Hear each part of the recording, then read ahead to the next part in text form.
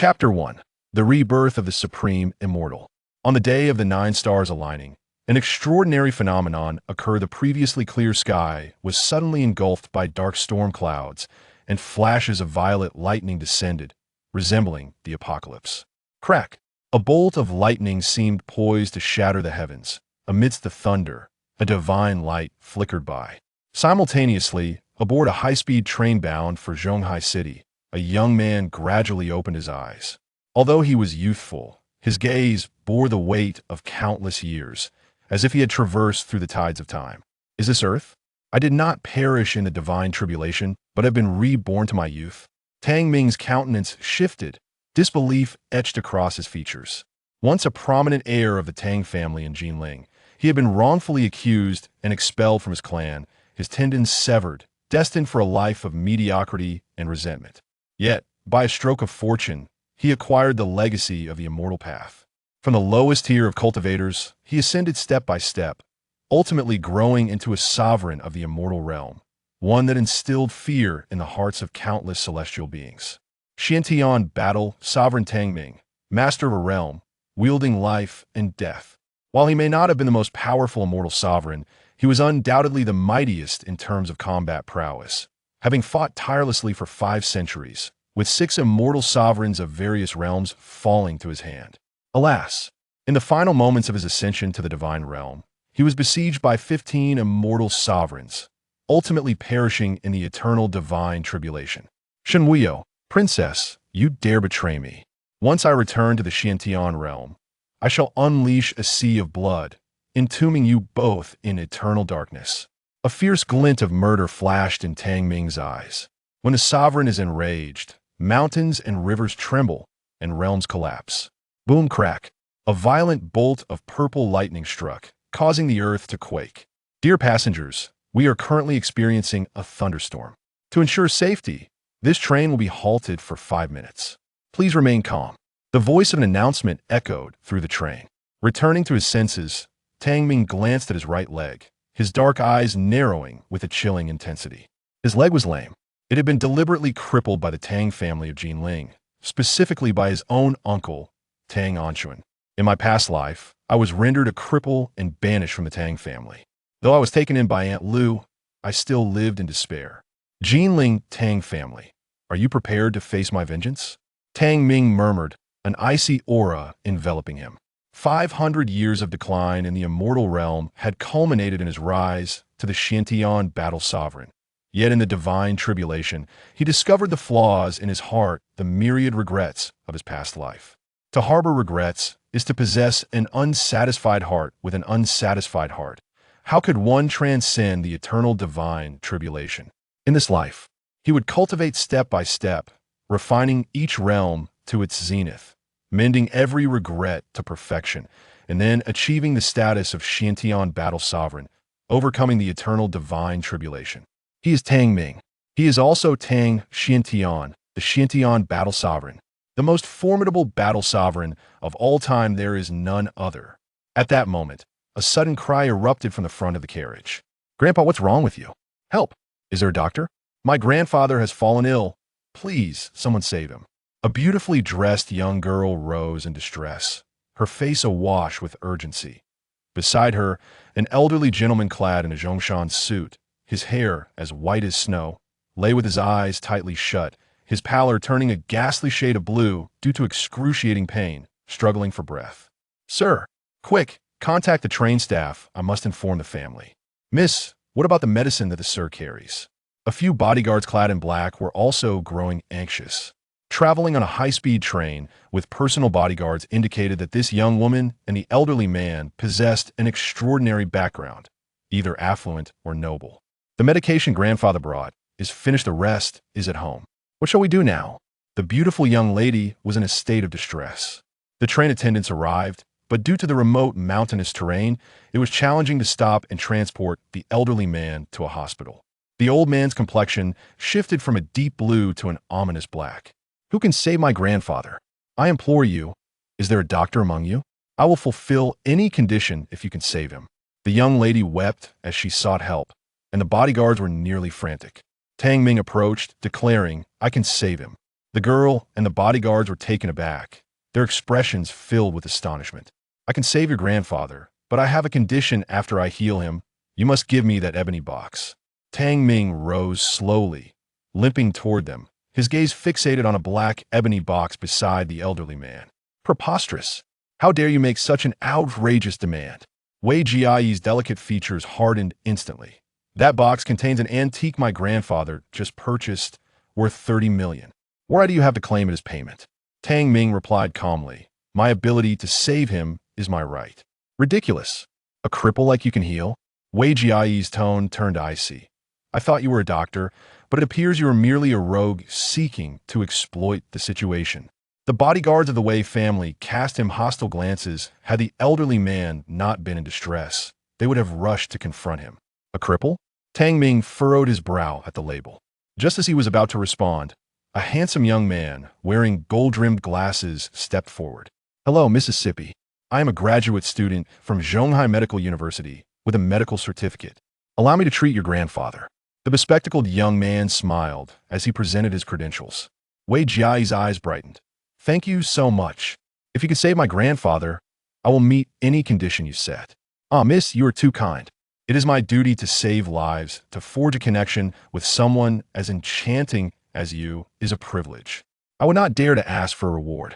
I am not like certain deceitful cripples who flaunt themselves as healers, a true disgrace to society. The young man chuckled, not missing the opportunity to deride Tang Ming. Then I shall rely on you. Wei Jiayi blushed at the flattery, but quickly returned to the matter at hand. Are you truly capable of saving my grandfather? Rest assured, with my assistance, your grandfather will certainly recover. And do not weep, for celestial beauty, like you, deserves to be cherished by the heavens. As he examined the elderly man, the young doctor's eyes frequently darted toward the beautiful lady, envisioning the prospects of aligning with someone of her stature. I specialize in traditional Chinese medicine. Your grandfather's condition is primarily caused by stagnant energy leading to chest discomfort. Though this ailment is not particularly grave, it can be quite troublesome. If you don't mind, let us exchange contact information, and, at a suitable time, I shall visit your home for treatment. The bespectacled gentleman revealed a sunny smile, and coupled with his handsome visage, he exuded an inexplicable sense of trustworthiness. Yes, that sounds good. Wei Jiayi shyly nodded. The man with glasses beamed with joy and promptly took out his silver needles in preparation for treatment. Tang Ming suddenly interjected. If you administer that needle, it will only exacerbate the patient's condition. You crippled fool, what nonsense are you spouting? You know nothing, so step aside and do not disturb my treatment. The bespectacled man turned around, angrily rebuking, with your kind of trash, do you even have the right to speak? If you are capable of healing, why not first cure your own lame leg? Wei Jiayi also spoke coldly. If you dare to interrupt the doctor's treatment again, don't blame me for being impolite. Tang Ming shrugged and fell silent. If his memory served him correctly, in his past life on the train, this elderly man had similarly collapsed due to illness and subsequently passed away. In this life, the fate of the elderly gentleman lay within Tang Ming's grasp. If he intervened, the elder would live. If he did not, the elder would perish. Chapter 2. Who dares to disrespect the young divine doctor? The bespectacled man spoke gently. Beautiful lady, I am about to begin the acupuncture. Do not heed the words of that wretched cripple. I assure you, I can heal your grandfather. Indeed, I believe in you, Wei Jiayi nodded, harboring a deep disdain for Tang Ming. If this person truly possessed medical skills, how could he have failed to cure his own lamed leg? It was clearly a deception. However, her anxiety soon resurfaced as the bespectacled man delicately grasped a silver needle and slowly inserted it into her grandfather's intang acupoint. As the needle was placed, the old man's complexion gradually brightened. See, I told you I could heal him. The bespectacled man could not suppress his pride, but before he could finish his sentence, a sudden spurt of blood erupted from the old man's mouth, draining his face of color. Moreover, his body began to convulse violently, the severity of his condition escalating dramatically. Grandfather, old master, Wei Jiayi and the bodyguard's expressions shifted in horror. One bodyguard, with a buzz cut, seized the bespectacled man's throat, shouting, "What have you done? Why is he coughing up blood?" I don't know. The bespectacled man stammered, glancing at Tang Ming, attempting to shift the blame. It must be him. He disturbed my treatment and caused me to puncture the wrong acupoint, leading to the patient's hemorrhage. Stop your nonsense. He did not utter a word while you were administering the needle. The bodyguard, furious, struck the bespectacled man across the face, sending him crashing to the ground. At that moment, the old man in a coma convulsed even more violently, blood pouring from his mouth, soaking his clothes. Wah! Grandfather, please don't scare Jiai. Wei Jiai cried in panic, tears streaming down her face. Now you decide to cry? Where were you before? I warned you that this needle would only worsen the patient's condition, Tang Ming remarked indifferently. Your grandfather has at most 5 minutes left to live. Wei Jiai, in despair, shouted, Shut your mouth. If you dare curse my grandfather again, believe me, I will break your other leg. Raised in pampered circumstances, you continue to lead your grandfather to his doom. Tang Ming shook his head, turning to return to his seat. Sir, please wait, the head bodyguard called after him, anxiously asking, Can you truly save the old master? I can save him, but I have no desire to do so at this moment. Tang Ming replied curtly as he resumed his seat. Sir, the head bodyguard gritted his teeth and suddenly knelt down, cupping his fists in a bow. I implore you to treat the old master.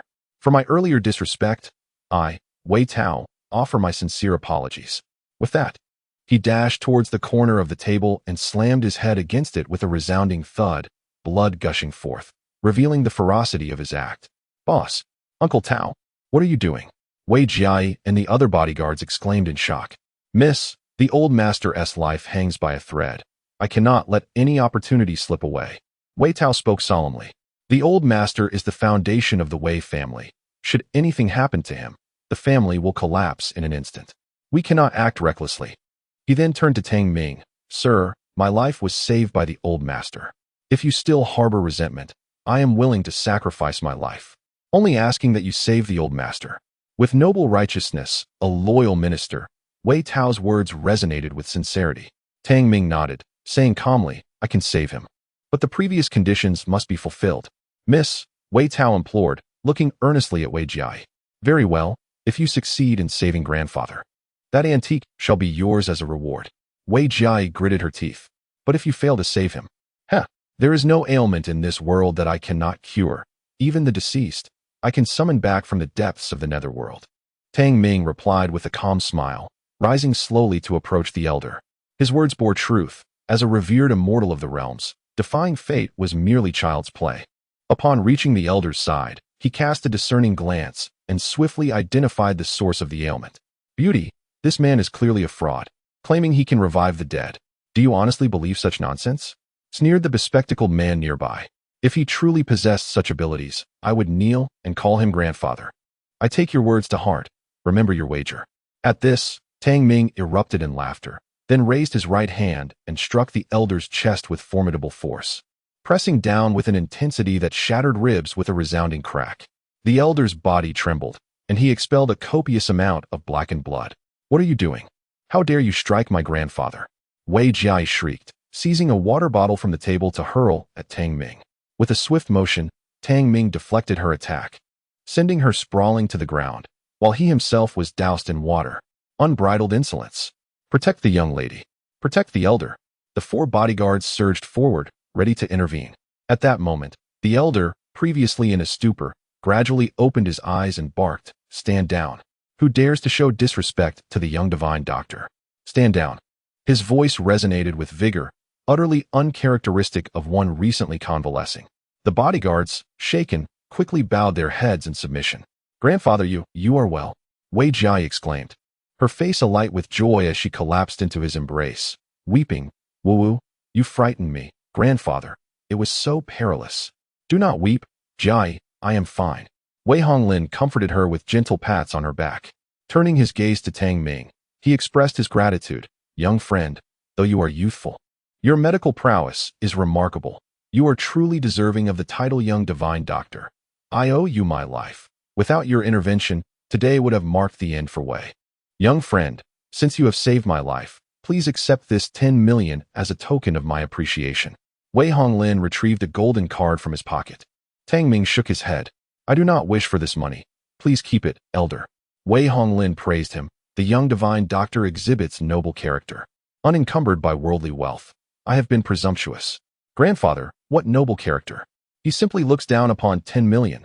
Wei Jia scoffed, rolling her eyes. He is likely aiming for the Ming Dynasty blue and white porcelain you just acquired. Wei Honglin paused, taken aback, as he had been oblivious to such events during his moment of unconsciousness. Cough, cough, the blue and white porcelain it is.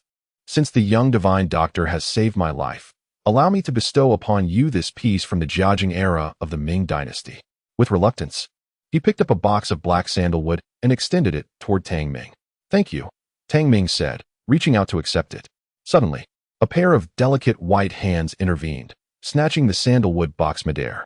Grandfather, this is your most cherished blue and white porcelain. You cannot give it to him.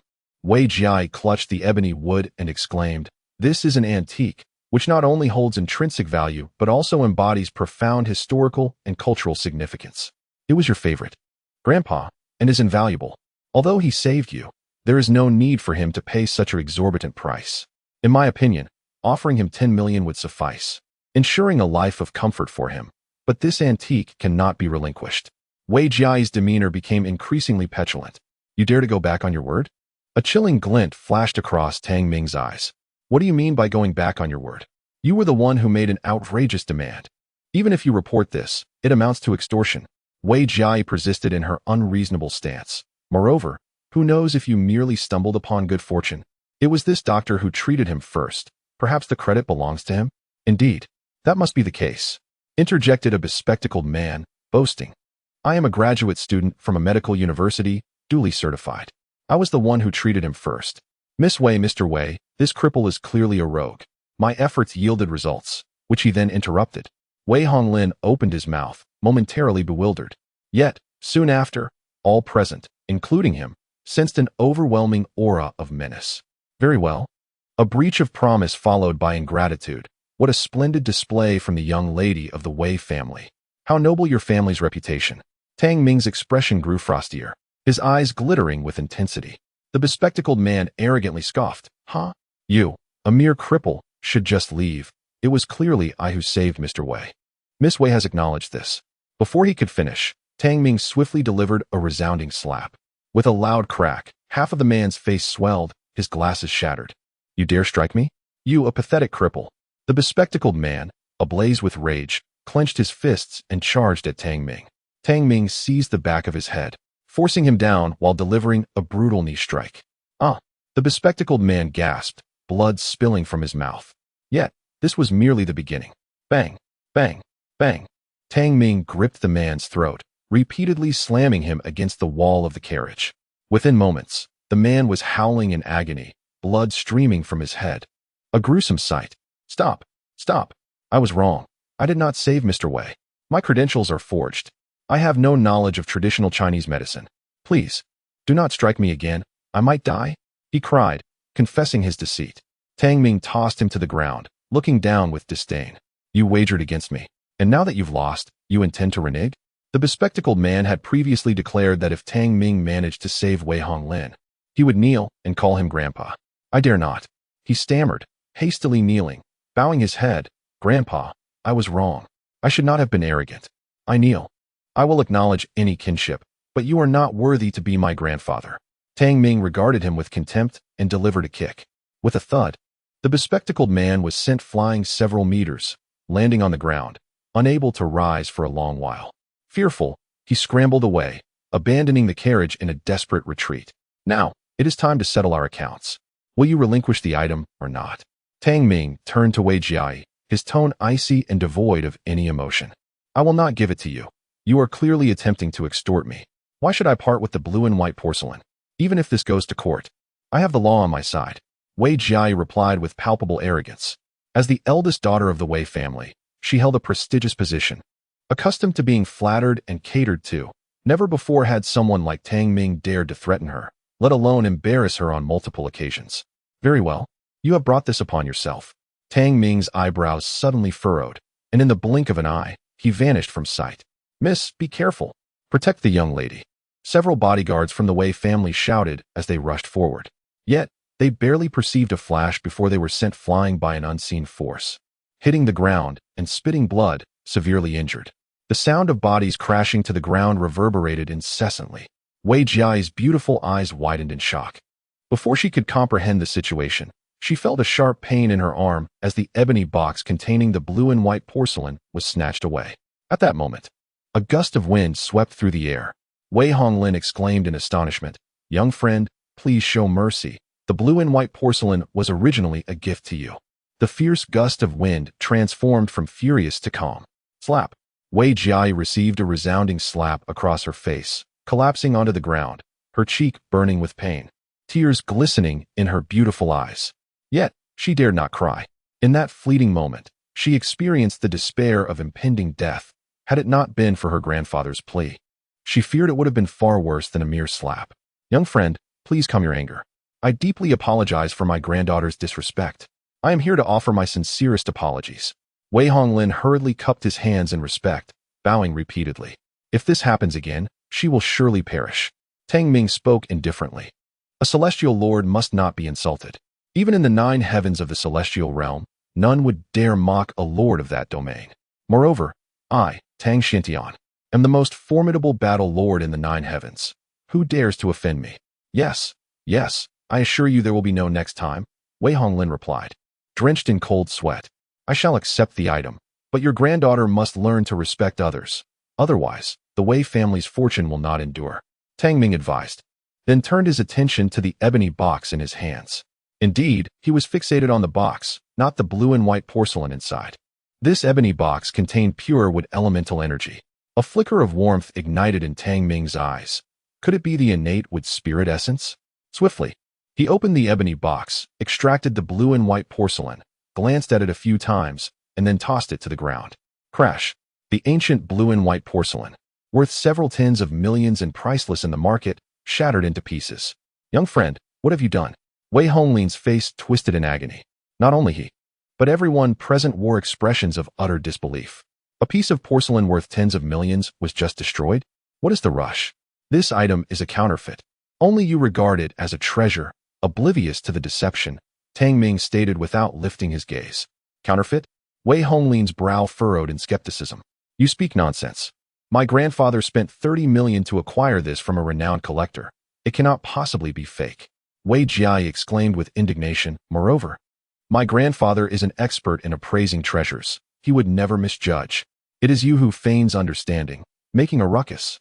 Tang Ming glanced over, his frown deepening. With just that singular gaze, Wei Jiai was so startled that she hastily fell silent. The sting on her cheek from earlier still lingered, and Tang Ming's indifferent expression sent shivers through her, instilling a deep sense of dread within. "What I claim to be false is indeed false. Believe it or not," Tang Ming replied curtly, lowering his head to continue examining the ebony box in his hands. "Ah, master, look at this," exclaimed Wei Tao, a bodyguard of the Wei family, as he stepped forward and picked up a shard of porcelain from the scattered debris. "This is the base of blue and white porcelain, inscribed with the characters made in the Jia Jing era of the Ming dynasty, arranged neatly with vibrant hues, truly characteristic of Ming blue and white ware." Yet, in the next moment, Wei Tao turned the base shard over. Inside, it bore an inscription in smaller characters. "Imitation by Chun Gui of Jingdezhen, made in the year of Bingxiu, 2006. Chapter 4, A Bountiful Harvest, with Spirit Essence. Isn't this a piece made only in 2006? Moreover, authentic blue and white porcelain could never have inscriptions on the base's interior. It is truly a counterfeit. Chun Gui of Jingdezhen is renowned as the foremost master in antique imitation, famed for his ability to create forgeries that are indistinguishable from the real thing." Wei Honglin trembled, his expression turning despondent. "I never expected to have a day where I, Wei, would be deceived. Thankfully, my young friend pointed it out. Otherwise, I would still be smugly displaying this piece of blue and white porcelain as a treasure." He shook his head with a wry smile, glancing at Tang Ming with newfound admiration. Wei Jiai felt increasingly embarrassed. She had attempted to undermine Tang Ming multiple times, only to be publicly rebuffed, her pride as a young lady of wealth trampled beneath. Tang Ming shrugged, seemingly indifferent to the opinions of outsiders. His focus remained unwavering on the ebony box. Sensing something in this area, Tang Ming gripped the box with one hand, unleashing a surge of hidden energy. With a crack, the resilient ebony box shattered under his grip. A fragment the size of a thumb fell away, and Tang Ming held it in his palm, rubbing it continuously. With each motion, a layer of wood dust cascaded down. To crush ebony wood with his bare hands and grind it into powder, what formidable strength! What exquisite hidden energy! Wei Honglin was astounded. He was not only the head of the Wei family, but also a seasoned martial artist, having built the family's vast empire through his martial prowess. Yet witnessing Tang Ming's actions made him realize there were realms beyond his own. Ebony wood, often referred to as black diamond wood, is renowned for its diamond-like hardness, resisting decay for centuries, making it a preferred material for housing valuable antiques. Only specialized machinery could shape ebony wood into form.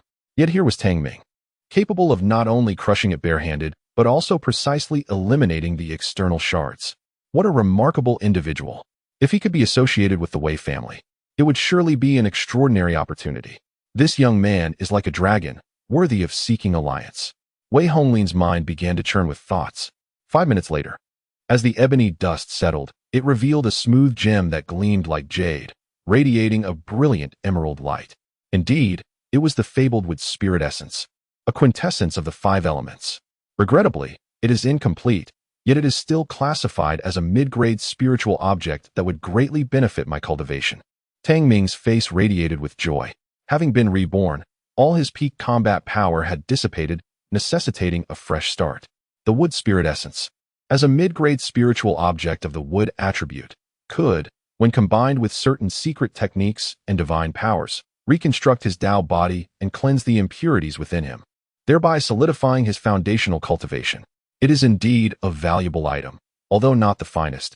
It is the most suitable spiritual object for my current circumstances. Tang Ming examined the wood spirit essence for a few moments before safeguarding it closely, knowing that the wood's spiritual energy would subtly enhance his physique. At that moment, Wei Honglin approached with Wei Jiai. Young friend, I am not yet aware of your esteemed name. After all, you are my savior, and it would be quite unsettling not to know the name of the one who rescued me. Wei Honglin inquired with a bow. Tang Ming replied nonchalantly. My surname is Tang, and my given name is Ming. Ah, so you are Mr. Tang. Wei Honglin smiled slightly, glancing at his granddaughter and then back at Tang Ming. Mr. Tang, you are quite accomplished at such a young age. May I inquire if you are already engaged? Tang Ming paused, his tone shifting to one of curiosity. What are you implying? Ahem, it is as follows. Wei Honglin cleared his throat and continued. Since Mr. Tang is still unmarried, I, Wei, have a granddaughter of suitable age and pleasing appearance. Would you consider having my granddaughter Jiai serve as your attendant? He had initially intended to suggest that his granddaughter marry Tang Ming, but upon noticing Tang Ming's bemused expression, he hastily revised his statement to one of servitude. Should this notion circulate, it would undoubtedly create a stir. The esteemed daughter of the Wei family being offered as a maidservant would be difficult for anyone to believe. Surely, you do not mean her? Tang Ming remarked with a faint smile, directing his gaze towards Wei Jiai and shaking his head. I'm afraid she lacks the qualifications to be my maid. He was Tang Xiantian, the unparalleled war sovereign. To aspire to be his maidservant was no trivial matter. Oh, yes, I was indeed presumptuous. I hope Mr. Tang can forgive my rudeness. Wei Honglin expressed no dissatisfaction, quickly apologizing before returning to his seat with his granddaughter. Grandfather, I am your granddaughter, Wei Jiai lamented, her face a picture of grievance. How could you offer me up, especially as a maid? Sigh, you do not comprehend. Wei Honglin sighed. Today was meant to be a day for our Wei family to ascend by aligning ourselves with a person of significance. Yet we failed to seize the opportunity. Jiai, you must not harbor resentment towards Mr. Tang. He is undoubtedly a hidden dragon. The day he rises from the depths will be the day he soars high above, gazing down upon all. Alas, our Wei family has missed a tremendous opportunity. As she listened to her grandfather's lamentations, Wei Jiai's mouth fell open in astonishment. Just then, an announcement echoed through the train carriage. We will soon arrive at the high-speed rail station in Zhonghai City. Outside the high-speed rail station, a throng of people surged, many casting furtive glances towards a particular spot, their eyes ablaze with interest. A sleek black Audi A6 was parked by the roadside, flanked by 2 enchanting women, one an elegant and poised matron, the other a lively and charming young lady. Mother, did you not say there was a company meeting today? Why did you not attend and instead bring me to the high-speed rail station? Shinseki, with her pink backpack, questioned in confusion. Xiaoming is coming to Zhonghai? I specifically took a leave to accompany him. Lu Qing smiled softly. Siki, you remember Xiaoming, right? He often came to play at our house when we were young. When he arrives, You'll be classmates again. My bond with his mother is akin to sisterhood, so he is, in a sense, your half-cousin. Do remember to be polite." Shinseki furrowed her delicate brows and muttered, "Mom, this is so bewildering. How did I suddenly gain a cousin? Bewildering? Xiaoming is half a year older than you. He is indeed your brother. I even hoped you two would become a couple," Lu Qing replied. "Look, Xiaoming is coming out." Lu Qing's eyes sparkled as she waved her hand and called out, "Xiaoming, Aunt Lu is here." At the exit, Tang Ming, dressed simply and carrying a canvas bag, limped out, still recovering from the injuries that had severed his tendons. He soon spotted the familiar voice calling out to him. Seeing that gentle figure, Tang Ming felt tears welling up. Aunt Lu, he thought, recalling Lu Qing, his mother's close friend from years past, akin to his sister. In his previous life, after being cast out by the Tang family and left to suffer alone, it was Lu Qing's meticulous care that provided him with a motherly love. In his heart, Aunt Lu was like a second mother. Unfortunately, Lu Qing faced a string of misfortunes, an accident, a divorce, bankruptcy, and ultimately succumbed to severe depression, leading to her tragic demise. Aunt Lu, in this lifetime, I will ensure that your tragedies do not recur, Tang Ming vowed with unwavering determination. He was resolute in his dealings with enemies, yet equally committed to repaying the kindness shown to him. Chapter 5. Unspoken Words. Xiaoming, you finally arrived. Aunt Lu has missed you so much, haha. After so many years, you've grown into quite the handsome young man. If it weren't for those eyes resembling your mother's, I might not have recognized you, Lu Qing exclaimed, pulling Shinseki over to greet Tang Ming with an embrace, as if welcoming a long-lost son. Aunt Lu, as I am now in Zhonghai, I will be a frequent guest. Tang Ming felt a warmth spread through him. No need for formality. You were always close to me as a child. Now that you're grown, don't be distant. This is your home from now on, Lu Qing replied warmly. Oh, by the way, this is my daughter, Shinseki. Seki, why don't you greet him? Lu Qing added. Hello. Tang Ming initiated the greeting.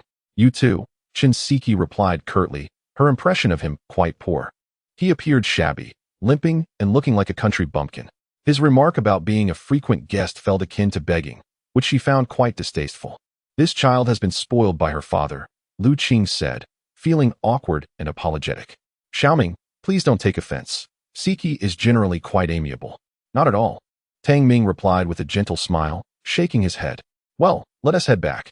I tidied your room yesterday, Lu Qing said kindly, as they departed from the station.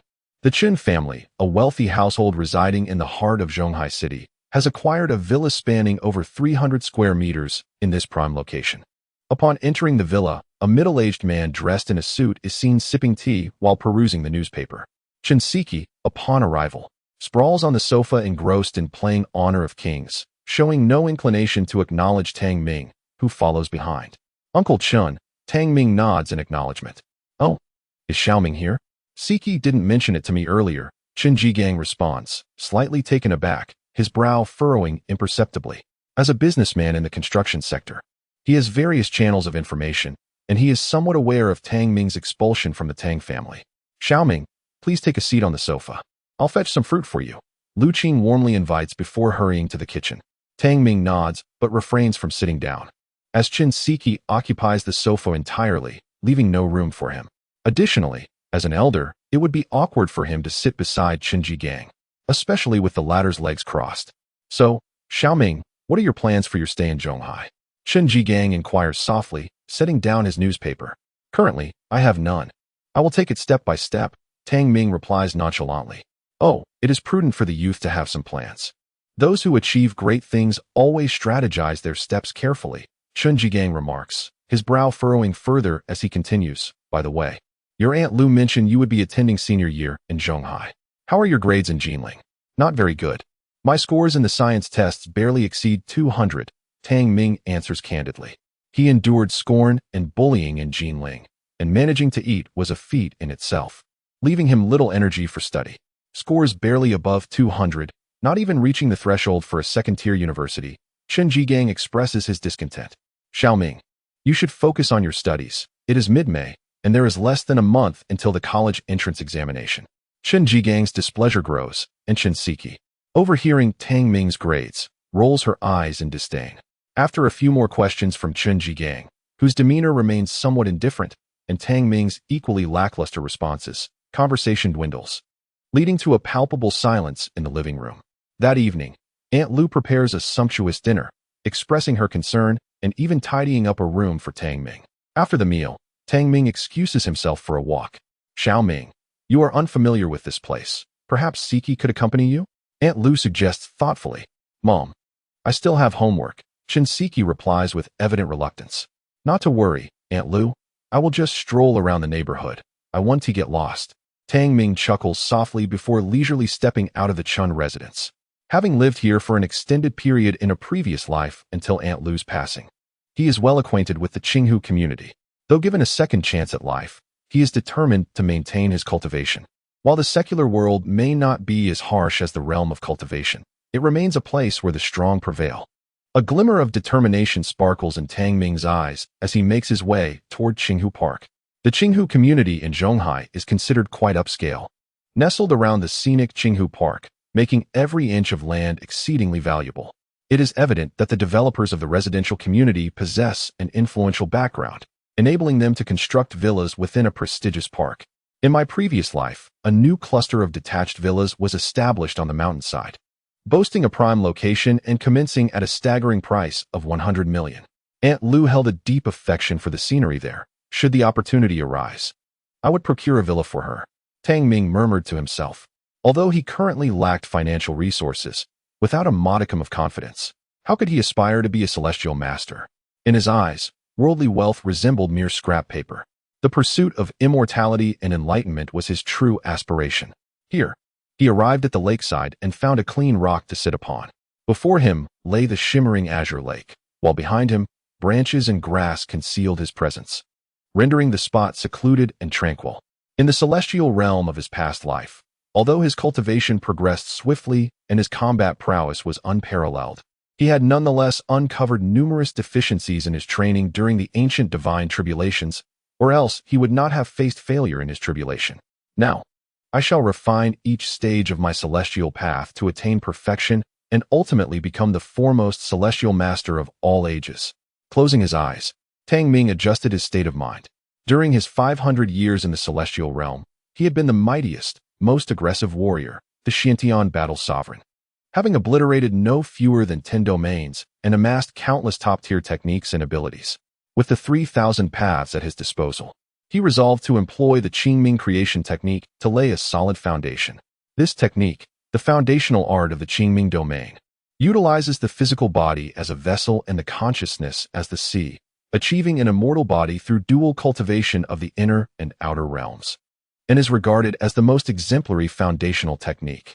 Tang Ming formed a series of hand seals, drawing upon the essence of the cosmic spiritual energy. A gentle breeze swept by, causing the water's surface to ripple and shimmer with silver light. The sparse spiritual energy within a 100-meter radius surged toward him, only to be consumed and absorbed by the vortex above his head. Time passed slowly. The night deepened, with the silver moon hanging high in the sky. The Qing Lake Park was mostly deserted at night, creating an atmosphere of tranquility, yet suddenly, several explosive sounds shattered this serenity. Bang! Bang! The thunderous noise echoed. It was the sound of gunfire. A female figure stumbled as she ran, clutching her bloodied arm. Her complexion was pale, and she glanced back intermittently. Her beautiful eyes filled with rage and a hint of panic. Li Shishir, I advise you to stop running, a chilling voice called from behind. It takes at least half an hour to drive from the city center. How can you escape in your wounded state? For menacing figures with cold expressions pursued her, their faces masked with cruelty. Such audacity. Just a lone woman dares to encircle us. The 4 tigers of South China? Sneered a hawk-nosed man, his voice laced with murderous intent. If you wish to capture us for glory, you ought to consider whether you have the fate to do so. The 4 tigers of South China were notorious fugitives, having committed numerous heinous acts and stained their hands with blood. Boss, this Li Shishir is a police flower. Let me handle her when we catch her, suggested another lecherous man with triangular eyes, licking his lips with a sinister grin. After evading capture for half a year, tonight we shall make her wish for life and death. Ha! Chapter 6. A crime so grave, certain death awaits you scoundrels. Li Shishir exclaimed, her face contorted with despair. The 4 tigers of South China are notorious criminals, wreaking havoc across the 3 provinces of South China.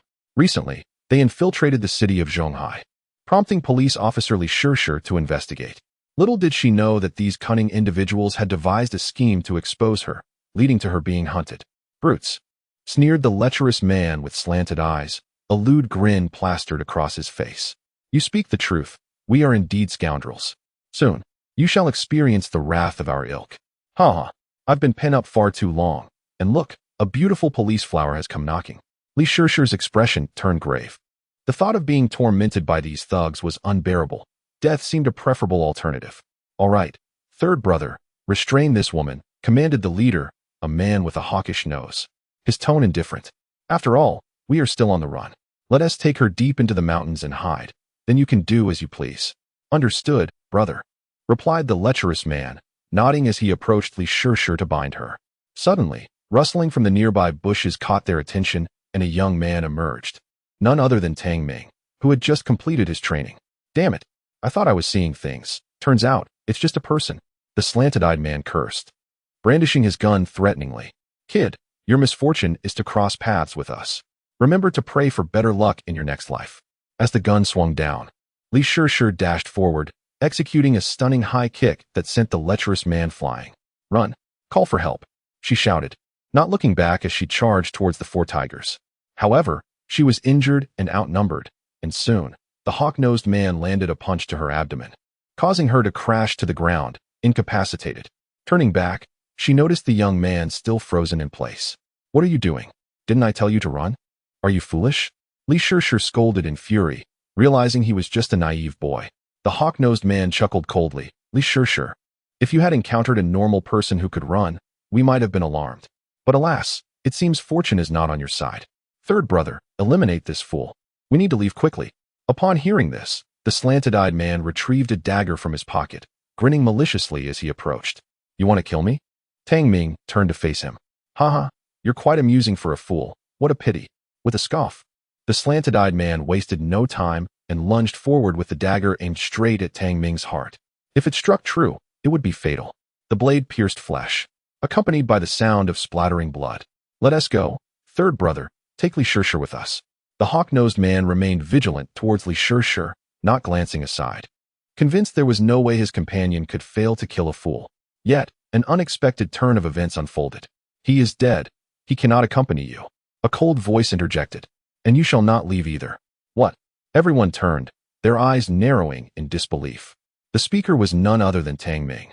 While the slanted-eyed man lay on the ground, his own dagger lodged in his throat, eyes wide, blood gushing forth. Damn it! The hawk-nosed man was taken aback, drawing his gun to point at Tang Ming. Who the hell are you? A mere passerby, initially indifferent to your trivial matters, yet you insisted on provoking a confrontation. Tang Ming shrugged, fixing his gaze upon the chilling barrel of the gun. Your raucous behavior here is a transgression. Do you truly believe that possessing a firearm grants you impunity? You seek death. The hawk-nosed assailant pulled the trigger. In that fleeting moment of tension, an uncanny azure light flickered in Tang Ming's eyes, revealing a pair of pupils, dual gazes of the Qing Ming divine eye. This extraordinary ability could shatter illusions and instill terror in the very soul. Even the most devoted disciples of the Qing Ming Immortal sect require a decade to cultivate such prowess.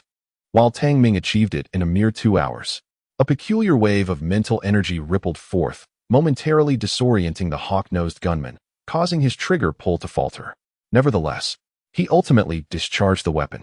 The resounding gunfire echoed through the air as Tang Ming vanished, morphing into a shadow imbued with lethal intent.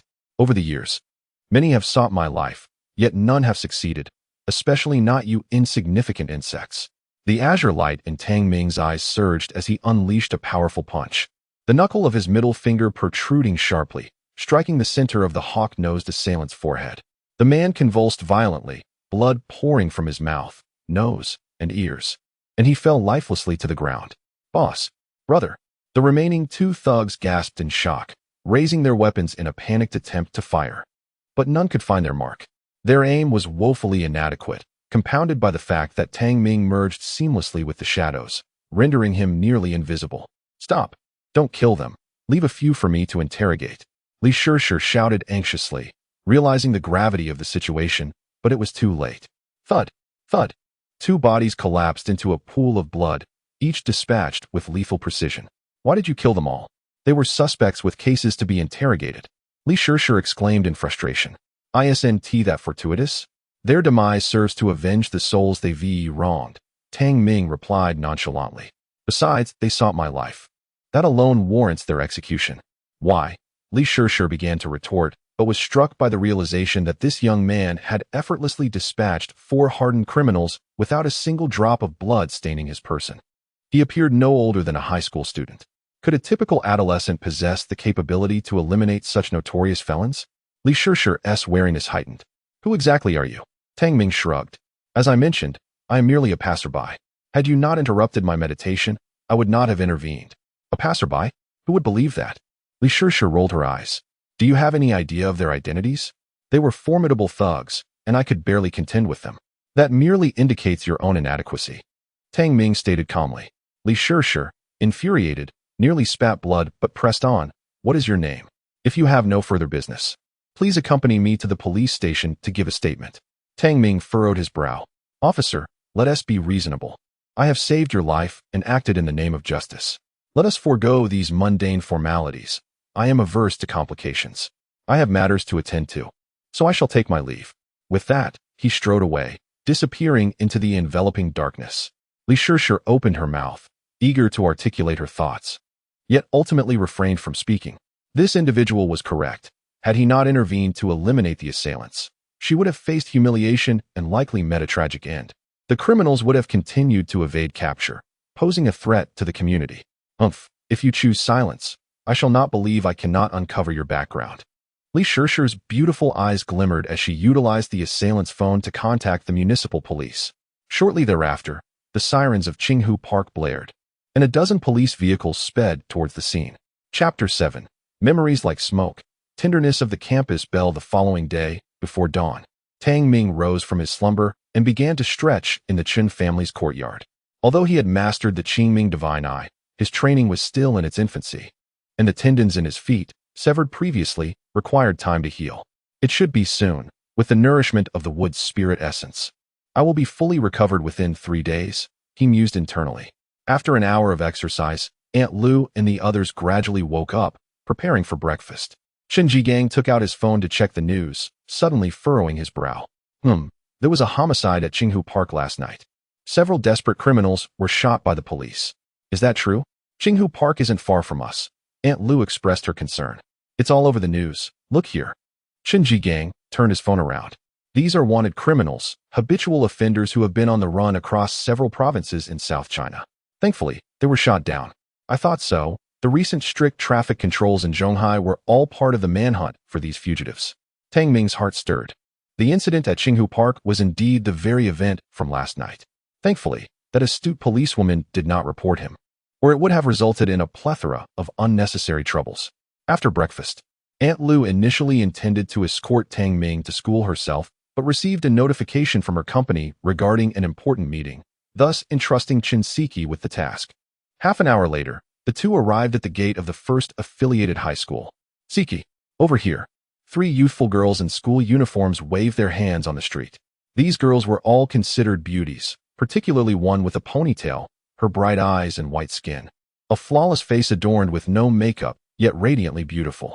In comparison, the other 2 girls fell slightly short, sporting light makeup, manicured nails, and extravagant jewelry. 1-1. Are you trying to incite a rebellion? Chen Siki exclaimed in astonishment upon seeing her friend's attire. Do you dare to appear in class like that? Aren't you afraid the homeroom teacher will call your parents? What do I have to fear? Graduation is just around the corner, the girl named 1-1 replied with a grin. Besides, if I don't flaunt the good things I've bought, what is the point in purchasing them? Being young means I should show off. Goodness, that outfit must cost tens of thousands. Your family is truly wealthy. Chen Siki expressed her envy. 1-1 basked in her friend's praise, but upon noticing Tang Ming behind them, she frowned in disdain. Siki, is this the distant relative you mentioned? He looks rather shabby. Just look at him. His clothes seem to be from a street vendor, and his shoes are all faded. He is somewhat handsome, but he pales in comparison to my Zhao Peng.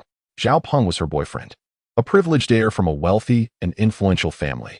All right, your Zhao Peng is the most outstanding.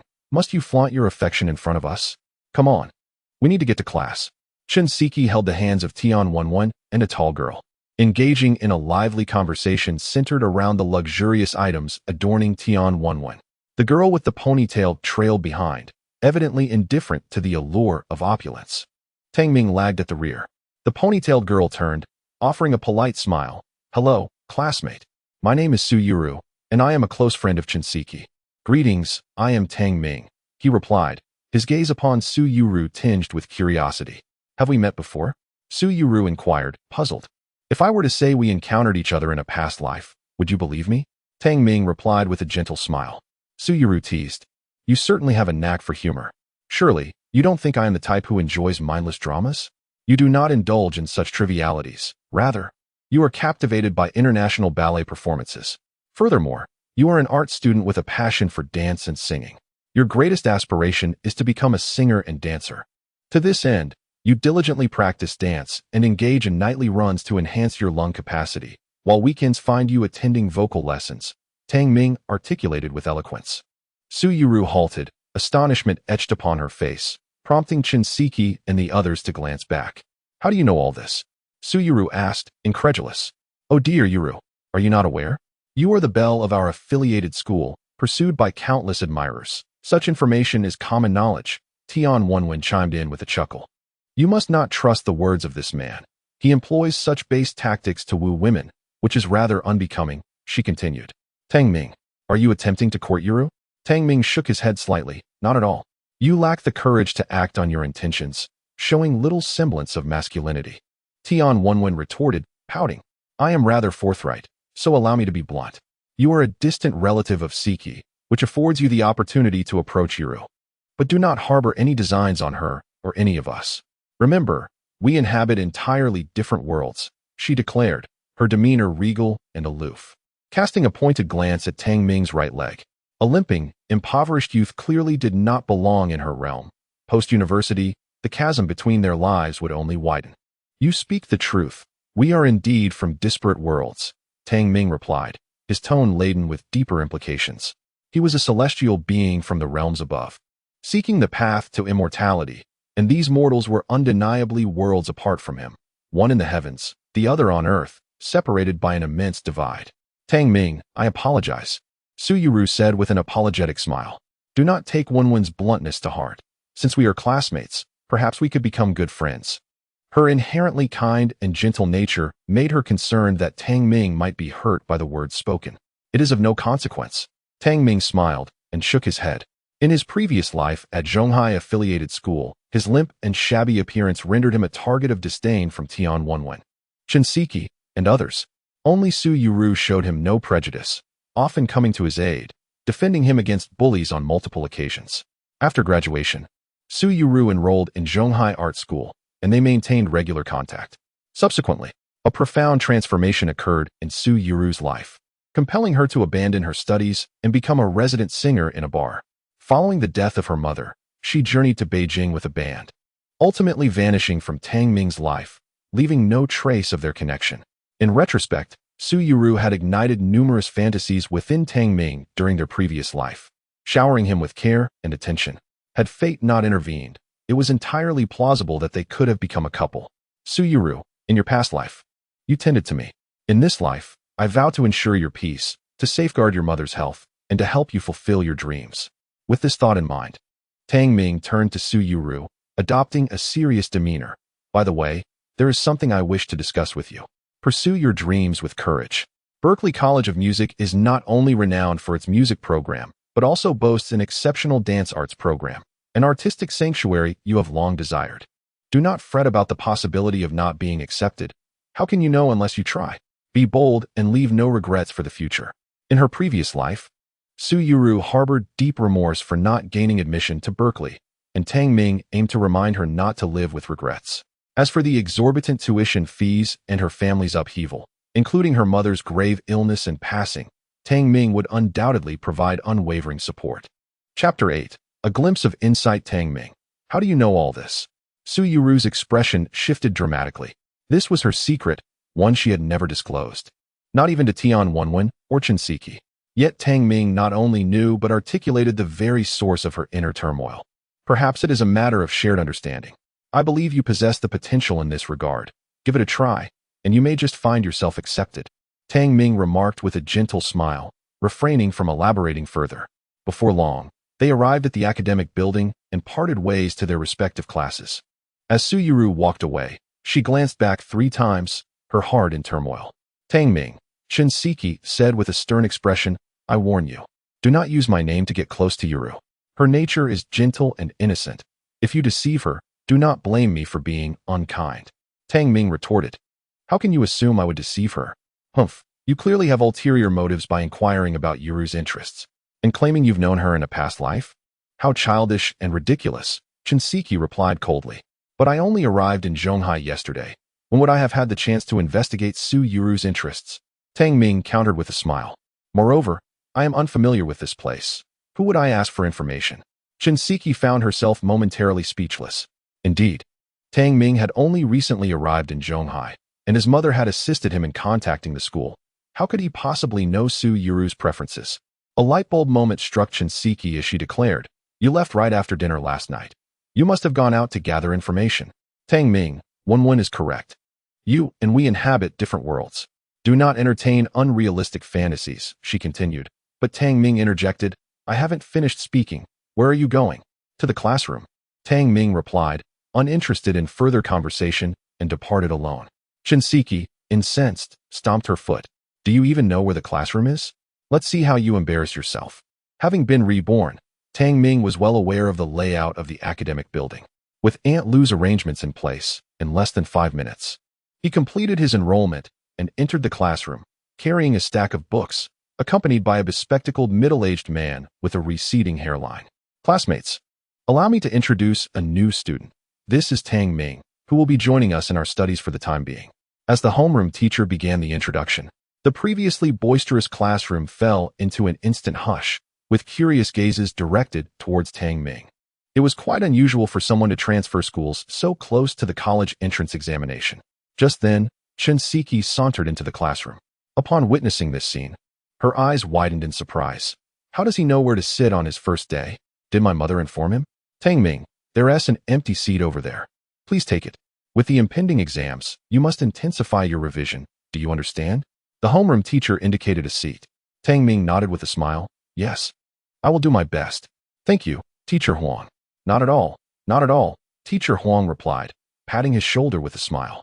"If you encounter any difficulties in your studies or face challenges adjusting to the new school, feel free to approach me anytime." Tang Ming smiled and nodded. "All right. I shall humbly comply. If I need assistance, I will certainly trouble you." "Thank you, Teacher Huang." The satisfaction in Teacher Huang's gaze deepened. This young man spoke with an air of confidence and a smile, devoid of the typical awkwardness and tension that students often exhibit in the presence of their teachers. Such a student, regardless of academic performance, is bound to excel in society in the future. As an educator, one's judgment of character is invariably astute.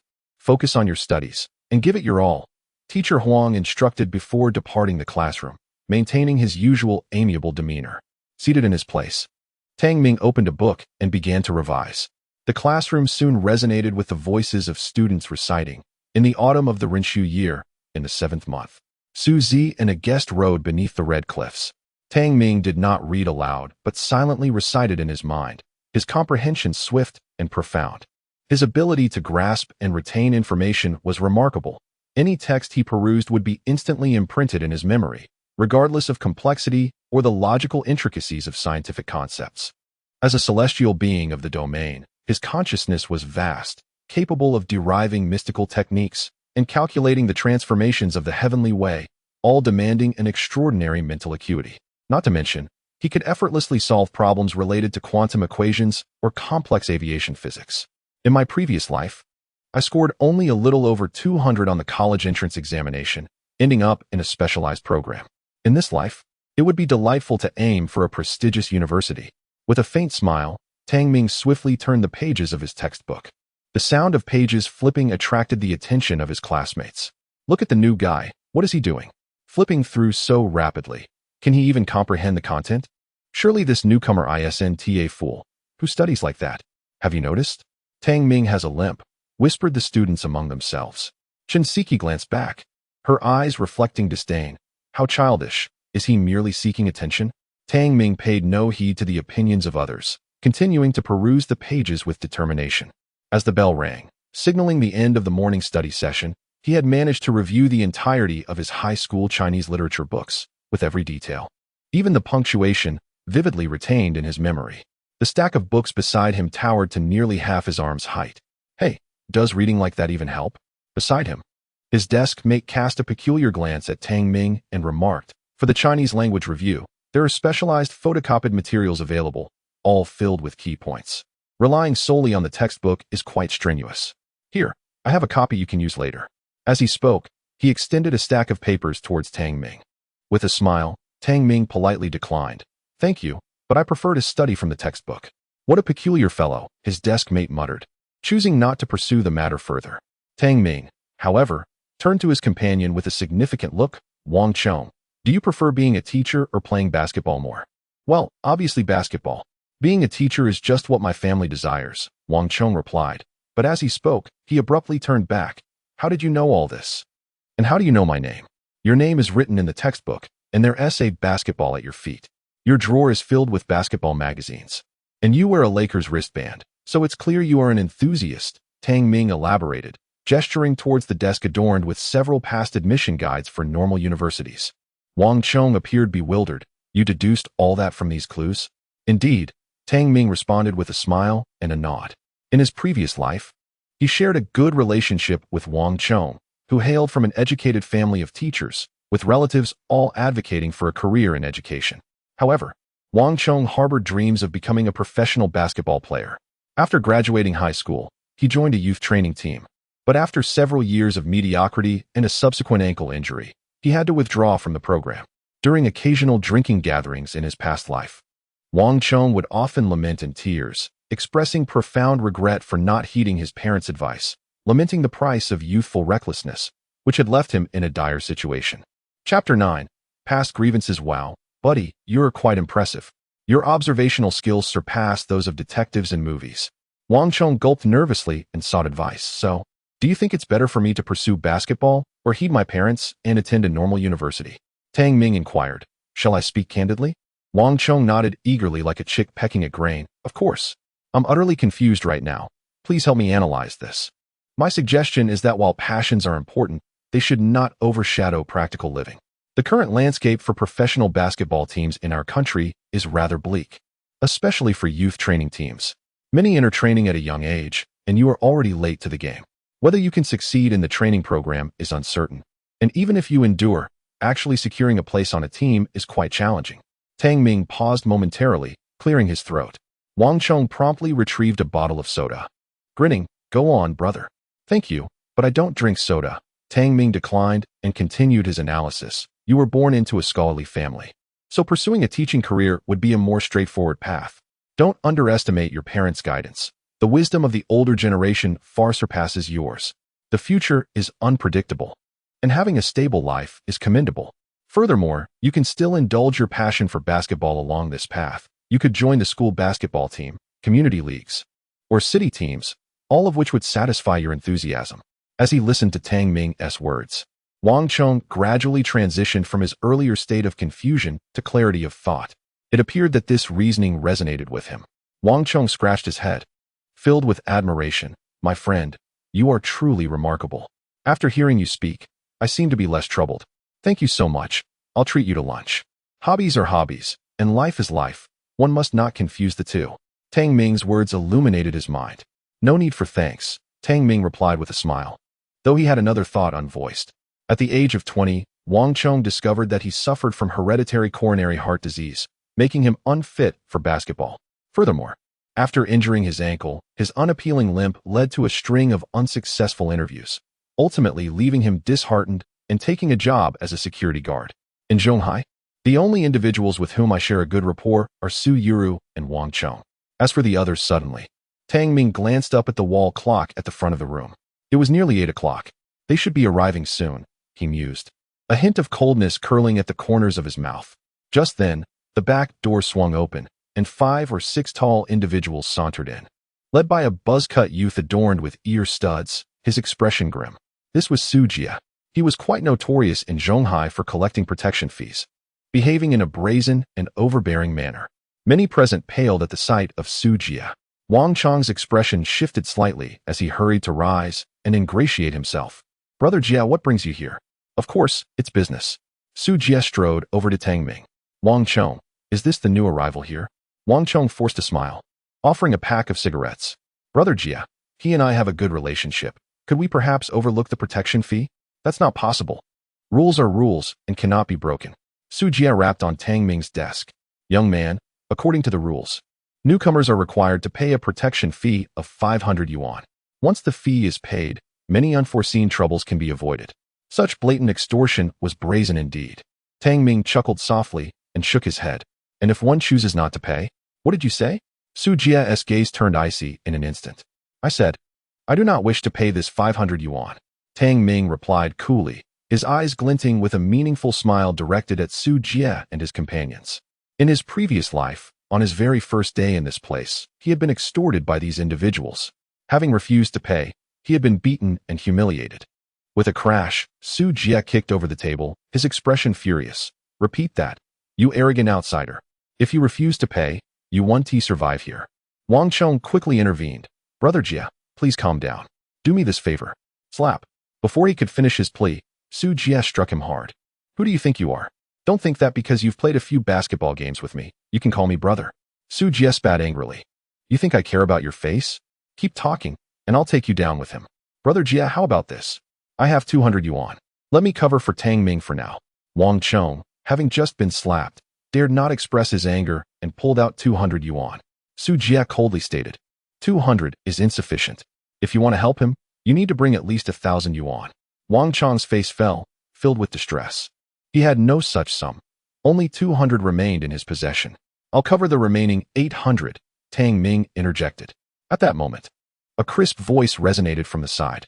Chen Siki rose and handed over $800 bills. Su Jie, this is Tang Ming's protection fee. Kindly refrain from causing any further trouble. Su Jie, slightly softening his tone, inquired, what is your relationship with him? Chen Siki was not only a beauty with numerous admirers, but also a close friend of Tian Wenwen, whose boyfriend, Zhao Peng, was a prominent figure in Zhonghai, someone Su Jie could not afford to offend. This alone made Wang Chong hesitate. I have no relationship with him, Chen Siki replied, casting a cold glance at Tang Ming. However, your commotion here has disturbed me. Take the money and leave, and do not cause any more trouble. Very well, Su Jie nodded slightly and reached for the money. Suddenly, a hand emerged from the front, forcefully swatting his hand away. You cannot take this money, nor can you leave with it. Tang Ming slowly stood, pointing at the scattered books on the floor. You have soiled my books. Pick them up and clean them. With this declaration, all eyes turned towards him with astonishment. Su Jie, momentarily stunned, sneered. Do you even realize what you're saying? An outsider like you, who grants you the audacity to act so arrogantly. He stepped forward, and his companions surrounded him, looking as if they were about to strike. Tang Ming, are you foolish? Chen Siki, visibly displeased, exclaimed, if it weren't for my mother's reputation, I wouldn't bother with this nonsense. You best avoid trouble. Don't make me the one who gets scolded by my mother later. Rest assured, I won't tell Aunt Lu. Tang Ming ignored her entirely and continued to address Su Jie. I shall say this one last time. Pick up the books and clean them. To hell with you. Su Jie cursed, swinging his hand to strike. Just as his slap was about to land, Tang Ming swiftly grasped his wrist and twisted it violently. Crack! The sound of a bone fracturing echoed through the space. Su Jie was drenched in sweat from the pain. Just as he attempted to break free, he felt a powerful force pulling him forward, his head thrust towards the corner of the table. Bang! A resounding crash followed. Su Jie collapsed to the ground, bloodied and dazed. With Su Jie subdued, Tang Ming continued unabated, swiftly overpowering Su Jie's companions until they were all left incapacitated, many bleeding. The onlookers were left trembling in fear. Su Jie, looking rather grim, growled, You dare to hit me? You're in for a world of trouble. Tang Ming responded with a backhand slap, then pressed his foot on Su Jie's head. Now, will you pick up the books? I won't. Su Jie stubbornly retorted, his eyes filled with defiance. Tang Ming kicked him squarely in the nose, causing blood to pour uncontrollably. Will you pick them up? With increased pressure from Tang Ming's foot, Su Jie felt as if a mountain was pressing down on him, the pain nearly unbearable. I'll pick them up, I will. Su Jie cried out in submission, scrambling to his feet to gather Tang Ming's books. diligently wiping them clean and arranging them neatly. Holding his bleeding nose, Su Jie finally muttered, "I've picked them up. Can I leave now?" "Leave. I welcome your reprisal at any moment, as long as you can bear the consequences." Tang Ming fearlessly clapped his hands and resumed his seat. Su Jie's expression darkened as he gestured for his entourage to depart, his gaze harboring a chilling malice. The onlookers cast a transformed glance at Tang Ming. A mere transfer student had managed to draw blood from Su Jie, a sensational piece of news indeed. Chen Siki, with her brows knitted in disapproval, approached and admonished. "Tang Ming, must you complicate a matter that could easily be resolved with a few hundred yuan? Are you aware of who Su Jie's elder brother is? He is not someone you can afford to provoke." Her agitation grew as she continued, "If this escalates, my family will have to intervene. It has already caused quite a stir with my mother, and my father has had several quarrels over it. Can't you just lay low for a while?" Tang Ming furrowed his brow. The atmosphere in the classroom became suffocating, all breaths momentarily halted, yet before long, the oppressive tension dissipated. "I can handle this matter myself. Without troubling Aunt Lu," he asserted calmly. "Furthermore, I will only stay at your home for a maximum of half a month. After that, I shall depart." Chen Siki clearly doubted him. "With your situation, where could you possibly go?" Tang Ming merely smiled gently, remaining silent. He was a celestial sovereign, and despite being reborn with no cultivation, the foundation remained. Returning to the pinnacle of the celestial path was merely a matter of time. In this vast world, where could Tang Xiantian not go? Were it not for Aunt Lu's connection, he wouldn't spare a glance at someone like Chen Siki. "Tengu," Wang Chong whispered. "Su Jie's elder brother is Fan Shun, a formidable figure in the bar scene, quite skilled in combat." "Yes, I am aware." Tang Ming's eyes sparkled with determination. In his previous life, Su Jie and Fan Shun had frequently extorted and bullied him. This grudge remained unavenged. In this life, he would repay it tenfold. As time passed, the hour to return home approached. The occupants of the room glanced at Tang Ming with sympathetic eyes, aware that Fan Shun had vowed to teach him a lesson that afternoon, avenging Su Jie. Wang Chong, visibly anxious, suggested, "Tengu, should I help you call the police?" "No need. The police seldom intervene in such matters, and even if they do, it is only temporary," Tang Ming replied slowly as he prepared to leave. "Tang Ming," Chen Siki interjected, "I can ask Wenwen's boyfriend to intervene. He is on good terms with Fan Shun. If you apologize and admit your fault, this matter can be settled." "Apologize and admit my fault?" Tang Ming chuckled softly. "Do you believe they can withstand my apology?" Chen Siki, refrain from meddling. "I can resolve this." With that, he strode away. Desiring to save face while enduring hardship, submitting to an apology would entail no real loss. Chen Siki, frustrated, stamped her foot, but, after a moment's hesitation, pulled out her phone to call Tian Wenwen. At the entrance, a group of young men stood smoking at the alley's corner. The leader, a youth with tousled hair, leaned against the wall, his gaze ominous. Su Jie was also present, his wrist wrapped in bandages and his head swathed in medical cotton, appearing rather pitiful. "Brother Chun, word of this morning's incident has spread. Many are secretly mocking us." Su Jie spoke fiercely. "If we do not take severe action against that brat, our reputation will be utterly diminished." Fan Shun cast him a sidelong glance. "There is no need for you to provoke me. Even without your words, I would ensure that boy is incapacitated.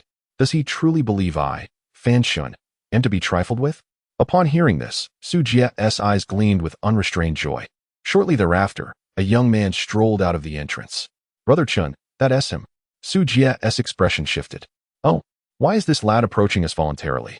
Fan Shun was just about to position his men to block the path when he noticed the youth walking directly towards them, as if he had anticipated their ambush.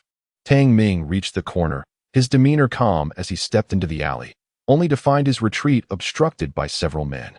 "Are you here to concede defeat?" Su Jie sneered, brandishing a steel pipe. "You struck me this morning. It won't be so simple to admit defeat. First, kneel, or I shall break your other leg." He assumed Tang Ming had come to apologize and plead for forgiveness. Not only he, but Fan Shun shared the same belief. The one who struck me cannot simply smooth things over with a casual apology. Tang Ming's tone bore a hint of amusement. "What do you think would suffice to resolve this?" "It's quite simple," Fan Shun replied. "Kneel and bow your head in apology. Then I shall break the hand you used to strike Su Jie. Additionally, you must provide 5,000 yuan in compensation. If you fulfill these demands, I shall refrain from troubling you. Should you fail to comply." Fan Shun's expression turned menacing. Every time we cross paths, I shall strike you. Even if you call the police, it will be of no use. I have connections, and no one can save you. 5,000 yuan. Tang Ming chuckled. Such greed is truly characteristic of you, Fan Chen. In his previous life, Su Jie and Fan Chen had exploited his perceived weakness, repeatedly extorting him and subjecting him to humiliation, leading to a time when he could not afford food, exacerbating his stomach ailment. In this lifetime, he vowed to repay the agony he endured 100-fold. Brother Chun is speaking to you, and you dare to be distracted? Su Jie launched a sneak attack from behind, swinging the steel pipe down with force. Should it connect, it would surely cause a concussion and leave lasting effects. Just as the pipe was about to strike, Tang Ming suddenly pivoted, delivering a punch to the pipe. A resounding clang echoed as Su Jie's palm shattered, the steel pipe clattering to the ground, now marked with a distinct imprint of his fist. Is this truly a human being? The surrounding thugs felt a chill, realizing the immense strength required to leave such a mark. Even Fan Chen's gaze narrowed in disbelief. At that moment, Tang Ming stood before Su Jie, bending slightly to grasp his throat, lifting him effortlessly as though he were a mere toy, despite the young man's considerable weight. Chapter 11. This is self-defense. Cough, cough, let me down. Brother Chun, save me, cough, cough. Su Jie gasped, struggling helplessly as his face flushed red. Tang Ming spoke coolly. I mentioned this morning that your retaliation is always welcome, provided you can bear the consequences. However, I doubt you can withstand what is coming. With that, he hurled Su Jie against the wall. Bang, bang, bang. With a series of agonizing cries, Su Jie lamented as the wounds, painstakingly bandaged, reopened, oozing blood once more. How dare you lay a hand on me? A startled Fan Shun and others rushed forward, brandishing steel pipes and other weapons. Just in time, Tang Ming, undeterred, discarded the barely conscious Su Jie to the ground and plunged into the fray. Meanwhile, outside, a group of individuals strolled forward. Shinseki cast a glance at the handsome Zhao Peng. Zhao Peng, I'll rely on you shortly, since you're acquainted with Fan Shun and the others. Your presence will surely keep them in check. Rest assured, Zhao Peng replied with an easy smile, his arm around his girlfriend Tian Wenwen. Fan Shun is one who bullies the weak and fears the strong. He learned his lesson from me last time. If I approach him, he won't dare to utter a word. Since you are Wenwen's close friend, you are naturally a friend of mine as well. Should you face any difficulties, I shall lend my assistance. Standing tall at 6 feet with striking features and clad in high-end international brands, his wrist adorned with a Swiss watch, he exuded an air of affluence. Tian Wenwen, affectionately clutching her boyfriend's arm, beamed. Zhao Peng is indeed formidable, 100 times more so than that limping Tang Ming. You flatter me, Zhao Peng chuckled, lightly tapping her cheek before turning to Shinseki. By the way, Seki, what is your relationship with Tang Ming? Oh, he is merely a distant relative. My mother and his mother are close friends, and due to some family upheaval, he is staying at my home. To be honest, it's quite bothersome. My mother dotes on him excessively, a treatment I have never received. Shinseki expressed her frustration. Zhao Peng proposed, since you find him bothersome, why don't we take our time getting there? A little reprimand would do him good. Don't worry, with me around, nothing untoward will happen. Shinseki hesitated, yet, given her dependency on them, she refrained from voicing her concerns. Just then, Tian Wenwen inquired, by the way, Lily, why isn't Yuru here with us? Didn't we agree that Zhao Peng would treat us to milk tea? Another tall girl responded. Yuru said she had something urgent to attend to and left early. Oh, then it seems it's just the 4 of us, Tian Wenwen murmured. At that moment, the sound of police sirens echoed in the distance. Are the police here? Zhao Peng furrowed his brow. Is someone genuinely concerned for Tang Ming's safety and called for assistance? That boy has just arrived in Zhonghai. Who would come to his aid? It must be he, fearing a beating, who summoned the police for protection. Tian Wenwen scoffed, calling the police over a brawl. Tang Ming is too cowardly. Does he really think the police will protect him forever? Since they've arrived, I needn't intervene. Let us go enjoy our milk tea. Zhao Peng remarked with a casual smile. My father just bought me a BMW. I shall take you for a ride later. Sounds wonderful. Tian Wenwen's eyes sparkled as she quickly ushered her 2 friends away. Although Shinseki felt a twinge of worry, she ultimately followed suit. Within the alley, anguished cries reverberated incessantly. The assailants lay strewn across the ground, while Su Jie, bloodied and on his knees, repeatedly bowed his head in supplication. Brother, please, I was wrong. Spare me. I shall never be arrogant again. From now on, when I see you, I will surely keep my distance. Su Jie is genuinely terrified. This morning, he was taught a lesson by Tang Ming, and he thought he could take revenge in the afternoon by calling for help, only to suffer an even more brutal lesson. Let you go? Tang Ming's gaze turned icy and fierce. If I cannot defeat you, would you spare me? Recalling the tribulations of his past life, a chill flickered in his eyes. Crack. The sound of bones breaking echoed through the narrow alley. Su Jie opened his mouth wide, emitting a chilling scream, the searing pain causing him to faint. Tang Ming looked down at Fan Shun, who lay in a pool of blood, in even worse condition than Su Jie, with both arms and legs broken, having fainted multiple times only to be revived by Tang Ming's pressure on his acupoints. Fan Shun, do you believe in the existence of past lives? Tang Ming asked indifferently. If he had not been extorted by Su Jie, if Fan Shun had not sought revenge, their fates might not have been so tragic. Yet, the wheel of history is indeed formidable. In their previous lives, these two had inflicted endless terror and suffering upon Tang Ming. In this life, they had provoked a terrifying entity beyond their capacity to confront. Tang Ming, please, spare me. I will give you any amount of money. Fan Shen's heart was filled with dread, a fear that stemmed from the depths of his soul. Every time he looked into Tang Ming's indifferent eyes, he felt the despair of impending death. Are you afraid I will kill you? Tang Ming slowly shook his head. Rest assured, I will not kill you, but I will make you struggle in despair, sinking to the brink of death, experiencing endless panic. As he spoke, he lifted his foot. Suddenly, a sharp voice rang out from the alley's entrance. Stop. Police. A striking female officer strode in, and upon seeing the paralyzed youths on the ground, recognizing several notorious delinquents, her beautiful eyes blazed with anger. Wang Mozi, Huang Mao, and San Yin. It seems the last detention did not teach you a lesson. Li Shishir glared at the youths menacingly. To her surprise, the delinquents on the ground, upon seeing her, seemed to have found a glimmer of hope. Officer, help us. There's a madman here. He is too ruthless. Quickly, lock us up for protection. They wailed desperately. What is happening?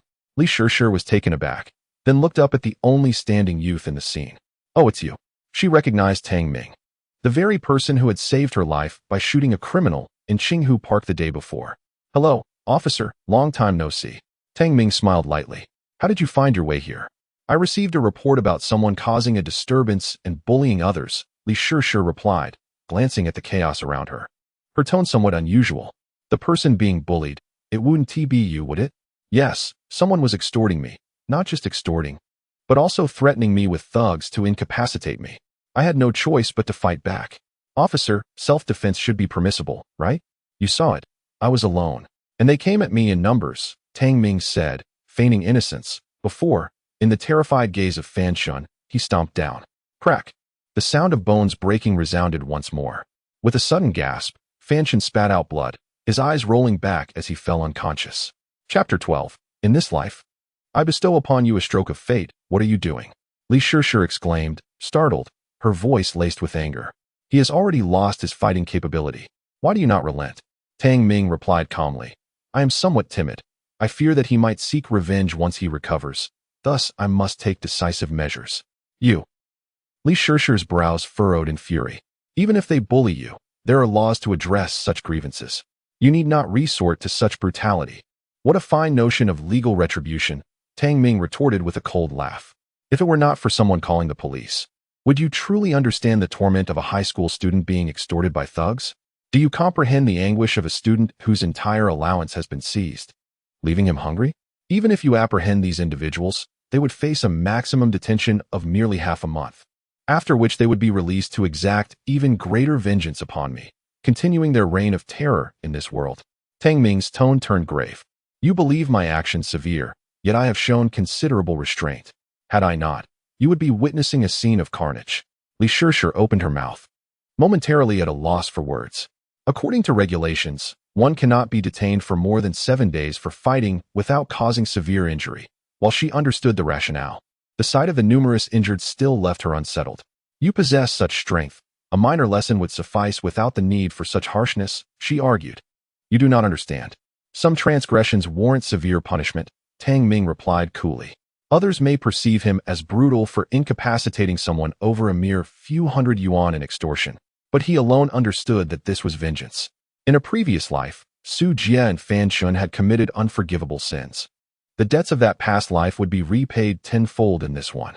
Officer, if there is nothing further, I shall take my leave. Moreover, I saved you last night. So I hope you will not repay kindness with enmity, Tang Ming remarked, waving his hand as he began to walk towards the alley's exit. Li Shishir, her brows tightly knit, looked at the injured scattered around her with concern. After deliberating, she decided to call for an ambulance. What is the true identity of this youth? His skills are extraordinary, and his methods ruthless. He killed 4 assailants last night and incapacitated over 10 today. Li Shishir pondered.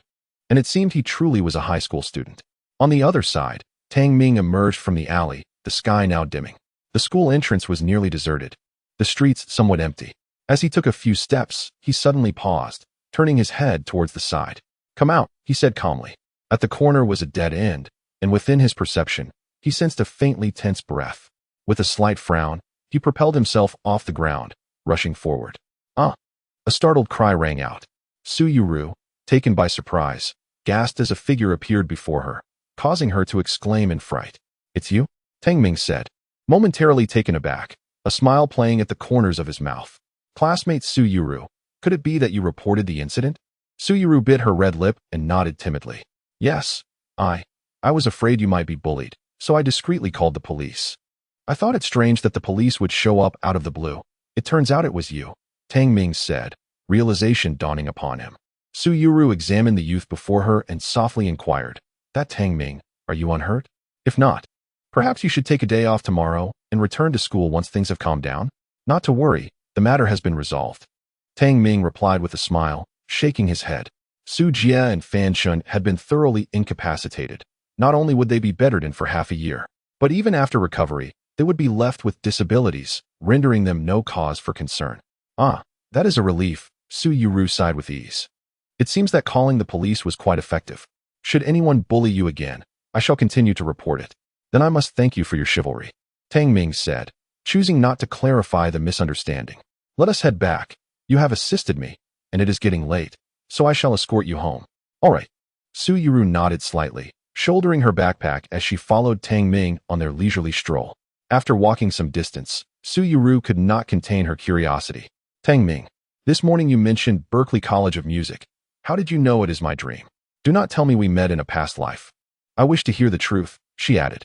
Yet, in truth, Tang Ming mused inwardly, they had indeed met in a previous life. But such a statement would not be believed. Thus, he opted for a different explanation. It's quite simple. Berklee College of Music is the most prestigious institution in the world for the arts, with many international stars having attended. As a vocal arts student with a passion for dance, aspiring to become a major star, Berklee must undoubtedly be your goal. Ah, I see. Su Yuru nodded her head adorably, her delicate face tinged with a hint of worry. Berklee has stringent admission requirements and is said to require recommendations from prominent figures in society. Do not fret. Focus on preparing for your professional exams, Tang Ming replied earnestly. As for the rest, I will assist you. Regardless of the circumstances, this is your dream, and I am determined to help you achieve it. Su Yuru paused for a moment, then covered her mouth and giggled. You are quite amusing, Tang Ming. We have known each other for less than a day. Yet you are willing to help me so readily? I appreciate your kind intentions, but our primary task remains the college entrance examination. I plan to first gain admission to a domestic art school, enhancing my skills while awaiting opportunities. Perhaps a university mentor will be willing to recommend me to Berklee. At this thought, her beautiful eyes sparkled with anticipation. Tang Ming hesitated, reflecting on how Su Yuru had similarly thought in their previous life, only to discover the complexities of society upon entering university. While university mentors indeed had the authority to recommend students, they typically favored the affluent and elite, charging exorbitant fees for their endorsements. For someone like Su Yuru, hailing from humble beginnings, securing such a recommendation would be akin to scaling a mountain. You are right. Let us first focus on preparing for the entrance examination. Who knows what miracles may occur? Tang Ming said with a gentle smile, having already resolved to assist her. As they strolled down the street, the faint fragrance wafting from Su Yuru brought a sense of indescribable tranquility to Tang Ming. She represented both a regret from his past life and a void in his path. Reborn and walking alongside Su Yuru filled him with a sense of elation, gradually bringing completeness to his heart. A gentle wave of energy surged within him. Tang Ming's countenance radiated with joy. Just moments ago, he had transcended to the second layer of qi refinement. A torrent of spiritual energy surged towards him from a radius of 100 meters, which he voraciously absorbed. Su Yuruo, in my past life, you aided and cared for me, and I hold that gratitude close to my heart. In this lifetime, I bestow upon you a remarkable fortune. A glimmer of brilliance flickered in Tang Ming's eyes as he flicked his finger, channeling a strand of innate spiritual energy into Su Yuruo's being. This energy, meticulously refined by him, possessed a quality far surpassing that of ordinary spiritual energy found in the world, endowed with ineffable miraculous properties. Even within the realm of cultivation, innate spiritual energy was regarded as an exceedingly precious resource. Why does the air here feel so invigorating tonight? Su Yuruo exclaimed in astonishment, closing her beautiful eyes to take a deep breath. She felt a refreshing exhilaration, as if every cell in her body rejoiced. Unbeknownst to her, she had stumbled upon an extraordinary opportunity. With this strand of innate spiritual energy safeguarding her, she would enjoy longevity, be impervious to toxins, and suffer no ailments throughout her life. Furthermore, as the energy nourished her body, her skin radiated with vitality, her aura became vibrant, and the enhancement of her meridians allowed her dance movements to flow with grace. Even her vocal abilities reached new heights. This was nothing short of a metamorphosis. Chapter 13. The Crisis of Aunt Lu. As night descended, Tang Ming and Su Yuruo strolled side by side, illuminated by the soft glow of the orange streetlights, creating a subtly romantic ambience reminiscent of a couple in love. Soon, they arrived at a commercial complex in the southern part of the city. Tang Ming halted. Turning to her with a smile, "It's getting late, you should head inside." "Okay," Su Yuruo replied, her cheeks slightly flushed. This was her first experience of a boy taking the initiative to escort her home, leading her to indulge in fanciful thoughts. "I'm leaving now, goodbye." Tang Ming waved his hand and departed alone. Before long, he returned to the Chun family home, only to be surprised to find Shinseki sitting on the steps outside, with the sounds of numerous voices emanating from within. Several Audi cars were parked at the entrance. Upon spotting Tang Ming, Shinseki expressed her astonishment. "Oh, did Fan Shin and his gang not trouble you today?" She noted that Tang Ming bore no signs of injury. Earlier that afternoon, she had been at the school gate, intending to have Zhao Peng intervene, but the police had arrived and taken control of the situation. Logically, given the police's delayed arrival, Tang Ming should have faced some reprimand from Su Jie and Fan Shin. Yet, he appeared utterly unharmed. Tang Ming did not respond to her query. Instead, he pointed towards the door, asking, "What is happening inside? Is there a ruckus?" "I don't know. They're from my mother's company," Shinseki said with a frown. "It seems there has been an incident with a project my mother oversees, and the higher-ups have come to hold her accountable." "What about your father?" "My father is still on his way back, but it may take him another hour to arrive." Just then, a sharp crash of shattering glass echoed from within, accompanied by Aunt Lu's frantic shouts. "What?" Tang Ming's expression turned stern as he swiftly pushed the door open and strode inside. In the living room, 5 middle-aged men in suits and ties were present, one of whom had been splashed with tea, with fragments of a broken glass scattered on the floor. Aunt Lu, her face ablaze with fury, pointed at one of the men and shouted, "Shi Shuequan, how dare you frame me? Lu Qing, do not overstep your bounds." Shi Shuequan wiped his sleeve across the tea, a sardonic smile gracing his lips. "You are responsible for this product development project, and Li Yuan is one of your trusted subordinates. Now that she has absconded with the funds, the onus falls squarely on your shoulders. Furthermore, we have ascertained that your signature graces the project contract, and the 20 million in funds indeed passed through your account, as the bank records confirm." He gestured mockingly at the contract on the table. "Do you see this? With such irrefutable evidence, there is no escaping responsibility. You are conspiring against me." Aunt Lu retorted, her teeth clenched. "Initially, the bank assured me the funds were only temporarily held in my account. I transferred the money back the very next day." Shi Shuequan chuckled lightly. "Oh? Do you possess any evidence? Perhaps a recording or a formal contract?" Aunt Lu's smile faded, her expression darkening. She had no evidence. From the outset, she had been but a pawn in another's game, naively believing that the position of product development project manager would herald a prosperous future, only to find herself the scapegoat. The gaping hole of 20 million in funds was to be compensated entirely by her. The more she pondered, the angrier she became. "I shall not pay this money. I have committed no wrongdoing. Madam Lu, we are from a law firm, and according to the regulations of the legal department of Nank Group, you are already implicated in commercial fraud.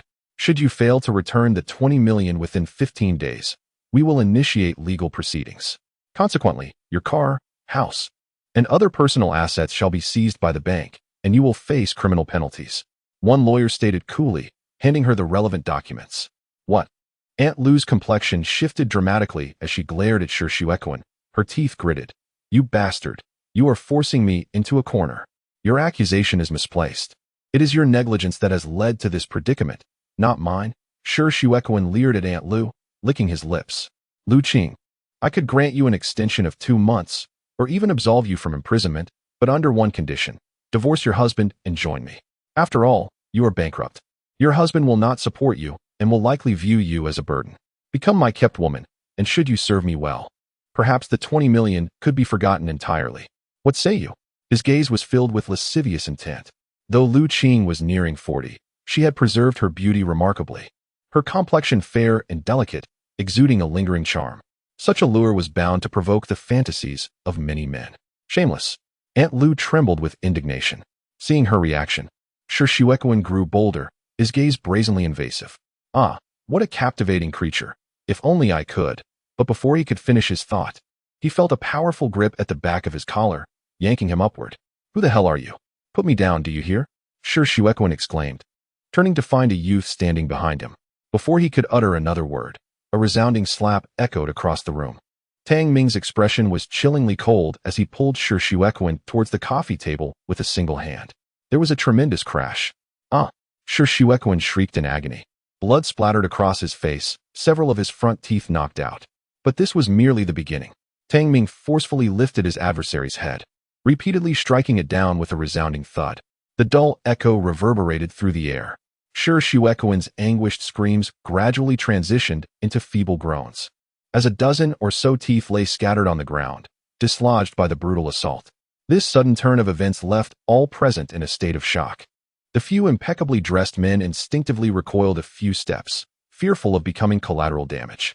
Xiaoming and Aunt Lu's expression shifted, and she hurriedly grasped Tang Ming's arm, imploring, Xiaoming, please, don't act impulsively. Continuing this will lead to dire consequences. Rest assured, I know my limits, Tang Ming replied with a grin, delivering several more forceful blows before finally releasing his grip. Sir Shuequan lay on the ground, drenched in blood, attempting to plead for help. But his mouth was too battered to utter a sound, reducing him to tears and snot. Li Qing, do you dare to instigate your family to assault President Shi? A bespectacled man interjected. This is utterly outrageous. To commit such an act in front of our legal department is an affront to the law. Slap. No sooner had he finished speaking than a resounding slap landed on his face. I am the one who disregards the law. Would it be excessive to label this scum as foul-mouthed? Tang Ming's gaze bore into him. Not only did I strike in front of the legal department, but I also struck you. What will you do about it? The man cupped his face, seething. Do you wish to end up in prison? You lack the authority to imprison me, Tang Ming retorted with a faint smile. I am still a student under 18. What grounds do you have to imprison me? Moreover, Aunt Lu and I are not direct blood relatives. You cannot shift the blame onto her. Rather, it is you worthless individuals who should fear. Do you believe I lack the capability to render you utterly incapacitated? Trust me, I possess the means to do so. As he concluded, an intense aura of lethal intent emanated from him. The men opposite him involuntarily trembled, especially upon witnessing Sir Shuequan's pitiful state, causing them to swallow hard. Li Qing, your fate is sealed. After what you've done to President Shi, there was already a chance for negotiation, but now there is none. Prepare for bankruptcy if you cannot produce 20 million within half a month. With those words, they hastily carried the unconscious Sir Shuequan away. Chapter 14. Tianhai Chamber of Commerce. Silence fell over the living room. Aunt Lu sat on the sofa, appearing somewhat dazed, her complexion pale and lacking vitality. Shinseki, concerned for her mother's state, quickly approached to embrace Lu Qing. After a moment of contemplation, Tang Ming spoke. Aunt Lu, is there any way to uncover evidence that Sir Shuequan has wronged you? If we cannot find any, we are at an impasse, Aunt Lu replied, shaking her head bitterly. I can only blame myself for being too trusting of my subordinates. Li Yuan, whom I personally promoted and who has been with me for 8 years, has conspired with Sir Shuequan to frame me. The company projects are my responsibility, I signed the contracts, and the funds indeed passed through my account. This is irrefutable proof. With such evidence, even if she were to jump into the Yellow River, she could not cleanse herself of guilt. Tang Ming reassured her, Aunt Lu, perhaps there is indeed a solution. Do not despair just yet. I apologize, Xiaoming, for worrying you with this matter, Aunt Lu said, her face etched with regret and sorrow. The conspiracy she had become ensnared in was nothing short of impeccably crafted. Even with the awareness of being framed, one finds no glimmer of hope for a turnaround. Even hiring a lawyer for litigation seems destined for failure. Unable to repay the 20 million, one must mortgage their house and car to the bank, declaring bankruptcy. Before long, Chen Jigang hurriedly returned, and upon understanding the situation, he was quite incensed. The audacity is appalling. Chen Jigang slammed his fist on the coffee table, his face contorted with rage. That surname sure is certainly clever, engaging in a blatant scheme, leaving no opportunity for resolution. Aunt Lu's eyes brimmed with tears. Jigang, perhaps we should consider divorce. This matter will inevitably implicate you in the end. Chen Jigang's heart jolted in surprise, and he quickly reassured her.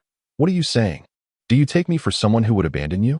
If necessary, we shall endure this dark pit, learning from our misfortune, and be more vigilant in the future.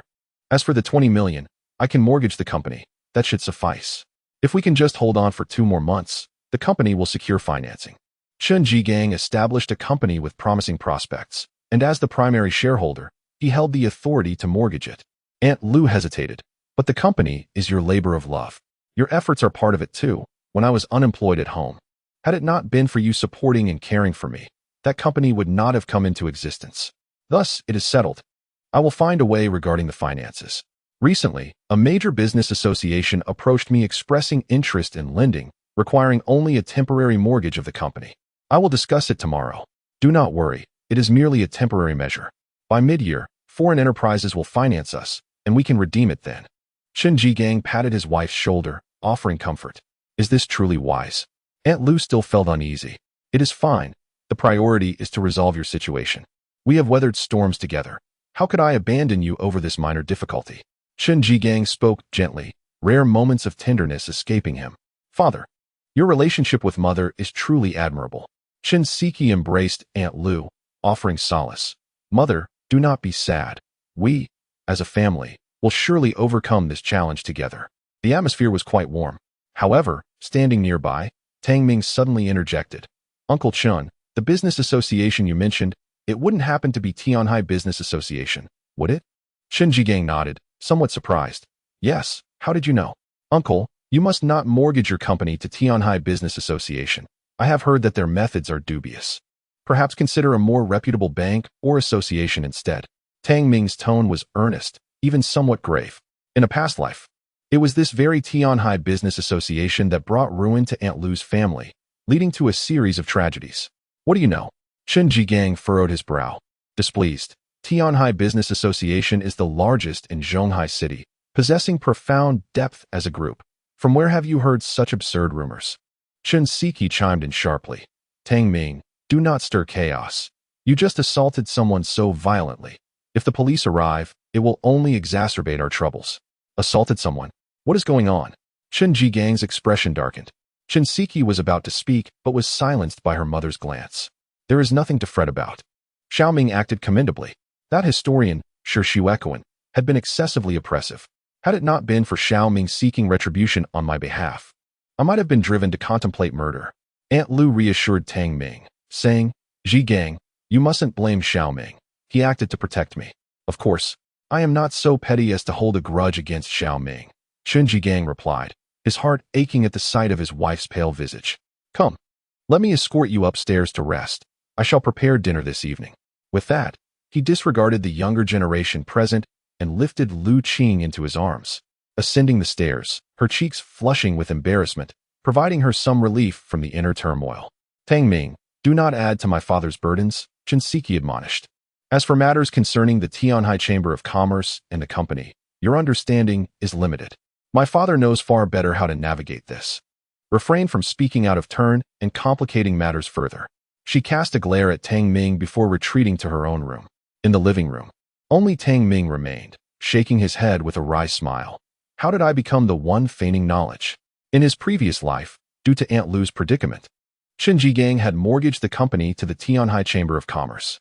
It was understood that after 6 months, once financing was secured, he could redeem the company. However, the chamber, recognizing the company's potential, was unwilling to relinquish it. Chen Jigang, consumed by fury, took legal action against the chamber, only to discover that it wielded immense influence, manipulating the court to turn the tables on him. Not only did they seize the company, but they also fabricated a debt of 200 million, claiming Chen Jigang and Aunt Lu's properties, vehicles, and businesses as collateral. Moreover, Chen Jigang became the target of relentless harassment, facing repeated threats and assaults, and even had his home vandalized with paint and refuse. Overwhelmed and desperate to shield his wife and children from harm, he chose to file for divorce. 3 days later, his lifeless body was discovered by the riverside, having endured unspeakable torment. Upon learning of this, Aunt Lu was devastated, succumbing to severe depression and ultimately passing away in despair.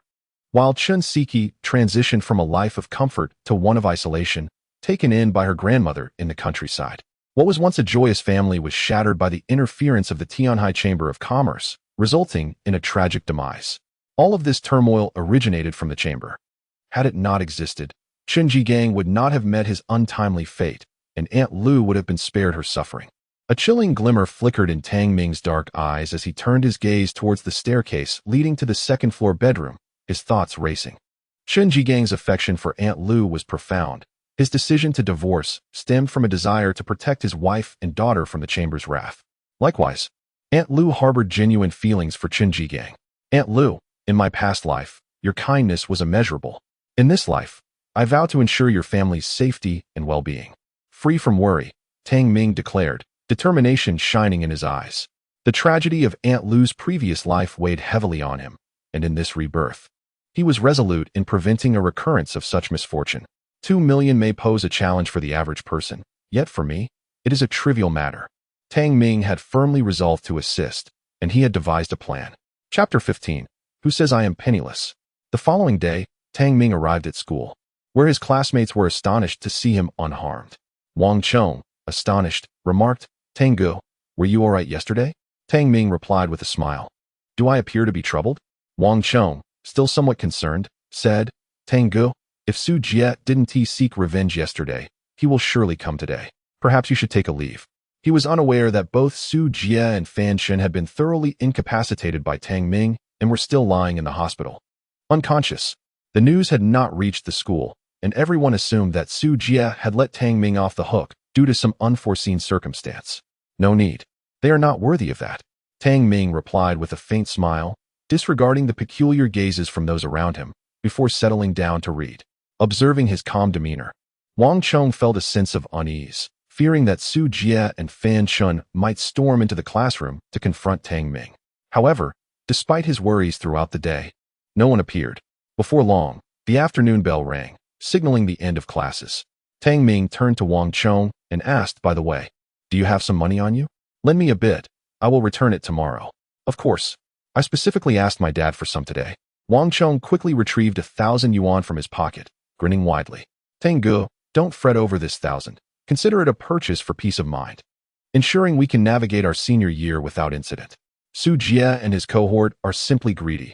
Once the money is exchanged, there will be no further issues. He assumed Tang Ming needed the money for protection fees. Thanks.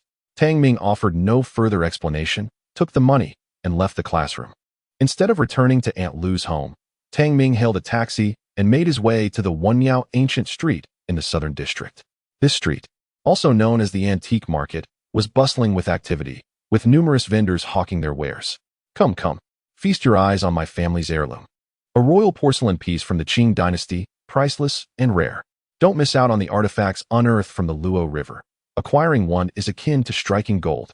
Behold, I have Bodhi seeds blessed by eminent monks, capable of warding off evil and nurturing one's spirit.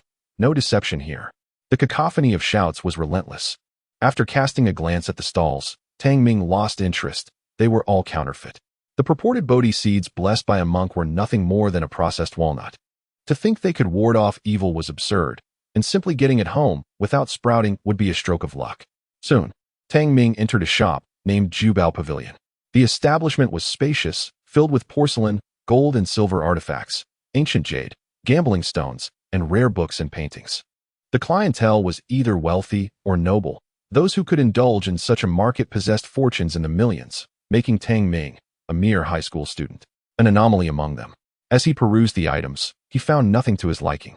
Just as he was about to ascend to the second floor, he was intercepted. "Young man, I've been observing you for some time. You've been wandering without making a purchase and shaking your head continuously. Do you regard the offerings of Jubao Pavilion with disdain?" A rotund, middle-aged man blocked Tang Ming's path to the stairs. This man wore a nameplate that read Lobby Manager. "Liao Wenba." "I simply did not find anything satisfactory," Tang Ming replied coolly.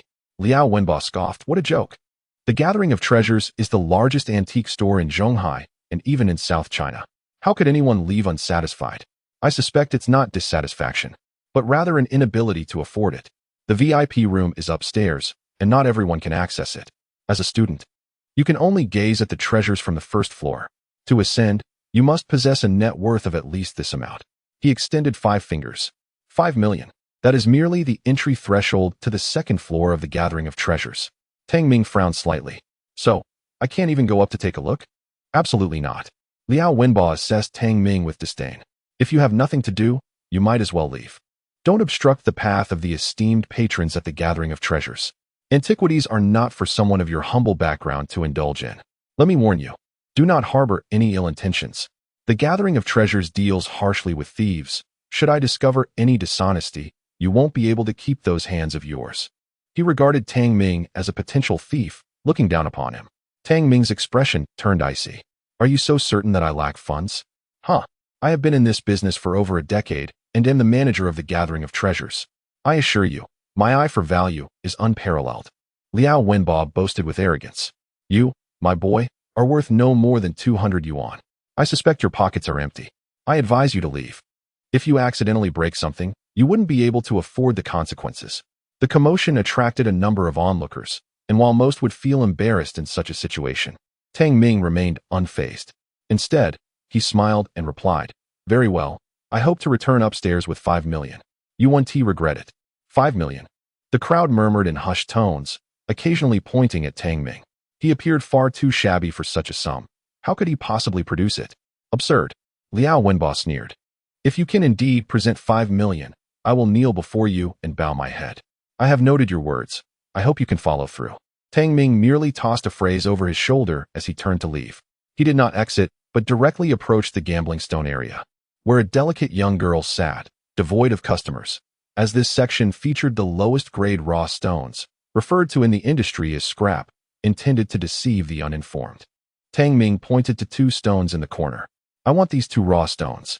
"Sir," the young girl blinked her beautiful eyes and whispered, "I must inform you that everything in this corner consists of raw stone waste, which is why they are so inexpensive.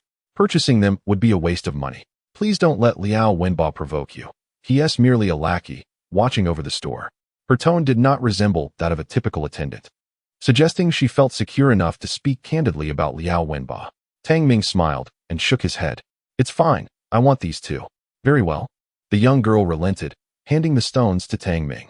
"Humph, relying on such low-grade stones to turn a profit." Liao Wenba mocked. "Someone like you, a pauper, dares to strut around an antique shop? You are simply lowering the standards of our Gathering of Treasures." He serves as the lobby manager, although not a connoisseur of antiques. He is well aware that refuse cannot yield treasures, which emboldens his scornful remarks. "You are but a frog in a well. Since you possess such unwavering confidence in your judgment, allow me to enlighten you on your blindness." Tang Ming spoke coldly, suddenly applying strength with one hand. Bang! The remarkably hard raw stone shattered with a resounding crash. In an instant, a vibrant green light seeped forth from within the stone. Chapter 16. The sublime subtlety of inner strength in Tang Ming's palm. The raw stone, previously the size of an egg, was reduced to rubble, revealing an intact jadeite.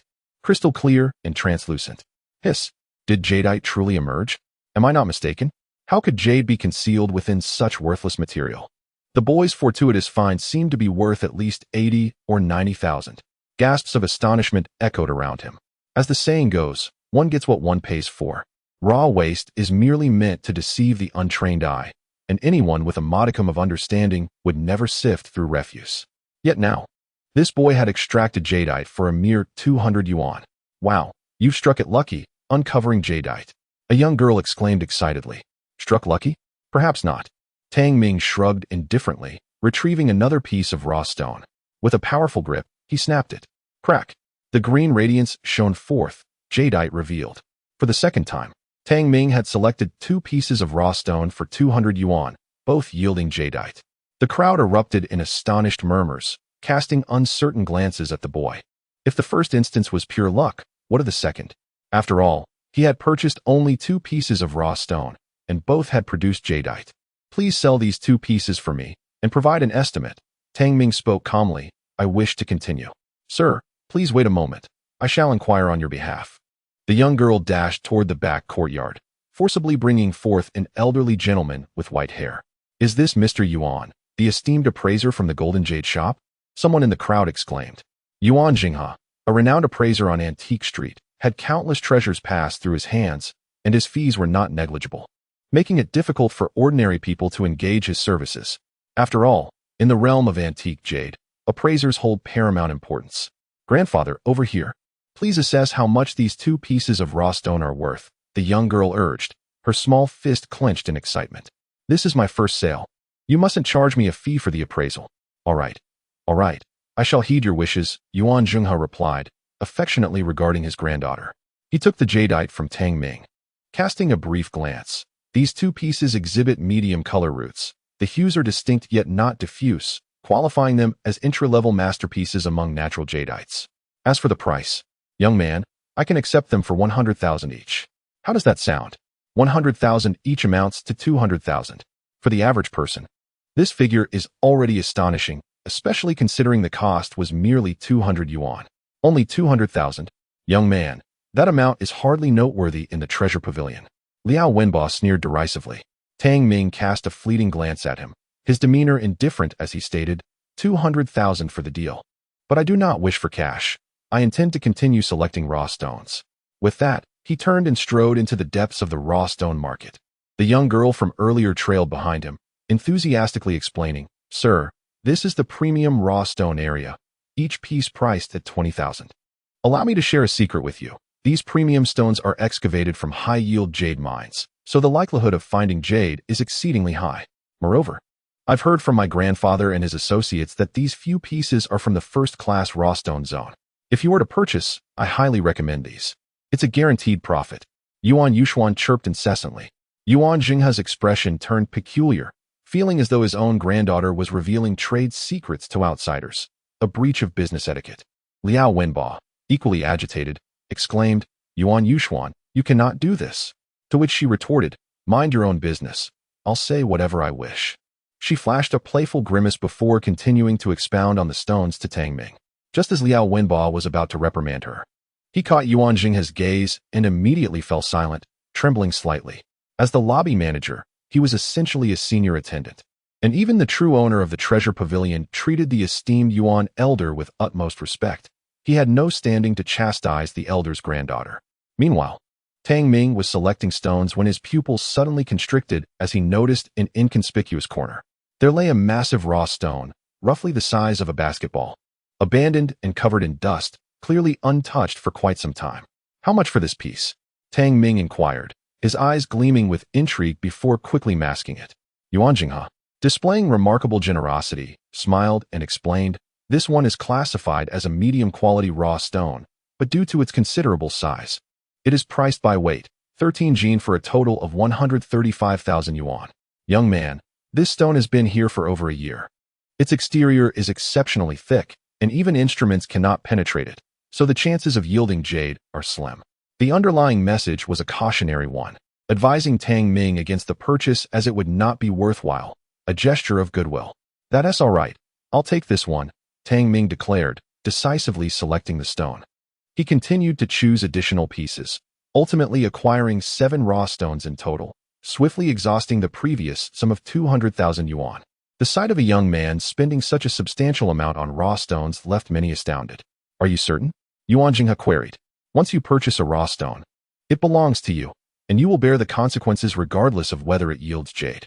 Yes, I understand, Tang Ming nodded. Very well. Would you prefer to cut the stone on-site or take it home? We have skilled craftsmen available for on-site cutting.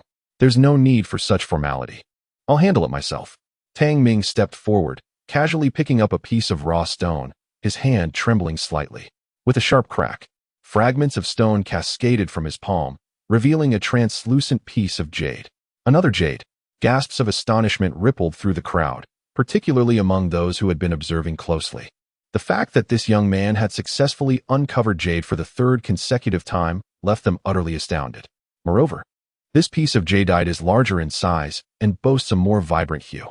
Tang Ming's expression remained composed as he effortlessly picked up the second rough stone. Crack! A radiant green light emerged. Crack! Once again, the vivid green brilliance shone forth.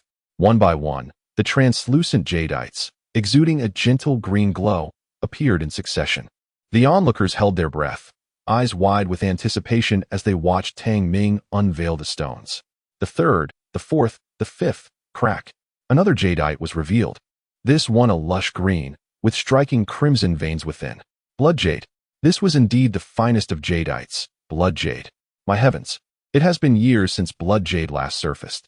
This piece is worth at least 20 million. Who is this young man? How terrifying. A collective gasp echoed among the crowd. Meanwhile, Yuan Jinghe fixed his gaze intently on Tang Ming's actions. Those unversed in the craft watched in awe, while the knowledgeable discerned the skill involved. Tang Ming was able to shatter the rough stone's exterior with sheer strength, leaving the internal jade unscathed.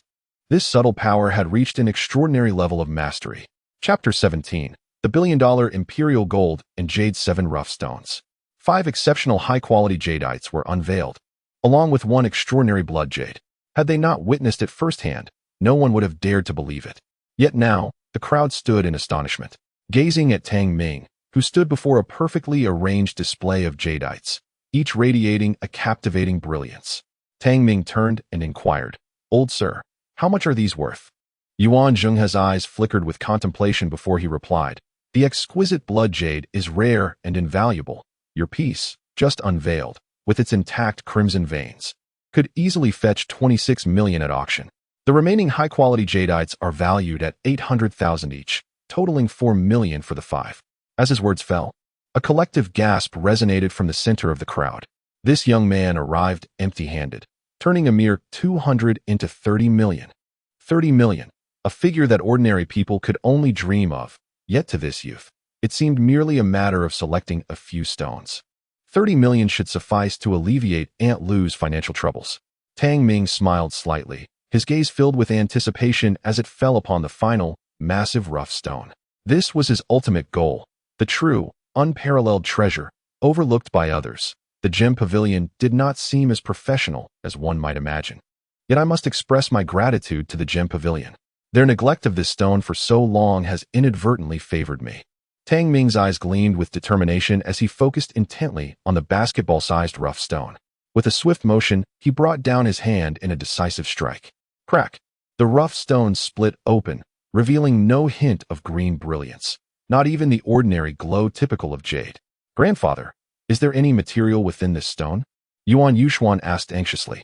"From my years of experience, this rough stone appears coarse and unremarkable. It cannot possibly harbor exquisite jade." Ah! Just as Yuan Jinghe was about to shake his head, he suddenly exclaimed in surprise. For Tang Ming had made another cut, and the left half of the rough stone fractured once more. Yuan Jinghe's eyes were fixed intently on one of the fragments, as a breathtaking golden-purple hue shimmered upon the fist-sized shard.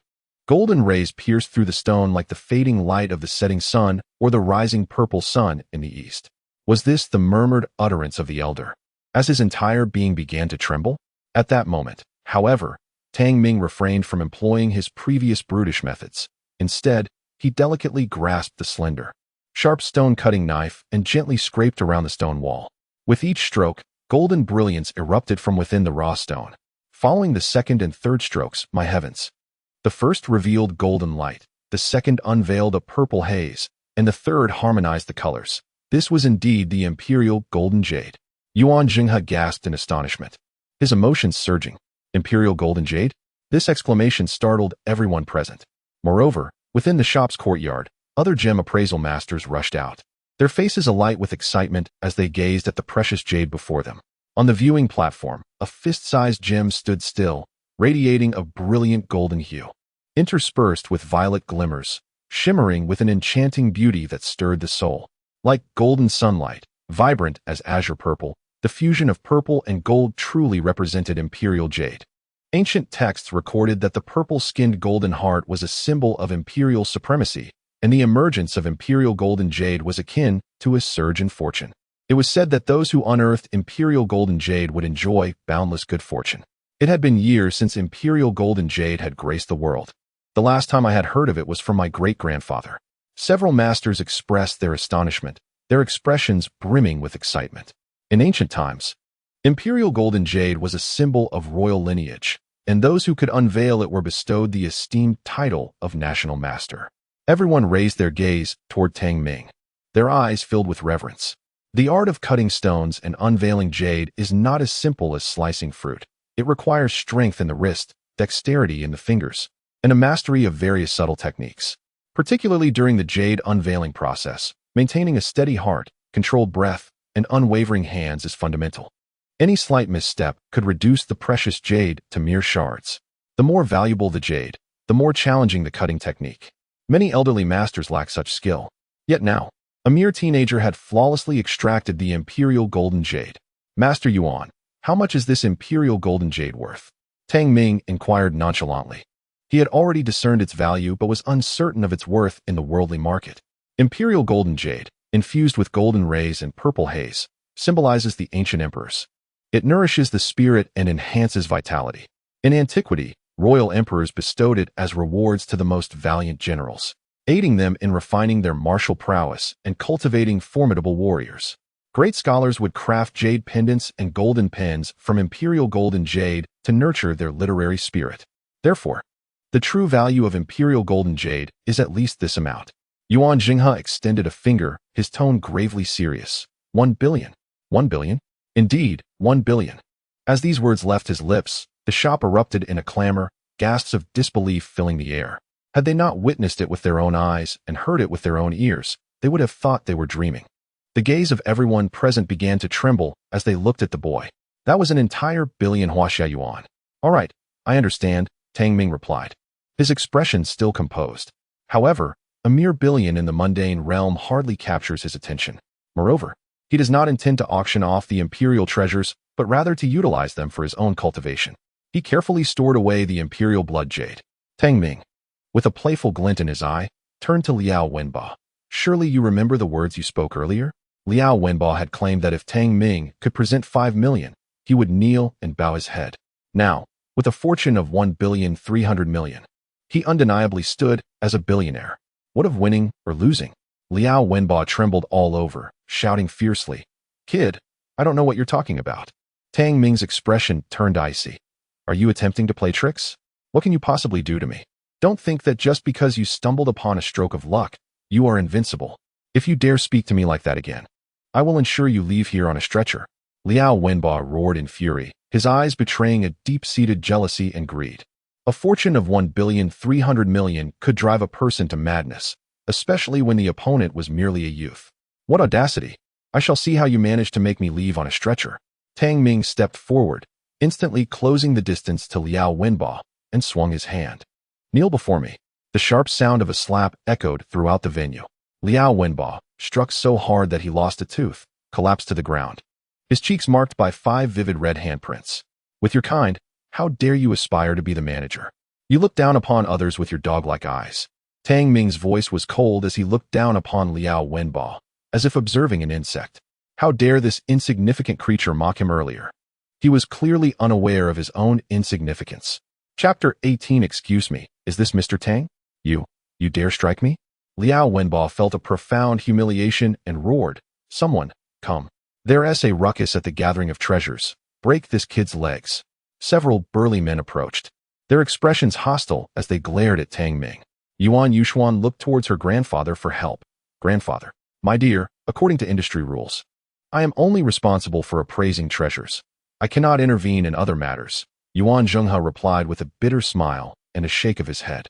The antique appraisal industry adheres to stringent regulations, where master appraisers focus solely on their craft and refrain from involving themselves in the rivalries of antique shops. This ironclad rule has been passed down through the ages, serving to protect the appraisers from harm during disputes. Consequently, Regardless of the internal conflicts between various factions, the appraisers would remain unharmed. Even after a shop's takeover, they would be invited back with generous gifts. Hence, this matter was beyond Yuan Jinghe's purview. You dare create a disturbance on the Wei family's territory? You must truly possess the heart of a bear and the gall of a leopard. A bald man charged forward, his iron fist aimed directly at Tang Ming. With a thud, the man's punch was abruptly halted midair. Tang Ming, with an expression of indifference, seized the man's wrist and remarked, "The Wei family? The same Wei family of Wei Honglin? Impudent. You dare to call the master's name so casually." The bald man, enraged, pivoted his body, swinging his robust right leg like an iron whip, revealing the formidable strength cultivated through rigorous training.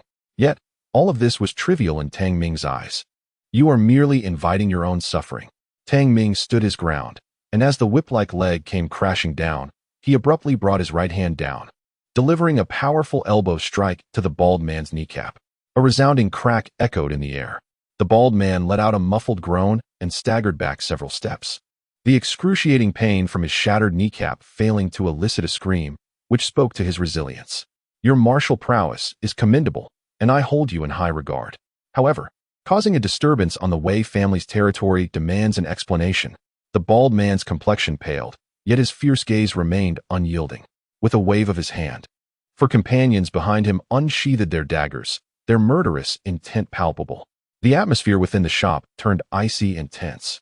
Liao Wenbo wore an expression of excitement, eagerly anticipating the impending calamity befalling Tang Ming. Does the Wei family truly possess the authority to demand an explanation from me? Tang Ming replied with a calm smile. Considering the matter involving the wood spirit, I am willing to grant the Wei family a chance. Call Wei Honglin now and see if he dares to demand an explanation from me. The bald man, observing Tang Ming's composed demeanor, furrowed his brow in contemplation. Big brother, do not heed his nonsense. He is merely a destitute youth daring to cause trouble in the Wei family's domain, audaciously invoking the name of the master. His crime is unforgivable. Liao Wenbo interjected, his face twisting with malicious fury. Creating a ruckus on the Wei family's grounds will tarnish their reputation irreparably. Big brother, the bald man, displayed a hint of hesitation. Suddenly, Yuan Jinghe spoke up. I believe it prudent to consult the elder. As a master of artifact appraisal, he held a degree of influence. Let us heed Mr. Yuan's advice. Big brother replied with a slight bow, retrieving his phone to make a call. Unable to reach Wei Honglin directly, he instead contacted Wei Tao, the head of the bodyguards. Hello, Tao. There has been an incident at the appraisal pavilion. A young man claims to know the master. Yes, indeed, he is quite young. Soon, Big brother's expression shifted dramatically, his gaze toward Tang Ming filled with astonishment. He approached unsteadily, nervously inquiring, May I ask, are you Mr. Tang? Tang Ming countered, and if I am not Mr. Tang, does the Wei family intend to take advantage of me? And no, of course not. Big brother wiped the cold sweat from his forehead. We were blind to your stature and have offended a distinguished guest of the Wei family. I implore your forgiveness, Mr. Tang. With a heavy thud, he knelt down, followed by the other bodyguards who also knelt in unison. The crowd gasped in shock. Mr. Tang, the elder has instructed that he will come shortly to apologize to you. Please wait a moment. If you remain unsatisfied, feel free to punish us. But we only ask for your understanding. Big brother's voice trembled with trepidation. The fact that even the elder of the Wei family was stirred to personally apologize spoke volumes about the significance of this young man to the Wei family.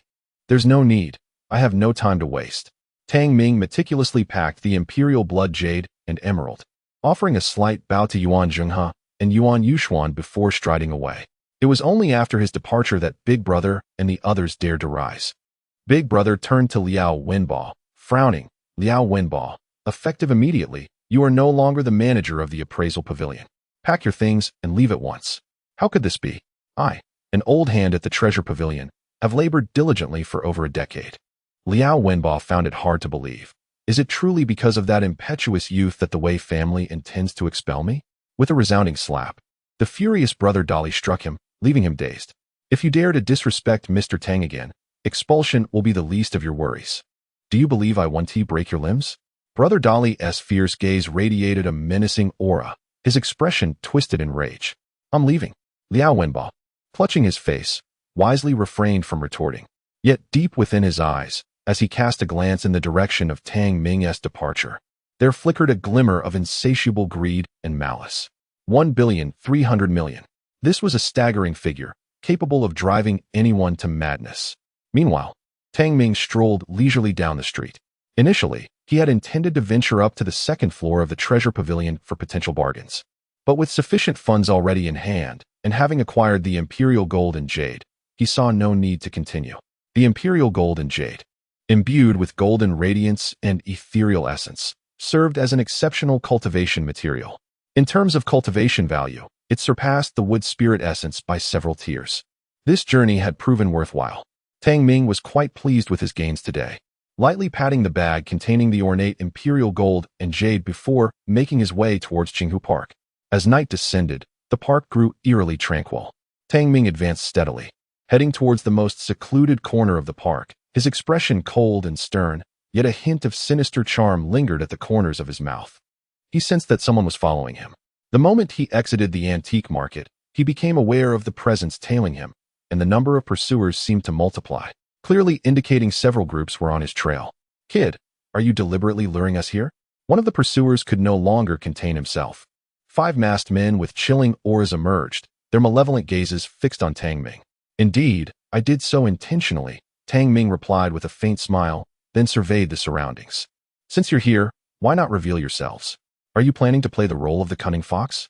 As his words echoed, whispers arose from the darkness, and 2 more groups of individuals made their presence known.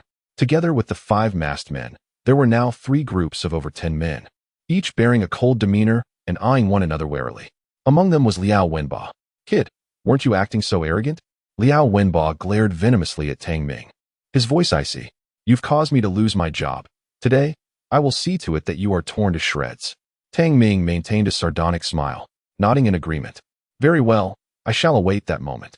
"Still smiling? Just wait, and we shall see how you smile then." Liao Wenba's expression was filled with malice as he turned to a companion beside him. "Lu Chun, what are you waiting for? Go up and kill this brat." Lu Chun said nothing, instead gripping his short dagger and eyeing the other 2 groups with caution. One of the masked men solemnly addressed him, "Young man, your situation is rather dire. If you hand over the Imperial Gold and Jade to me, I can ensure your safety today." "Humph, a bunch of hypocritical scoundrels. Do you truly intend to let this kid go, allowing him to report to the authorities?" Another wave of assassins leader let out a derisive laugh. "Kid, they are merely deceiving you. Hand over the Emperor's Gold and Jade, and I can grant you a swift end to your torment." "What do you say?" The 3 groups of killers were all drawn to the Emperor's Gold and Jade. In their eyes, Tang Ming was inconsequential. The real challenge lay with their peers. After all, there was only one Emperor's Gold and Jade, and no one was willing to share the spoils. If they were unwilling to share, then a bloody conflict was inevitable. As the 3 factions were on the brink of confrontation, I interjected, "Gentlemen, engaging in combat at this moment would not be a wise decision. There are others lurking in the shadows, preparing to reap the benefits." Tang Ming spoke with a calm smile, directing his gaze into the darkness with a hint of amusement. "Aren't you coming out yet? If the Emperor's Gold and Jade is snatched away, you will have no share in it." The 3 groups were taken aback, following Tang Ming's gaze to the side. However, their eyes revealed no signs of life. Liao Wenba exclaimed in anger, "What a charade! This kid is surely trying to deceive us." Before he could finish his words, a chilling glimmer suddenly darted through the darkness. With a swish, the glimmer shot forth and landed solidly on the ground, revealing a specially crafted steel spade. This was no ordinary household tool, but rather a weapon of sorts. The edges of the spade were razor-sharp, and the handle was adorned with a ghastly pattern. The ghost head Luoyang spade. "Has the Yug arrived?" The crowd's expressions shifted dramatically. Moments later, 3 figures emerged from the shadows, dressed in identical uniforms, sporting crew cuts, their skin darkened, and advancing in a triangular formation. The leader, a fierce-looking man, stepped forward, brandishing the ghost head Luoyang spade he had pulled from the ground. "The Emperor's Gold and Jade belongs to Yug. You know the rules. Whoever dares to contest us shall meet their demise. Whoever dares shall die." Such arrogant words darkened the expressions of the remaining factions. Yug was formed by the Tomb Raiders, traditionally concerned only with tombs and ancient relics. The Emperor's Gold and Jade was not extracted from an ancient grave. A masked man frowned, speaking in a low voice. "According to the rules of the underworld, treasures from beneath the earth belong to your Yug. but those above ground are to be claimed by one's own merit. Beside Liao Wenbo, Lu Chun added gravely, You, Yug, dominate the source of ancient tombs. Do you intend to contend for the treasures circulating in the market as well? If that is the case, are you not afraid of inciting public outrage? Yug wielded considerable power, excavating ancient tomb sites, with many antiquities circulating in the black market originating from their hands. None dared to contest them. Yet the emperor's golden jade, valued at 10 billion, was not something anyone would relinquish willingly. What Yug desires, no one can take away. The fierce man tightened his grip on the ghost head Luoyang's spade, grinning menacingly. We do not wish to provoke public anger. But as long as we eliminate all of you, who would know this was the doing of Yug? The mouths of the dead keep the best secrets. As he spoke, an aura of ferocity erupted from him, exuding a chilling and foul stench, an essence acquired from years of dealing with ancient corpses. The other two members of Yug also emanated a murderous intent in unison. Damn it, how audacious! We will unite and share the Emperor's golden jade equally. Yes, let us join forces, with only 3 of them. How dare they act so arrogantly? The other 3 factions were equally incensed and swiftly formed an alliance. The atmosphere was palpable with impending violence. I remarked, How long do you intend to dawdle? Leaning against a tree trunk, Tang Ming lazily observed the farce before him, saying, If you wish to kill, do it quickly. I have matters to attend to and cannot afford to waste time waiting for you. If it comes to it, just come at me. After all, I have no intention of relinquishing the Emperor's golden jade. Raising an eyebrow, he continued nonchalantly. Let me make myself clear. Engaging in the sordid act of murder for treasure is only permissible for those capable of it. Those lacking the ability should not blame me if they meet with retribution. Upon hearing this, everyone present was momentarily taken aback. For they had already concluded Tang Ming's fate was sealed. He was doomed. Yet now, this high school student was mocking their collective might. Who granted him such confidence? Kid, if you seek death so fervently, then let us deal with you first. The fierce man spoke ominously, his right hand suddenly exerting force as he hurled the ghost-headed Luoyang shovel toward Tang Ming, akin to a colossal flying dagger, fierce in its trajectory. Simultaneously, he propelled himself off the ground, greedily eyeing the Emperor's golden jade dangling from Tang Ming's waist. Let us all advance. He must not obtain the Emperor's golden jade. The 3 factions surged forward in unison. The once tranquil corner of the park erupted into chaos. Whoosh! The ghost-headed Luoyang shovel sliced through the air, aimed directly at Tang Ming's head, signaling an intent to execute him. The fierce man rushed ahead, reaching out to seize the Emperor's golden jade. Too slow. Tang Ming chuckled lightly, abruptly ducking to evade the shovel, grasping its handle firmly and halting its momentum. With a sudden, powerful slap, he struck. The fierce man's pupils dilated in fear, instinctively dodging a fatal blow. With a sickening sound, blood spurted forth as an arm fell to the ground. The ghost-headed Luoyang shovel, with its razor edges, had severed his right arm at the shoulder. The fierce man screamed, retreating in terror. The other 2 members of the ghostly pavilion rushed in to provide cover as Tang Ming, with an indifferent gaze, wielded the Luoyang shovel with lethal precision. Clang! Clang! The sound of metal clashing resonated as sparks flew from the 3 Luoyang shovels, causing 2 members of the ghostly pavilion to suffer severe injuries to their hands. Forcing their weapons from their grasp, they were utterly unqualified to confront Tang Ming head-on. With a swift motion, Tang Ming glided past, the blade of the Luoyang shovel leaving a trail of blood in its wake. A slender laceration appeared at the throats of the 2 ghostly pavilion members, who, clutching their gaping wounds, collapsed to the ground, blood spraying high into the air. A double kill, instantaneous demise. Chapter 20. What fear of mere ghostly pavilion? What? The 3 factions that had surged forth were struck with terror at this sight, their souls fleeing in panic.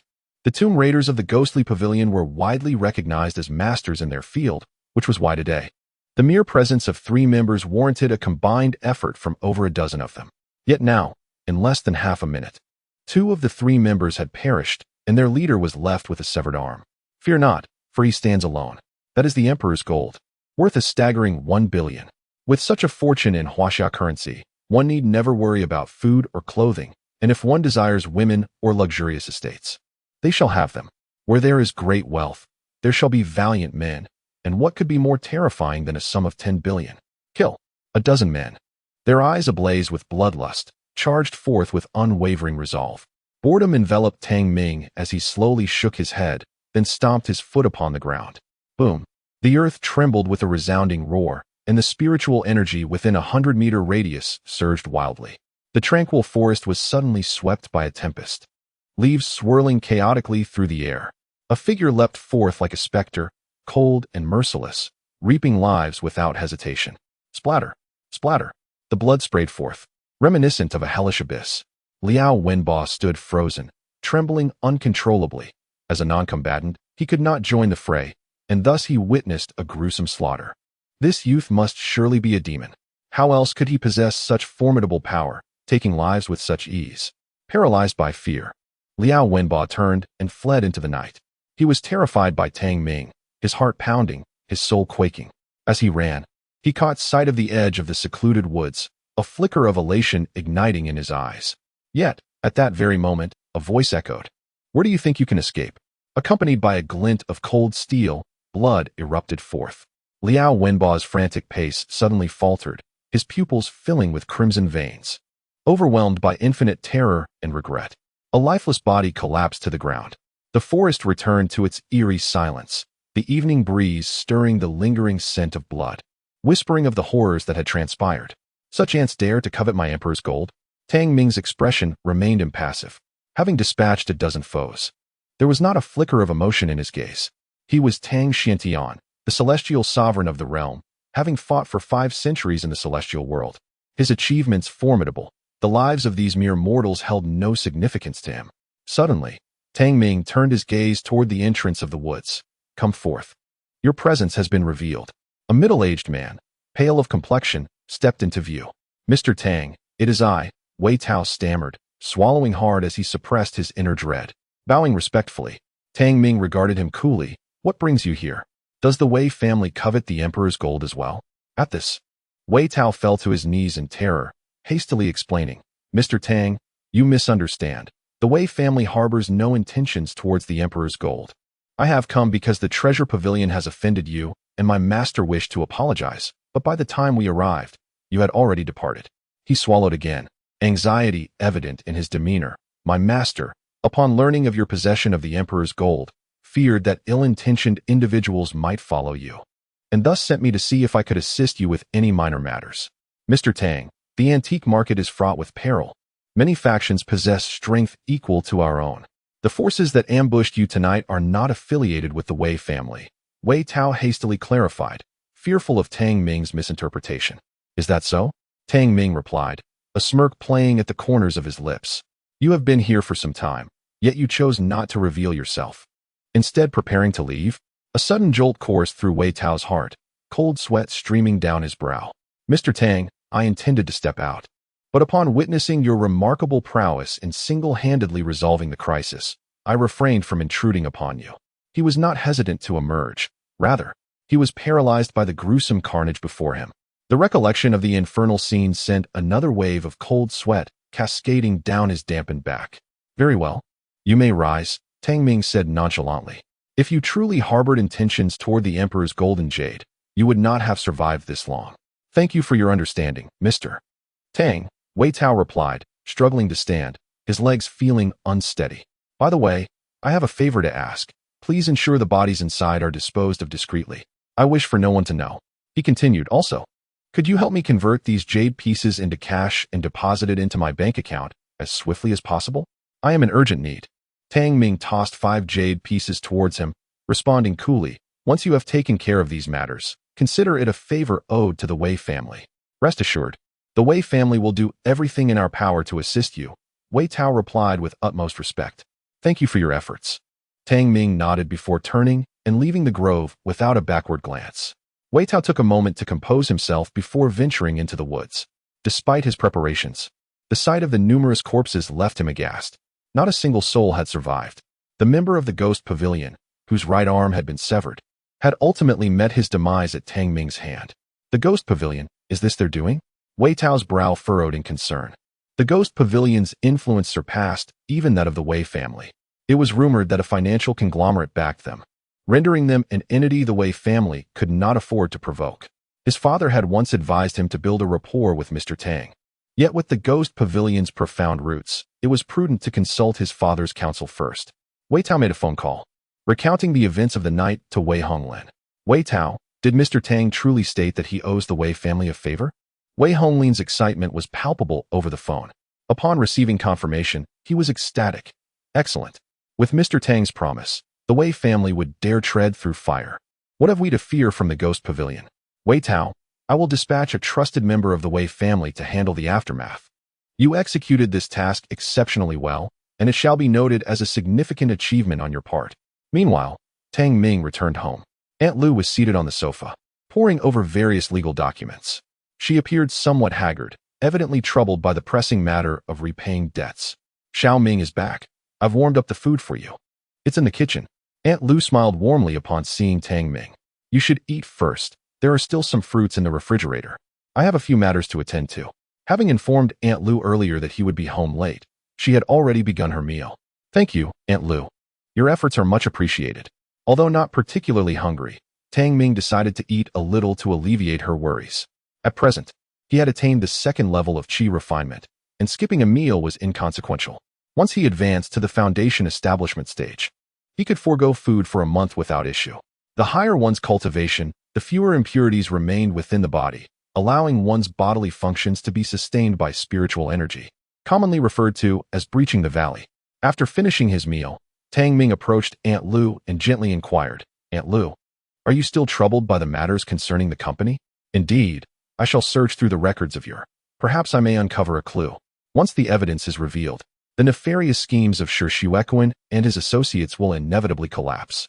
Aunt Lu nodded in agreement, though her beautiful eyes betrayed a hint of disappointment. It was evident that after such a prolonged search, no issues had been uncovered, leaving the adversary's conspiracy unassailable. The thought of having to pay out 20 million weighed heavily on Aunt Lu's heart, casting a shadow over her mood. In light of this predicament, Chen Jigang had already departed to negotiate with the mortgage company. Chapter 21. Trouble at the door. Tang Ming offered words of comfort. Aunt Lu, perhaps you should rest for now. There may be a change in circumstances by tomorrow. I am quite all right, Xiao Ming. I am not fatigued yet. I shall continue my search, Lu Qing replied gently. Beside her, Chen Siki scoffed, expressing her discontent. Tang Ming, my mother is already weary. Can you refrain from bothering her? Tang Ming furrowed his brow slightly. I am not disturbing Aunt Lu. I merely wish to convey that there may be a turning point tomorrow, and I am willing to assist. Spare me your boasting. What assistance can you possibly provide? Chen Siki retorted with a scornful expression. That is a debt of 20 million. How could you help? If you had the means, why would you come seeking refuge with my mother? Tang Ming, if you have nothing to do, you should return to your own room and not interrupt my mother's contemplation, Siki insisted. Lu Qing interjected, gently pushing her daughter. What manner of speech is that? Xiao Ming is, after all, your cousin. You ought to be mindful of your words. Indeed, it is quite absurd that he continues to boast at such a time. Chen Siki mumbled in a tone of grievance. We had half a month of respite, but that day he resorted to violence, causing us to lose that grace period. The bank now demands the funds within a week. Chen Siki. Lu Qing raised her voice in admonition. Are you not aware of the burdens I carry lately? Why add to my worries? Xiao Ming is merely concerned for my well-being. Be mindful of your demeanor. Faced with her mother's ire, Chen Siki retreated to her room. Feeling wronged, Lu Qing furrowed her brow. This child has been spoiled by her father. Please do not take offense, Xiao Ming. Aunt Lu, it is quite all right. Tang Ming replied with a slight shake of his head. He exchanged a few pleasantries with Lu Qing before returning to his room to cultivate his skills. The following day, Tang Ming set off to school alone. Upon entering the classroom, he noticed many gazes directed at him, some filled with astonishment, others with admiration, but most tinged with disbelief. The news of Su Jia's incapacitation and his subsequent hospitalization had spread throughout the school. Not only Su Jia, but also several other individuals, including Fan Shen, had been rendered powerless. His deskmate, Wang Chong, inquired anxiously, Brother Tang, did you truly incapacitate Su Jia? Who told you such a thing? Tang Ming asked, somewhat taken aback. Su Jia's parents caused quite a scene earlier, threatening to break your legs in revenge for Su Jia. They were taken to the office by the teacher for some consolation, Wang Chong responded, his tone laced with concern. Brother Tang, Su Jia's family can be quite unreasonable. You should consider calling your parents as well. Su Jia's parents? Tang Ming frowned. Just then, Their homeroom teacher, Mr. Huang, appeared at the door. Tang Ming, step outside for a moment. The rest of you, continue your self-study. Tang Ming calmly exited the room. As he left, the classroom erupted into a cacophony of chatter. Is it true? Did Tang Ming really incapacitate Su Jie? It must be true. His parents have come to cause a ruckus. Goodness, Tang Ming is remarkably fierce, having incapacitated Fan Shun and a dozen other ruffians. It's rather ruthless. I perceive it as a positive development. Su Jie has bullied the weak at school, extorting many. Now, with his parents involved, Tang Ming is likely to face dire consequences. The classmates are abuzz with speculation. Chen Siki, naturally, is aware of the situation.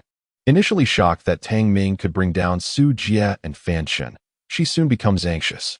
What if this incident implicates her mother? Tang Ming truly knows how to stir up trouble. Was it necessary to strike so hard? Now, the financial burden will undoubtedly fall on my mother. She is already in need of money. Oh, how vexing. Chen Siki, exasperated, stamps her foot, clearly discontented with Tang Ming's actions. Meanwhile, after the homeroom teacher called Tang Ming out of the classroom, he did not head straight to the office but instead turned to the corner of the hallway. Huang Tao quietly inquired, Tang Ming, did you really beat Su Jie? Yes, I hit him twice, Tang Ming nodded. On my first day, Su Jie sent someone to collect protection money. When I refused, they threatened me. My desk mate, Wang Chong, tried to intercede and got slapped for it. I couldn't hold back and taught him a lesson. I thought that was the end of it. But after school, Su Jie brought a dozen thugs armed with weapons, claiming he would take me out, and Su himself brandished a steel pipe to strike me. I couldn't refrain from retaliating. He recounted the events with calm composure. Collecting protection money? Huang Tao raised an eyebrow. I've heard he's a school bully. It seems to be true. Tang Ming, this is self-defense, so don't fear. The teacher has your back. Thank you, Teacher Huang, Tang Ming replied with a smile, acknowledging his familiarity with Huang Tao's character. Huang Tao, having served in the military in his youth, harbored a strong sense of justice and was incensed upon learning that Su Jie was extorting and bullying his students, even going so far as to summon thugs to corner them after school. Soon, they arrived at the office. A middle-aged couple sat in chairs. The man had a brutish appearance, while the woman bore a sharp, acerbic expression. Teacher Huang, this boy is the one who assaulted Su Jie, correct? The woman glared venomously, brandishing her hands as if to seize Tang Ming. How dare you strike my son? This is outrageous. I shall teach you a severe lesson.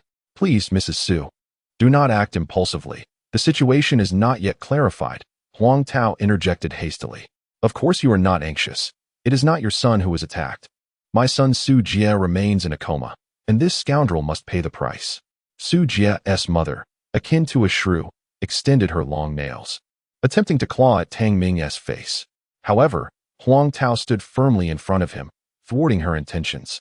Infuriated, she turned and shouted, You wretch! Your son has been rendered incapacitated. Why aren't you taking down this assailant? With a crash, the middle-aged man rose from his chair, lifting it high. Teacher Huang, step aside. This boy must face consequences. In the office, the other teachers were visibly frightened, their anger stifled. Su Jie's father, a burly man with a fierce countenance, intimidated anyone from intervening.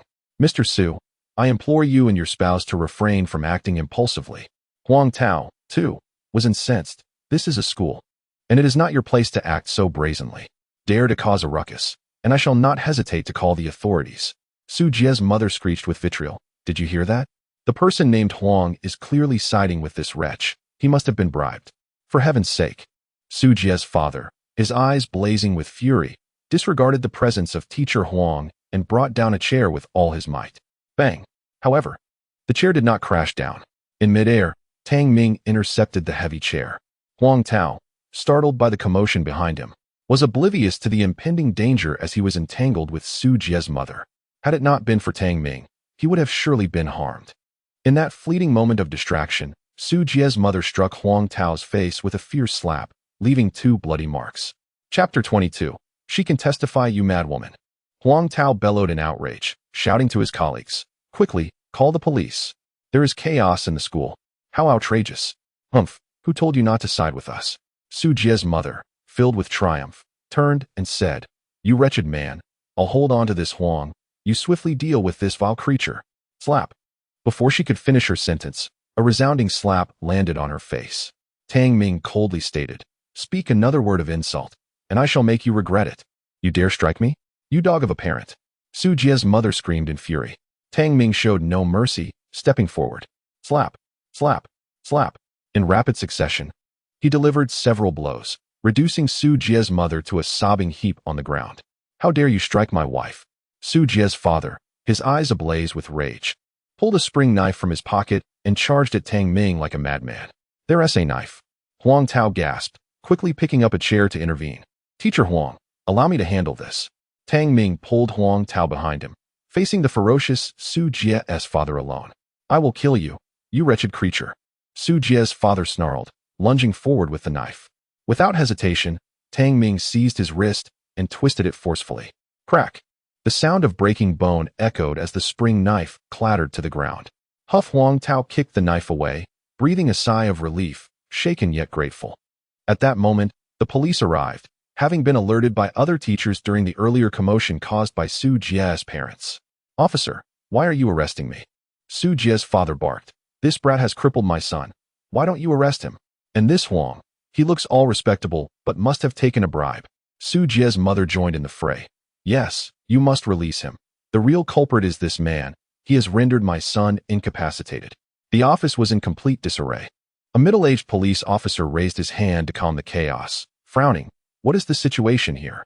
Officer, this man is causing a disturbance in the school. And he wielded a knife. Huang Tao spoke vehemently.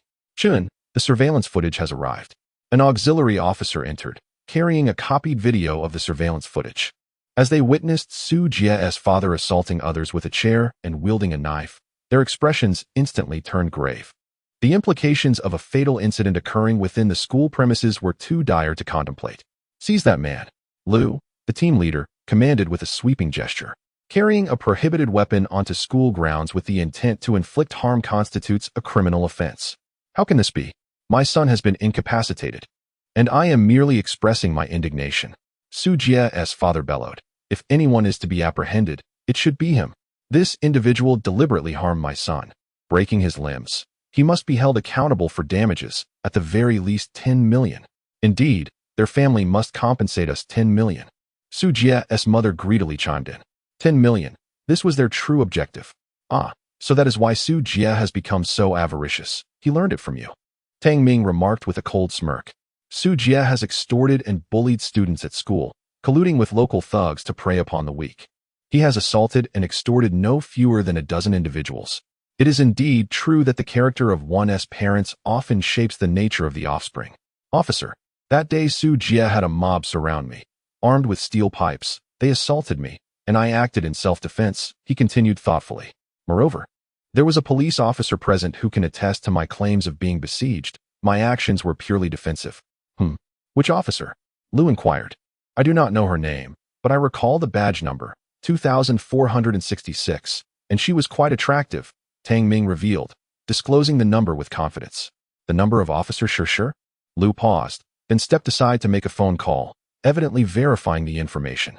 A few minutes later, Lu returned after concluding the call. I have corroborated the events.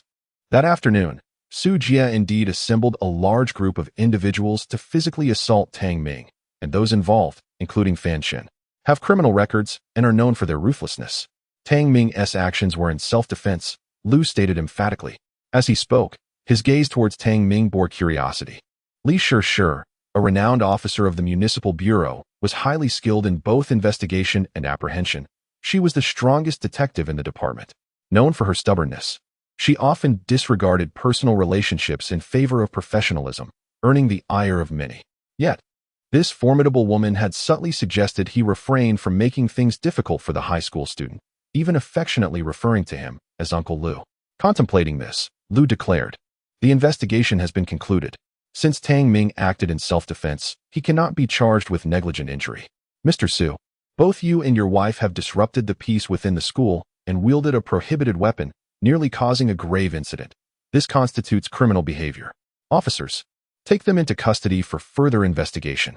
With a wave of his hand, police officers advanced to escort Su Jie's parents away. You are all cut from the same cloth, conspiring together. I will not leave. He must compensate my son. Su Jie's father shouted defiantly. 10 million in damages. Not a cent less. Young man, if you do not pay, I shall make it my mission to strike you every time I see you. Su Jie's father threatened, his demeanor brazen and unrestrained. How outrageous. Lu's expression darkened. To speak so recklessly in my presence is utterly audacious. I shall state this clearly. Should I uncover any evidence against you, I will ensure you face severe punishment to prevent any attempts at retaliation. He commanded, take him away. If there is any resistance, apprehend him directly. He then turned to Tang Ming, reassuringly saying, fear not, young man. Should he dare to retaliate, simply contact the authorities, and I will see to it that he serves a lengthy sentence. Thank you, officer, Tang Ming replied with a faint smile, nodding.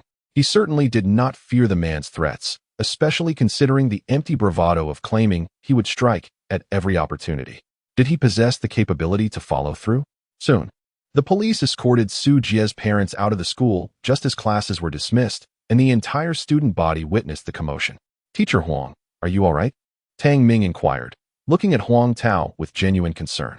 I apologize for the trouble my situation has caused you. It's nothing, Huang Tao chuckled, shaking his head. Just a minor bruise. I'll handle it at the infirmary later. However, you mustn't let this incident affect your mindset. Tomorrow the school will organize a mock examination, so give it your best effort. Yes, I will do my utmost. Thank you, Teacher Huang. Tang Ming nodded appreciatively before exiting the office and returning to the classroom. Upon seeing him unharmed, his classmates were even more impressed, especially after witnessing the uproar caused by Su Jie's parents. Chapter 23. Luxurious Cars and Beautiful Women. 35 million. Tang Ming disregarded the peculiar stares from those around him and immersed himself in his studies. The sound of pages turning echoed in the air as he read with remarkable speed and retention. His mental acuity had significantly improved with his cultivation, enabling him to absorb information at an astonishing rate. His eyes shimmered with a faint azure glow. After several days of diligent study, he had nearly memorized the entirety of the textbook content. He could achieve remarkable scores even if he were to take the college entrance examination today. This exemplified the formidable power of spiritual energy. Before long, the school day came to an end. As Tang Ming stepped out of the school gates, he was confronted by a group of over 20 burly men. Kid, are you Tang Ming? One man with a scarred face scrutinized him, inquiring, are you the one who incapacitated Fan Shen? That would be me, Tang Ming replied nonchalantly. Ha, you maintain quite the composure. The scarred man's tone turned ominous. Fan Shen is my subordinate. Your actions have brought disgrace upon me as his elder brother. Now tell me, how shall we resolve this matter? As he spoke, the surrounding men closed in, exuding an unmistakable aura of intimidation. These men were genuine gangsters, and the scarred man was particularly notorious in the area for his tyrannical behavior. Witnessing the scene, the students' faces paled, and they hurriedly took alternate routes to avoid confrontation. The once crowded school entrance quickly transformed into a vacant space, as no one dared to approach and provoke trouble. Do you wish to negotiate? Tang Ming raised an eyebrow, a playful glint in his eyes as he regarded the scarred man. I fear that what I propose may be more than you can bear. What did you say to Brother Scar? A yellow-haired lackey spat angrily, swinging his hand toward Tang Ming. With a flash of cold determination in his eyes, Tang Ming seized the assailant's wrist with his own, suddenly applying pressure. Crack, crack. The sound of breaking bones filled the air. Ah! The yellow-haired thug cried out, sweat pouring down his face in agony, his screams echoing through the tense atmosphere. As the other companions witnessed the scene, they instinctively moved to assist, with some even clenching their weapons tightly in their pockets. However, the scar-faced man gestured to halt his subordinates, fixating his gaze on Tang Ming's actions, his expression oscillating between uncertainty and menace. Having roamed the underworld since childhood, he possessed not only formidable combat skills, but also a keen eye and extensive experience. Having encountered many formidable figures who concealed their strength, the young man before him, despite his youth, had effortlessly crushed his subordinates' finger bones, a feat of strength unmatched by anyone on their side. With narrowed eyes, the scar-faced man spoke slowly. Little brother, your strength is impressive. Have you trained before? Yes, replied Tang Ming, exerting his strength once more. Crack! Huang Mao collapsed in pain, his right hand hanging limply, a sight both gruesome and alarming. Now, that seems rather ungracious, the scar-faced man remarked, his expression darkening. You've incapacitated Fan Shen and severed Huang Mao's hand. How am I supposed to maintain my reputation? You may do as you please, Tang Ming retorted impatiently. I have no time to waste with you. If you wish to fight, then fight, or get lost. The scar-faced man's expression turned grim. For in their line of work, pride was paramount. Tang Ming's repeated disrespect had ignited his genuine fury. Just as he prepared to strike, a deafening roar of an engine erupted from behind. Suddenly, a striking crimson Lamborghini sped past from the street. With a screech, the Lamborghini executed a flawless drift, leaving arc-shaped skid marks on the ground. Its sleek, aerodynamic body exuded an aura of wild extravagance, and the resonant growl of its engine captivated everyone's attention. My goodness, a Lamborghini. This is a top-tier luxury car worth over $9 million. Wow, I've never seen a car of this caliber before. Whoever drives such a vehicle must be incredibly wealthy. Could there be a hidden tycoon at our school? As the crowd buzzed with astonishment, the doors of the Lamborghini swung open like blood-red wings. The first to emerge was a pair of slender, fair legs, elegantly clad in Hermes crystal high heels, adorned with enticing crimson nail polish, a sight that evoked an inexplicable allure. A stunning beauty, donning sunglasses, stepped out of the vehicle. She possessed an unparalleled beauty. Her fair skin radiant, dressed in a breezy tank top and denim shorts, embellished with luxurious accessories that exuded opulence. Wow, those sunglasses are from the world-renowned brand Prada. With the frames alone, costing a fortune. What a beautiful woman, so alluring. A genuine heiress. As the crowd marveled, the exquisite goddess finally removed her sunglasses, casually tucking them into her neckline, causing a ripple of excitement among onlookers. All eyes were drawn to her as she approached Tang Ming, slightly bowing. Mr. Tang, I apologize for keeping you waiting. What brings you here? Tang Ming inquired, furrowing his brow, for he was not particularly interested in this spoiled heiress. Mr. Tang, last night you asked Uncle Tao to assist you with the jade, and since he has matters to attend to today, I have brought it to you myself. Wei Jiai gracefully produced a golden bank card, presenting it with both hands as she respectfully spoke. Mr. Tang, 5 exquisite pieces of jade along with a premium blood jade have been sold for a total of $35 million. Additionally, this supreme golden dragon card was entrusted by my grandfather to be given to you. With it, you may enjoy complimentary services at any of the Wei family's establishments. Wei Jiai's smile was radiant, showing no sign of discontent despite Tang Ming's earlier remark. 35 million? Tang Ming wore a bemused expression. If his memory served him right, the 5 pieces of jade were valued at just over 30 million, yet the Wei family had presented him with 35 million, in excess of 5 million. Wei Jiai elucidated, Mr. Tang, I apologize for the inconvenience caused at Ju Bao Gu that day. My grandfather deemed this additional 5 million as a gesture of goodwill. Tang Ming nodded lightly, and then, somewhat perplexed, turned his gaze towards the scar-faced man. What are you trembling for?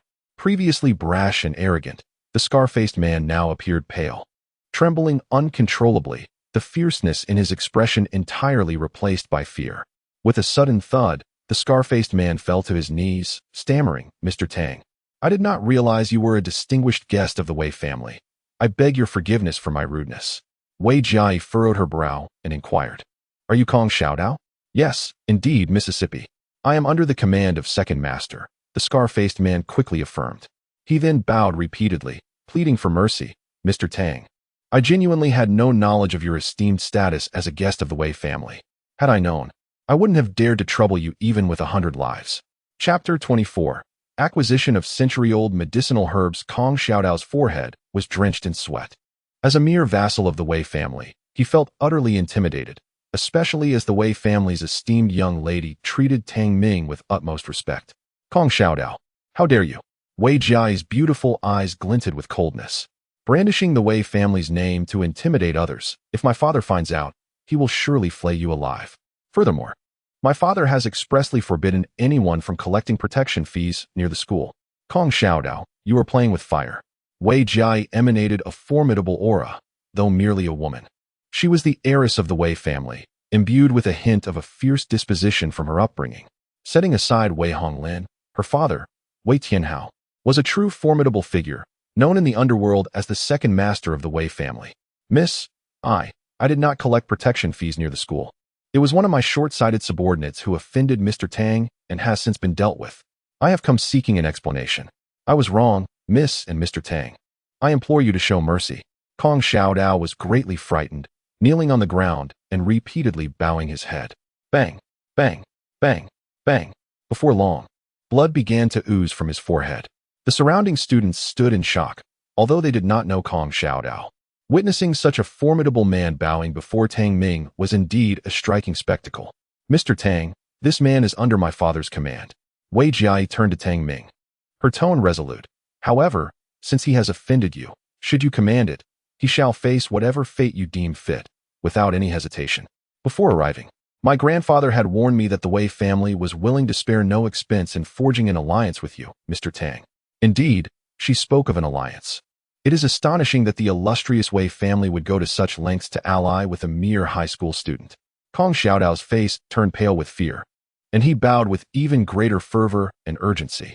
Tang Ming chuckled lightly. The Wei family likely lacks the sufficient capital for me to consider an alliance.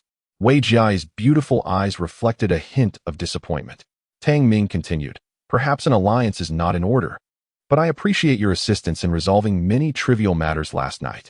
Consider it a favor owed to the Wei family. Should you need help in the future, do not hesitate to reach out. Thank you very much, Mr. Tang, Wei Jiai responded, her spirits lifted, as this was indeed the only good news she had received.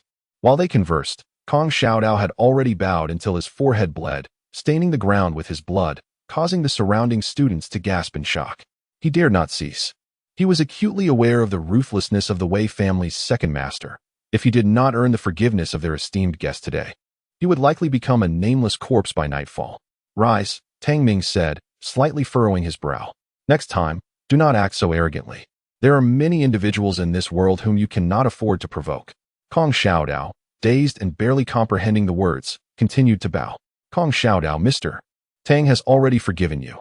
Why do you not hurry and leave? Wei Jiai admonished, signaling to a few of her subordinates. Boss, stop bowing. Brother Dao, Mr. Tang has forgiven you.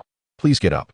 After being shaken by several subordinates, Kong Xiaodao finally reacted, weakly stating, Thank you, Mr. Tang, for your magnanimity. I shall not dare to offend again. Before he could finish, he fainted. Take him to the hospital. When he awakens, inform him of Mr. Tang's warning. Should there be a next time, let it be known that not only Mr. Tang, but I, from the Wei family, will not spare him, Wei Jiai said coldly. Her subordinates hurriedly carried Kong Xiaodao away, not daring to look back. I have matters to attend to, so I shall take my leave, Tang Ming said, glancing at Wei Jiai before turning to depart. Mr. Tang, please wait, Wei Jiai invited with a radiant smile. Since I am rather idle, if you do not mind, allow me to be your driver. As she spoke, she made a gesture of invitation with the grace of a hostess, her sweet smile and enchanting figure captivating all. Very well, I appreciate the trouble, Tang Ming replied, observing the sky before graciously entering the car. At the same time, a group of individuals exited the school gate, catching sight of Wei Jiai inviting Tang Ming into the vehicle. Oh, Siki, is that not Tang Ming? Tian Wenwen exclaimed in surprise. Who is that beautiful girl? She drives a Lamborghini. Xiaopeng, do you know how much that car costs? Indeed, that is an internationally limited edition. Acquiring it domestically, including fees, would amount to approximately 10 million, Xiaopeng replied thoughtfully. His attention was drawn to Wei Jiai's figure and beauty. Witnessing such a goddess inviting a cripple into her car stirred a tinge of jealousy within him. Over 10 million for that luxury vehicle, Tian Wenwen remarked enviously. Nudging her friend, Siki, did you not say that Tang Ming is penniless? Could he be a hidden wealthy individual? This, I am also uncertain about. Shin Siki furrowed her brows slightly. Logically, he indeed lacks financial resources. If he were affluent, he would not need to stay at my home.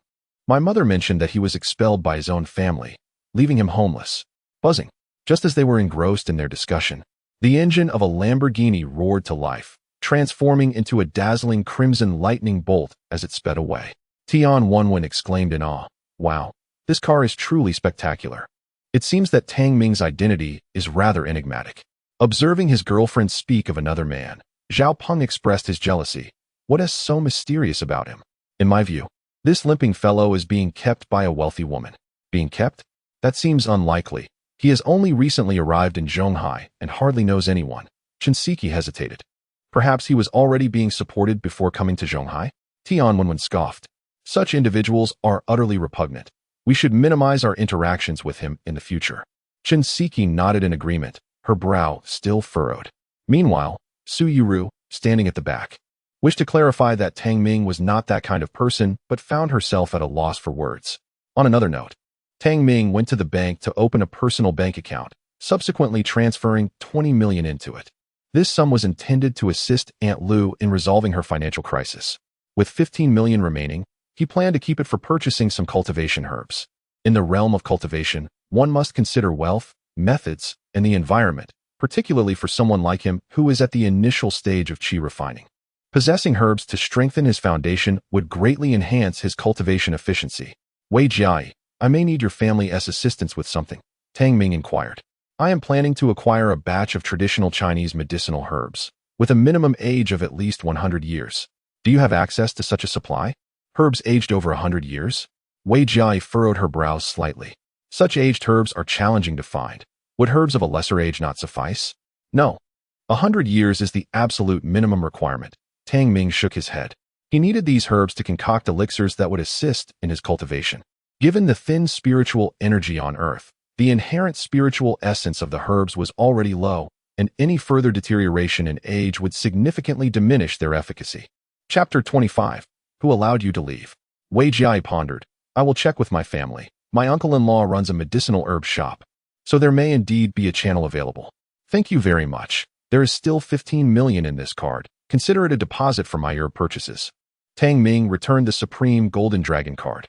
Wei Jiai smiled and shook her head. Before I came, my grandfather specifically instructed me to give you this card. If I were to take it back, he would surely scold me terribly. Mr. Tang, there is no rush regarding the money. The Wei family will do everything in our power to assist you in gathering the herbs. By the way, do you have the names of the herbs you require? Wei Jiai blinked her beautiful eyes. Let us connect on WeChat. You can send me the names of the herbs you need. All right. Tang Ming took out his phone and added her on WeChat. He then sent a list of a dozen precious herbs, many of which were unavailable on Earth, thus requiring substitutes. In his previous life as a revered immortal in the realms, he not only excelled in combat, but was also adept at alchemy. Several times he had escaped peril thanks to the miraculous elixirs he had concocted himself. As Wei Jiai sat in the driver's seat, a smile graced her lips. She was pleased to befriend Tang Ming. As dusk settled, the day drew to a close. A Lamborghini drove into the Qinghu community, turning left ahead and proceeding straight for 50 meters. Indeed, this is the place. Before Tang Ming could exit the vehicle, he noticed a crowd gathered at Aunt Lu's doorstep. The Lu family was present, yet the opposing group was even larger, each member wearing a fierce expression that suggested malice. At the forefront stood Shuequan, the individual he had previously taught a lesson to, his head bandaged, now glaring menacingly at Chen Jigang while shouting in fury. Stop the car. Tang Ming's tone turned icy. Wei Jiai obediently halted the vehicle, and Tang Ming swung open the door, striding forward without hesitation, directly shoving aside a burly man behind him. Several individuals stumbled and fell to the ground. Xiao Ming. Lu Qing's expression shifted slightly as she quickly pulled him behind her for protection. Speak of the devil, and he shall appear. Kid, you finally arrived, Shuequan sneered. You had the audacity to ambush me that day. You truly must possess a lion's heart. I, Shuequan, have navigated the waters of Zhonghai for so long, and I have never suffered such disgrace. Before Tang Ming could respond, Lu Qing interjected fiercely, Shuequan, I have already called the police. You are inciting a riot. What riot are you talking about? Don't try to intimidate me. I have connections at the city bureau. Just see if anyone dares to show up today. Shuequan's gaze turned cold as he continued. Lu Qing, you have 4 days left to repay the 20 million you owe. Once the time is up, the court will forcibly seize your house. The court's matters do not concern me. I am here primarily for this kid. He warned, I advise you to hand him over, or else there will be unforeseen consequences. His expression grew increasingly sinister as he seized a steel baseball bat from one of his companions. The Lu family turned pale, especially Chen Jigang, the only adult male in the household, who felt a surge of fear in the face of such overwhelming numbers. Should a brawl ensue, their family would undoubtedly suffer. Mom, why should we bear the consequences for Tang Ming's troubles? Chen Siki timidly urged, hiding behind Chen Jigang. Chen Siki, is that what you should be saying? Lu Qing's voice rang out resolutely. I declare here today, as long as I am present, no one dares to bully Xiao Ming. Shuequan, I will fight you to the end if necessary. These scoundrels are going too far. As if embodying a protective mother tiger, Lu Qing emerged from the kitchen wielding 2 kitchen knives, her demeanor fierce, violent, and bordering on hysteria. Observing her state, Shi Shuequan and his associates exhibited signs of trepidation. "Crazy woman, who do you think you are, brandishing kitchen knives to intimidate us?" Shi Shuequan spat. "Your entire family is in peril. Do you have time to worry about others? You might protect him for a moment, but can you safeguard him for a lifetime? I hear this kid is attending high school in Zhonghai. I could easily ruin him any day." After hurling these threats, he intended to retreat. Lu Qing's deranged demeanor indicated that if a life were lost, it would be difficult to contain the situation. Indeed, as he stated, dealing with a mere high school student would pose little challenge for him. Lu Qing cannot continuously offer protection, can she? Certainly not. Just as Shi Shuequan and his companions prepared to depart, a voice imbued with chilling coldness suddenly resonated. "Who has permitted your departure?" Tang Ming stepped forward, his tone devoid of any emotion. "There is no need to postpone. Let us resolve all conflicts today." Aunt Lu, anxious, attempted to intervene. "Xiao Ming, Aunt Lu, I can handle this. Trust me," Tang Ming replied, flashing a smile. "I cannot always rely on you for protection. It is time for me to repay your kindness." With that, he pulled Aunt Lu behind him. As he raised his gaze once more, a menacing glint of madness and killing intent emanated from his obsidian eyes, the temperature around them plummeting. "Kid, what can you possibly resolve? You must be overestimating your abilities," a bald man cursed vehemently, swinging his fist down with force. In that instant, as he raised his hand, Tang Ming, rather than retreating, advanced a step, seizing the man's wrist and delivering a punch to his outer elbow. The elbow, being one of the hardest bones in the human body, crunched audibly.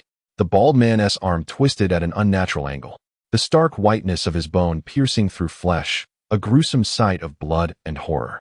His mouth agape, he was overwhelmed by excruciating pain, rendering him incapable of even a scream. "Is it painful? Do not worry, this is merely the beginning." Tang Ming's voice was as frigid as ancient ice as he delivered a kick that shattered the bald man's knees. With a thud, the man collapsed, eyes closing as he fainted from the agony, never having had the chance to cry out. Observing the grotesquely contorted figure on the ground, a wave of dread washed over everyone present.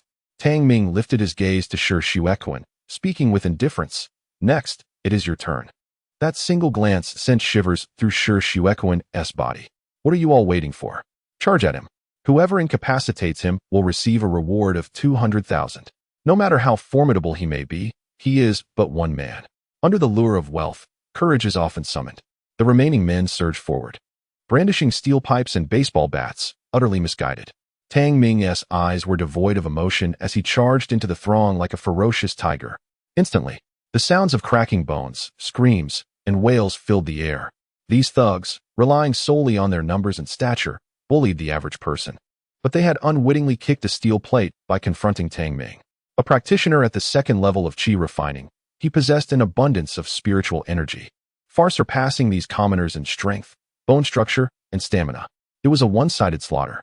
With a cold demeanor, Tang Ming sent anyone he touched flying as if struck by a truck. Before long, the courtyard of the Chun family villa was littered with incapacitated men, nearly all with broken limbs. A tragedy of human proportions. Shi Shuequan could hardly believe the scene before him. Having brought a large entourage, he was left standing alone, the only one still on his feet. "I had taught you a lesson last time, and you did not learn. Today, let me grant you a permanent memory." Tang Ming approached with a stoic expression. Shi Shuequan's flabby face quivered. "I warn you not to act recklessly. If you lay a hand on me, the consequences will not be easily resolved." With a resounding slap, his face instantly swelled like a pig's head. Tang Ming seized Shi Shuequan by the throat, lifting him effortlessly with one arm. "Cough, cough, let go of me." Shi Shuequan gasped desperately, kicking his legs and shouting, "You fool. My powerful backer is the Zhou family from Zhonghai. You'd better stop. Trust me, crossing me will yield no favorable outcome. If you let me go now, I can overlook today's incident." The Zhou family from Zhonghai? Chen Jigang, standing behind, looked alarmed. Lu Qing seemed to connect the dots, gritting her teeth. So it was the Zhou family pulling strings behind the scenes. No wonder that 20 million just vanished into thin air. Shi Shuequan, as a senior member of the Nank Group, how dare you conspire with the Zhou family against the company? Aren't you afraid of being implicated in commercial crimes? Lu Qing's beautiful eyes nearly blazed with fury. For the past few days, she had been pondering where things had gone awry. But she never imagined the greatest puppeteer was the Zhou family. The Zhou family was an established clan in Zhonghai, deeply rooted, and with their methods. They could effortlessly swallow that 20 million without a trace. Humph, that project was first claimed by the Zhou family. Which developer in Zhonghai would dare to compete? Only you. Lu Qing, foolishly put yourself in the line of fire. Sure, Shuequan laughed maniacally. I have the Zhou family backing me. What can you do to me? Lu Qing's complexion darkened as she gently shook her head at Tang Ming. Xiao Ming, let it go. Chun Jigang anxiously urged. Tang Ming, loosen your grip. The Zhou family was far beyond the reach of their kind of family. With just a word, they could render them unable to move in Zhonghai. This was the power of a great family. Lu Qing, command this brat to release me. Sure, Shuequan sneered. I am one of the Zhou family's own. If you touch me, do you believe I want to bring ruin upon your entire family? Seeing the expressions on Lu Qing and Chun Jigang's faces, he realized they were afraid, which only emboldened him further. Tang Ming murmured the name Zhou family a couple of times, then turned to Aunt Lu with a gentle smile. Aunt Lu, as long as I am here, no one shall dare to threaten you. Whoever dares to bully you, I shall eradicate them and their kin.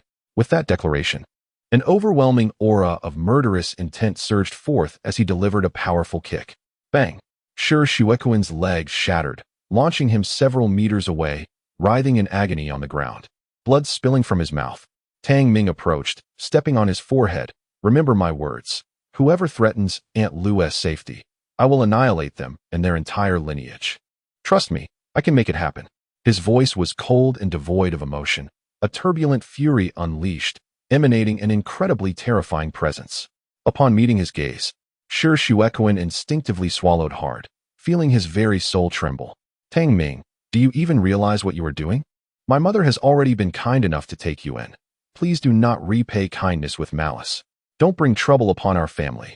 Behind him, Chen Siki screamed sharply, while Chen Jigang cast a somber glance in his direction, clearly displeased with Tang Ming's actions. As a local of Zhonghai, they were acutely aware of the ruthless tactics employed by the Zhou family. They were not to be trifled with, nor did they dare to provoke them. To repay malice with kindness? Tang Ming chuckled softly, and then raised his gaze ahead. Wei Jiai, how does your Wei family's strength compare to that of the Zhou family? After escorting Tang Ming back, Wei Jiai had not departed but stood by, observing the scene. However, amidst the earlier conflict, no one had noticed the stunning beauty standing outside until now, prompted by Tang Ming's inquiry. Wei Jiai approached, bowing respectfully, in response to Mr. Tang. The Wei family is evenly matched with the Zhou family. Our two families are sworn enemies, embroiled in deep animosity.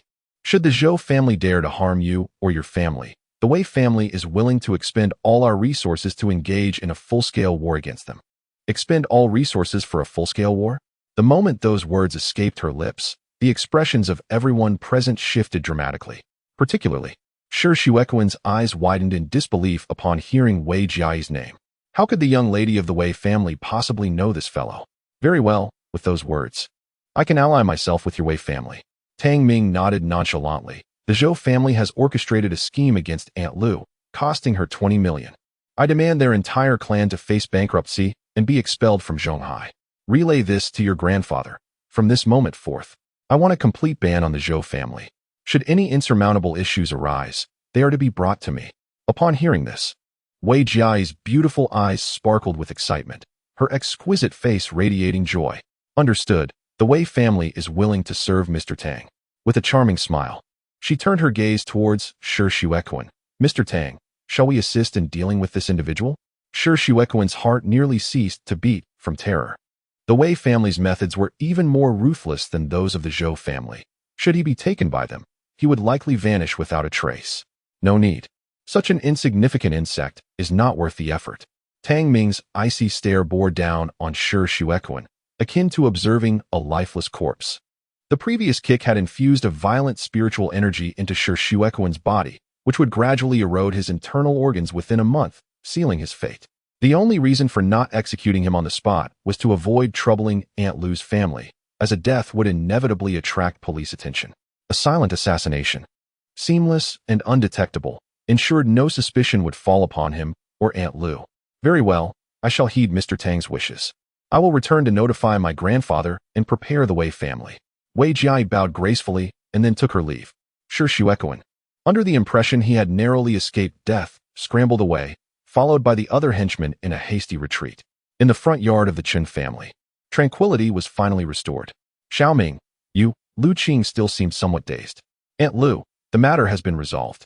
With the Wei family intervening, the Zhou family should think twice before retaliating, Tang Ming replied with a smile, deliberately omitting any mention of Shi Xuequan, as he was already a doomed man incapable of stirring trouble. Then, Tang Ming produced a bank card. Aunt Lu, this card contains 20 million. Please use it to address your immediate needs. As for the money lost to the Zhou family's scheme, I will assist you in recovering it. Lu Qing serves as the project manager at Nank Group, while Shi Xuequan and Zhou Jia conspired to embezzle 20 million, shifting the blame onto Lu Qing. Naturally, Lu Qing is expected to repay this sum, as the money mysteriously vanished from her accounts. Chapter 27, Mock Examination, an Epic Challenge, 20 million.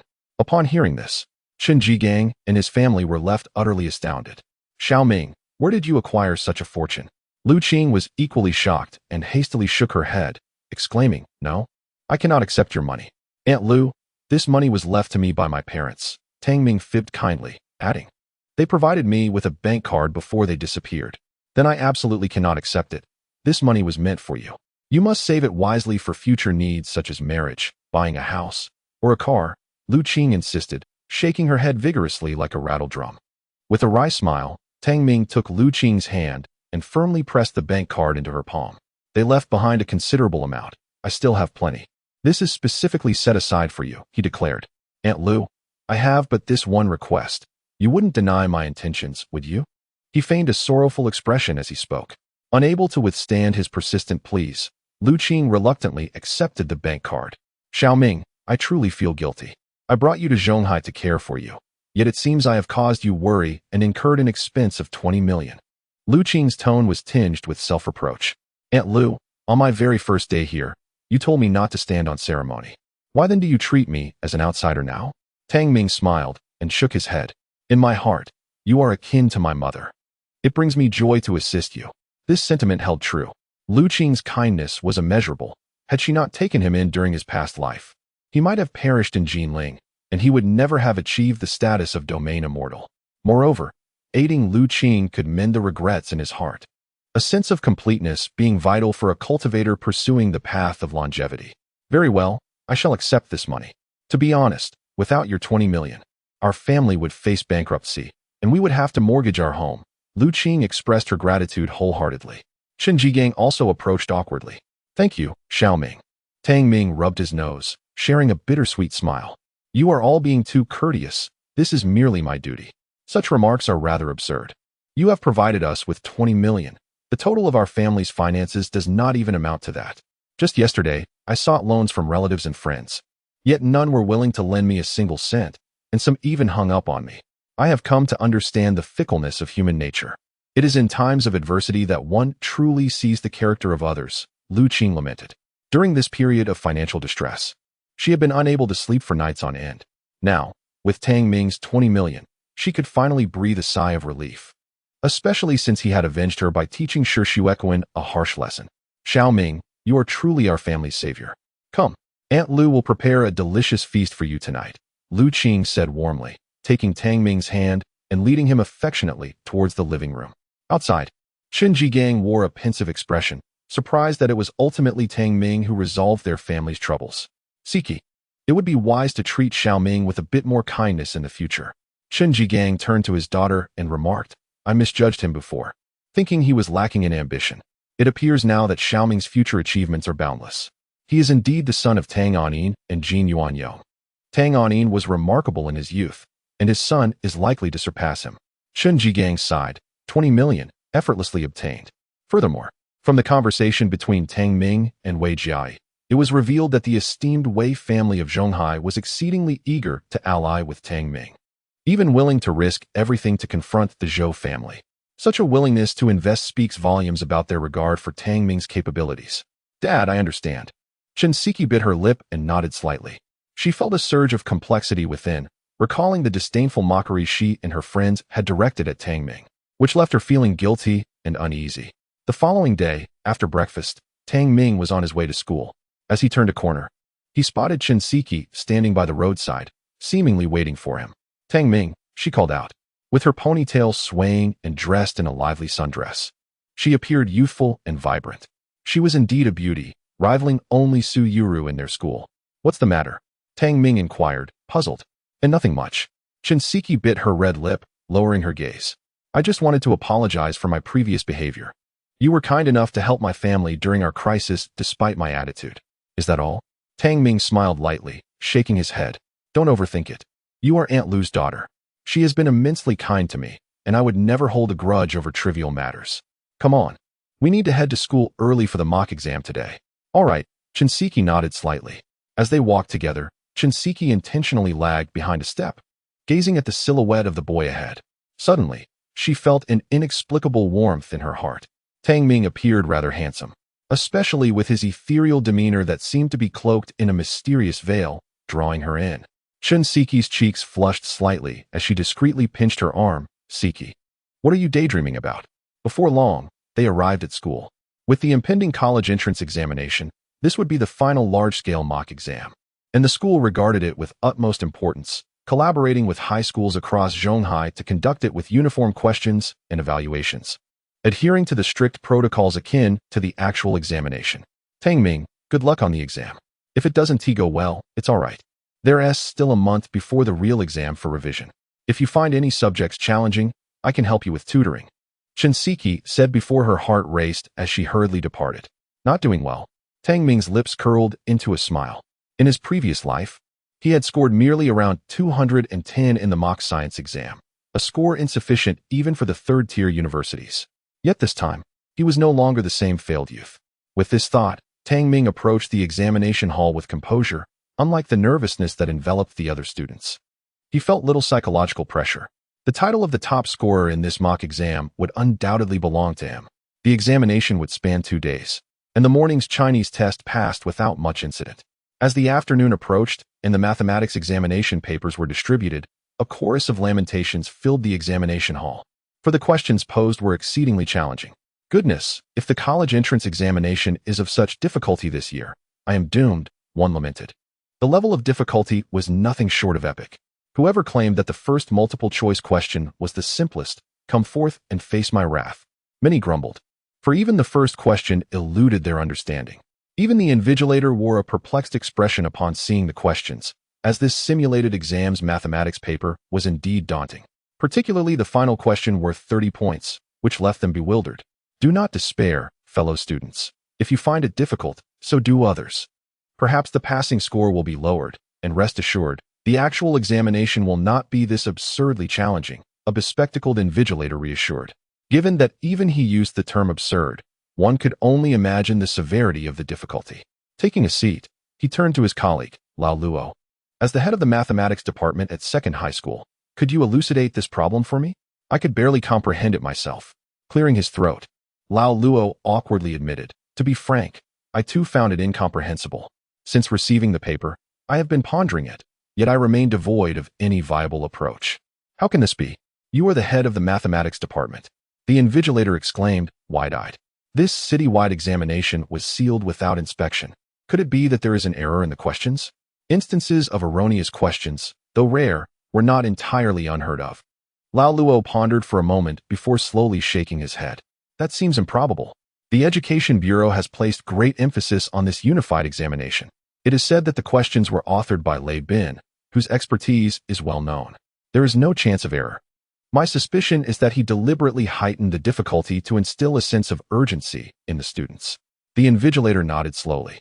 Lei Bin is quite renowned in educational circles, hailing from a family of mathematicians.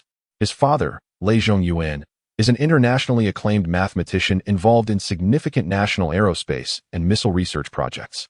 Beyond his lineage, Lei Bin has established himself as a prominent figure in education, having contributed to past college entrance examination questions. Given that this paper was crafted by Lei Bin, it should be reliable, the invigilator remarked with a wry smile. Yet such challenging questions stymie even us teachers. The students are bound to be overwhelmed. As the two engaged in conversation, they were suddenly interrupted by the unmistakable sound of papers rustling within the classroom. The noise of pages being turned was distinctly audible throughout the examination hall, drawing the attention of the two invigilators and the anxious candidates alike. They beheld a young scholar, fervently inscribing answers at his desk.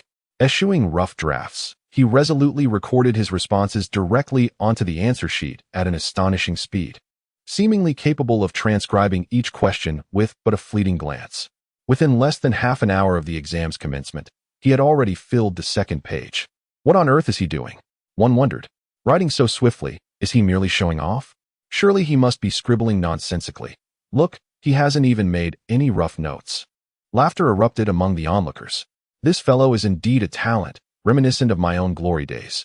If one cannot write correctly, one should simply write anything at all. Oh, I see now, if the sheet is filled, one might still earn partial credit even if the answers are incorrect. The examination hall resounded with mocking laughter. Silence, silence. The examination hall must remain quiet. Any disturbances during the college entrance examination could result in point deductions or even a score of 0. Mr. Luo tapped the podium a few times, then frowned at the young student, expressing his dissatisfaction. He felt this individual was somewhat seeking attention. As a teacher, he preferred students who approached their studies with sincerity. If one could not answer a question, it was better to leave it blank rather than scribble aimlessly, which only increased the burden of grading for the teacher. As time passed slowly, an hour later, Tang Ming set down his pen and stood up, saying, "Teacher, I have finished. May I submit my paper early?" "Finished already?" Mr. Luo's expression darkened as he reprimanded. "The college entrance examination is a significant milestone in your life. It must not be taken lightly. Even if the questions are challenging, you should ponder them thoroughly. I suggest you review your answers multiple times. Being perfunctory is a disservice to yourself." Tang Ming replied with a faint smile, "No need to review. I am confident." Saying this, he submitted his paper and left the examination hall without a second glance. The invigilating teacher shook his head and chuckled. This young man is indeed quite confident. One can only hope his confidence does not exceed reason. He should consider the difficulty of this paper. Mr. Luo, mid-sentence, suddenly voiced his astonishment, and he snatched up the paper from the desk to examine it. His expression shifted from confusion to shock, and finally to horror. The answers on the paper were not mere scribbles. They were presented in an exceptionally neat and orderly manner. All multiple-choice questions, correct. All fill-in-the-blank questions, correct. All short answer questions, correct. Even the extremely difficult 30-point question at the end was answered clearly and neatly. Mr. Luo gasped, "This is impossible." The invigilating teacher looked over, puzzled. "What is it?" He answered all the questions correctly, even the last one. Mr. Luo exclaimed, his tone filled with disbelief. He then took out his pen and began to retrace Tang Ming's reasoning. Half an hour later, he confirmed that, even based on the existing answers, it took him a full 30 minutes to deduce the solutions. The final result, correct. Mr. Luo struggled to swallow. He got them all right, a perfect score. Upon uttering this, not only was the nearby invigilating teacher stunned, but the other candidates were also bewildered. Wasn't that boy just scribbling? Instead, he achieved a perfect score? Impossible. The difficulty of this exam was legendary. Even the head of the mathematics department could not attain a perfect score. How could a mere student do so? The invigilating teacher paused for a moment, as if realizing something. Could it be that the standard answers for this exam were leaked, and he was cheating? At that moment, Mr. Luo abruptly stood and approached the seat where Tang Ming had answered, retrieving the blank scratch paper. Completing a perfect mathematics exam without any rough work? It must be a case of leaked questions. Otherwise, it was inexplicable. Mr. Luo's demeanor turned serious.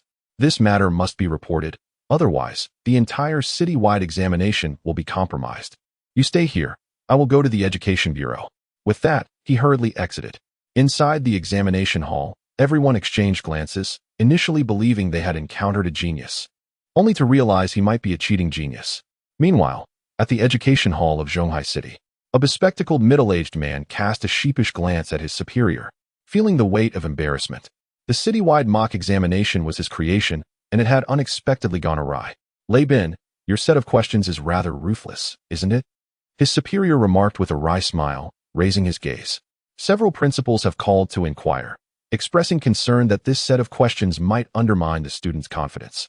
Director Yin, this is indeed my blunder, Lei Bin said, his face etched with guilt. That night, after I stayed up late organizing and reviewing the questions, I simply left them on my desk and went to bed. Little did I know, my father was also burning the midnight oil, even more spirited than I. searching for past materials in my study. He awkwardly adjusted his glasses. He must have had a sudden burst of inspiration, for he scribbled some challenging questions on my exam paper. The next day, I neglected to check and submitted it for printing. Old Master Lei, Director Yin paused, then shook his head with a bitter smile. No wonder. It turns out these questions were crafted by that esteemed mathematician. It is indeed a blessing that he remains so vigorous. He is a treasure of our nation, truly unparalleled.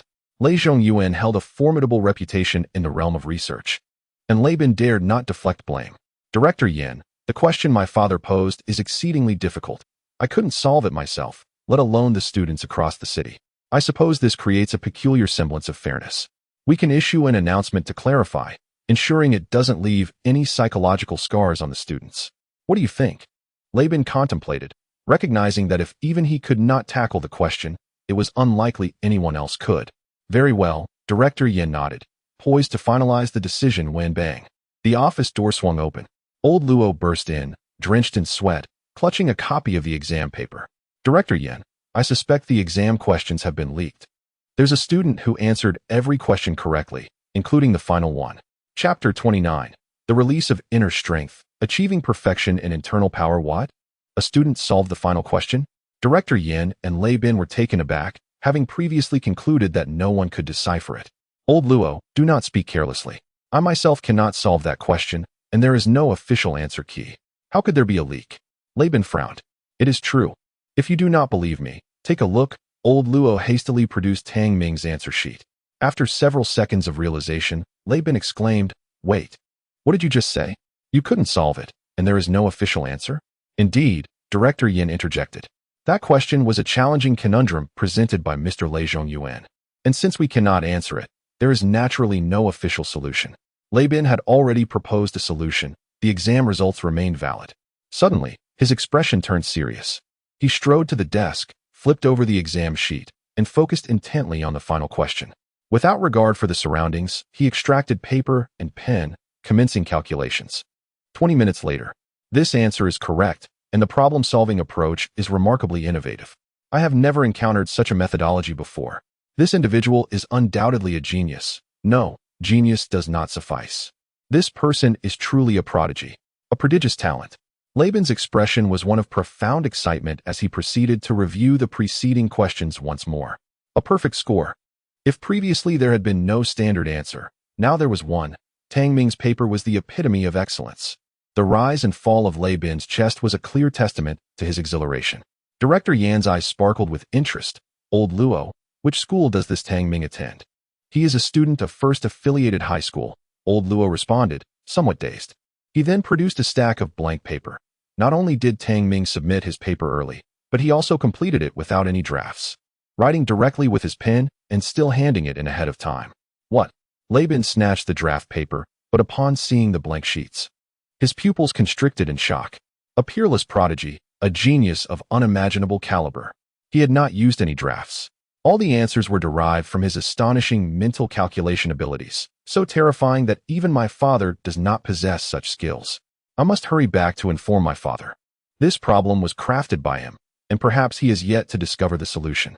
Holding Tang Ming's paper as if it were a rare treasure, Lei Bin rushed out, leaving Director Yin and Old Luo in a state of bewilderment. To think that an examination question posed by the esteemed Elder Luo was answered with full marks by a high school student. If I had not witnessed it myself, I would scarcely believe it. Old Luo sighed, filled with admiration. It seems this year's top scorer in the college entrance examination will be claimed by First Affiliated High School. Ha ha ha, what splendid news. I am rather eager to see Tang Ming's overall score. It could very well break the historical records of Zhonghai City. Director Yin suddenly erupted into laughter. As the overseer of educational affairs, if Zhonghai truly produced a mathematical genius, it might well elevate his position. With this thought, his spirits soared even higher. Unbeknownst to Tang Ming, his examination paper had stirred a considerable uproar. Yet even if he were aware, he would remain indifferent. Examination scores in prestigious universities were but transient concerns. What he truly sought was the path to immortality. By the lakeside of Qinghu Park, he relied on the wood spirit essence to completely mend his severed tendons. The pain of a broken leg, the humiliation of betrayal, the hatred of abandonment, everything from his past life would be repaid 100-fold, and he would reclaim all that he had lost. becoming an existence that others could only look up to. A gleam of brilliance flickered in Tang Ming's eyes as a powerful aura enveloped him, sending ripples across the lake before him. These were the agonizing memories of his previous life. In this life, he would seek vengeance for grievances, compensate for the deficiencies of his Tao heart, and achieve a complete path to immortality. With a hum, a verdant glow emanated, accompanied by a rich essence of life. Clutching the wood's spirit essence, Tang Ming closed his eyes, the spiritual energy within 100 meters swirling wildly around him. On the following morning, Tang Ming abruptly opened his eyes, a chilling glint piercing through his dark irises. Exhaling a breath of turbid air, he released a surge that shot forth, crossing a distance of 3 meters and striking the lakeside, sending splashes of water over half a meter high. With the expulsion of breath came strength, and his internal energy reached perfection. Tang Ming's expression brightened. His cultivation had advanced from the second layer of qi refinement to the third, achieving the stage of expelling breath with strength. Rising to stretch his limbs, Tang Ming felt the tendons in his feet had fully healed, their strength now surpassing that of an ordinary person. With his cultivation at the third level, he exhaled with vigor, with his current might. A single kick could shatter solid rock. Suddenly, Tang Ming's figure surged, his right leg transforming into a whip-like shadow. Bang! A mossy stone before him was instantly reduced to fragments, scattering across the ground.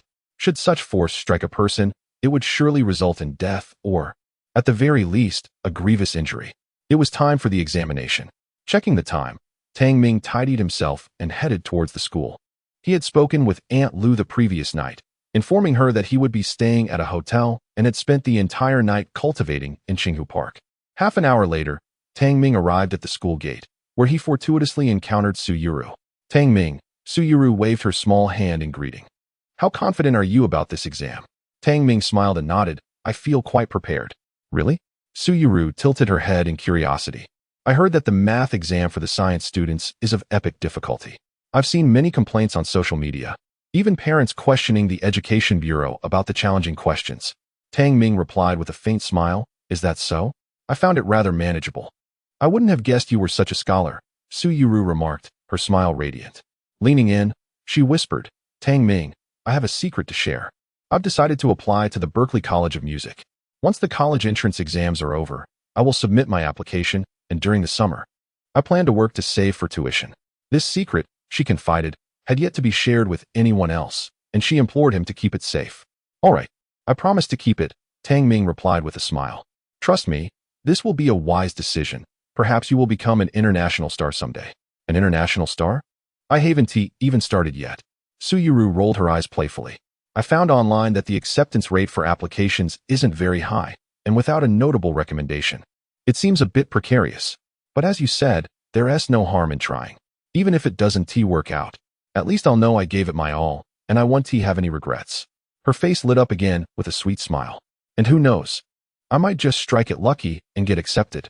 Rest assured, you will be accepted, Tang Ming said with a chuckle, his heart uplifted by Su Yuru's delightful smile. This smile was familiar and healing to him. In his past life, Su Yuru had encouraged him with her optimism, always cheerful and lively. During a time when Aunt Lu had passed away and Tang Ming found himself in the depths of despair, her positive spirit had been a beacon, preventing his situation from deteriorating further.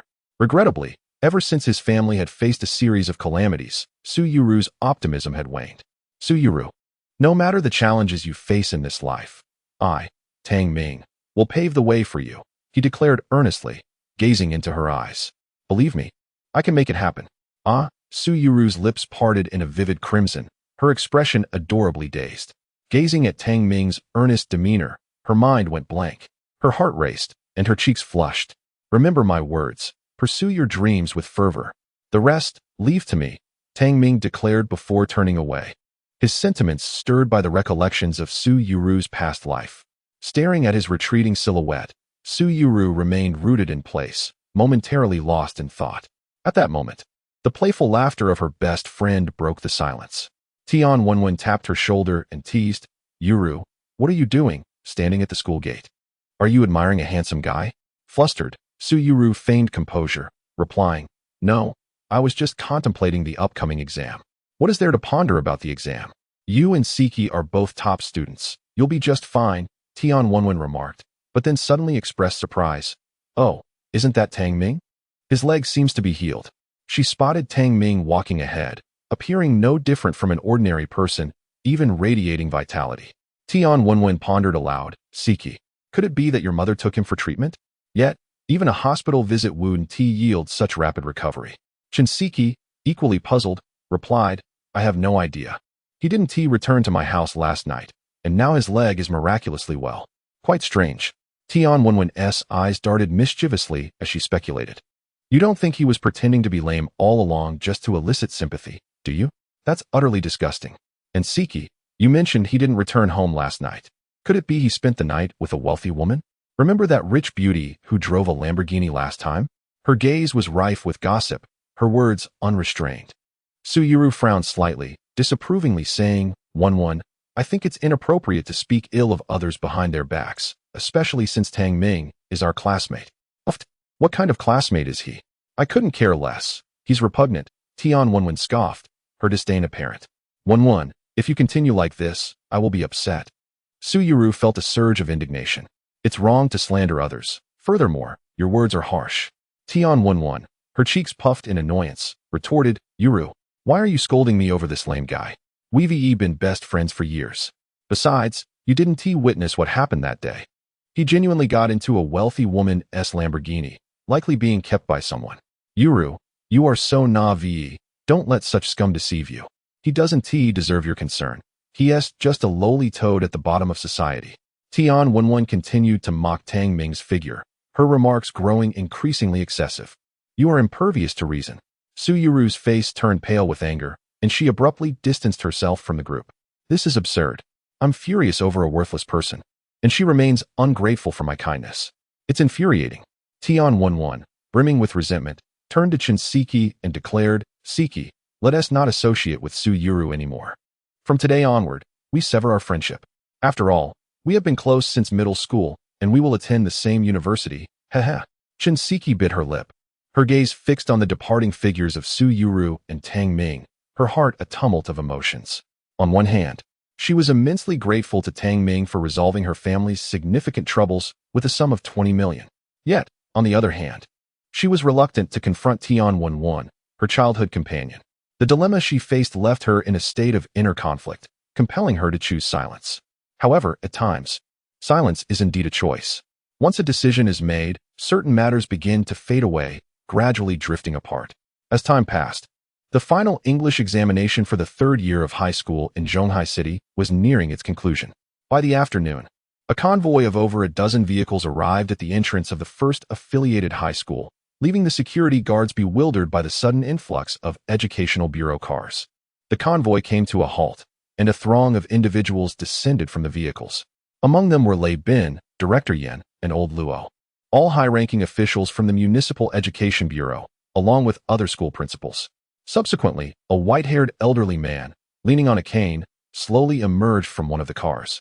Upon seeing him, all the high-ranking officials from the Education Bureau bowed in respect. Ignoring their gestures, the elderly man inquired with urgency, Lei Bin, is it confirmed that the high school student is from the affiliated school? Lei Bin bowed and replied, Father, it has been confirmed.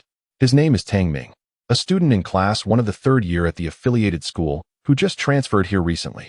A transfer student? Lei Zhongyuan was taken aback. Such an extraordinary talent. Which school would not strive to retain him? How could he have transferred?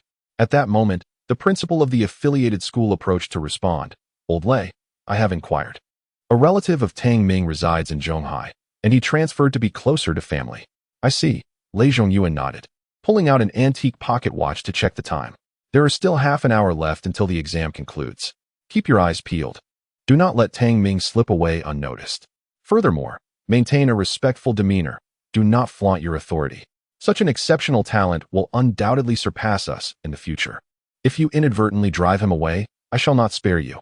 As he spoke, Lei Zhongyuan struck his cane heavily against the ground, resonating with the hearts of those present. Rest assured, Old Lei, we shall treat this prodigy as a treasure, one assured. Indeed, Tang Ming is a once-in-a-century genius, another echoed. Ouyang Weixin, it seems your affiliated school has struck gold this time. Congratulations. Someone else chimed in. Ouyang Principal, why not transfer Tang Ming to my first high school? If you agree, consider it a tremendous favor owed to you. Ha ha ha, what a fanciful thought. If it were you, would you agree? The crowd engaged in lively conversation. Ouyang Weixin, the principal of the affiliated school, found himself smiling broadly, buoyed by the flattery surrounding him. Previously, the affiliated school had only ranked moderately within Zhonghai's educational landscape. Now, due to a singularly gifted individual, it had instantly become the envy of all. Chapter 31. Is this question difficult? The bell signaling the end of the examination rang out suddenly. The prominent figures from the Education Bureau gathered outside the examination hall, their collective anticipation palpable as they wished for additional pairs of eyes to scan the staircase, fearing they might miss their target. Students began to exit the examination room. As they emerged, they were rendered speechless by the scene before them.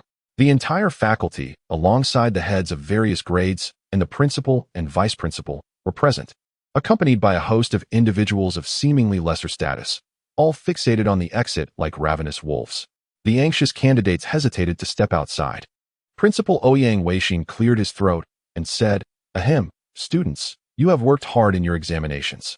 However, I kindly urge everyone to exit the examination hall in an orderly manner to avoid congestion." At the principal's urging, the bewildered students finally dared to proceed, albeit cautiously, as the intense gazes of dozens of dignitaries scrutinized them like they were rare treasures. What was happening? Who could say? The moment they stepped out of the examination room was overwhelming. What a formidable gathering. Look at that balding Mediterranean man. He seems to be the head of the Education Bureau. TSK, the principals of affiliated high school, number 1 high school, number 2 high school, number 3 high school, and the experimental high school are all here. Are they searching for someone? The candidates whispered among themselves, reluctant to depart, eager to uncover the mystery. Just then, an excited voice rang out. "He is coming out. I see him." This single declaration sent ripples of excitement through the crowd, their gazes igniting with fervor. At the staircase of the examination hall, when Tang Ming emerged, he immediately felt the intense scrutiny of dozens of eyes upon him. Frowning, he cast a glance forward, not recognizing the individuals and intending to leave. "Tang Ming, wait." Ouyang Weixin hurriedly approached, panting as he asked, "Are you Tang Ming from class 1 of the senior 3 at the affiliated high school? What is the matter?" Tang Ming furrowed his brow slightly. "Don't think too much of it, Tang Ming. I am the principal of the affiliated high school. This is the mathematics paper you completed yesterday, correct?" Ouyang Weixin produced the examination paper. Tang Ming nodded. "Yes, that is mine. Is there an issue?" "Of course not. We simply wish to witness the brilliance of a gifted young scholar." Ouyang Weixin's smile broadened as he introduced Tang Ming. "These esteemed individuals behind me are from the Education Bureau. They are eager to meet you as well. Do you see that elderly gentleman with white hair? He is a renowned mathematician, and he has some questions regarding the problems you tackled. Wait, where are you going, Tang Ming?" The smile on Ouyang Weixin's face faded into urgency as Tang Ming, not waiting for him to finish, began to step away. "I've seen and been seen. If there is nothing further, I shall take my leave as I have other matters to attend to." Tang Ming waved dismissively, ready to depart. Ouyang Weixin, in a state of alarm, discreetly gestured to those behind him. Tang Ming, the homeroom teacher Huang Tao stepped forward with a wry smile. "If it's not too pressing, perhaps you might consider staying a bit longer?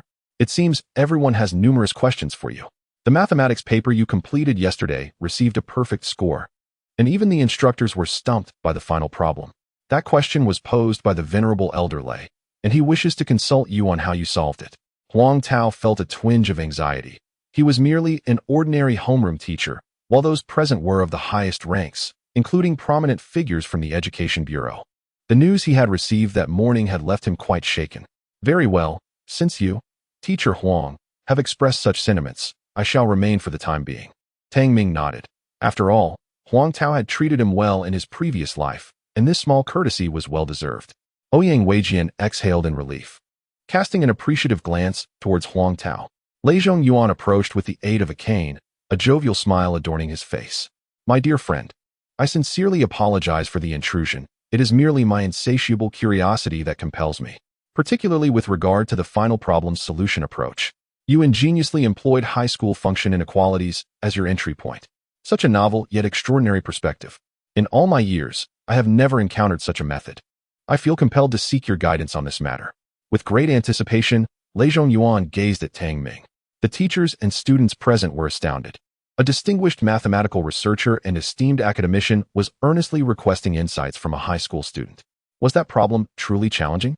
I found it rather straightforward, Tang Ming remarked, his initial words causing the educators and peers around him to feel a profound sense of embarrassment. He then reflected upon the problem and continued nonchalantly. The reason you perceive this problem as difficult lies largely in the overwhelming plethora of supporting conditions presented at the outset, so varied and convoluted. However, remember this: no matter how intricate the variations, the essence remains unchanged.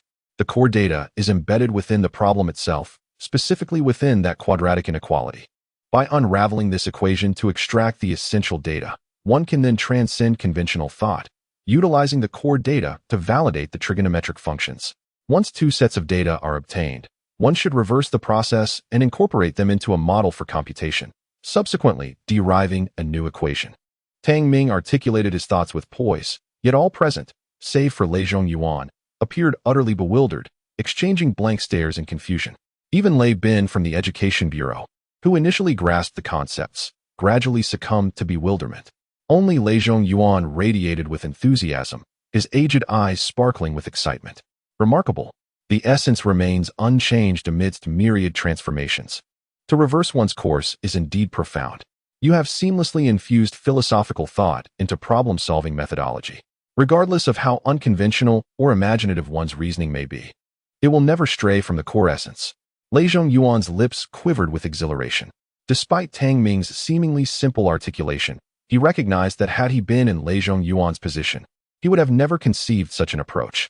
My young friend, I find myself in a somewhat delicate predicament, Lei Zhongyuan nervously began. Recently, I have encountered difficulties in my research, particularly with a challenging problem that has stymied me. I would like to request your assistance. Perhaps your perspective could illuminate my path. I am aware that this request may be excessive, considering that the National Aerospace Research Institute has grappled with this problem for 2 years without any fruitful insights, leaving our research progress stagnated. Tang Ming, I am eager to hear your thoughts. They may provide us with valuable inspiration. Lei Zhongyuan produced a notebook of considerable thickness, densely filled with notes and drafts. Very well, let me take a look, Tang Ming replied, nodding as he accepted the notebook and began to peruse its contents. Ouyang Weijian, observing the scene, suggested with a grin, why not relocate to my office for a more comfortable setting? There, we have a desk, which would facilitate a more fruitful academic exchange between Tang Ming and Elder Lei. Lei Zhongyuan nodded in agreement. Indeed, standing here is rather inconvenient. There's no need. Tang Ming interjected. Tang Ming suddenly lifted his head, declaring, this problem is not difficult. Allow me to assist you in solving it, thus saving time. With that, he produced an examination pen, supporting his notebook with one hand, and began to write while standing still. Chapter 32, The Euler Equation, A Conundrum of the World. The pen glided swiftly across the paper, with scarcely a pause, the only sound being the friction between the pen tip and the page. The room was enveloped in silence. Even Lei Zhongyuan gaped in astonishment, having merely intended to engage Tang Ming in conversation, hoping that the youth's innovative approach to problem-solving might aid him. To his surprise, Tang Ming misconstrued his intent and directly commenced writing the answer. Hush! Lei Zhongyuan quickly gestured for silence, urging those around to refrain from disturbing Tang Ming. Time passed slowly. The entrance to the examination hall was profoundly quiet. The sound of a falling pin could be heard, while distant students engaged in hushed whispers. What is happening over there? Tian Wenwen and Shinseki approached, intrigued. It seemed that a student had achieved a perfect score on yesterday's mathematics examination, garnering the attention of the school's higher-ups and the Education Bureau. One student exclaimed, that math paper was exceedingly challenging. To think someone scored full marks. This genius might just be the top scorer in our city's college entrance examination. Another student chimed in, indeed, it's rather extraordinary. Shinseki. It appears that individual is a transfer student from your class. The transfer student, Tang Ming. Shinseki's expression shifted dramatically. She squeezed her way to the front of the crowd and beheld the boy surrounded by teachers. It was none other than Tang Ming. He achieved full marks in mathematics? How could this be? Shinseki gasped, her lips covered in astonishment, her beautiful eyes wide with shock. She had attempted yesterday's paper as well, leaving many questions unanswered. And although she was considered a top student in the affiliated school, even she could not solve those problems. How could Tang Ming? Not only did he solve them, but he also attained a perfect score. A tempest of emotions surged within Shinseki. He had claimed that his previous scores were merely a little over 200. Hadn't he? Just then, Tang Ming halted his writing and presented the notebook. Here, I have calculated it. This problem presents a moderate level of difficulty. Many methods utilizing high school function equations would not yield results. However, I glanced at the drafts in the front of your notebook and utilized them to arrive at the solution, Tang Ming stated calmly. The drafts at the front? Lei Zhongyuan asked, bewildered. You mean to say you merely glanced at the drafts and mastered advanced mathematics and quantum equations? Are they referred to as advanced mathematics and quantum equations? I find them quite remarkable. Employing these equations and functions allows for the construction of intricate problem-solving strategies and simplifies vast algorithms, Tang Ming replied with a gentle smile. At that moment, Lei Zhongyuan also observed the answers and steps Tang Ming had recorded. Each calculation methodically laid out, each step meticulously calculated. In a frenzied state, he discarded his cane, unreservedly seated himself on the ground, fervently transcribing Tang Ming's answers in reverse order. Every single one was correct, without a hint of error. Such extensive calculations were executed without any rough drafts, the paper immaculate, the steps impeccably clear.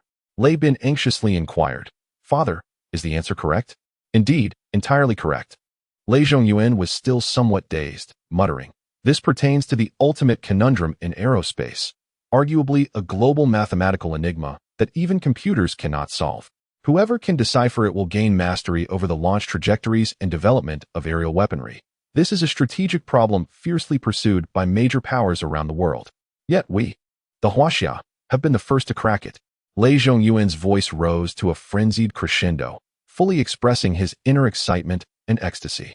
Father, could this problem possibly be the Euler equation? Lei Bin's expression shifted dramatically.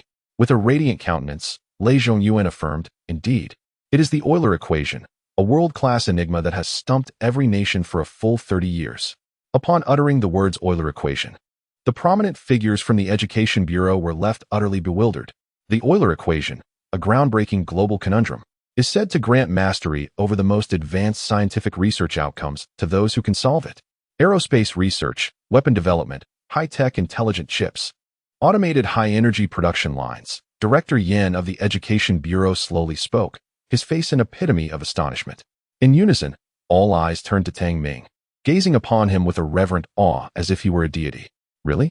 Tang Ming scratched his nose and chuckled.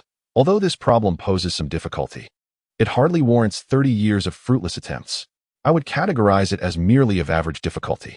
A collective gasp echoed through the assembly. The notion of a world-class enigma being labeled as average difficulty was almost sacrilegious.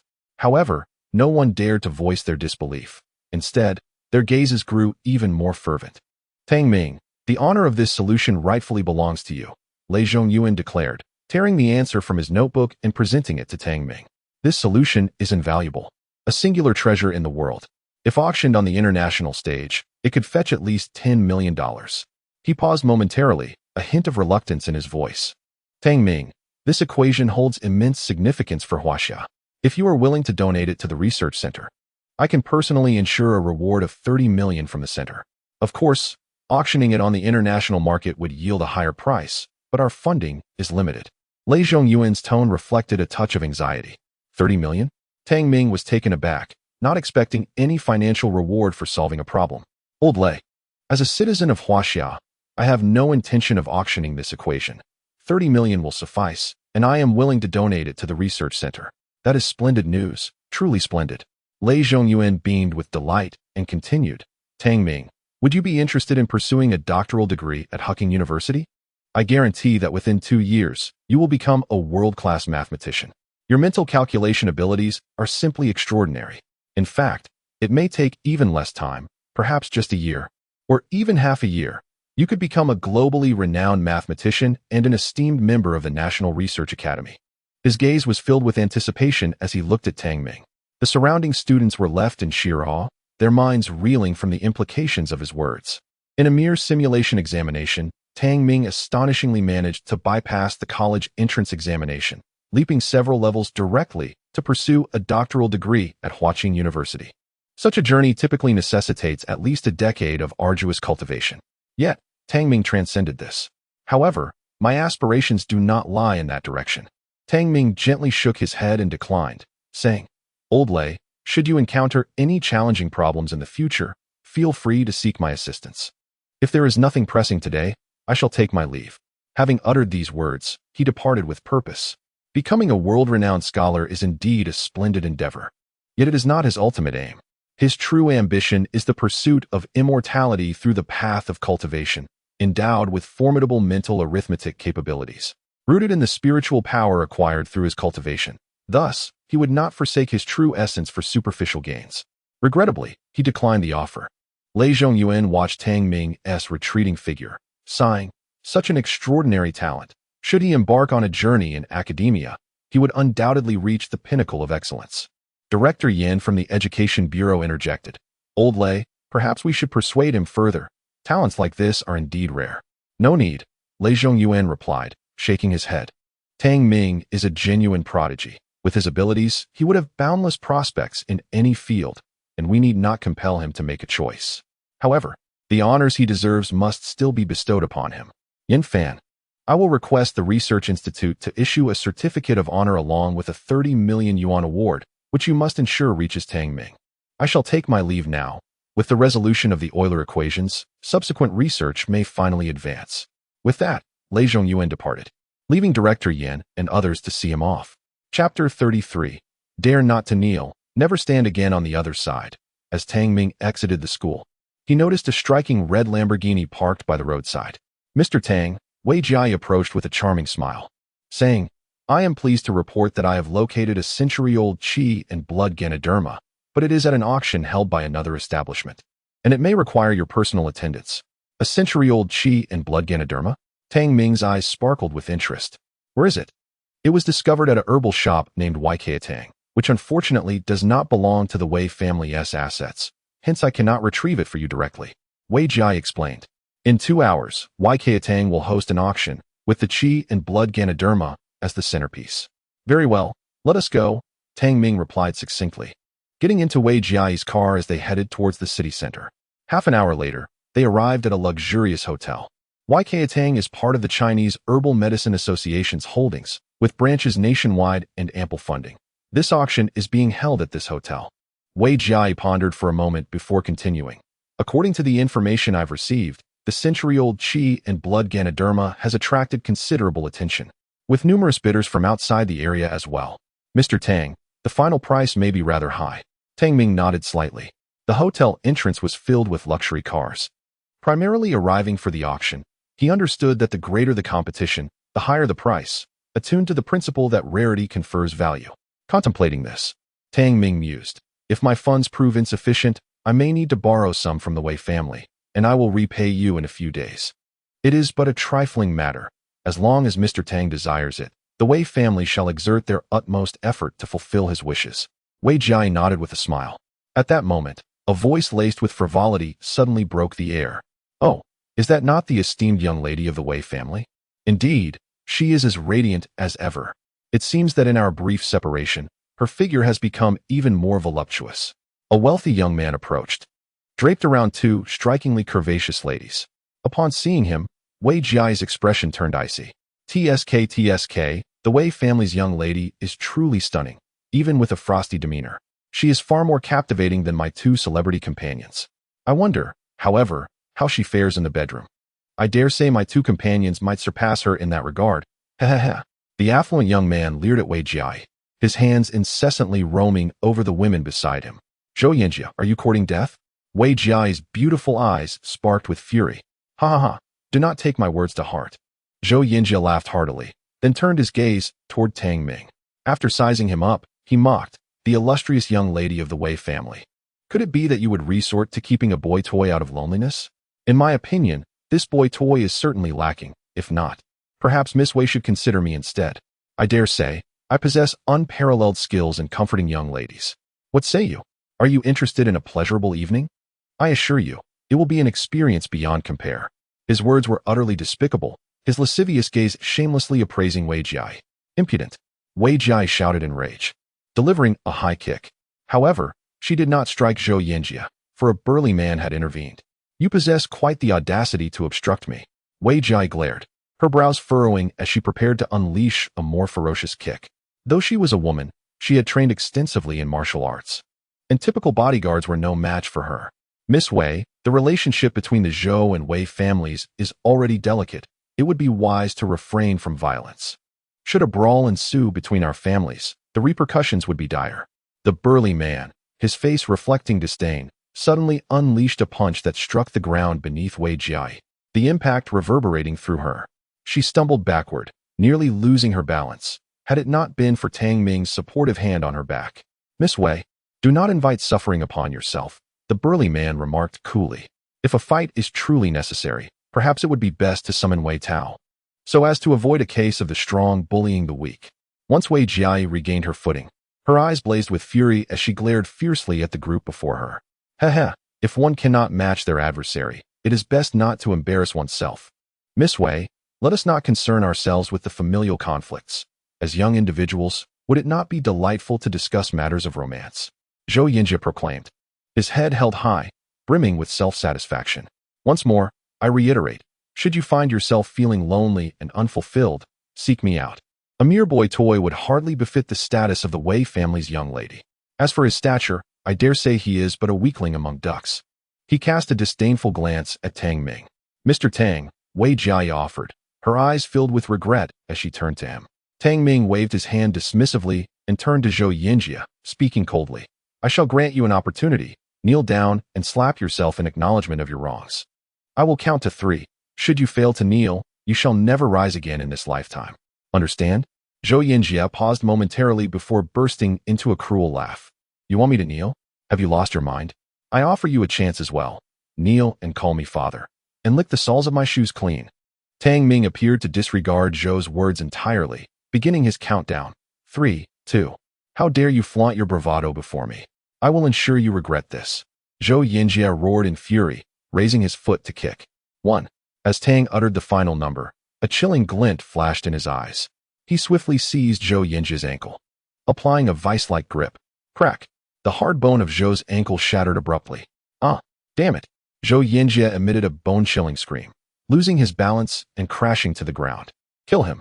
Slay this bastard! Hurry, eliminate him! Zhou shouted furiously. His bodyguards, upon witnessing their master's injury, no longer hesitated. They drew their retractable batons, rushing forward. These batons were specially crafted, collapsing to the size of a palm. Yet, when unfurled, the internal steel rod extended nearly half a meter, as hard as iron, capable of leaving marks on stone.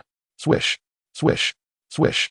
The 5 bodyguards swung their batons, slicing through the air with a menacing whistle.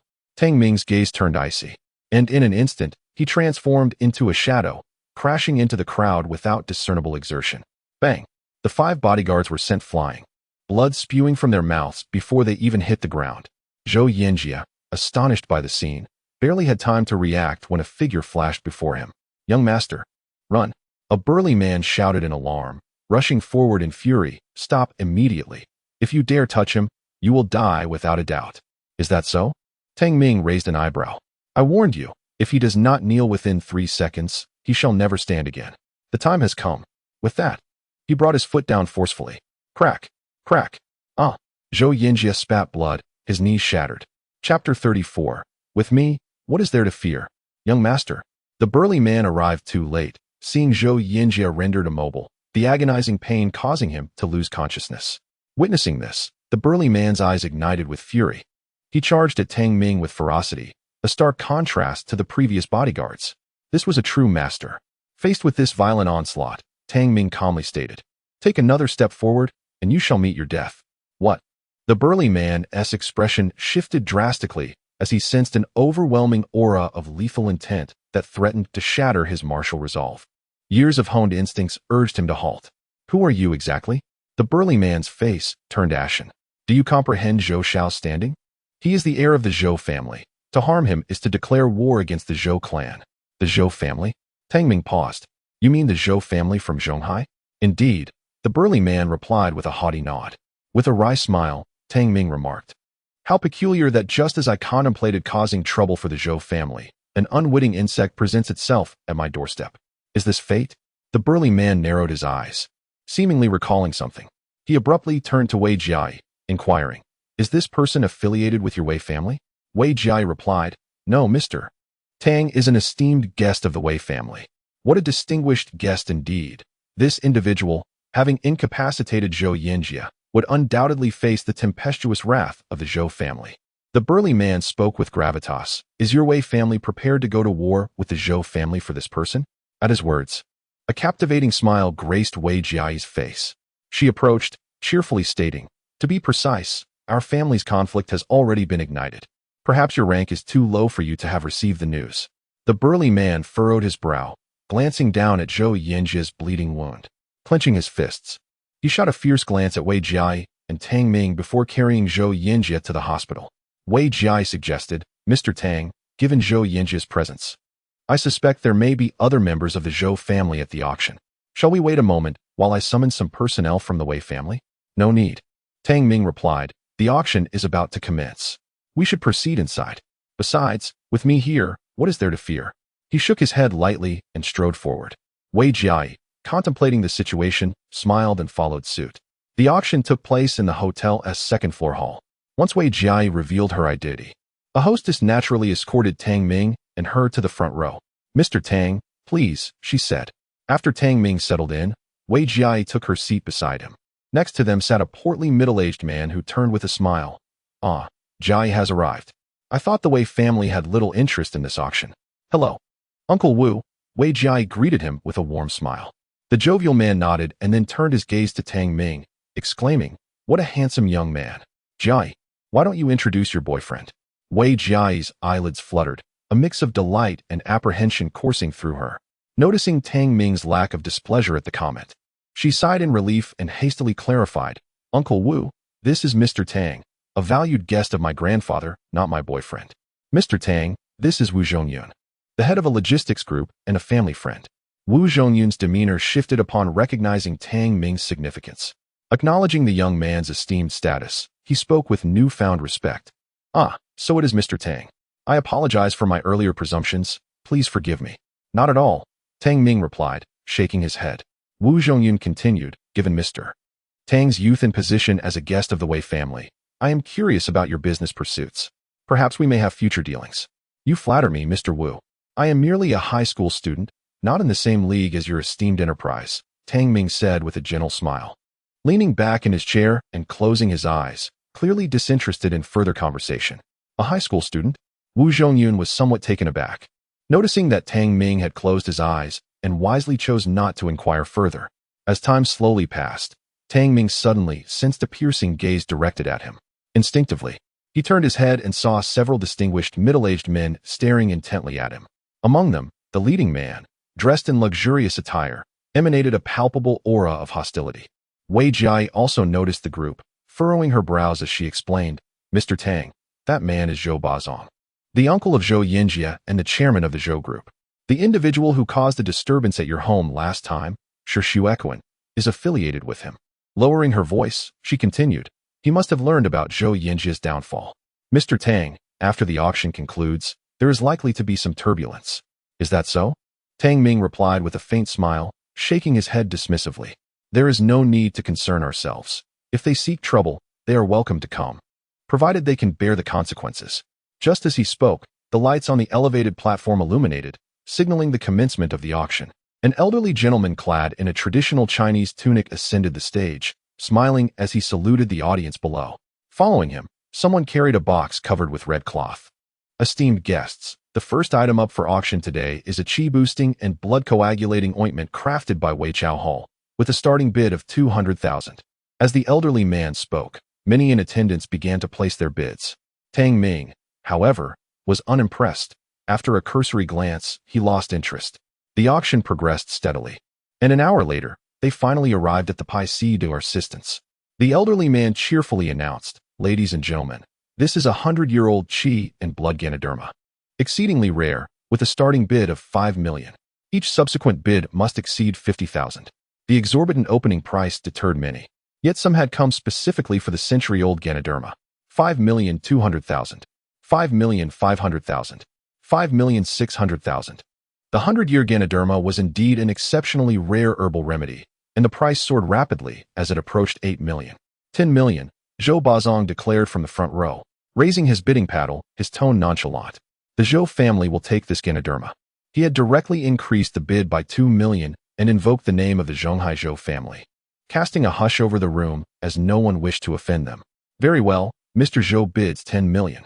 Is there anyone willing to offer a higher price? The elderly man surveyed the audience, ready to strike the gavel when suddenly, Tang Ming raised his paddle once more. 11,100,000. Zhou Basong frowned and countered coldly. 1,150,000. 1,200,000. 1,300,000. 1,400,000. The atmosphere grew tense as everyone turned their attention to the unfolding drama, astonished to discover that the competitor against the Zhou family was merely a young man. 16 million. Zhou Bazong declared as he slowly stood, exuding an imposing aura. This Ganoderma will be claimed by the Zhou family. Tang Ming, with a serene smile, raised his bid again. 17 million. Zhou Basong's tone turned frigid as he fixed his gaze on Tang Ming. You, young man, are deliberately provoking me. Perhaps you perceive it that way. But who decreed that only the Zhou family could bid on auction items? Tang Ming sat in his seat, undaunted. The atmosphere in the room suddenly grew tense as several individuals from the Zhou family stood up, preparing to approach, only to be halted by Zhou Bazong. The Yikaotang has branches across the nation, and its backing is not something the Zhou family can afford to offend. Zhou Bazong stated the final bottom line, 18 million. 18,500,000. Tang Ming lightly added 500,000, and although he appeared relaxed, it was evident that he was determined to acquire this precious Qi blood Ganoderma. Zhou Bazong clenched his fists, hesitating for a moment, but ultimately refrained from raising the bid further. This price had already far exceeded the intrinsic value of the Qi blood Ganoderma itself.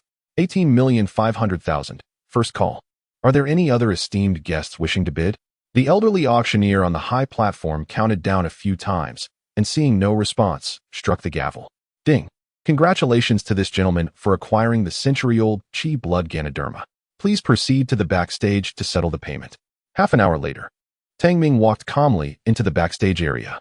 When he emerged, however, he was laden with numerous bags, clearly indicating that he had acquired more than just the Qi blood Ganoderma. Remarkably, the auctioneer himself had come to personally deliver the items. Mr. Tang, should you require any medicinal herbs in the future, please do not hesitate to contact us. The elderly man extended a business card, stating, at Yikaotang. While we cannot claim to have everything, we certainly possess the most extensive and largest channels for traditional Chinese herbs within South China. Certainly, I will reach out next time I have a need. Tang Ming accepted the card, aware that this elder was Bai Shan, the owner of the Yikaotang branch in the South China Sea. The elderess' smile grew more pronounced. Tang Ming's transaction was not merely for the Ganoderma. Upon entering the backstage area, he had spent an additional 50 million on a dozen rare herbs. Indeed, it was 50 million. Tang Ming contributed 15 million himself and borrowed 35 million from the Wei family. Before long, they arrived at the hotel entrance. The attendees of the auction were taken aback to see the Yikaotang elder personally escorting a young man out. Who was this youth? The items he carried clearly exceeded the Qi blood Ganoderma. Had he purchased even more herbs? This young man bore an air of mystery, previously unseen by anyone. Look, even Bai Shan from Yikaotang treats him with utmost respect. He must be a significant patron. The beautiful woman beside the youth appeared to be the Wei family's heiress, prompting whispers among the onlookers. Mr. Tang, I must return to organize the herbs, so I bid you farewell. After escorting Tang Ming and Wei Jia to the entrance, Bai Shan cupped his hands in farewell. Yes, farewell. I hope you will keep an eye out for any herbs I may need. I shall purchase them at a premium. Tang Ming nodded, having earlier provided Yikaotang with a list of herbs for assistance in sourcing. Bai Shan beamed, that is assured. I will organize the herbs shortly and will contact headquarters. We should be able to gather what Mr. Tang requires. Mr. Tang, I must take my leave now. Once Bai Shan departed, Wei Jia inquired curiously, Mr. Tang, these herbs seem different from the ones you previously mentioned to me. It is indeed different. Yet all of it is beneficial to me. I kindly ask you to assist in gathering the medicinal herbs I entrusted to you last time. Tang Ming said with a nod. The herbs previously given to Wei Jia were primarily for concocting the Qi blood pill. Just now, in the back of the Wei Chao Hall, he serendipitously discovered two rare herbs known as the Hunyuan grass and the Tianxidu. With the Qi blood Lingji, Hunyuan grass, and Tianxidu, I can formulate the Hunyuan body refinement ointment. At that time, the body refinement speed will undoubtedly double, and the amount of spiritual energy absorbed will increase significantly. A smile crept upon Tang Ming's lips. Today's visit to the Weijiao Hall had turned out to be a delightful surprise. By the way, Weijiao, Tang Ming suddenly turned and said, I owe your Wei family 35 million, and I shall repay it within half a month. Is that acceptable? No need to rush. This small sum of money is not urgent, Wei Jiai responded with a smile, secretly hoping Tang Ming would borrow more, as it would strengthen the bond between the Wei family and Tang Ming. Enhancing the already splendid relationship is far more precious than mere timely assistance. Were it not for the lack of family approval, she would have readily gifted him several million, as such an amount was but a trifle for the Wei family. Thank you, Tang Ming nodded slightly. As the two arrived at the parking lot, they were suddenly confronted by a dozen men clad in black. Leading them was Zhou Bazong. Approaching Tang Ming, Zhou scrutinized him and said, So, you are the one who broke Yin Jia's leg? Do you comprehend what this entails? It implies that you shall suffer a most excruciating demise. His icy words were laden with blatant threats. Tang Ming remained unfazed, replying with a nonchalant smile, Is that so? I am rather looking forward to how the Zhou family intends to make my end so dreadful. Young man, youthful exuberance is commendable, but if recklessness knows no bounds, it becomes a path to self-destruction. Zhou Boisong's eyes narrowed, resembling a serpent poised to strike. The onlookers halted, captivated by the unfolding drama. They recalled how Tang Ming had boldly opposed the Zhou family at the auction and were eager to witness his next move. Zhou Bazong, what do you intend to do? Wei Jiai stepped forward warily, stating, Yin Jia brought this upon himself, and your Zhou family. Do you only engage in despicable deeds? If you possess any courage, wait for my father to arrive and see if you dare to speak so brazenly. Wei Jiai's father was none other than Wei Tianhao, the second master of the Wei family. This individual was a formidable underworld leader in Zhonghai City, skilled in combat and possessing ruthless methods, truly a figure of legend. Haha, I suspect Wei Tianhao has little time to come now, Zhou Bazong replied with a sinister smile. It seems you are still unaware. Your old man is on the brink of death. Wei Tianhao is like an ant on a hot pan, far too preoccupied to come here. What? Grandfather is in trouble. Wei Jiai's delicate face turned anxious as she attempted to leave, but the black-clad henchmen of the Zhou family formed an impenetrable barrier, preventing her escape. Mr. Tang, I implore you to assist me. My grandfather is in grave danger. Wei Jiai's beautiful eyes welled with tears, her anxiety palpable. Allow me to accompany you. I believe I can be of assistance. Tang Ming, after speaking, grasped Wei Jiai's hand and strode forward. Young man, are you in such a hurry to return for a funeral? A burly man in black blocked their path. Before he could finish his words, he was sent flying by a single slap, crashing to the ground and spewing blood. Chapter 36. The Medical Master, Luo Shiqing. Damn it. Disable him. The thugs from the Zhou family glared menacingly. Just as they were about to charge, a sharp voice rang out from behind. What are you doing? A beautiful policewoman in a patrol car sped towards them. Li Shishir jumped out of the vehicle, gripping the baton at her waist, her enchanting eyes filled with fury. How dare you? Gathering to brawl in broad daylight, everyone freeze. Zhou Bazong replied nonchalantly, Officer, you've misunderstood. We haven't laid a hand on anyone. It was this man who struck first. I don't care who started it.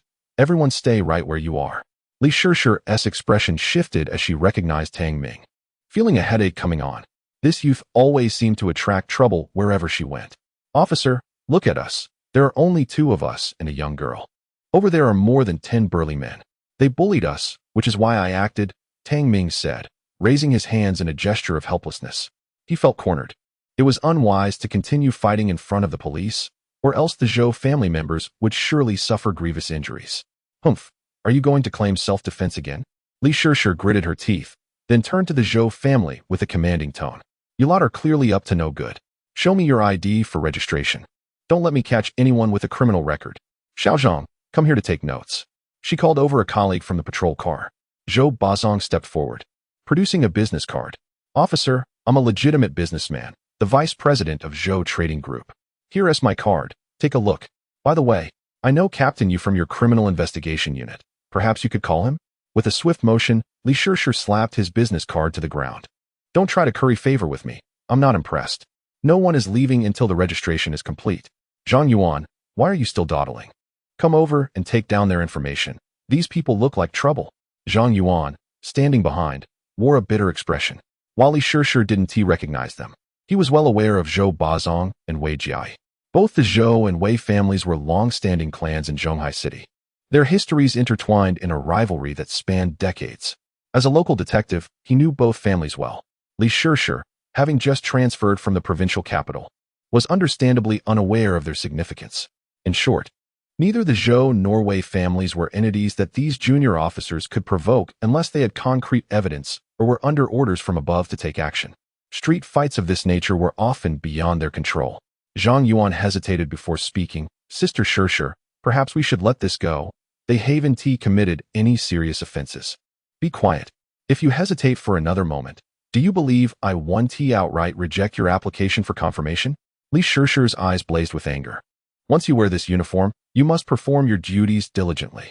I've heard that local enforcement lacks rigor, and today's events confirm that. No wonder Zhonghai has the lowest efficiency. Come here and take their information. As the conversation progressed, she was almost reprimanding him. Zhang Yuan couldn't help but smile bitterly, realizing that coming here to register was a daunting task. Beauty, this young lady's grandfather is gravely ill. I must hurry to attend to him. You know my background and that I am not a villain. I shall take my leave now. Tang Ming greeted her and took Wei Jiai's hand, departing without hesitation. Li Shishir opened her mouth, intending to stop him, but reconsidered. She indeed knew that Tang Ming was not a bad person, merely a high school student, albeit one who had eliminated several wanted criminals. The question remained, was this a typical high school student? Li Shishir clenched her delicate fists in frustration. One of the Zhou family's henchmen indignantly remarked, "Officer, this is unfair. Why can he leave while we cannot? There are no reasons to discuss." Be quiet. Li Shishir retorted sharply, glaring at them. Just look at your appearances. Each of you looks like a fearsome thug in your black suits. Are you trying to mimic the cool gangsters from the movies? Meanwhile, Wei Jiai sped along with Tang Ming, running numerous red lights, until they finally arrived at a luxurious mansion in the southern part of the city. The Wei family residence was heavily guarded, with several ambulances parked outside, and people hurriedly moving in and out. Seeing this, Wei Jiai grew increasingly anxious and grabbed a passerby, demanding, "Wei Chun, what on earth is happening?" The young man replied, "Cousin, the old master, he has been poisoned. A traitor within the family has poisoned him, and he remains unconscious." What? Wei Jiai's face turned pale with fear as she took a step forward to enter but hesitated, looking imploringly at Tang Ming. "Mr. Tang, let's go in and see," Tang Ming interjected, stepping forward without further ado. The young man urged, "Cousin, the Wei residence is under complete lockdown. Outsiders cannot enter." "Silence. Only Mr. Tang can save my grandfather. No more chatter," Wei Jiai commanded, following Tang Ming inside. The Wei Manor was expansive, featuring a magnificent fountain garden.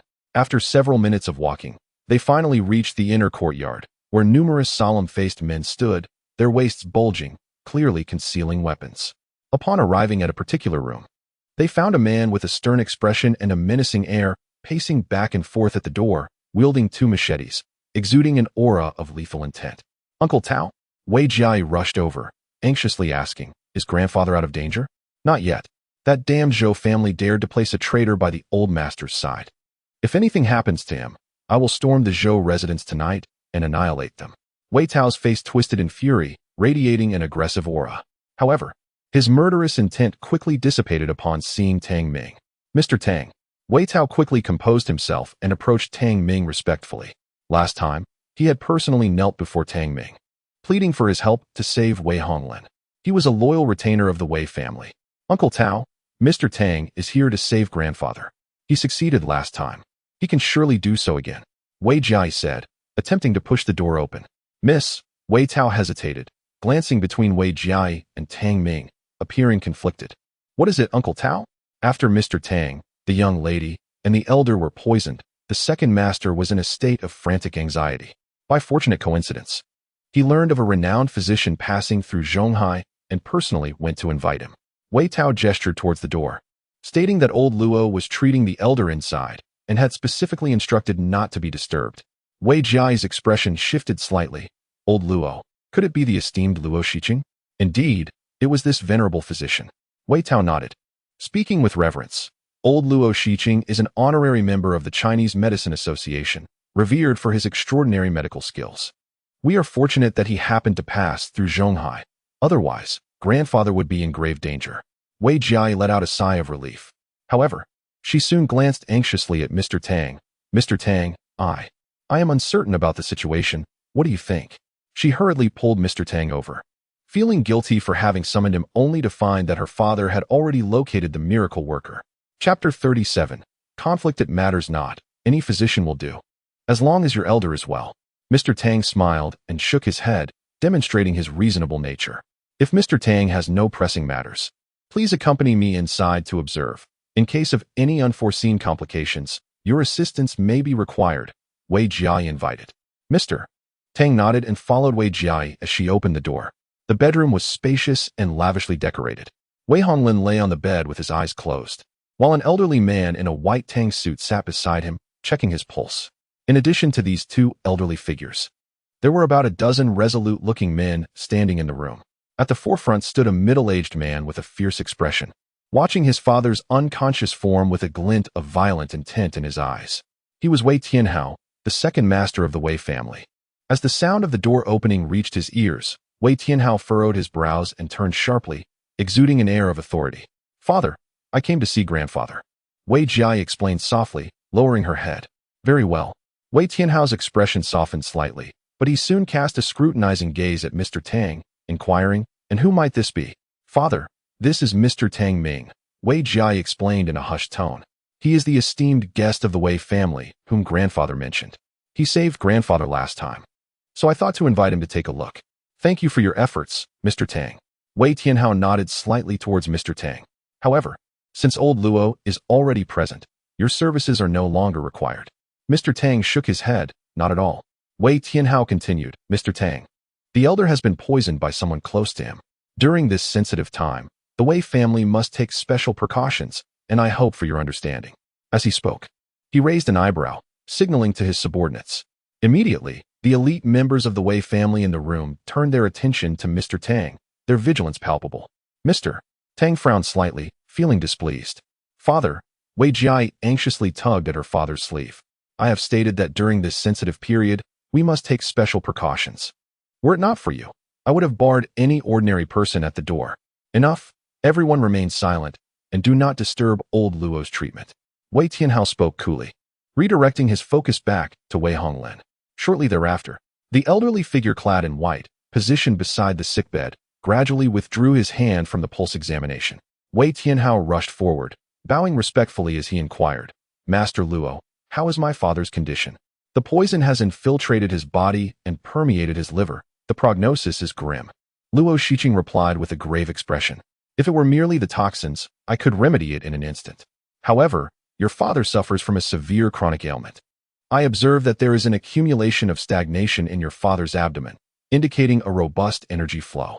You, too, possess a steady energy and vigorous blood. It is evident that both of you are practitioners of martial arts. Luo Shiqing turned his gaze toward him. Wei Tianhao, with an even more respectful demeanor, responded, Indeed. Master Luo possesses remarkable medical insight. It is true that my father and I are practitioners of martial arts. Precisely. Your father has engaged in martial arts for many years, particularly in his youth, leading to numerous internal injuries. Coupled with the Wei family's intense martial traditions, which disrupt the body's natural healing processes, his chronic condition has worsened over time. You, being young, can endure this. However, your father, now advanced in age and with a constitution much weaker than before, is at a critical juncture. The recent infiltration of poison has coincided with the energy in his dantian, merging with the toxins. To expel the poison, we must shatter the martial energy that has sustained him for decades, Luo Shiqing articulated slowly. Wei Tianhao's countenance flickered with alarm. Are you suggesting, Master Luo, that we must forfeit my father's martial energy in order to eliminate the poison? Indeed. The toxins have intermingled with his martial essence. If left untreated, your father will not survive beyond 3 days, Luo Shiqing affirmed with a solemn nod. The longer we wait, the greater the peril for your father. Furthermore, given his advanced age, should we dissolve his martial energy, his physical condition will significantly deteriorate, potentially leaving him bedridden. Yet, this would at least preserve his life. To relinquish his martial abilities may grant him survival. To retain them is to invite certain death. The choice is yours to make, but I require your decision within the time it takes to burn half a stick of incense. With that, Luo Shiqing closed his eyes to meditate, adopting a somewhat haughty demeanor, an attitude befitting a master of his caliber. His medical prowess ranks among the top 10 in all of China. Many affluent families regard him as a savior, willing to expend vast fortunes for his acquaintance. The Wei family, in their invitation for Luo Shiqing, had allocated an entire 100 million for his consultation fee. The room fell into silence as Wei Tianhao grappled with his thoughts. His father had dedicated his life to martial arts, and the Wei family's current standing was largely due to his father's teachings. To abandon that legacy was unthinkable. One could question whether his father could accept such a fate. Without the support of his martial essence, his father's health might deteriorate drastically, leading to paralysis. Yet, failing to renounce that essence would undoubtedly result in death. Father, how shall we choose? Wei Jia looked at her father with a troubled expression. We must save him. Without his life, all else is meaningless. Wei Tianhao pondered for a moment, about to speak when a soft voice emerged from behind him. His martial essence cannot be dissipated. Tang Ming stated slowly. If it is dispersed, even if the toxins are expelled, he is still doomed. All eyes turned toward him. Wei Tianhao furrowed his brow. Displeasure evident as he remarked, Mr. Tang, this is Master Luo's method of treatment. It should be infallible. No, he is mistaken, and grossly so, Tang Ming countered. Tang Ming shook his head gently and spoke with a calm demeanor. He may possess the ability to heal, yet he has not practiced martial arts. He remains oblivious to the significance of martial energy.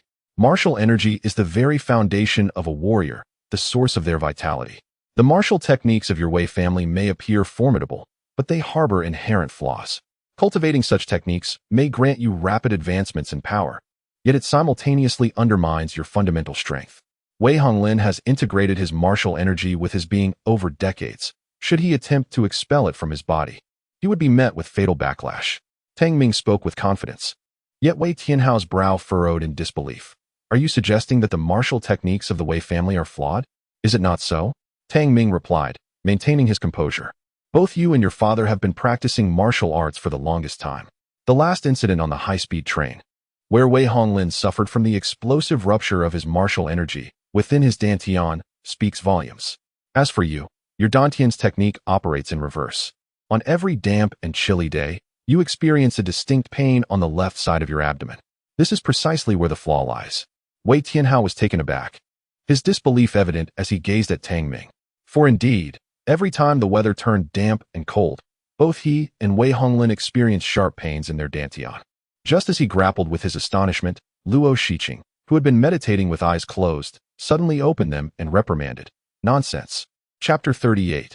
Hoping the Wei family will not regret, though I have not practiced martial arts myself, I have treated countless warriors. The head of the Tang family from Nanling became ensnared in his own martial practice. It was I who restored the balance of his energy. The head of the Mo family in Anyang suffered a shattered dantian in combat, and it was I who revived him. And who could forget the observer from the Tianhe Martial Arts School, a worldly disciple of the Wudong sect? Each of these individuals possesses martial prowess that far exceeds that of Wei Honglin, and I have healed them all. Luo Shiqing's face was ablaze with fury as he stood and addressed Tang Ming. Young man, you may cast aspersions upon my character, yet you shall not malign my medical skills. Witnessing the esteemed elder's wrath, the onlookers felt a palpable tremor of unease. Luo Shiqing, however, seemed to regain his composure, perhaps realizing his words were unintentional, and he urged calm. Wei Tianhao hastily bowed, adopting a conciliatory tone. Elder Luo, you are a master of national medicine.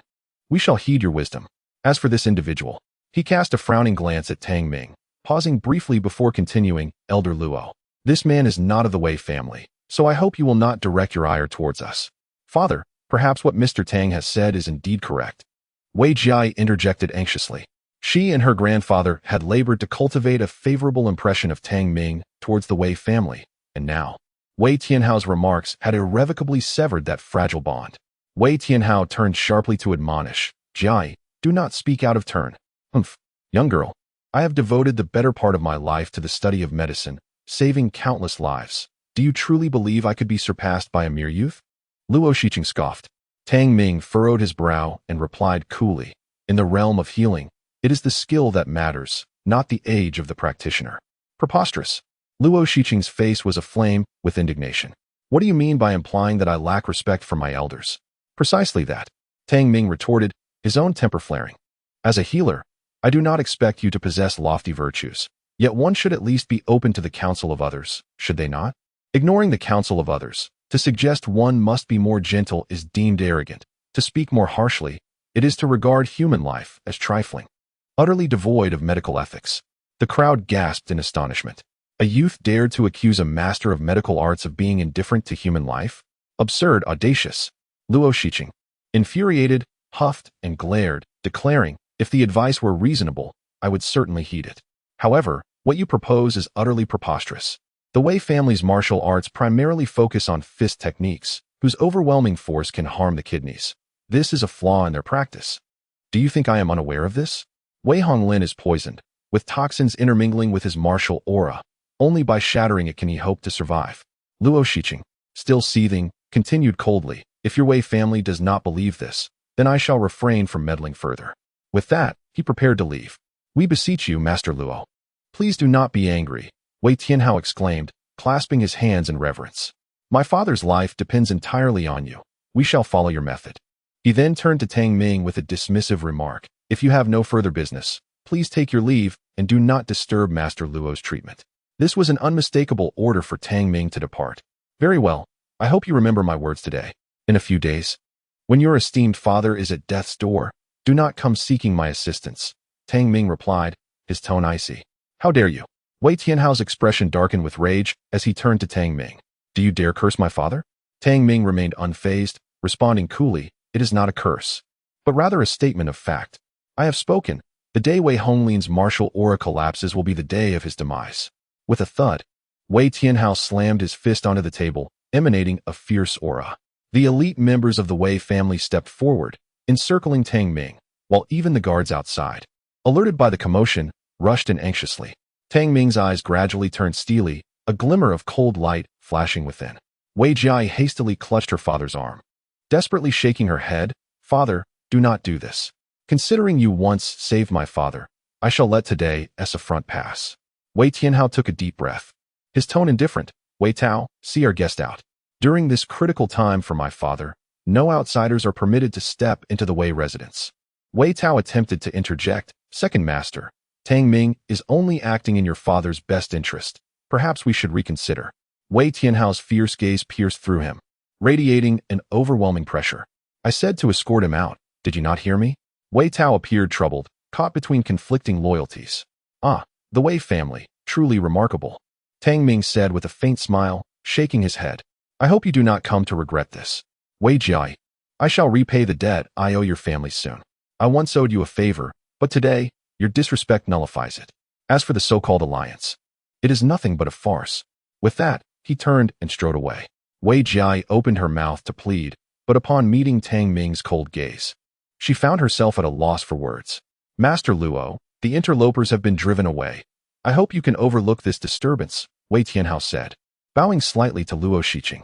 Let us proceed as you see fit. My father's life is of utmost importance. Wei Jia hesitated momentarily before following suit, bowing in respect. Hope now rests solely upon this esteemed traditional healer. Should anything happen to the venerable elder, the Wei family may find themselves in dire straits. Rest assured, with my intervention, Wei Honglin's life shall be preserved. Luo Shiqing nodded slightly, then retrieved a set of silver needles from his medical kit. His aged eyes sharpened with intensity as his hands deftly maneuvered the needles. Swiftly, the silver glimmers danced through the air. The acupuncture points on Wei Honglin's abdomen were soon adorned with numerous silver needles. It is imperative that these medicinal herbs are gathered within the hour. I have already sealed Wei Honglin's martial aura to prevent the spread of toxins. Once the medicinal ointment is prepared, we can commence the dispelling process. Luo Shiqing listed the required herbs, and Wei Tianhao took it upon himself to procure them. Meanwhile, Tang Ming emerged from the Wei residence, laden with various herbal materials as he made his way back to Aunt Lu's home. Aunt Lu sniffed the air curiously and inquired, Xiao Ming, why do I detect the scent of traditional Chinese medicine? Tang Ming replied with a smile, I purchased some restorative herbs to nurture my health. You have delved into traditional medicine as well? Aunt Lu laughed in surprise. Indeed, during my time at the Jinling Society, I learned a great deal. Once the restorative concoction is prepared, Aunt Lu, you too can benefit from it. It will eliminate impurities from your system and enhance your complexion. Upon hearing of the beauty benefits, Aunt Lu's interest was piqued, and she eagerly insisted on trying it. Little did she know, the elixirs concocted by Tang Ming were far more than mere beauty treatments. The value of the herbs alone exceeded 40 million. Once the mixed yuan body refining ointment was produced, he could utilize the remaining herbs to create a restorative remedy for Aunt Lu, who often worked late nights and would undoubtedly find it beneficial. As Tang Ming pondered this, he returned to his room, arranging the herbs he had acquired from the Waicating. He had gathered the primary ingredients for the mixed yuan body refining ointment, yet still required some supplementary herbs and a medicinal refining furnace. Moreover, concocting elixirs was not suitable within Aunt Lu's abode. He resolved to procure the remaining items tomorrow and perhaps seek a tranquil location in the countryside. After organizing the herbs, Tang Ming settled cross-legged on the carpet and began his cultivation. Chapter 39. Dihao. 2 hours later, Tang Ming was roused by a series of knocks at the door. Aunt Lu's voice called out, "Xiao Ming, are you asleep?" Tang Ming approached the door and asked, "No, I'm awake." "What is it, Aunt Lu?" "It's about this." "Xiao Ming, I have a favor to ask of you," Aunt Lu began, a hint of concern in her tone. "It's already 10 o'clock in the evening, and Siki hasn't returned home yet. She just called to say she's at a friend's birthday party and will be heading out later. I'm a bit worried and would like you to keep an eye on her." Aunt Lu spoke apologetically. "Do you have time tonight, Xiao Ming?" "Well, I'm rather bored anyway, so I'll go," Tang Ming replied with a smile, shaking his head. "Where's Siki?" "At Dihao. I've already instructed her to meet you outside." "Xiao Ming, it's unsafe for a girl to be in such places. You must ensure she returns before midnight. If she doesn't let me know, and I will deal with her." Aunt Lu seemed somewhat upset. After all, her daughter was still in high school, and she was uneasy about her staying out late. "Rest assured, Aunt Lu, with me around, Siki will be just fine." Tang Ming nodded, changed his shoes, and stepped out of the house. The night was deep, and a silvery moon hung high in the sky. As Tang Ming hailed a taxi at the entrance of the community, he gazed at the full moon outside the window and suddenly recalled an event. In his previous life, there was a night when Siki did not return home, and her phone was unreachable. Aunt Lu and her husband were frantic and even reported her missing at the police station. The following day, Siki returned, claiming she had fallen asleep at her best friend's house after a night of drinking. From that day onward, her once vibrant personality transformed into a sullen demeanor at home. Was something amiss during the birthday banquet? He remembered that it was also a moonlit night, coinciding with his friend's birthday celebration. Tang Ming furrowed his brow. At this time in his past life, Aunt Lu and Chun Jigang were facing difficulties at work and had barely noticed their daughter's unusual behavior. However, Tang Ming had noticed.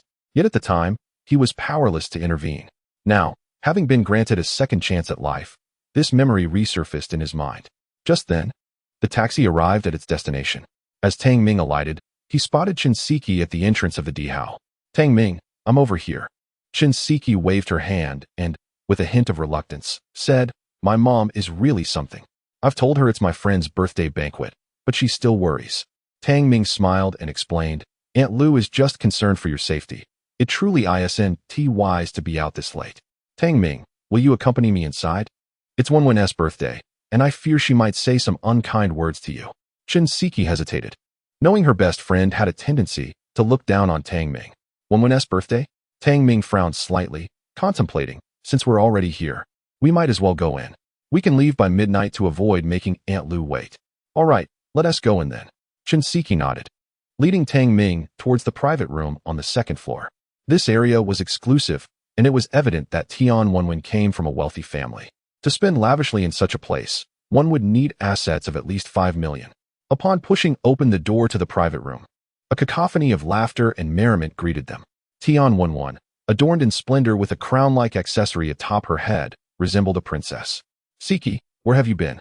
she exclaimed, striding over with 2 bottles of alcohol. Upon noticing Tang Ming, her expression soured.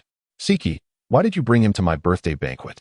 "Wenwen, you know how my mom is. She worries about me returning late, so she asked Tang Ming to keep an eye on me." Siki playfully clung to her friend's arm.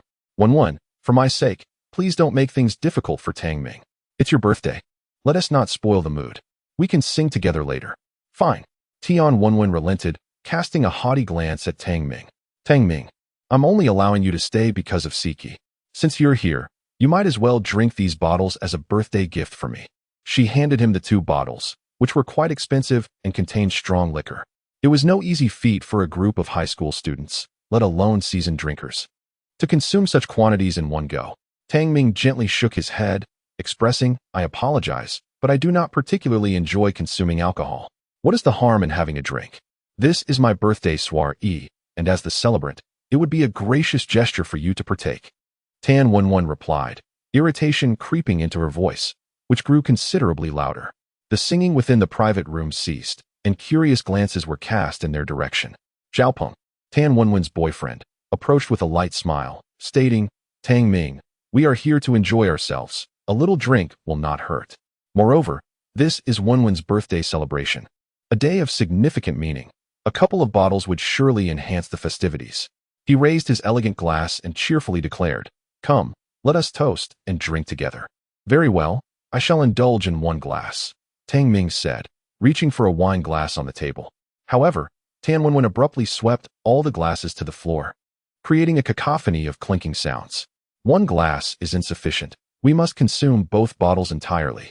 Today, I am the birthday girl, and my wishes must be honored. With a playful yet defiant expression, she extended a bottle of wine towards him, saying, Once we finish these, all our past grievances shall be forgotten. Chen Siki discreetly tugged at her friend's hand, whispering, Wenwen, you and Tang Ming have no quarrel, do you? Of course we do. If it weren't for him, would you Ro and I have quarreled? Merely a few whispered words about him led to my falling out with Su Yu Ro, and that infuriates me. Tan Wenwen's face flushed with anger as she thrust the bottle back towards Tang Ming, insisting, This wine costs 2,000 yuan per bottle. 2 bottles total 4,000 yuan. If it weren't my birthday today, you would seldom have the opportunity to savor such exquisite wine. Consider this a fortunate opportunity. Drink. Unbeknownst to her, Tang Ming's expression had grown cold since the moment she sent the glasses crashing to the ground. The atmosphere in the room became increasingly tense. Chen Siki, feeling awkward, had not anticipated the situation escalating in this manner. Xiaopeng chuckled, Tang Ming, why not just drink? Think of it as a gift for Wenwen's birthday. You arrived empty-handed, without any present. A gift? Tang Ming replied with a faint smile, What reason do I have to present her with a gift? I intended to have but one drink to honor her. Since she does not appreciate it, I shall withdraw. No one in this world could compel him to drink against his will. Furthermore, Wenwen's demeanor was quite displeasing. Had it not been for Aunt Lu, he would not have attended at all. Wenwen's lips trembled in anger. Chapter 40. Have I stirred up trouble? Chen Siki, witnessing her friend's outburst, smiled as she took both bottles of wine, saying, Wenwen, let me drink these on Tang Ming's behalf. Do not be upset. She tilted her graceful neck, preparing to drink. Yet, Tang Ming snatched the bottles from her grasp, placing them heavily back on the table. What business does a young lady have with such strong liquor? Tang Ming scolded, his brow furrowed. Excessive consumption of spirits is harmful. You have classes tomorrow. Furthermore, if Aunt Lu were to learn of your drinking, she would surely worry. It is nearly 11. If there are no further matters, I shall escort you home. His annoyance grew as he grasped Chen Siki's hand, intending to leave. Do not leave. Tian Wenwen's face was contorted with fury. Who do you think you are? This is my birthday soiree, and allowing you entry is already a significant concession. Siki is my closest friend. Why should you dictate her departure? If anyone should leave, it should be you. Get lost. You've completely ruined my mood, Xiaopeng. Make him leave at once. Xiaopeng set down his glass and approached. Alongside him were several tall, slender men. Tang Ming, for the sake of our friendship, I implore you to leave, Xiaopeng said calmly. You must understand, this is Wenwen's birthday celebration. If you refuse to show courtesy, then you shall lose a friend. As he spoke, he placed his right arm on Tang Ming's shoulder. Are you attempting to force me out? Tang Ming inquired, a hint of amusement in his tone. Tang Ming, don't overstep your bounds. You are not welcome here. Leave at once. Xiaopeng's temper flared as he tightened his grip on Tang Ming's shoulder, attempting to overpower him. However, he had overestimated his strength. The first attempt barely budged Tang Ming. On the second try, Xiaopeng exerted all his might. Yet Tang Ming remained unfazed. Tang Ming remarked coolly, I've given you 2 chances. A third will not be granted. Should you persist, you will regret it. Tian Wenwen muttered in dissatisfaction, Xiaopeng, what on earth are you doing? Have you turned into a useless fool? Infuriated by the public humiliation and his girlfriend's mockery, Xiaopeng bellowed, Get down. He unleashed a tremendous roar, summoning every ounce of strength, even resorting to tripping Tang Ming with his foot. Tang Ming's response was simple. He abruptly shook his shoulder. With a resounding thud, Xiaopeng was propelled backwards, crashing into the doorframe and tumbling to the ground, having been flung several meters away. This unexpected spectacle rendered the onlookers speechless. Zhao Peng was the captain of the affiliated high school's basketball team, towering at nearly 6 feet 3 inches, significantly taller than Tang Ming. How could Tang Ming, without even lifting a finger, have sent Zhao Peng flying? Zhao Peng's face flushed with embarrassment, though he was uninjured. The humiliation stung deeply. I advise you to refrain from further conflict. Persist, and you may find yourself truly hurt, Tang Ming stated coolly. His earlier maneuver had merely been a display of skill, not malice. If he had intended to harm, Zhao Peng's physique would have surely suffered grave consequences. You must have cheated. If it were a fair fight, you are no match for me, Zhao Peng retorted, though doubt flickered within him. At that moment, a girl rushed into the room, panic etched across her face, effectively alleviating Zhao Peng's embarrassment. This girl, Wang Li, was also a close friend of Tian Wenwen. Lily, why are you crying? Chen Siki quickly diverted the conversation, seeking to shift the focus away from Tang Ming. Siki, Wenwen, sob, a lewd uncle just assaulted me. He touched me. Wang Li's face was filled with terror. Goodness, on my birthday, why must such troublesome matters arise? Tian Wenwen's expression darkened. This bar is owned by my uncle. Anyone who dares to bully me here will face consequences. Come, we must reclaim this night. She took Wang Li by the hand, determined to confront the situation. Before they could step outside, a drunken, corpulent man caught their attention. He wore a large gold chain around his neck, and a handprint marred his pudgy face. How dare you hit me, you little wretch? He bellowed, his eyes fixed on Wang Li with a menacing glare. What are you pretending to be high and mighty for? Just a bar princess, huh? I'll tame you today. Tian Wenwen, with her fiery temper, placed her hands on her hips and unleashed a torrent of insults. You fat swine. Your mother is the real bar princess, and your whole family too. Look at your pig-like face. How dare you come out here and embarrass yourself? Her scathing tirade left the overweight man momentarily stunned, processing her words. You dare insult me? He finally shouted, raising his fist as if to charge at her, oblivious to the disparity in numbers. He stood alone, while Tian Wenwen was surrounded by a group in the private room. Suddenly, Zhao Peng seized a bottle and hurled it at the man. You want trouble, don't you? Let us take him down. Several boys surged forward, and even Tian Wenwen joined in, gleefully kicking him. In no time, the man lay on the ground, bloodied and groaning, clutching his head in a fetal position. Fortunately, his ample flesh cushioned the blows. A leaner individual might not have withstood such an onslaught. How dare you offend me?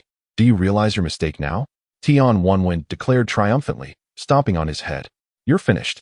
You all will pay for striking me. The fat man continued to yell, despite his predicament. Bah, I can tell you're from out of town. Do you really think you can act tough in Zhonghai? Believe me, I can have you dealt with here. Zhao Peng spat, his disdain evident. His earlier humiliation at Tang Ming's hands fueled his aggression as he delivered a few more kicks. After a brief flurry of blows, Tian Wenwen finally waved her hand dismissively. Now get out of here. It's my birthday today, and it's just bad luck for you to pick this moment to cause trouble. The man, now resembling a grotesque caricature, left in haste, bloodied and disheveled, his eyes flashing with unspoken rage as he exited. He harbored a deep-seated animosity that went unnoticed by Tian Wenwen and her friends, yet Tang Ming perceptively caught it. With a subtle frown, he suggested, Chen Siki, let us leave. There may be trouble ahead. Oh, Chen Siki replied, still shaken by the earlier events, her desire to continue the festivities waning. Why listen to him? This place is run by my uncle, and we have bodyguards. What is there to fear? Tian Wenwen pouted, dissatisfied. Besides, I haven't even had my birthday cake yet. We must finish it together. Zhao Peng chimed in, exactly. That fat man was just an outsider. What power could a mere outsider have in Zhonghai? P.S. Nothing more than a nouveau riche. Then let us finish the cake, Wenwen. It's getting late, and I truly must return, or my mother will be furious. After Chen Siki spoke, she offered Tang Ming an apologetic smile. Tang Ming, please wait a moment. We will finish the cake swiftly. Tang Ming shook his head with a bitter smile. He had already sensed the approaching footsteps from a distance. Many individuals were coming, and among them were several whose steps were heavy, indicating they were trained in martial arts. Even if he wished to leave now, it seemed unlikely he could do so. After reaching the 3rd level of Qi training, his senses had become exceptionally acute. Judging by the sound of the footsteps, the corpulent man had summoned at least 40 to 50 people. He even caught the sharp sound of steel pipes clashing. Chen Siki, stand behind me and cease eating the cake. Tang Ming stood up, unceremoniously pulling Chen Siki behind him. Oh, Chen Siki stumbled and inadvertently fell against Tang Ming's back. Her cheeks flushed with embarrassment. Tian Wenwen furrowed her brows. Tang Ming, what are you doing? Siki herself said she would leave after finishing the cake. Why are you interfering? It is not my desire to meddle, but rather the trouble you have stirred is upon us. Tang Ming could scarcely be bothered to engage with the foolish woman. Tian Wenwen was about to retort when bang. The crystal glass door of the private room was violently shattered, the shards scattering across the floor. Dozens of individuals surged into the room, each bearing a fierce countenance, their brows furrowed with malice. At the forefront, several wielded steel pipes, while others had daggers tucked at their waists. Among them was the previously assaulted corpulent man, who cast a venomous glare at everyone in the room. It was you little rascals who assaulted Boss Dong. A man clad in a loose-fitting white Zhongshan suit entered. He appeared to be in his 40s. His expression apathetic yet brimming with a violent aura. As he leisurely approached, he toyed with two heavy iron balls in his hands, producing a crisp clinking sound as his fingers rotated them. Boss Dong, these are indeed the culprits, correct? The man turned to the corpulent individual. Yes, it was these bastards. Chui Yi, you must avenge me. The corpulent man gritted his teeth. Of course. It is imperative to provide Boss Dong with an explanation for the affront to a valued guest on my turf. Chui Yi nodded with a faint smile. Tian Wenwen interjected haughtily. What do you mean, your turf? This is clearly my cousin's establishment. Your cousin's? Chui Yi's lips curled into a cold smile. Xiao Dao, go fetch the owner of this establishment and inquire whose territory this truly is. Yes, Chui Yi. A stern young man named Xiao Dao nodded and exited the private room. Before long, anguished cries and pleas for mercy echoed from outside. He returned, gripping a middle-aged man by the collar. With a thud, the middle-aged man fell to the ground, trembling and prostrating himself, not daring to meet Chui Yi's gaze. Cousin, Tian Wenwen exclaimed in disbelief. The middle-aged man, upon hearing her voice, instinctively lifted his head, bewildered. Wenwen, what are you all doing here? Ha, so you are indeed relatives, Chui Yi remarked, spinning the solid iron balls in his hands with a smile. Wang Jinkai, this young lady has struck one of my esteemed guests and audaciously declared that the Empire Hotel is not my domain, but yours. Come. Please enlighten this young lady regarding whose territory this truly is. Upon hearing this, the middle-aged man's expression shifted dramatically. Master Chui, this, of course, is your domain. The entirety of this bar street belongs to you. Thud. Master Chui swiftly struck his forehead with an iron rod, causing blood to flow profusely. Did you not heed my earlier words? Master Chui remarked, twisting the blood-stained iron rod with a nonchalant tone. I instructed you to explain to this young lady. Why are you indulging in such superfluous chatter? Yes, I was foolish to misunderstand. Wang Jinkai, bloodied and battered, dared not express any anger. Trembling, he turned to Tian Wenwen. Although I founded the Dihao, this land does not belong to me. It encompasses the entire street and is the property of Master Chui. Wenwen, you have landed yourself in grave trouble. What are you lingering for? Quickly kneel and apologize to Master Chui. Bow down and confess your error. As he spoke, he was struck again, causing more blood to spill. Master Chui spoke with a calm demeanor. I merely asked you to explain, not to utter further words. Wang Jinkai, I do not tolerate disobedience. Should this occur again, your life will be forfeit. Wang Jinkai, pale with fear, allowed the blood to stream down his face without daring to wipe it away, trembling on the ground, too terrified to utter a word, lest he provoke further calamity. Tian Wenwen's countenance finally shifted. Not only her, but everyone present in the private room, save for Tang Ming, trembled in fear upon witnessing Master Chui's methods. Boss Dong, since these individuals have wronged you, how shall you exact your revenge to restore your peace of mind? Just say the word, and I, Chui Cheng, will ensure it is done. Master Chui smiled faintly as he turned to the portly man beside him. Then I must extend my gratitude to Master Chui. The rotund man nodded, his expression gradually becoming menacing. It's simple. We break the limbs of these men and cast them out. As for the women, these 3 students are exquisite. I want to keep them for 3 days, and then this matter will be resolved. His beady eyes glimmered as they fixated on Tian Wenwen, Wang Li, and Chen Siki, particularly intensifying upon seeing Chen Siki. Master Chui nodded indifferently. Very well, we shall heed Boss Dong's wishes. The expressions of Tian Wenwen and the others shifted drastically, with several girls on the verge of tears. Even the male students, including Zhao Prong, were considerably shaken. Despite their affluent backgrounds, they had never encountered such a scene. Master Chui, you are the infamous Chui Jiuzhi of South Chengnan. Zhao Peng suddenly exclaimed. He had failed to notice earlier, but now he saw that Master Chui's right hand, gripping the iron rod, were only 4 fingers, lacking a pinky. Chui Jiuzhi, the notorious underworld leader of South Zhonghai, known for his ruthless and domineering ways, surrounded by skilled subordinates, and with a fearsome reputation established through violence. Master Chui regarded him with a faint smile. Oh, you recognize me? Master Chui, my father is the owner of Kelly Real Estate. I have heard of your esteemed name through him. Zhao Peng gulped nervously. Suppressing the terror within, he approached with a face adorned by a sycophantic smile. Master Chui, could you perhaps spare us for my father's sake? My father is Zhao Qingjun, who has had previous business dealings with you. He continued, we are but high school students, lacking in understanding. We sincerely apologize for having offended your esteemed guest. We are willing to compensate. We implore you, Master Chui, to show mercy and let us go. Zhao Peng, while ingratiating himself with smiles, bowed low and retrieved a pack of fine cigarettes from his pocket to offer. He sought to ingratiate himself, yet remained oblivious to the sinister smile that crept upon Master Chui's lips. With a swift motion, Master Chui delivered a resounding slap to his face, accompanied by a brutal blow that sent Zhao Peng reeling to the ground, spewing blood and teeth. Zhao Peng's girlfriend, Tian Wenwen, trembled at the sight, yearning to assist her boyfriend but paralyzed by fear. Zhao Peng lay stunned, incapacitated on the ground, utterly at a loss. Kelly Real Estate is nothing to me. Do you truly believe I owe them any favors? Master Chui fixed his cold gaze upon Zhao Peng, his voice dripping with malice. Having struck my esteemed guest, this debt cannot simply vanish. Since Boss Dong has decided to break your limbs and keep these young ladies as company, so be it. With a snap of his fingers, several burly men advanced, one of whom delivered a vicious kick to Zhao Peng's leg. The sound of cracking bone echoed throughout the room. Ah!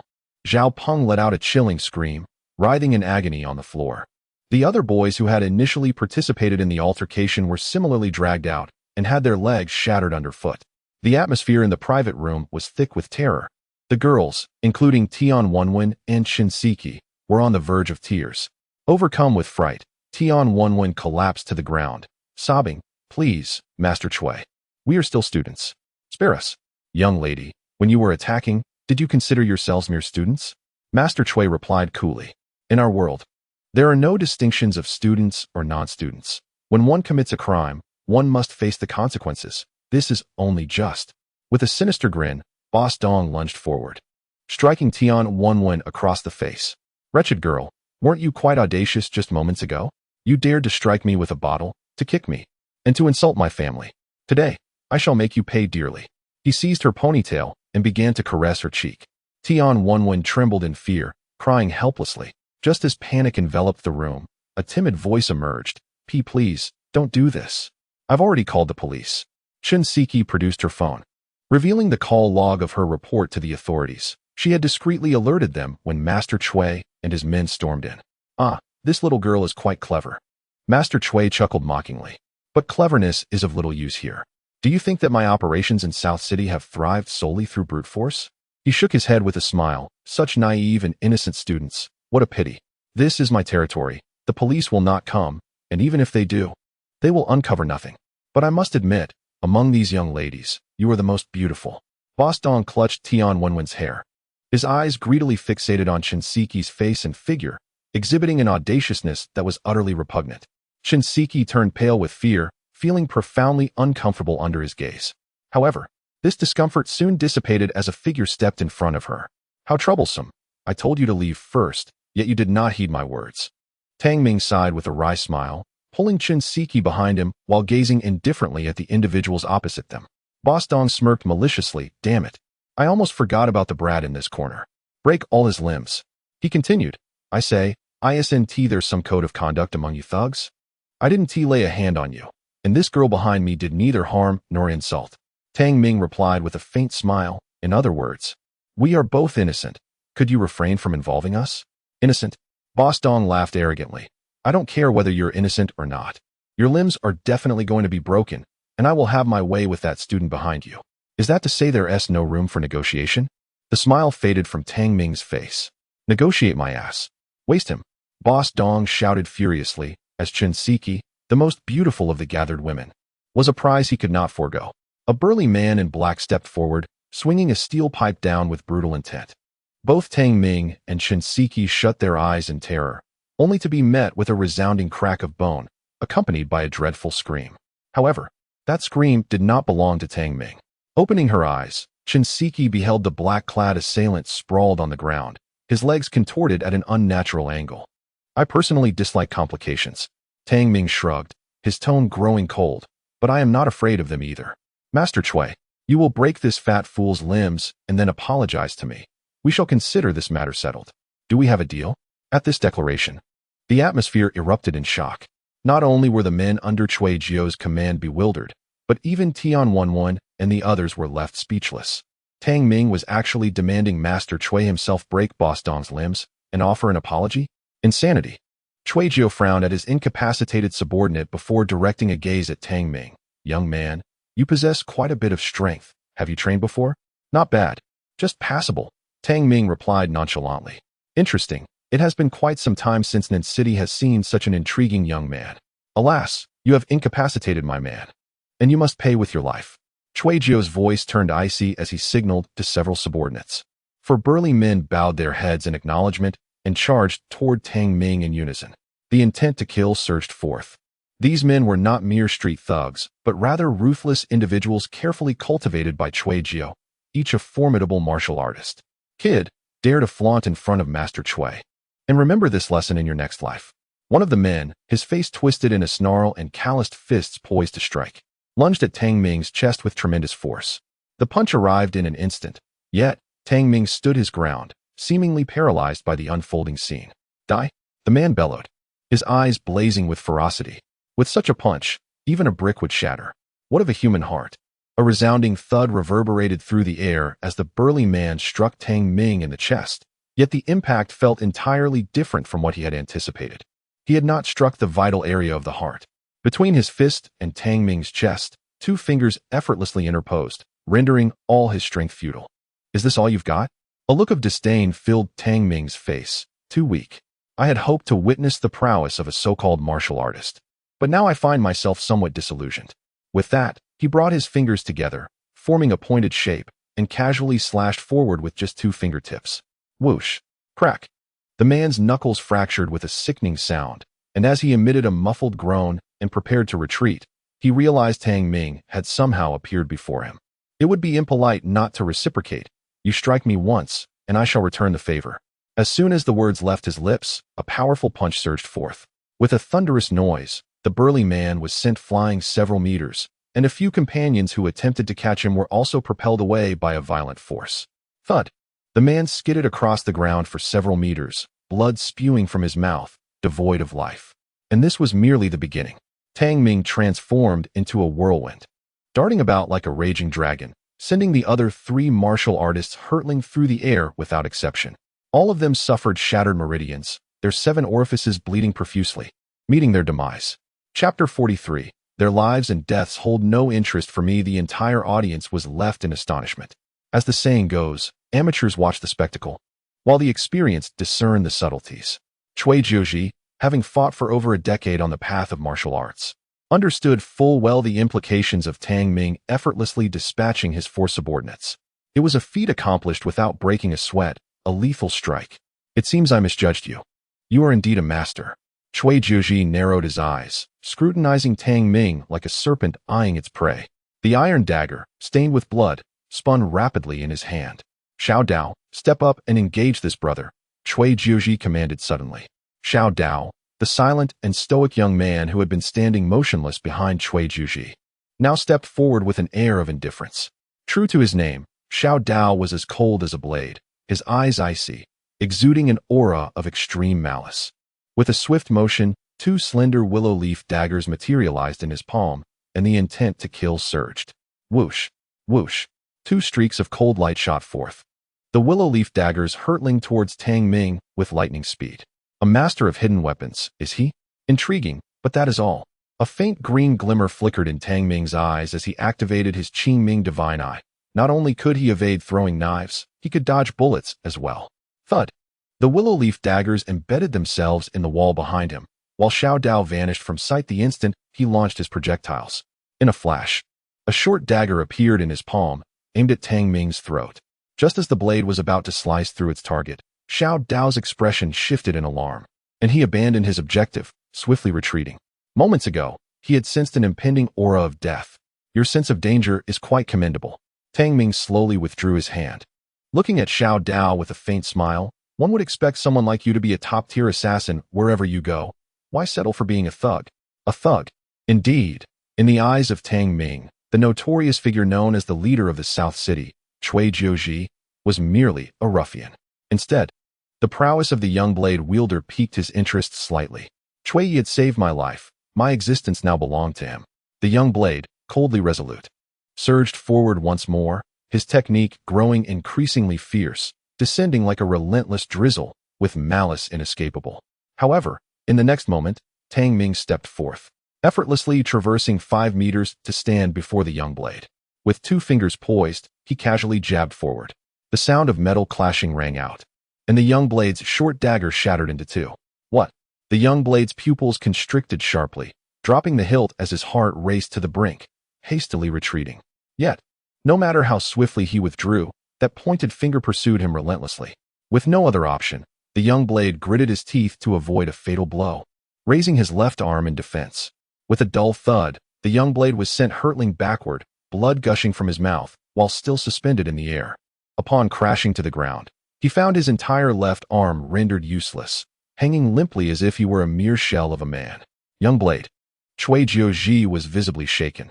The young blade was among his most formidable subordinates, someone even he could not contend with. Yet now, he had effortlessly lost an arm to the youth before him. Cui Jiuzhi, with a mix of astonishment and fear, gazed at Tang Ming, clasping his hands in supplication. Young brother, I admit my earlier transgressions. Might you spare the young blade and us? The once arrogant Cui Jiuzhi, a prominent figure in South City, was now begging for mercy. Tian Wenwen, along with Zhao Peng and the others, stared at Tang Ming in sheer terror. For the first time, they found Tang Ming to be a stranger. Even Shinseki shared this unfamiliar sentiment. Boss Dong, oblivious to the gravity of the situation, shouted, Cui Yi, this brat is far too arrogant. He must not be spared. And that student girl, I must have her. Shut your mouth. Cui Jiuzhi roared suddenly, smashing his iron fist onto Boss Dong's forehead. Bang! Boss Dong was left bloodied and dazed, incredulous as he looked at Cui Jiuzhi. Just moments ago, they were allies. How had he found himself struck? Young brother, regardless of the circumstances, I implore you to spare the young blade. Cui Jiuzhi stood protectively in front of the young blade, his voice grave. For my prior disrespect, I, Cui Jiuzhi, offer my sincere apologies. Should you require compensation, please feel free to state your demands. I find that unacceptable.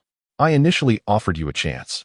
I inquired whether there was room for negotiation, and you claimed there was none.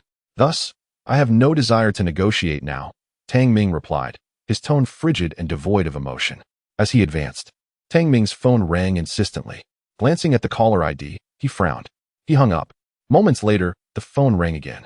Growing impatient, Tang Ming answered, Speak. A voice filled with despair echoed from the other end, a wretched weeping. It was Wei Jiai, her voice trembling. Mr. Tang, my grandfather is in trouble. Woo-woo. His life hangs by a thread. We should have heeded your counsel. We should not have dissipated my grandfather's martial aura. Mr. Tang, I implore you to save my grandfather. The Wei family is willing to compensate in full. I would serve you as a humble servant. Tang Ming decisively hung up the phone, showing no mercy. In the afternoon, he visited the Wei family, having already warned them not to disperse Wei Honglin's martial aura. However, Wei Tianhao disrespected him and drove him away. Now, when in peril, they sought his help. In this world, such kindness is rare. After ending the call, Tang Ming continued his advance, causing Cui Jiuzhi's expression to darken further. Cui Jiuzhi asked solemnly, Young brother, is there truly no room for negotiation? None. Now that everyone regrets their actions, why didn't they consider the consequences when they disrespected me? Tang Ming replied with unwavering resolve as he moved forward. Very well, you leave me no choice. Cui Jiuzhi gritted his teeth, a frenzied look flashing across his face.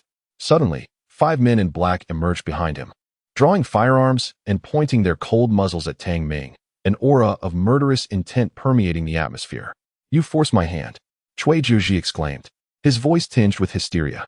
I had no intention of resorting to firearms, but you leave me no alternative. If you withdraw now, I can still apologize. But if you persist, do not blame me for the ensuing chaos." Upon witnessing the weapons drawn, the expressions of everyone present tightened. The sound of gunfire would herald dire consequences. "Do you possess the capability for such chaos?" Tang Ming retorted with a smirk. "With merely these 5 guns, you cannot harm me, nor those I wish to protect." Cui Jiuji's face twisted with rage as he pointed at Tian Wenwen and the others on the ground. "Is that so? What of these individuals? I have no concern for their fate. Do as you wish," Tang Ming replied indifferently. His words sent a chill through Tian Wenwen and Zhao Peng, causing them to panic. "Tang Ming, you cannot forsake us," Tian Wenwen cried out in despair. "I acknowledge my previous attitude towards you was poor. I beg you to save me. Siki, please plead for us. Tang Ming, we are classmates. Please save us." Zhao Peng and the others begged in fear, recalling how they had once planned to aid him during his confrontation with Su Jia. "How utterly tedious," Tang Ming remarked, a hint of disdain in his voice. When they were in their prime, they considered themselves invincible, yet now, they grovel in despair. Alas, this world offers no remedy for regret. He reflected on the plight of Tian Wenwen, Zhao Peng, and even Cui Jiuji, as well as the Wei family. Cui Jiuji, feeling somewhat reassured, cautiously proposed, "Young brother, shall we each take a step back? I assure you, I will apologize and admit my mistakes. Rest assured, I will not retreat," Tang Ming firmly rejected. He was the Xiantian battle sovereign, the celestial sovereign of the realm. How could the current circumstances sway his resolve? Those who insult him, deceive him, or show him disrespect were but mere insects. In his past life, he had endured relentless humiliation. Now, reborn, he would not allow himself to be shackled again, but instead would follow his true heart. Cui Jiuji's heart sank to the depths of despair as he clenched his fists and declared, "Since it has come to this, let us each accept our fates. Your destiny does not belong to the heavens, but is instead in my grasp." As Tang Ming's words echoed in the air, a torrent of murderous intent surged forth, flooding the room and causing the temperature to plummet. His eyes glowed with a haunting green light, radiating from the depths of his dark gaze. In an instant, the onlookers could not perceive how he exerted his power. They merely felt a blur before their eyes as his figure vanished. "Be careful. Open fire," Cui Jiuji bellowed. The gunmen reacted swiftly, their bodies tensing as they aimed at the shadow that had just disappeared. Bang! Bang! The deafening gunfire reverberated through the room. But it was all in vain. Just as the gunmen turned to adjust their aim, a sudden flash caught their attention, and a chilling sensation gripped their throats. Coughing violently, one gunman stared wide-eyed, clutching his throat as a slender scar widened, blood gushing forth as he collapsed to the ground. Having dispatched one adversary, Tang Ming's expression remained unperturbed. His movements were ghostly, accompanied by streaks of cold light. The previously thrown flying daggers, now retrieved from the wall, were unleashed with deadly precision. Uft, uft, uft. The glimmering blades sliced through the air with lethal ferocity. The 5 gunmen could not even graze Tang Ming's clothing before they were all brutally slain. The room was suffused with the nauseating scent of fresh blood, creating an atmosphere of utter silence. "You." Cui Jiuji's eyes widened in disbelief at the scene before him. The remaining black-clad thugs, now fearful, discarded their steel pipes and trembled in the presence of this true god of death. Their spirits had shattered completely. Not only the thugs, but also Tian Wenwen and Zhao Peng felt a chill run down their spines as they recalled their earlier disrespect towards Tang Ming, nearly paralyzed by fear. "Do you have any trump cards left?" Tang Ming inquired, a hint of amusement in his tone. "If not, you may as well prepare for death." Cui Jiuji trembled under Tang Ming's gaze, stammering, I know the second master of the Wei family. If you kill me, won't you fear their vengeance?" "The Wei family?" Tang Ming replied with a faint smile, shaking his head. Just then, his phone rang once more. Upon answering, he heard Wei Tianhao's voice. "Mr. Tang, it was my folly to offend you. I was wrong. I beg you to save my grandfather." Tang Ming, uninterested in hearing more, tossed the phone towards Cui Jiuji. Cui Jiuji caught the phone, puzzled, but upon bringing it to his ear and recognizing the familiar voice, he trembled in fear. "Is it you, second master?" he stammered. "Who are you? How did you come by Mr. Tang's phone?" Wei Tianhao's voice was filled with rage. "I am Wei Tianhao. If you have stolen Mr. Tang's phone, I will scour the entire Zhonghai to hunt down your entire family." He assumed that Tang Ming's phone had been stolen, thus revealing his own identity. In Zhonghai City, local thieves are part of the underground forces, and with the methods of the Wei family, it would be effortless to unearth them. Second Master, I am not a thief. I am Cui Cheng, also known as Cui Jiuji. Trembling with fear, Cui Jiuji inquired, Second Master, do you know this Mr. Tang? I seem to have offended him. I implore you to intervene on my behalf. A furious roar erupted from the phone. What? You have offended Mr. Tang. Cui Jiuji, do you have any idea who Mr. Tang is? You are doomed. Even my Wei family dares not provoke Mr. Tang. Who the hell gave you the audacity to offend him?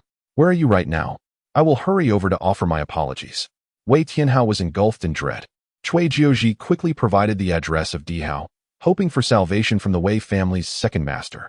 However, the subsequent words from Wei Tianhao plunged his heart into despair. Cui Jiuji, my visit to apologize is not for you, but to atone for my Wei family's transgressions. You better pray for your own safety. Our very survival now rests in Mr. Tang's hands, and I cannot spare any concern for you. With those words, Wei Tianhao hurriedly left with his entourage. Wei Jiai, her eyes brimming with tears, asked, Dad, is Mr. Tang taking calls? No, not only is he not taking calls, but my people have also offended him, Wei Tianhao replied. His face a mask of anxiety. It is all my fault. I should not have crossed Mr. Tang this afternoon. If anything happens to my father, I will never forgive myself.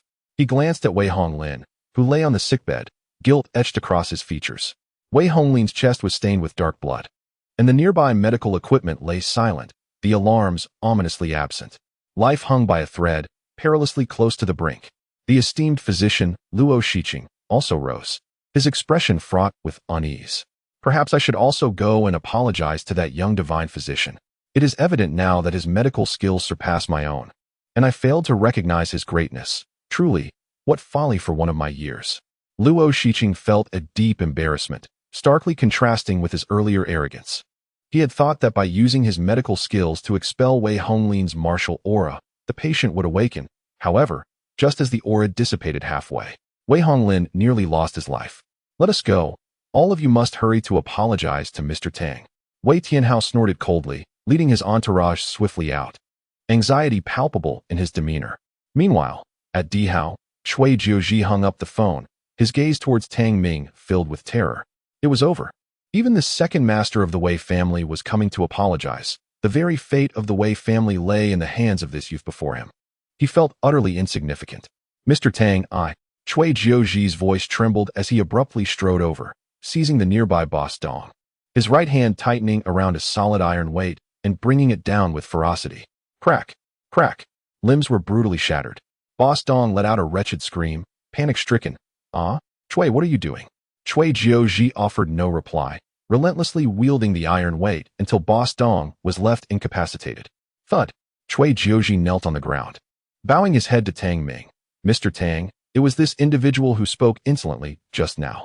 I have heeded your words and rendered him incapacitated, and I now kneel to offer my apologies. Furthermore, I shall gift you the land upon which the Dihao bar stands as a token of my contrition. I sincerely hope you will pardon us for our disrespect. Cui Jiuji prostrated himself, his countenance suffused with terror. Having roamed the underworld for many years, he had encountered countless ruthless individuals and formidable figures, yet he had never felt such fear as he did today.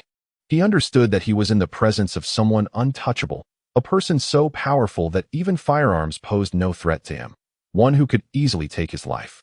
Thus, he could only attempt to acknowledge his fault. Yet this was still insufficient. Tang Ming shook his head coolly.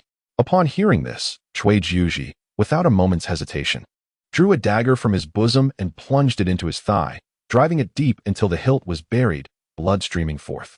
Tang Ming's tone remained frosty, still not enough. Gritting his teeth, Cui Jiuji withdrew the dagger, drove it into himself once more, and repeated the act thrice, creating 6 gaping wounds. This was the most notorious punishment in the underworld. Such actions bear no significance for me. I am not one of your subterranean ilk. Tang Ming stated indifferently. The 3 wounds you inflicted serve to absolve your disrespect, but what of the debt incurred when you ordered someone to shoot me? Cui Jiuji's heart quivered, his expression gradually turning despondent. The wounds continued to bleed profusely, soaking his garments and rendering him icy, while a fist-sized wooden plaque, concealed at his waist, suddenly radiated a crimson glow after becoming stained with blood. Tang Ming's expression shifted, and he reached for the plaque. Cui Jiuji, terrified by this action, closed his eyes, fearing the worst, yet after a prolonged silence, no strike came. Eventually, he heard a detached inquiry. Where did you obtain this? Chui Jiuji slowly opened his eyes to see the wooden plaque in Tang Ming's hand. Mr. Tang, this item was something I stumbled upon. It was unearthed during the renovation of the old street a decade ago. I have a penchant for collecting antiquities, and this plaque appeared ancient. Adorned with inscriptions of the 5 elements and the 8 trigrams. I found it quite charming and carried it with me, Chui Jiuji confessed anxiously. To be honest, Mr. Tang, this is not an antique at all. I had it examined, and it is merely ordinary ironwood, treated with 2 layers of anti-corrosive varnish to prevent decay underground. Ordinary ironwood? Tang Ming's lips curled into a slight smirk as he examined the wooden plaque. The plaque was octagonal, its front etched with characters of the 5 elements and 8 trigrams in small seal script, while the reverse bore a vividly carved black dragon. Surrounding the dragon were intricate inscriptions that, upon closer inspection, resembled chains binding the creature. Having absorbed Chui Jiuji's blood, the black dragon's image shifted from pitch black to a deep crimson. Hand this over to me, and I shall spare your life, Tang Ming remarked, playfully toying with the wooden plaque, offering a faint smile. Should you refuse, I shall have no choice but to kill you and take it by force. Chui Jiuji was left in a state of bewilderment. The notion of murder and treasure theft, uttered from Mr. Tang's lips, somehow seemed to take on an air of inevitability. If he was unwilling, so be it. I shall proceed with the second approach. Tang Ming shrugged and, as he spoke, prepared to return the wooden plaque. No, please wait, Mr. Tang. Chui Jiuji quickly reacted, exclaiming, I present this to you, and of course, I am willing to give it to you. Do not think that this mere plaque is all I offer. I would gladly bestow upon you my entire fortune. Tang Ming halted, a faint smile playing on his lips as he replied, I can assure you, this item is exceedingly valuable, a true treasure beyond price. Are you genuinely prepared to give it to me? No regrets? Yes, I shall give it without hesitation, absolutely no regrets. Chui Jiuji clung to this lifeline, realizing that no amount of wealth, be it 100 million or a billion, would hold any value if he were dead. Very well, I shall accept this token in exchange for your life, and I will consider it a favor owed to you. Tang Ming stepped forward and swiftly pressed a finger into several of Chui Jiuji's acupoints. The grievous wounds instantly ceased bleeding. Otherwise, even if he spared Chui Jiuji's life, the latter would surely perish from blood loss. Thank you, Mr. Tang, for your mercy in sparing my life and for your salvation, Chui Jiuji said, bowing deeply and knocking his head to the ground.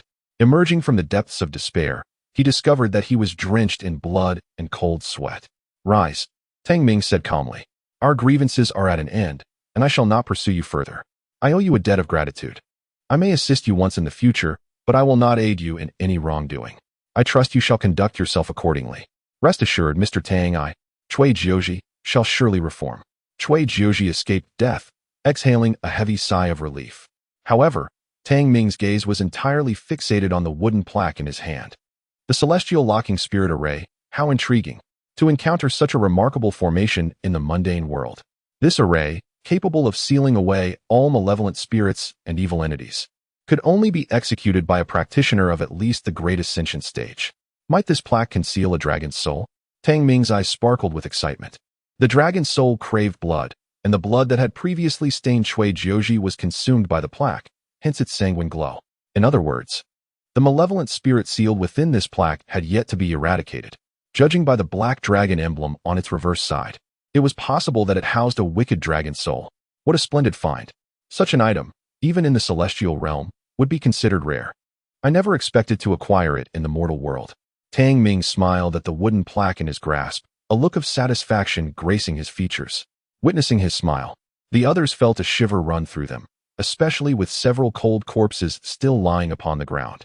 Shinseki, Tang Ming said, stowing away the plaque as he turned to her, it is nearly midnight. Aunt Lu instructed me to return you by then. We must not keep her waiting. Why, yes. Shinseki nodded timidly, still in shock from the events. Let us go.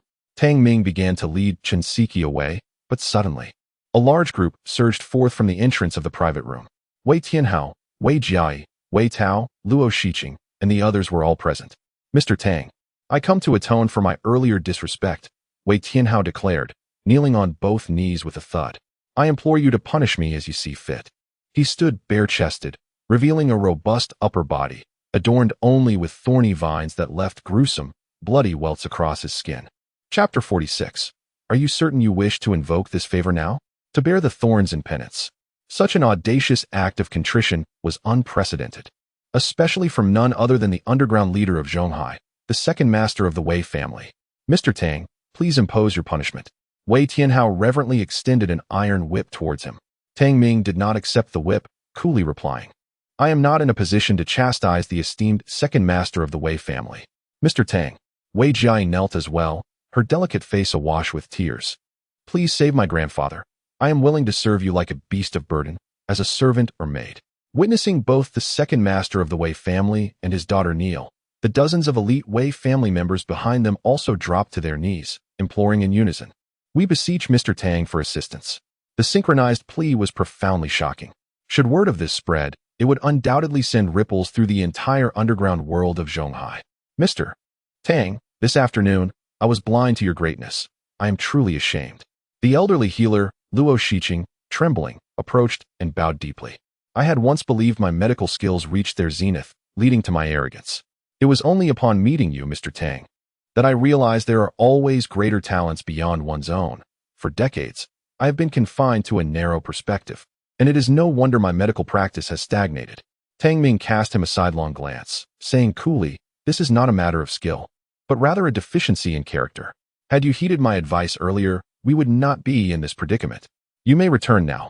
My leniency in sparing the Wei family after your disrespect this afternoon is already quite generous. His tone was resolute in refusal.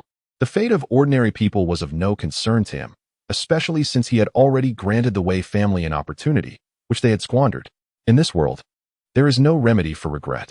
Wei Tianhao spoke with deep sorrow. Mr. Tang, I implore you begone. I wish not to waste another breath. Tang Ming's brow furrowed, an aura of immense menace emanating from him that drained the color from Wei Tianhao's face, instilling despair in the Wei family members.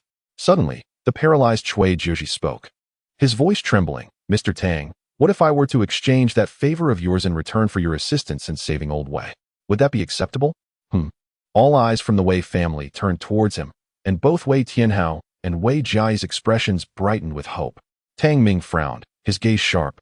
You wish to barter that favor for my intervention to save Wei Honglin? Cui Jiuzhi felt a chill run down his spine under Tang Ming's scrutiny. Yet he mustered the courage to nod. Yes, Mr. Tang, I believe you are a man of integrity. I dare to request your aid in saving old Wei. Cui Jiuzhi, do you comprehend the true weight of my favor? Tang Ming replied coolly. Having my favor means you possess an additional life. As long as you do not engage in wrongdoing, even if you were to commit a grave transgression, I could assist you in resolving it. Are you truly willing to squander this favor, or waste it on another? I am certain, Cui Jiuzhi declared solemnly. The Wei family has treated me well. When I first ventured into Zhonghai, struggling to survive, it was old Wei who recognized my worth and extended kindness towards me. Mr. Tang, I am willing to offer that favor in exchange for your aid in saving old Wei. He knelt down in reverence. Well, since you have made your decision, I shall not say more. The bond between us has been severed. Tang Ming nodded faintly, and then turned to the kneeling members of the Wei family. Let us depart. Why do you remain on your knees? Even if a celestial being were to arrive, Wei Honglin cannot be saved after tonight. Mr. Tang, please, Wei Tianhao exclaimed joyfully, hastily rising to extend an invitation. Wei Jiai, kindly escort my cousin home. Tang Ming issued his command, and then turned to Chen Siki. Chen Siki, upon your return, please refrain from mentioning tonight's events to Aunt Lu, so as not to cause her worry. I may not return home tonight, so inform Aunt Lu that I am staying at a friend's due to some matters. Understood, Chen Siki replied obediently, and upon Wei Jiai's invitation, they exited the Imperial Hotel together. Tang Ming followed closely behind. Cui Cheng, your great kindness will be remembered by the Wei family. The old man's salvation is also partly due to you. Henceforth, you shall be an ally of the Wei family, sharing in both honor and wealth. Wei Tianhao bowed respectfully to Cui Jiuzhi and then led the Wei family members out with purpose. Cui Jiuzhi felt exhilarated upon hearing Wei Tianhao's words. Previously, he had merely been a subordinate to the Wei family, in essence, a junior ally. However, from this moment forward, he would be recognized as an equal partner. Although he had lost a favor from Tang Ming, it was still worthwhile. The elder Wei had treated him well, and saving him was only natural. As for Mr. Tang, Cui Jiuzhi glanced at the lifeless body on the ground and shuddered. it would be prudent to maintain a distance from such a ruthless figure. His status was too elevated. Should he offend such a person, one might not even comprehend how they met their demise. As a mere individual, he preferred to navigate the murky waters of life.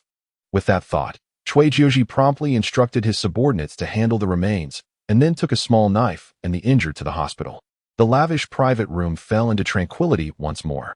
Only Tian Wenwen, Zhao Peng, and others remained, dazed on the floor, seemingly unable to recover from their prior ordeal.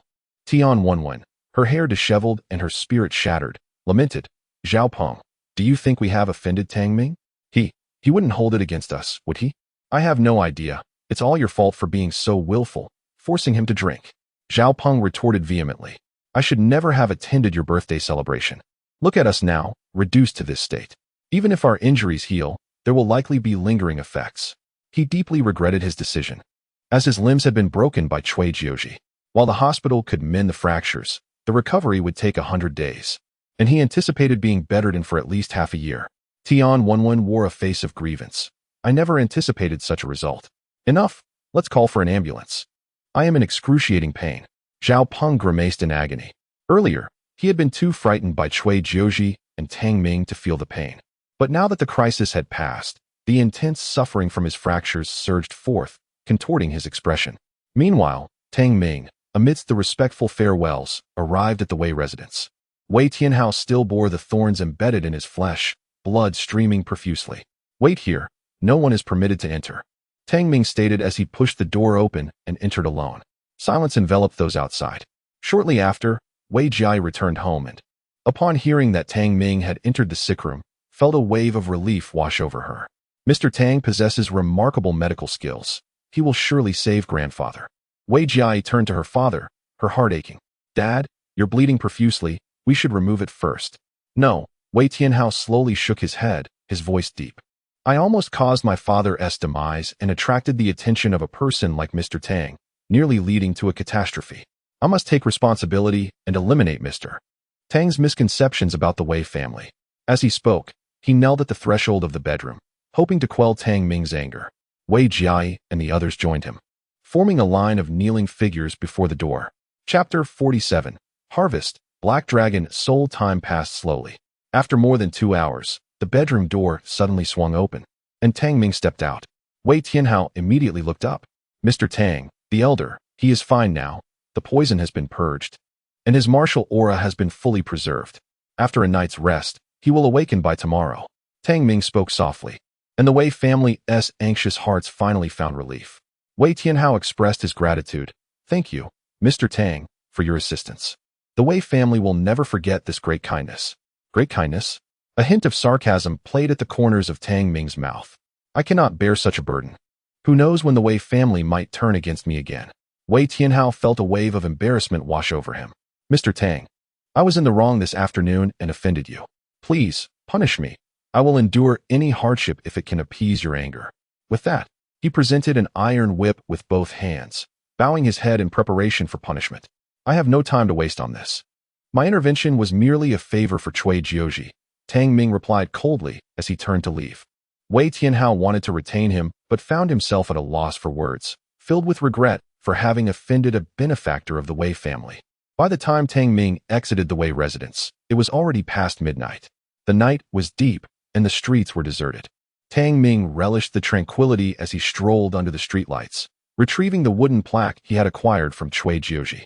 The celestial locking spirit array, if it truly contained a dragon soul, it would be immensely beneficial to me. It is said that opportunities are unpredictable. Cui Jiuji possessed it for a decade, believing it to be an ordinary wooden plaque. Had he any trace of celestial fortune, he would have already embarked on the path of immortality due to the dragon soul. Now that it has fallen into my hands, it is undoubtedly my chance at immortality. Tang Ming's spirit soared at the thought. With determination, he ventured into the nearby wilderness, delving deeper into the darkened surroundings, where only a faint moonlight illuminated the path. Upon reaching a desolate area, he took out the wooden plaque, his eyes shimmering with an eerie azure light, to ascertain whether it concealed a dragon's soul. There was but one way, to unravel the celestial locking spirit array. Heaven and earth, the universe, the sun and moon, yin and yang. The limitless heavens suppressed the 9 skies, while the yin and yang traversed the netherworld.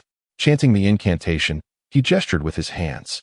Tang Ming channeled his entire spiritual energy, the eerie azure light in his eyes intensifying. His spiritual power expanded with the hand seals, eventually enveloping the octagonal wooden plaque in his palm. Buzz! The intricate inscriptions upon it suddenly glowed, flashing brilliantly as they began to unlock one after another. Alas! A sudden gust of chilling wind swept through the forest, its ferocity causing the branches and underbrush within a 100-meter radius to rustle ominously, creating an atmosphere of profound cold. Tang Ming stood at the heart of this icy tempest, biting into the tip of his finger, using his blood as ink to meticulously inscribe intricate magical formations. Beneath the cloak of night, a small hillock a few dozen meters away harbored several figures clad in black, lying in wait. What on earth is this boy up to? One of the men, a fierce-looking individual named Zhou Tao, furrowed his brow, his eyes fixed on Tang Ming's silhouette, exuding a palpable murderous intent. Zhou Tao was the foremost enforcer of the Zhou family, his hands stained with the blood of many, tasked with handling the family's illicit affairs. His purpose for being here was singular, to eliminate Tang Ming. One of his companions whispered, "Boss, the family had instructed us to act swiftly. Why not strike now and eradicate this individual?" "Patience," Zhou Tao replied with a measured tone. "This man incapacitated young Master Yin Jie during the day and is now on the Zhou family's kill list, but his identity appears quite complex. Even Wei Tianhao treats him with respect. Could he possess significant connections?" His brow remained knitted, filled with uncertainty. "He seems to have an unusual relationship with the Wei family. Let us refrain from killing him for now. Instead, we shall disable him and bring him back to the family head. Perhaps we can extract secrets about the Wei family." Zhou Tao spoke with a chilling edge. "We must act swiftly and decisively. I have received word that this individual possesses considerable combat prowess. We cannot afford to be careless." "Understood. Understood." Several elite members of the Zhou family nodded in agreement, slowly unsheathing their crude blades, their eyes gleaming with lethal intent. Just as they were poised to spring into action, an unexpected turn of events unfolded. A deafening roar erupted from in front of Tang Ming, the violent wind exploding like a detonation, sending clouds of dust swirling into the air. "Open!" Tang Ming channeled his spiritual energy, delivering a powerful strike to a wooden plaque. With a crack, the plaque splintered, releasing a plume of black mist that surged skyward. A blood-red dragon-shaped specter emerged, coiling high above, its ferocious killing intent enveloping the area within 100 meters, saturating the air with a malevolent aura. As the dragon roared, it writhed in the air, its true form obscured, yet the two eyes glowing like crimson lanterns struck a profound terror deep within the soul. The dragon's roar resonated with an overwhelming, regal authority, akin to a sovereign descending upon the world. Indeed, it was the Dragon Soul Slaughter, an exalted bloodline of the Dragon Clan, the Black Dragon Soul Slaughter. A brilliant light ignited in Tang Ming's eyes, his expression filled with uncontainable joy. According to ancient texts, dragons were celestial beasts of great fortune. When a member of the Dragon Clan perished, their soul would not dissipate, but return to the Dragon Tomb, replenishing the clan's destiny. However, some malevolent dragons, having committed numerous misdeeds during their lives, would find their souls rejected by the tomb upon their demise. These souls either scattered into oblivion or defied fate to become Dragon Soul Slaughters. It could be said that every Dragon Soul Slaughter represented the mightiest of the clan. The Black Dragon Soul Slaughter let out a thunderous roar, causing the surrounding air to freeze. Suddenly, it lowered its gaze towards Tang Ming, seemingly offended by the presence of this insignificant ant, its murderous intent surging forth. The dragon soul's fierce maw opened wide, filled with a terrifying murderous intent as it lunged towards Tang Ming. "You dare!" Tang Ming bellowed, an eerie azure light erupting from his eyes. An overwhelming pressure, as formidable as the dragon soul itself, surged forth, a manifestation of the celestial power of a realm's immortal sovereign. Though Tang Ming, as the Xiantian battle sovereign, had lost all his martial prowess, the essence of his soul remained, transcending the dragon soul in strength. It was this very essence that granted him the confidence to subdue the black dragon's spirit. "Submit to me today, and I shall use you as my instrument. Once my path to immortality is complete, I can grant you a corporeal dragon form, elevating you among the ranks of the dragon kin. What say you?" His robes billowed in the frigid wind as he gazed up at the dragon soul. The creature hesitated, its enormous eyes betraying a human-like disdain and mockery. Clearly, it regarded the diminutive figure before it with contempt, dismissing the notion of being enslaved by such a lowly being. With a roar, the dragon's soul lunged forward, intent on devouring the human before it, feasting upon flesh and essence to augment its own power. Chapter 48. Why resort to such tricks? Know your place. Do you still believe yourself to be the esteemed Black Dragon? Even your dragon lord must show respect in the presence of my authority. A fierce rage emanated from Tang Ming's eyes, a fury 100-fold more violent than that of the dragon's soul. In his past life as the Xintian battle sovereign, he wielded dominion over life and death across myriad realms, having engaged in countless battles. In terms of murderous intent, how could a mere dragon soul compare? Bow before me. Tang Ming suddenly stepped forward. The air trembled as an overwhelming malevolence surged forth, altering the very fabric of reality. A blood-red illusory array abruptly materialized, suspended in the void, exuding an aura of utter annihilation. Upon witnessing this crimson formation, the dragon's soul displayed evident fear. Its attempt to strike at Tang Ming halted mid-air, hesitating to advance further. I said, bow down. Did you not hear me? Tang Ming formed a spell with his hands, causing the blood-red array to rotate slowly like a grinding wheel. With each turn, the dragon's soul was struck as if by thunder, its surrounding black mist erupting, its essence weakening, hinting at a potential dissolution into the ether. With a fearful roar, the dragon's soul lowered its fearsome head. I shall ask you again. Will you submit to me and become my servant? Or will you choose to be obliterated, forever barred from reincarnation? Tang Ming's voice was icy, devoid of any emotion, the eerie azure light in his eyes growing ever brighter. The dragon's soul, wary of the blood-red array, shook its head, opting for submission. Wise choice, Tang Ming scoffed. Remember, what I demand is absolute obedience. Should there be the slightest hint of treachery, your soul shall be obliterated. Release your soul core and sign the contract with me. The dragon's soul hesitated, but upon meeting Tang Ming's frigid gaze, it surrendered its soul defenses. Minutes later, Tang Ming inscribed his spiritual mark upon the dragon's soul's core. This ancient contract ensured that even without the blood-red array, and despite the vast distances that might separate them, a mere thought from him would be enough to shatter the dragon's soul, scattering its essence into oblivion. The dragon's soul's malevolent aura lay limply on the ground, seemingly aggrieved. You have received an extraordinary boon, yet you still feel wronged? Tang Ming remarked coldly. Throughout history, has there ever been a dragon soul that met a favorable end?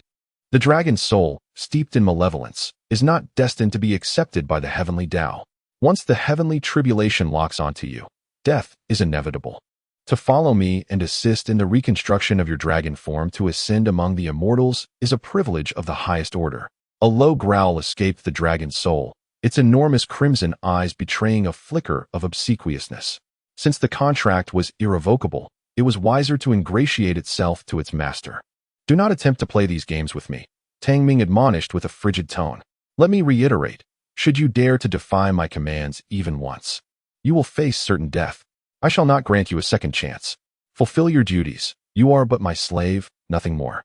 Before the dragon's soul lay numerous wicked dragons, steeped in malevolence, their sins entwined, culminating in their ghostly essence.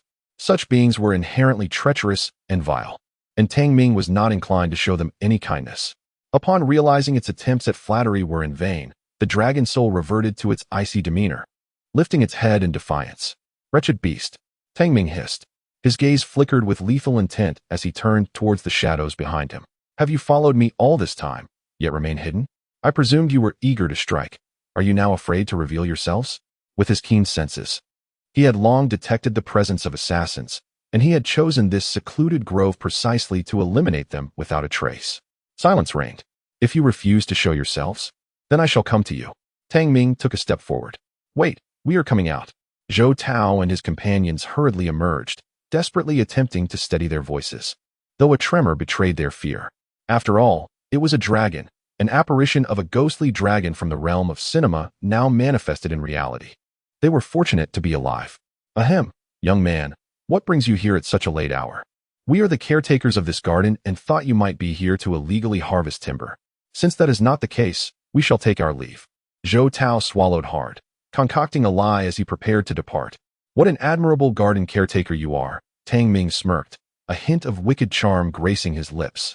You have been following me since I left the Wei family, Sent by the Zhou family, I presume? It makes sense. I incapacitated Zhou Yanjie during the day and contended with Zhou Bazong for the spirit herb. Given the Zhou family's temperament, they would indeed send someone to eliminate me. He inquired with a playful tone, is that not so? What Zhou family? What Wei family? We are merely the caretakers of the garden. Zhou Tao feigned ignorance. Quaking in fear, the towering ghostly dragon, with its immense eyes, bore down upon them, sending shivers down their spines and cold sweat cascading down their brows. Enough pretense. Since you harbor murderous intentions, prepare for the possibility of being countered, Tang Ming intoned ominously. Little brother, I do not comprehend what you are saying. If you doubt me, let my companion present his credentials. Old Wang, quickly, produce your garden work permit. Zhou Tao, drenched in sweat, prodded his companion beside him. The companion was bewildered, questioning the sudden mention of a work permit. Hurry, show this young fellow, Zhou Tao urged, gesturing frantically. The companion, being a straightforward individual, fumbled in his pocket, hesitatingly admitting, oh, my work permit seems to be at home.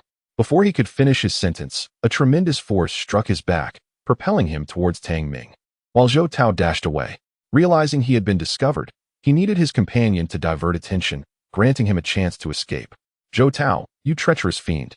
The betrayed companion's face twisted with rage, yet he gritted his teeth and drew a dagger from behind, thrusting it toward Tang Ming. Since death was inevitable, why not embrace boldness? Just then, the dragon soul's malevolence sought out wicked souls, and these few would serve as splendid sustenance. Tang Ming snapped his fingers. The dragon soul roared ferociously, unleashing a torrent of malevolent energy that enveloped the entire area. A frigid gust of wind surged forth with blinding speed. Zhou Tao had barely run 20 meters when the dragon soul collided with him from behind, the seemingly ethereal black mist flooding into his body. What in the world is this? Get out, leave me be. Zhou Tao trembled, his terrified screams echoing. Yet it was too late. The black dragon soul possessed the most venomous spirit energy in existence, one even a celestial being could not withstand, let alone an ordinary human. Soon, malevolent black mist erupted from his mouth, nose, and ears, swirling ominously around him. With a deafening explosion, Zhou Tao was obliterated, flesh and blood scattering in all directions. The black dragon soul reformed, inhaling deeply and consuming the essence of life lingering in the air. With a triumphant roar, having devoured flesh and soul, the dragon soul's power surged, becoming increasingly ferocious and uncontrollable. Having tasted its power, the dragon soul no longer required Tang Ming's command, transforming into black mist that engulfed the other two, converting their life essence and souls into nourishment. After devouring 3 individuals, the black dragon soul's strength surged dramatically. It suddenly turned its gaze, filled with a sinister intent, towards the only remaining human, Tang Ming. The dragon soul scrutinized Tang Ming, its eyes filled with a mixture of ferocity and trepidation, wavering between aggression and hesitation. Several times it nearly opened its gaping maw to consume its master, but restrained itself. Tang Ming remained unfazed, standing calmly with his hands behind his back, stating coolly, "What are you hesitating for? If you wish to strike, then do so. I am but a trifling figure at the 3rd level of Qi refinement, certainly no match for your might. Feel free to proceed. By consuming me, you could regain your freedom, perhaps even advance your dragon soul to a new physical form. Such an unparalleled opportunity is rare in the vastness of the immortal path." Tang Ming's voice was placid, laced with temptation. The black dragon soul inched closer, scrutinizing him before ultimately lowering its proud head, submitting before Tang Ming. It dared not gamble, nor did it have the courage to turn against him. Just a moment ago, I granted you an opportunity, and though you did not seize it, I bear no resentment. However, should you ever entertain treachery again, I shall shatter your very soul, preserving your essence only to cast it into the boundless abyss, subjecting you to the eternal torment of the infernal flames. Tang Ming cast a fleeting glance at it and softly inquired, "Do you remember?" The black dragon soul responded with a hesitant nod, unable to meet Tang Ming's gaze. "I sincerely hope you have genuinely committed that to memory. I am not one to tolerate even a speck of sand within my eyes. Do not be foolish."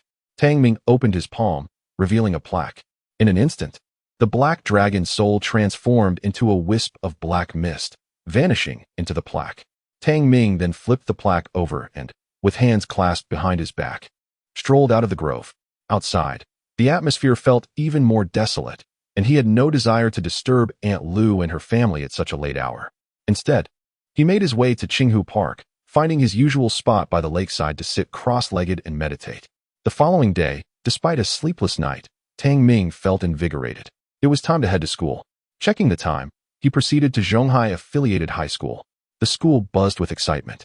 Nearly all the senior students had gathered on the playground, some anxious, others full of anticipation, seemingly awaiting something. As Tang Ming entered the school gate, a soft voice called from behind, "Tang Ming, what a coincidence."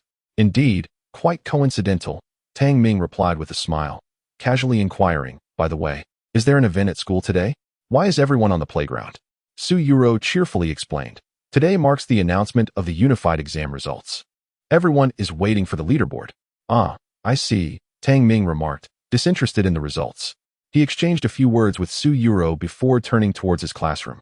At 8 in the morning, the teaching office of Zhonghai First Affiliated High School began unveiling the leaderboard, which consisted of 3 lists: individual subject rankings for Chinese, mathematics, and English, a comprehensive ranking for both the arts and sciences, and a grand total leaderboard showcasing the top 100 students in the city, printed in golden letters. "How exhilarating.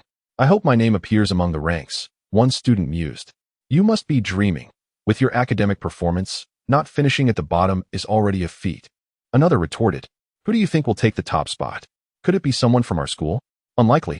The first high school and the experimental school have 2 top students who consistently dominate the rankings. Have you forgotten about that transfer student in class 1? Rumor has it he achieved a perfect score on the math exam. Who would believe that? It's probably just baseless gossip," the students debated animatedly. Before long, a bespectacled teacher approached, systematically unveiling the red cloth covering the rankings. For the mathematics subject, the top position was claimed by Tang Ming of Class 1. Zhonghai Affiliated High School, with a score of 150. Wow, he truly achieved a perfect score. Impressive. He must be a genius. With this perfect score in mathematics, he could significantly enhance his overall score. The crowd erupted in astonishment. The teacher continued to unveil the remaining lists, and instinctively, everyone turned their gaze toward the top position. "What? How is this possible? This must be a mistake." Suddenly, a series of gasps filled the air as everyone stood in stunned silence. The top scorer in Chinese, Tang Ming, from Class 1 of the Senior 3 at Zhonghai Affiliated High School, achieved a remarkable score of 149. In English, he again claimed the top spot with a score of 148. In mathematics, he excelled with a score of 150, and in the comprehensive science category, he scored an impressive 292, a total of 739 points. He had secured the first position in all 6 subjects, an unprecedented feat. Was this a mistake on the leaderboard? How could anyone achieve such high marks? The students were bewildered, some even pinching themselves to confirm they were awake and not dreaming. Yet, the reality was undeniable: Tang Ming, the champion across all subjects. At that moment, the teacher on the podium unveiled the final golden leaderboard, confirming that Tang Ming, with his astonishing score of 739, held the first place. The second place was taken by a prodigy from Experimental High School with a total of 665 points, while the third place went to a scholar from First High School with 664 points. The scores following these were closely packed, with only a few points separating them. However, Tang Ming had distanced himself from the second place by a staggering 70 points. Classmates, there is no question about Tang Ming's results. This is the outcome verified by the Education Bureau, with teachers from various schools cross-checking the scores. The teacher on stage remarked cheerfully, "Do not be disheartened. Let us learn from Tang Ming. Perhaps the next top scorer could be one of you." A chorus of eye rolls erupted from the students below. The vice principal seemed utterly inept at offering consolation, as many were merely scraping by the passing line, far from even dreaming of the top position. One astonished student exclaimed, "With Tang Ming's scores, he has likely already secured the title of this year's college entrance examination champion, hasn't he? Given the difficulty of this unified exam, it certainly surpasses that of the college entrance examination. It seems our school will gain significant recognition this time."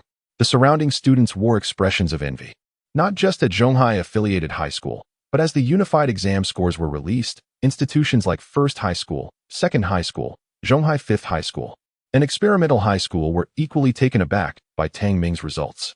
In no time, he became the focal point of discussion across various schools. Chapter 50. The Enviable Rewards. Unbeknownst to Tang Ming, He had risen to fame. He sat in a rather quiet classroom, reviewing his studies while practicing his techniques, multitasking with ease. Soon, students gradually returned to the classroom, their expressions towards Tang Ming laced with a peculiar blend of admiration and reverence. The title bestowed upon him was Qilin Tianjiao, the celestial prodigy, reflecting his status as the top scorer in all 6 subjects. Tang Ming, congratulations. You have achieved the highest score in the city for this unified exam. You have truly brought honor to our class. The class monitor and the academic committee member approached him to offer their congratulations, while other students smiled and greeted him. Previously, as a transfer student, he had garnered little attention from his peers. Tang Ming responded nonchalantly, "Thank you."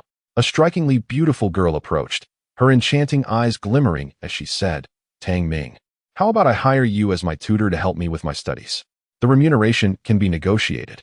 This girl, Yuan, possessed an impressive figure, a rarity among high school students, and her alluring features held an undeniable charm, particularly potent against naive young boys. As the artistic committee member of their class, she was pursued by many admirers. Tang Ming shook his head, politely declining. "I'm afraid I may not have the time to assist you with your studies." "Oh, come on, think it over. It wouldn't take much of your time at all. We could meet during lunch or after school at my place." Yuan leaned forward, deliberately revealing a hint of her fair skin at her collar. Many boys in the class looked at Tang Ming with envy. "I have made up my mind. I will not tutor anyone. I simply lack the time and inclination." This time, Tang Ming's response was resolute, even somewhat indifferent. "Cut it out. What a waste of my expression." Yuan rolled her eyes, straightened up, and turned to leave, followed by the other students. His deskmate, Wang Chong, grinned broadly, impressive. "Tang bro, to remain unperturbed in the face of such temptation, you've really turned down Yuan." Tang Ming raised an eyebrow. "Are you implying that you have an interest in her? Isn't that obvious? Almost every boy in the senior class has fantasies about Yuan." "She's the real deal," Wang Chong replied, puffing out his chest with a mischievous grin. Tang Ming chuckled and shook his head. "Stop daydreaming and focus on your studies. If you fail to get into a normal university, your family will surely reprimand you. Don't worry, my grades may not be stellar, but I can still manage to get into a second-tier teaching institution," Wang Chong said with a laugh. "You're quite impressive, Tang bro, scoring top marks in 6 subjects. You're bound to be the top student in the college entrance examination. Even Yuan is trying to cozy up to you. Your future is looking bright." Wang Chong added with a smirk. Tang Ming smiled silently. In his previous life, he had not been as popular.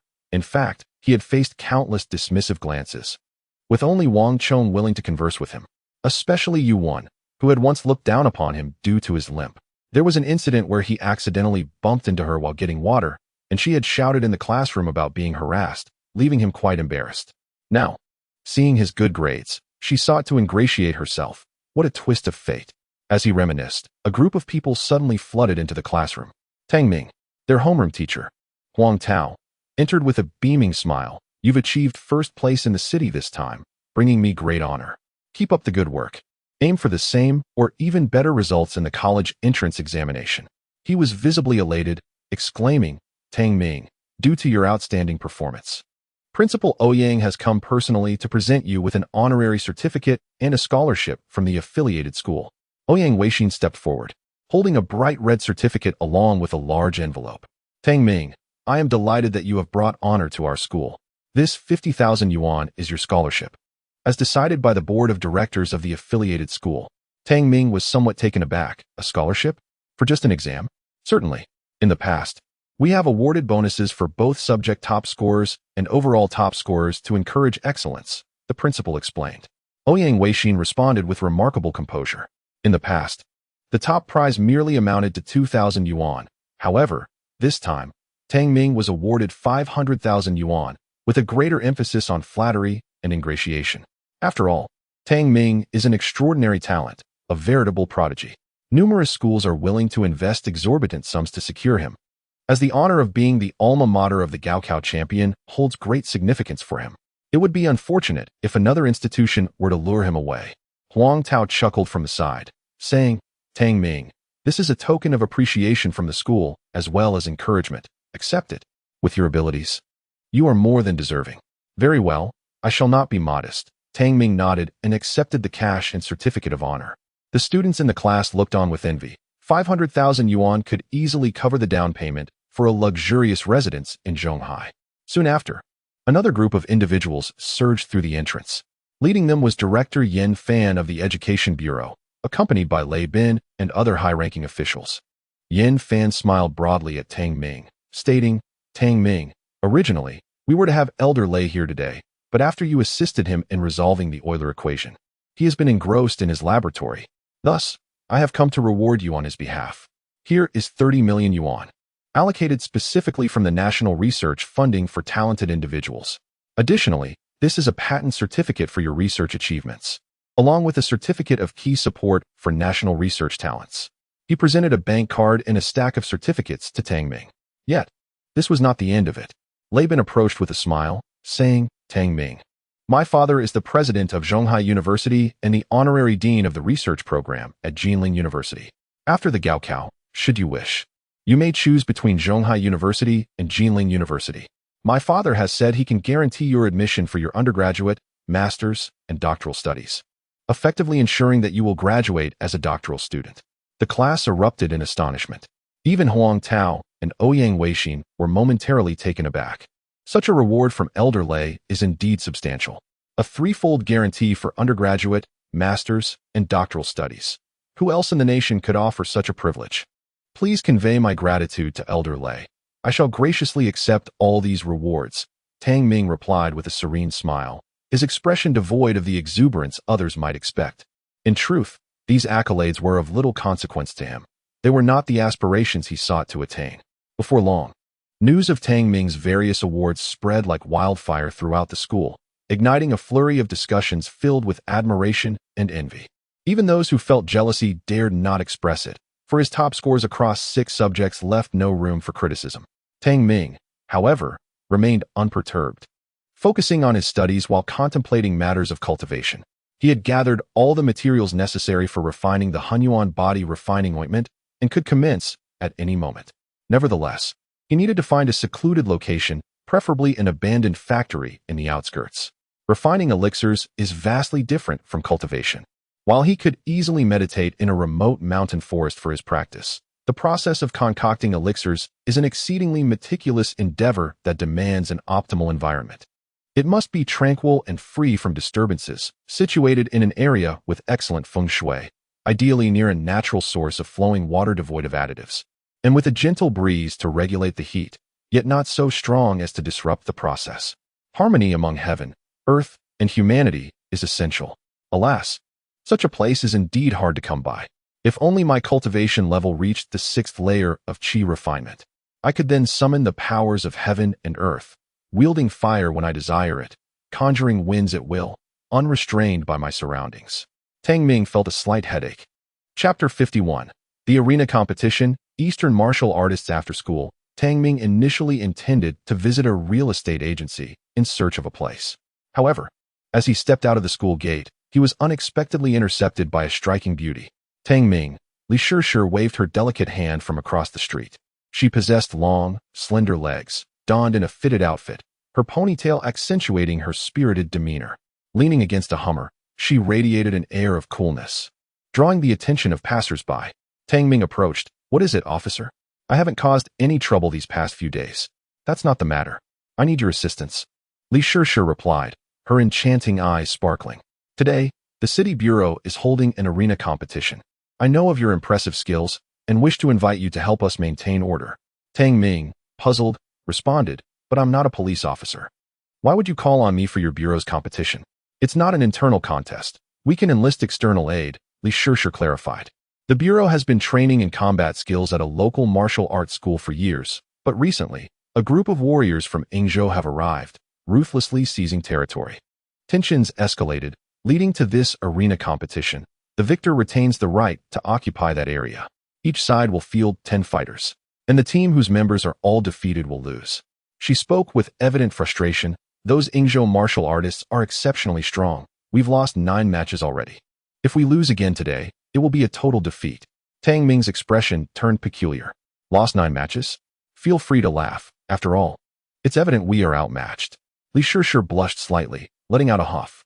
"Those Yingzhou individuals are genuinely formidable. apparently descendants of an ancient swordsmanship lineage from their land. I'm not going. I have other matters to attend to. Tang Ming shook his head, ready to depart. He had no time to involve himself in such affairs. Tang Ming, you cannot leave. Li Shishir suddenly wrapped her arms tightly around his, drawing the attention of numerous onlookers, who gazed in astonishment, envy, and admiration at the sight of this stunning goddess embracing a mere student. Feeling her cheeks flush, Li Shishir loosened her grip just a tad. Let go. The classmates will think we share a special relationship, Tang Ming said helplessly. I won't release you. I care not for others' opinions. With a slight blush, she eased her hold further. Tang Ming, would you assist me just this once? After all, I've aided you on several occasions. The last time near the school, when you incapacitated someone, I helped you register it as self-defense. And during the incident with that student's parents, I intervened on your behalf to spare you from trouble. You were encircled by the Zhou family. She counted on her fingers, her tone pleading, just help me this once. Tang Ming found himself at a loss for words. Li Shishir, raising an eyebrow, resorted to playful stubbornness. I don't care if you refuse to help me. I shall block you at school every day henceforth. To be honest, witnessing such a charming beauty employing her wiles was truly a unique experience. As the number of onlookers among the students grew, Tang Ming helplessly nodded. All right, I'll go. Let go of me. Li Shishir beamed with joy and promptly opened the car door, exclaiming, come on, get in. Once Tang Ming was inside, she pressed the accelerator, and the Hummer roared to life, speeding away. In less than 20 minutes, they arrived at the martial arts gym located in the city center. At the entrance of the gym stood a few young men clad in military green vests, who were visibly startled upon seeing Li Shishir. However, their expressions turned to bewilderment when they noticed Tang Ming behind her. Sister Shishir, is he the expert you found? Inquired a young man with a buzz cut. Lowering his voice, he looks like a high school student to me. He is indeed a high school student, Li Shishir replied with a smile. The colleagues from the municipal bureau were even more astonished, especially after catching sight of Tang Ming's refined features. They furrowed their brows, questioning whether such a youth could possibly contend with the warriors from Yingzhou. The young man with the buzz cut chuckled wryly. Sister Shishir, should we perhaps invite an instructor from the armed police unit? Lu Bin, do you doubt the person I've brought? Li Shishir raised an eyebrow, exuding confidence. Rest assured, the individual I invited is certainly reliable, and we will surely have a chance to vent our frustrations later. Without awaiting her companion's reactions, she took Tang Ming by the hand and led him upstairs into the gym. The interior of the gym was spacious, equipped with various fitness apparatuses. Near the windows stood an octagonal cage specifically designed for combat. Tang Ming, we've lost 9 matches in a row. You might have to fight continuously today. Don't worry, if it becomes too much, just concede. I won't hold it against you, Li Shishir remarked with a hint of regret on her charming face. Tang Ming smiled gently and shook his head. You needn't resort to such tactics. I'm not easily provoked. Since I agreed to come, I shall assist you thoroughly. Realizing her ploy had been seen through, Li Shishir felt a tinge of embarrassment. Just then, a clumsy voice speaking in Chinese broke their conversation. Miss Shishir, is this the foreign aid you've brought? A martial artist from Yingzhou, donned in a loose samurai robe, approached and performed a formal samurai bow to Li Shishir before turning his gaze to Tang Ming. I had expected you to invite a martial artist from Huaxia, but instead, you brought someone like this. Miss Shishir, you seem to underestimate me. With a slight smile, he continued, if it truly comes to it, conceding is also an option. There's no need to have someone come and take a beating. However, if you agree to have dinner with me, I would consider this match won and allow you to keep this training area. His bow was impeccable, and his demeanor was amiable. Yet his beady eyes held a lewd glimmer, brazenly scrutinizing Li Shishir. Huh, you think you can make us concede? You're not worthy of that, Li Shishir retorted sharply, raising her brow. Dachuan Jiro, if you keep looking at me like that, I swear I'll gouge your eyes out. Miss Shishir, you jest. You are a police officer from Huaxia, and we are international friends. Such remarks seem rather inappropriate. Dachuan Jiro smirked. Besides, you are quite beautiful. I am merely appreciating your beauty. He was not the only one to laugh. Behind him stood 7 or 8 Yingzhou warriors, all wearing sinister smiles as they brazenly scrutinized Li Shishir. Damn it, these rascals are asking for a fight. A few hot-tempered youths beside Li Shishir clenched their fists, ready to charge forward. No wonder you have suffered 9 consecutive defeats. How can a China devoid of the warrior spirit compete with our great Yamato Empire? Takagawa Jiro declared with utmost arrogance. The phrase sick man of East Asia is etched into your very bones. Upon hearing this, Li Shishir and her companions were incensed. Tang Ming furrowed his brow, his expression brimming with menace. With your caliber, do you even dare to act so brazenly in China? What? Still unconvinced? Takagawa Jiro mocked. In terms of martial skill, you cannot even best my junior, let alone me. After losing 9 out of 10 matches on the arena, do you still think you have the right to speak fiercely? You are unworthy to contend with my junior. Better let him retreat and summon some true experts. He turned to Tang Ming, his gaze filled with disdain. Tang Ming's response was succinct. He wasted no words and directly stepped into the octagonal fighting cage, provocatively beckoning Takagawa Jiro. Kid, once you enter the octagonal cage, the fight cannot end until a victor emerges. Are you sure you wish to act recklessly? Takagawa Jiro warned.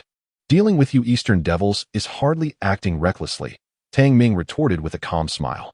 If you prefer, we can transform this arena contest into a fight to the death. No retreat, no mercy. What say you? Li Shishir's expression shifted dramatically. Tang Ming, very well. Let it be a fight to the death, no retreat. Takagawa Jiro eagerly accepted. He licked his crimson tongue and grinned wickedly. You said it. Miss Shishir can bear witness. If something goes awry, do not place the blame on us, your international friends. Fujiwara, go and cripple this sick man of East Asia. Takagawa Jiro gestured to a bearded Yinzhou warrior behind him. Yes, brother, the bearded man replied, stepping into the octagonal cage with a look of cruelty directed at Tang Ming.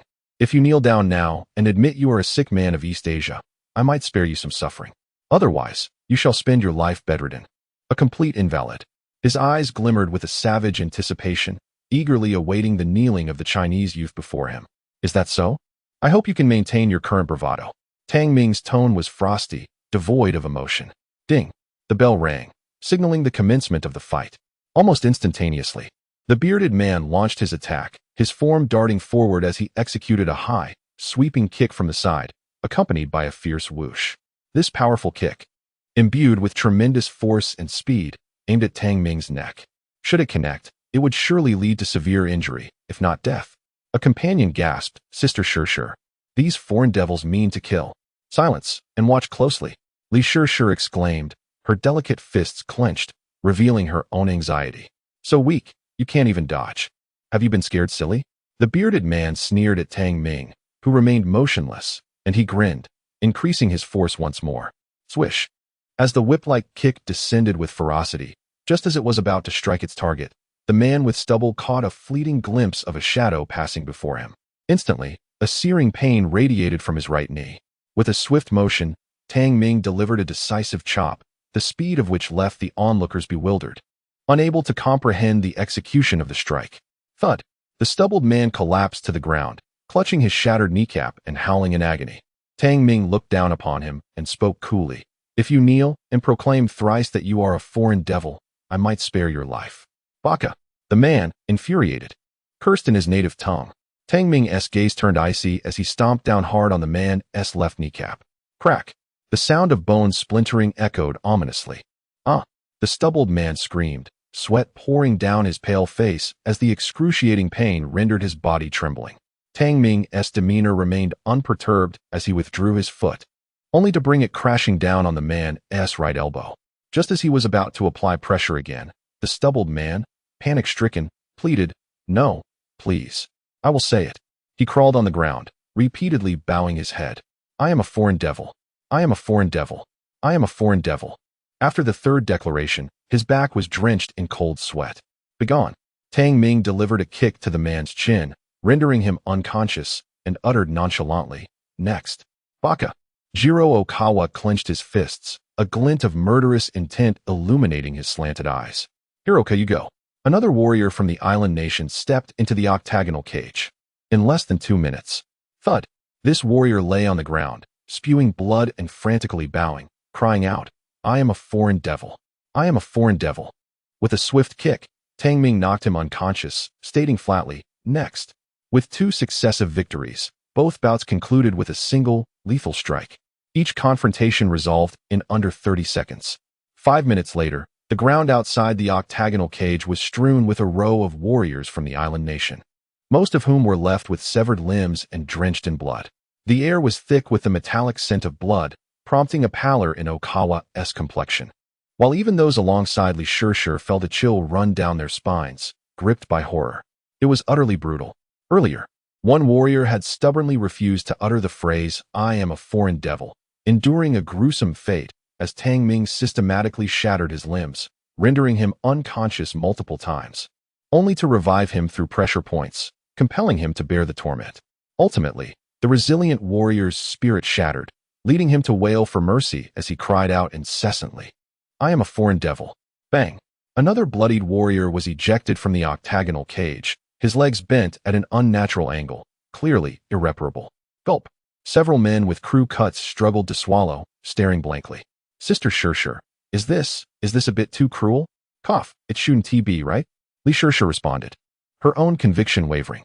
The fates of these men were too tragic. It could be said that their lives would be irrevocably altered, reduced to mere shadows of their former selves, struggling even to stand, let alone practice martial arts. Yet, I do not regret it. Li Shirshir suddenly felt a jolt, clenching her silver teeth and declaring, "It is these Eastern devils who are too arrogant.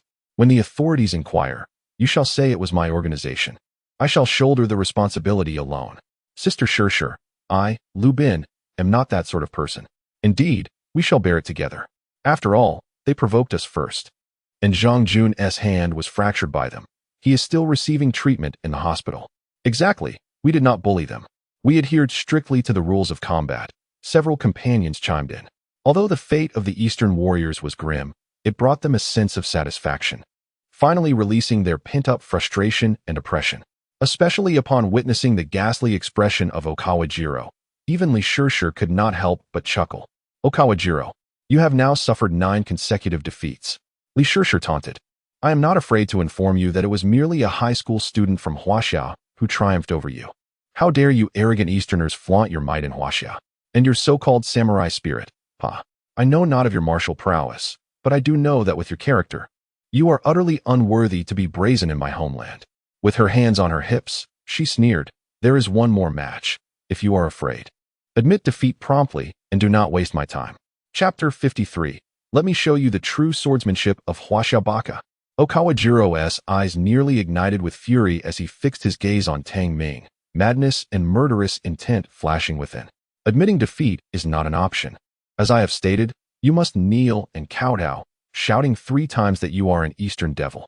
If you do not shout, I shall beat you until you do." Tang Ming replied, his tone icy and devoid of any emotion. "Huaxiao brat, shall we alter the rules?" Okawajiro licked his crimson tongue and grinned maliciously. "For this final match, we can each choose a weapon. Tang Ming, they excel in swordsmanship. Do not fall for their tricks," Li Shirshir warned urgently. "No need." Tang Ming shook his head, glancing at the wall clock and frowning. "Let us expedite this. I have no time to dawdle here. You'd better not say you left your weapon at home and need to fetch it." "Of course not. For a samurai, the katana is always carried," Okawajiro replied, a glint of murderous intent in his eyes as he approached his luggage area and retrieved a long, sandalwood box.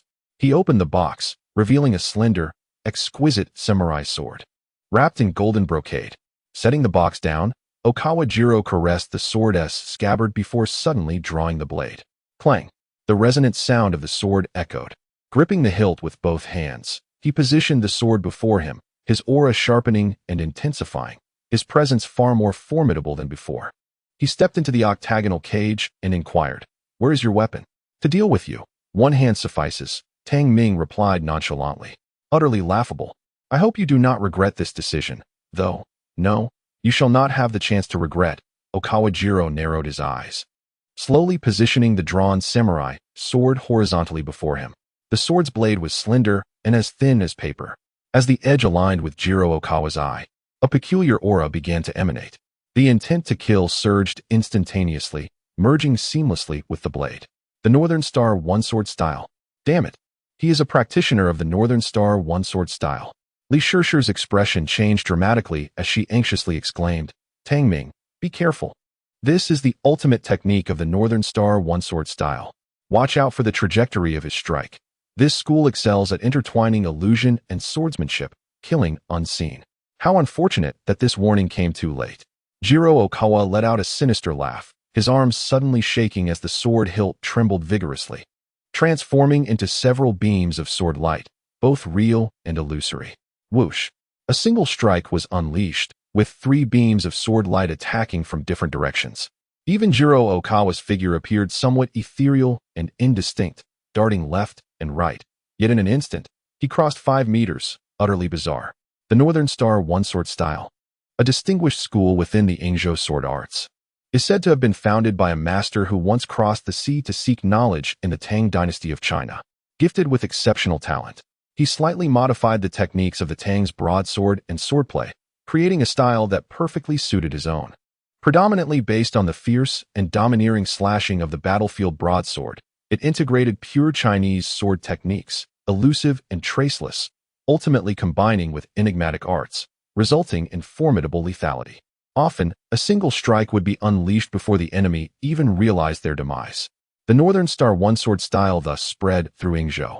After hundreds, or even thousands of years of refinement, the Northern Star One-Sword Style has developed its unique characteristics, yet it refuses to acknowledge the contributions of its ancestors. Firmly believing that its supreme swordsmanship is indigenous to the Eastern Isles, Jiro Okawa bellowed, and immediately, several echoes resonated, making it impossible not only to determine the source of the sound, but also to create confusion. Whoosh! The cold gleam flashed, and, at an acute angle, lunged forth like a venomous snake, striking fiercely at Tang Ming's throat. The Northern Star One-Sword Style, as its name implies, has but one strongest killing move, emphasizing the perfect fusion of speed, power, and sword intent. With a swift motion, Jiro Okawa stepped back, turning his back to Tang Ming, and elegantly executed a flourish with the sword, his action stylish yet cold. So weak, he sneered. Perhaps in raw strength, I am not your match, but in swordsmanship, you are leagues behind. His face was a mask of derision. He had just personally demonstrated the Northern Star One-Sword Style, placing the sword's tip against Tang Ming's throat, certain that the person behind him was doomed. Suddenly, a mocking voice rang out. Is this your version of swordsmanship? What? Jiro Okawa's smile froze, and he turned to face Tang Ming in disbelief. His expression was one of utter incredulity. Impossible. You were clearly struck by the sword just now. His previous strike had been flawless, and the final killing move had indeed landed on Tang Ming's throat. How could he possibly remain unscathed?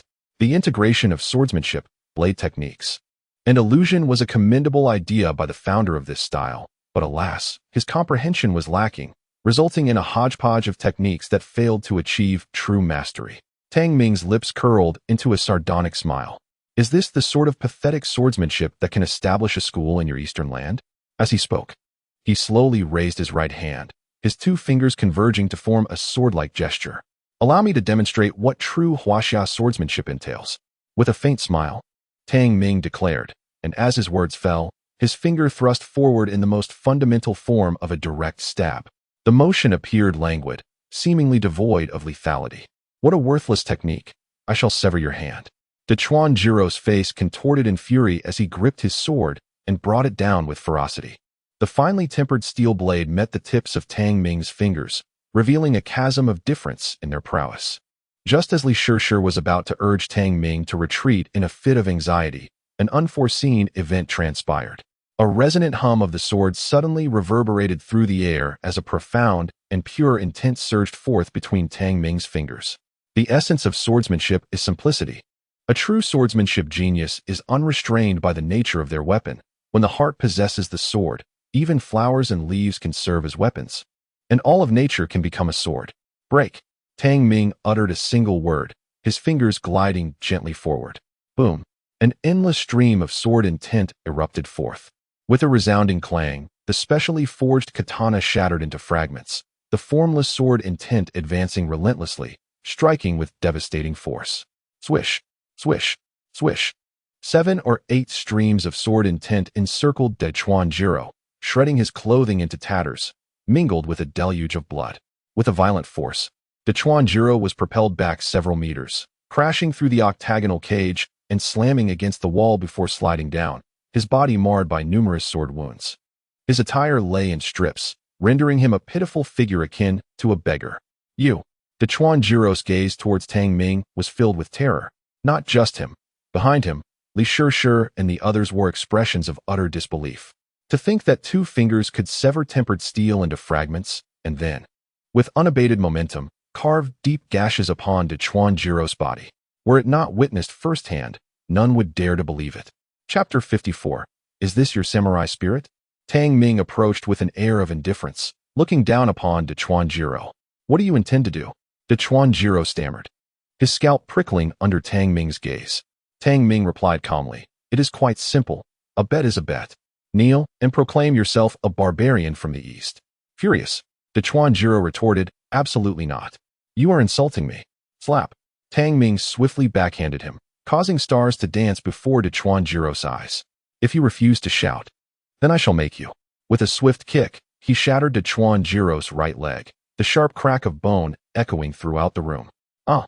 Dechuanjiro shrieked in agony, desperately calling out to Chen Shishir, you Huaxiao police, what are you waiting for? This man is assaulting an international friend. Arrest him at once. How amusing. It is my first encounter with someone so shameless, Tang Ming remarked coldly, seizing Dechuanjiro by the throat and driving him against the wall.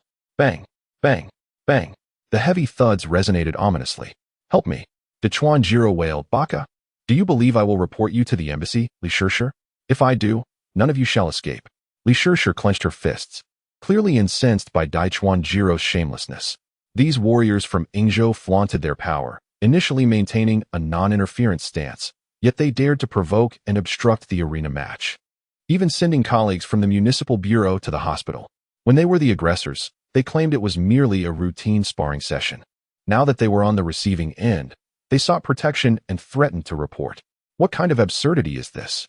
You scoundrel, I am truly unafraid of you. Li Shishir ground her teeth, standing her ground as none of her colleagues stepped forward to intervene. Li Shishir, you are derelict in your duties. Dechuanjiro bellowed furiously. I will certainly lodge a complaint with the embassy, demanding your dismissal and the removal of all of you. Humph, by all means, go ahead. Do you think I am afraid? Li Shishir retorted coldly. When you were causing chaos and injuring my colleagues, spouting your nonsense, why didn't you report yourself? My colleague's hand was broken by you, and you claimed it was a normal match. Li Shishir raised her chin proudly, asserting, now it is also a match. And it was you who instigated this showdown. Bastard. Dechuanjiro was nearly driven to the brink of fury, astonished that this woman dared to turn his words against him. At that moment, Tang Ming delivered another kick. Crack. The sound of bones fracturing echoed again. Dechuanjiro writhed in pain. Tang Ming spoke with a calm smile. Will you kneel? If not, we shall continue. Using your own terminology, we shall continue our match. Dechuanjiro, his face twisted with malice, shouted, you fool. My master is the head of the Beichen Dao school, and he is also in Zhonghai. You will find yourself doomed for injuring us today. We of Yingzhou uphold the spirit of the samurai. I shall never yield. You are finished. My master was invited by the Zhou family of Zhonghai. When the time comes, not only my master, but even the Zhou family will ensure your total obliteration. He aimed to intimidate Tang Ming, but alas, his words only backfired. The Zhou family of Zhonghai? Just last night, Tang Ming had dispatched the Dragon Soul to eliminate Zhou Tao and his cohorts. Did he truly fear retaliation from the Zhou family? Since you profess to uphold the spirit of the samurai, let me witness how resilient that spirit truly is. I hope you can withstand it. A devilish smile curled upon Tang Ming's lips as he summoned forth a chilling, sinister black mist from his pocket. This mist was subtle and concealed, preventing Li Shishir and others from perceiving it. A feral growl erupted from the depths of the mist, and suddenly, two crimson eyes glimmered ominously. The Black Dragon Soul, formless and intangible, could freely alter its size, now manifesting as a thin wisp of black fog. What on earth is this? Dechuanjiro was momentarily bewildered, sensing a tremor in his very soul. Indeed, it is a fine entity, meant to test your samurai spirit, Tang Ming replied with an enigmatic smile, flicking his fingers. Whoosh! The feverish malevolence surged into Okawajiro's being, permeating the depths of his soul. In less than a second, he cried out in despair, no, get it out. I was wrong. I beg you spare me. His eyes widened, bloodshot pupils emanating a chilling scream. Even Tang Ming was momentarily taken aback. He had not yet unleashed the full ferocity of the Black Dragon Soul. Merely relying on the residual malevolence had utterly shattered his opponent's spirit. The resilience of such a mind was lacking. Not only a martial artist, but even an ordinary laborer would surpass him in fortitude. Is this the warrior spirit you take pride in? Tang Ming scoffed. With someone like you, Do you think you deserve to act arrogantly within the realm of Huaxia? Kneel before me. His voice carried an icy fury. With a thud, Okawajiro collapsed in terror, his trousers damp and exuding a foul stench, having soiled himself in fright. Tang Ming frowned and took a few steps back. I'm sorry. I'm a foreigner. Please, don't kill me. Okawajiro's mind was completely shattered, incessantly bowing and muttering, I am a foreigner. Tang Ming turned away, discreetly retracting the black dragon, soul's malevolence. Okawajiro was utterly dazed, continuing to bow and murmur his confession. Tang Ming then looked at Li Shishir with a gentle smile. I have fulfilled my promise. I have secured victory in this tournament for you. Li Shishir's lips twitched at his words. It was far more than merely winning. All 10 masters of the Beichin one-sword style had been rendered incapacitated, especially Okawajiro, who had been so frightfully shaken that he had succumbed to madness. If this matter escalated, the consequences would be dire. The Beichin one-sword style, as a prestigious school of swordsmanship from Yingzhou, had profound roots and was backed by a powerful conglomerate. Should they resort to violent retaliation? Tang Ming, if you encounter any danger during this time, you must inform me at once, do you understand? Li Shishir said, massaging her temples in distress. I fear that the Beichin one-sword style might seek revenge against you. Tang Ming chuckled dismissively. Revenge? With such mediocre swordsmanship? They are likely mere outer disciples. The true Beichin one-sword style, having endured for so long, must possess something unique. It is said that the Mitsui Group is their benefactor. Li Shishir spoke earnestly. The Mitsui Group, a world-class conglomerate, choosing to invest in the Beichin one-sword style speaks volumes of its underlying value. Understood.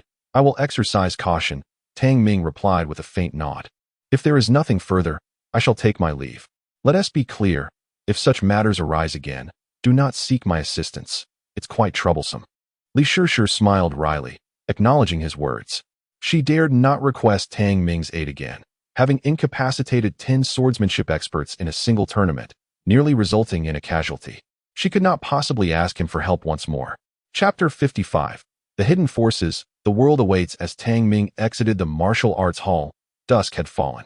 He strolled home, inquiring with several real estate agents along the way, but none could meet his requirements.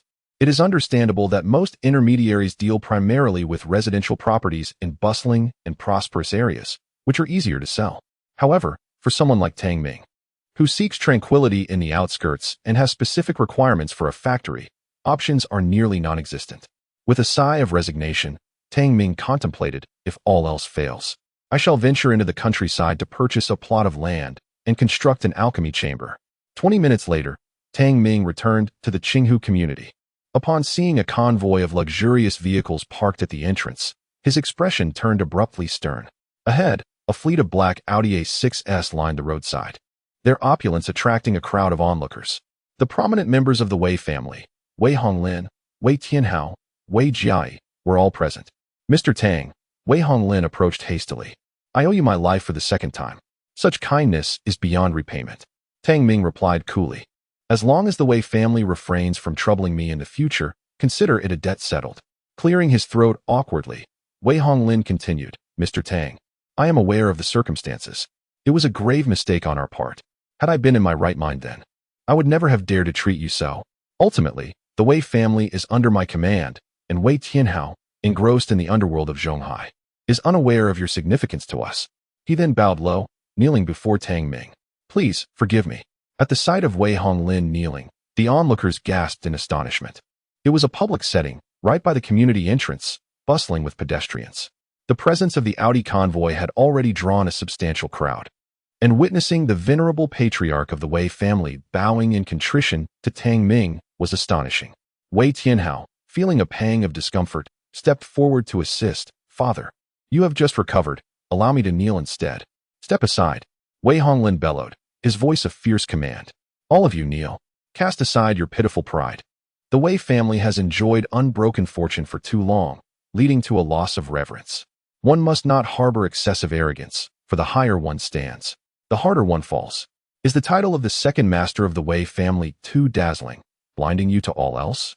If so, I would rather renounce the title than see the Wei family face annihilation because of your hubris. Wei Honglin radiated an intense killing intent. Approaching 80, his aura remained as commanding as ever. As the founder of the Wei family, he wielded absolute authority. "Father, your son does not dare." Wei Tianhao fell to his knees, followed by Wei Jiai and others, who also knelt in unison. The sight of dozens kneeling at the community entrance left the bystanders in sheer disbelief. "Mr. Tang, today, in addition to my apologies, I bring you a gift." Wei Honglin spoke respectfully. "I learned from Jiai that you are in search of century-old herbs. So this morning I contacted some old friends to gather them from the Changbai Mountain Medicinal Herb Base. In addition to the herbs you require, we have also procured several top-tier herbs from our branches in other cities." Wei Honglin, trembling, rose to open the trunk of his Audi. Inside lay an array of precious medicinal herbs, sealed within sandalwood boxes. "Mr. Tang, within this box is a 200-year-old blood ginseng. I hope it proves useful to you." As Wei Honglin lifted the lid of the sandalwood box, a wave of pure, potent essence wafted forth. A 200-year-old blood ginseng. Tang Ming's expression shifted as he hurried forward to examine the ginseng. Wrapped in golden brocade was a ginseng of considerable size, resembling a half-arm, entwined with wood fibers, and of exceptional quality. Even merely opening the box and inhaling deeply, one could feel the concentrated vitality emanating from it. This ginseng was likely closer to 230 years old, a true gem among gems. Tang Ming's eyes sparkled with intrigue. "Indeed, you have shown great thoughtfulness. This blood ginseng will be invaluable to me. As long as it serves Mr. Tang, the Wei family will dedicate ourselves to gathering medicinal herbs for you," Wei Honglin replied, a broad smile adorning his face.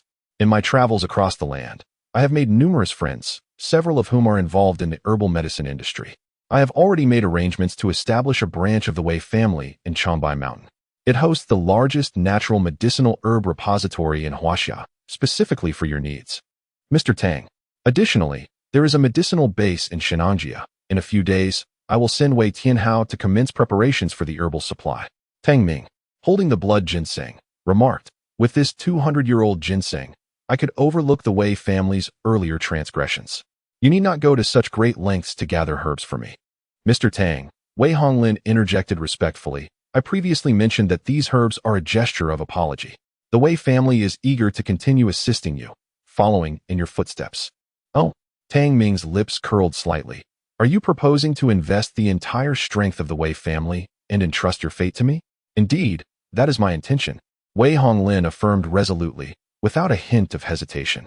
Tang Ming remained silent, instead focusing on the blood ginseng in his hand. The submission of a secular family held little significance in his eyes. As a celestial being of the domain, he regarded such power with indifference. Only the foremost sects of the celestial realm were worthy of his allegiance. "Mr. Tang," Wei Honglin ventured nervously, "I am aware of your profound capabilities.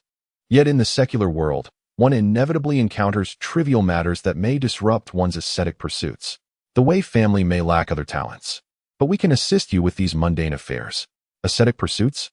Secular matters?" Tang Ming's interest piqued. He inquired nonchalantly, "It seems you have some inkling of my background?" "While I do not know for certain, I can surmise a few things." Wei Honglin lowered his voice and spoke with deference. "Having traversed the land for decades, I am aware that hidden forces exist in the secular realm, often of a transcendent nature. Periodically, these hidden forces send their disciples into the world to experience life. Referred to as walking the world, each of them is a paragon among men, and once they emerge, they are sure to shine brilliantly."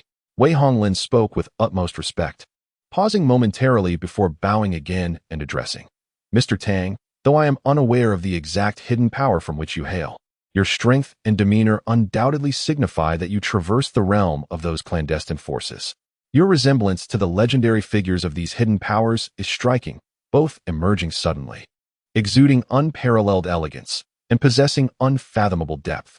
Chapter 56, The Wei Family Submission, Villa Number 1. In discussing hidden powers and legendary figures, even with Wei Honglin's temperament, an expression of terror was unavoidable, for these forces are indeed formidable. Some of these hidden powers have existed since the ancient dynasties, enduring for centuries, even millennia, their profound heritage instilling fear. There are, of course, certain extraordinary hidden powers abroad, such as the royal family of the Sun Never Set Empire, the Rothschild family of Europe, and the House of Saud in Saudi Arabia. Yet, with the advancement of modern technology and civilization, the veil of mystery surrounding these families has gradually been lifted. In contrast, The land of Huaxia boasts an exceptionally rich and enduring cultural heritage. Throughout the long river of time, countless superpowers have arisen, and no one can ascertain precisely how many remain today. The mere hint of these hidden forces is enough to evoke terror. Their immense wealth is merely the tip of the iceberg. You seem well informed, yet I must clarify that I am not one of those hidden powers. A smile that was neither fully a smile nor a frown appeared on Tang Ming's face. His existence could hardly be compared to the hidden forces within the mundane world. Even the reclusive cultivation families and sects seemed like mere ants before him, lacking any cause for concern. Wei Honglin declared resolutely, "Mr. Tang, regardless of whether you belong to those hidden powers or not, the Wei family is willing to follow you. Is that so?" Tang Ming responded with a faint smile. "What if one day I inadvertently provoke a tremendous calamity, perhaps even draw the ire of the hidden powers you mentioned, putting the Wei family at risk of annihilation? Would you not fear such a fate?" Wei Honglin hesitated slightly, beads of sweat beginning to form on his forehead. However, he quickly gritted his teeth and proclaimed, "Mr. Tang, the Wei family is willing to take this gamble, even at the cost of our entire clan's fortune." Tang Ming looked down at him. "Are you truly unrepentant?" Wei Honglin affirmed, "Absolutely unrepentant." "Very well, in light of your sincerity, I shall accept the Wei family." Tang Ming nodded gently. "But let me be clear, should I ever detect a hint of betrayal, I will personally extinguish your entire lineage. Remember my words. I cannot tolerate even a speck of sand in my eyes. There is still time for regret. But do not wait until you have committed a grave transgression and then seek to beg for mercy." Cold sweat drenched Wei Honglin's back as he spoke with resolution. "Mr. Tang, rest assured, from now on, the Wei family is willing to entrust our lives to you. Should there be any treachery, please do not hesitate to eradicate us." After uttering these words, he knelt down. Wei Tianhao, Wei Jiai, and the others also knelt, speaking in unison. "If there is any treachery, please do not hesitate to eradicate us." "Very well, I shall remember this phrase," Tang Ming nodded. "Rise now. I shall consider the events of that day as if they never occurred, but do remember your earlier pledge." "Thank you, Mr. Tang, for your magnanimity." Upon hearing these words, Wei Honglin let out a deep sigh of relief and led the Wei family members to stand once more. "Indeed, there is a matter that requires the prompt assistance of the Wei family," Tang Ming suddenly interjected. "I am in need of a tranquil residence, preferably in a remote area, with gentle breezes and flowing streams nearby. If that proves impossible, then I would appreciate your help in finding a location in the outskirts to construct a factory." "Remote, with gentle breezes and flowing streams," Wei Honglin murmured thoughtfully. Suddenly, his eyes brightened. "Mr. Tang, I believe I have an exquisite location that will undoubtedly meet your satisfaction, and it is situated within Qinghu Park, fulfilling all your requirements impeccably. Please, follow me. We shall arrive shortly." Tang Ming nodded and boarded the Audi. Eager to view the place the other had mentioned, the convoy did not head outward but instead drove directly into Qinghu Park, proceeding along the winding mountain roads. Qinghu Park boasts two peaks known as the Mother and Child Mountains, with the Child Peak designated as a scenic spot, while the opposite Mother Peak is set aside as private property. They were headed to the private area of the Mother Peak. 10 minutes later, the Audi convoy reached the foot of Qinghu Mountain, surrounded by luxurious villas nestled within the park, offering breathtaking views and fresh air, making it an exceptional environment and prime location. "Mr. Tang, Qinghu Park is a top-tier scenic area, entirely developed by the Wei family. In addition to the park and the surrounding Qinghu community, we have also constructed villas at the foot and mid-slope of the mountain," Wei Honglin cheerfully explained. "This is considered the most expensive area in all of Zhonghai City." Tang Ming surveyed the surroundings, his brow slightly furrowed. The environment is indeed lovely, but there are quite a few residences nearby. It does not quite evoke tranquility. "Mr. Tang, we have yet to reach our destination. Please bear with me for a moment." Wei Honglin replied with a knowing smile. The Audi continued to glide past the surrounding villas, winding further up the mountain road. At the base of Qinghu Mountain, the row houses average a staggering price of 120 million Huaxia yuan. Meanwhile, the standalone villas at mid-slope command an even more daunting average price exceeding 250 million. Ultimately, the convoy arrived at the mountain's peak. The summit was spacious, dominated by a solitary villa standing majestically at the pinnacle. This four-story residence exuded grandeur, adorned with extravagant decor, earning its title as the premier villa.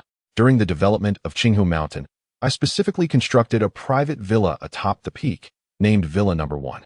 I had intended to reside there myself, but my nostalgic nature held me back from leaving my ancestral home. Thus it has remained vacant, Wei Honglin remarked with a smile. It perfectly fulfills all your requirements. This mother peak does not belong to the park's scenic attractions, ensuring solitude without disturbance. The summit enjoys a constant flow of natural breezes, allowing for cross-ventilation throughout the residence simply by opening the windows. Moreover, the summit of the opposite child peak features a natural lake, with a hidden channel connecting to the park's lake and another leading to the mother peak. With some minor modifications to the villa, a stream could easily be redirected to flow through its interior. Wei Honglin inquired with a smile, Mr. Tang, do you find this satisfactory? Indeed. This villa entirely meets the conditions I require. Tang Ming nodded in satisfaction, pushing open the car door to step outside and survey the surroundings. The moment he alighted, a refreshing breeze swept through the mountains and forests, invigorating their spirits. Ah!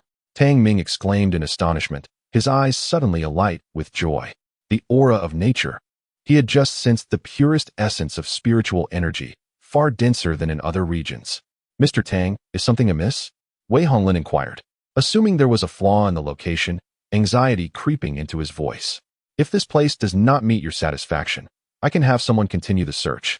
Before he could finish his sentence, Tang Ming laughed heartily. No need to look further. This is the place.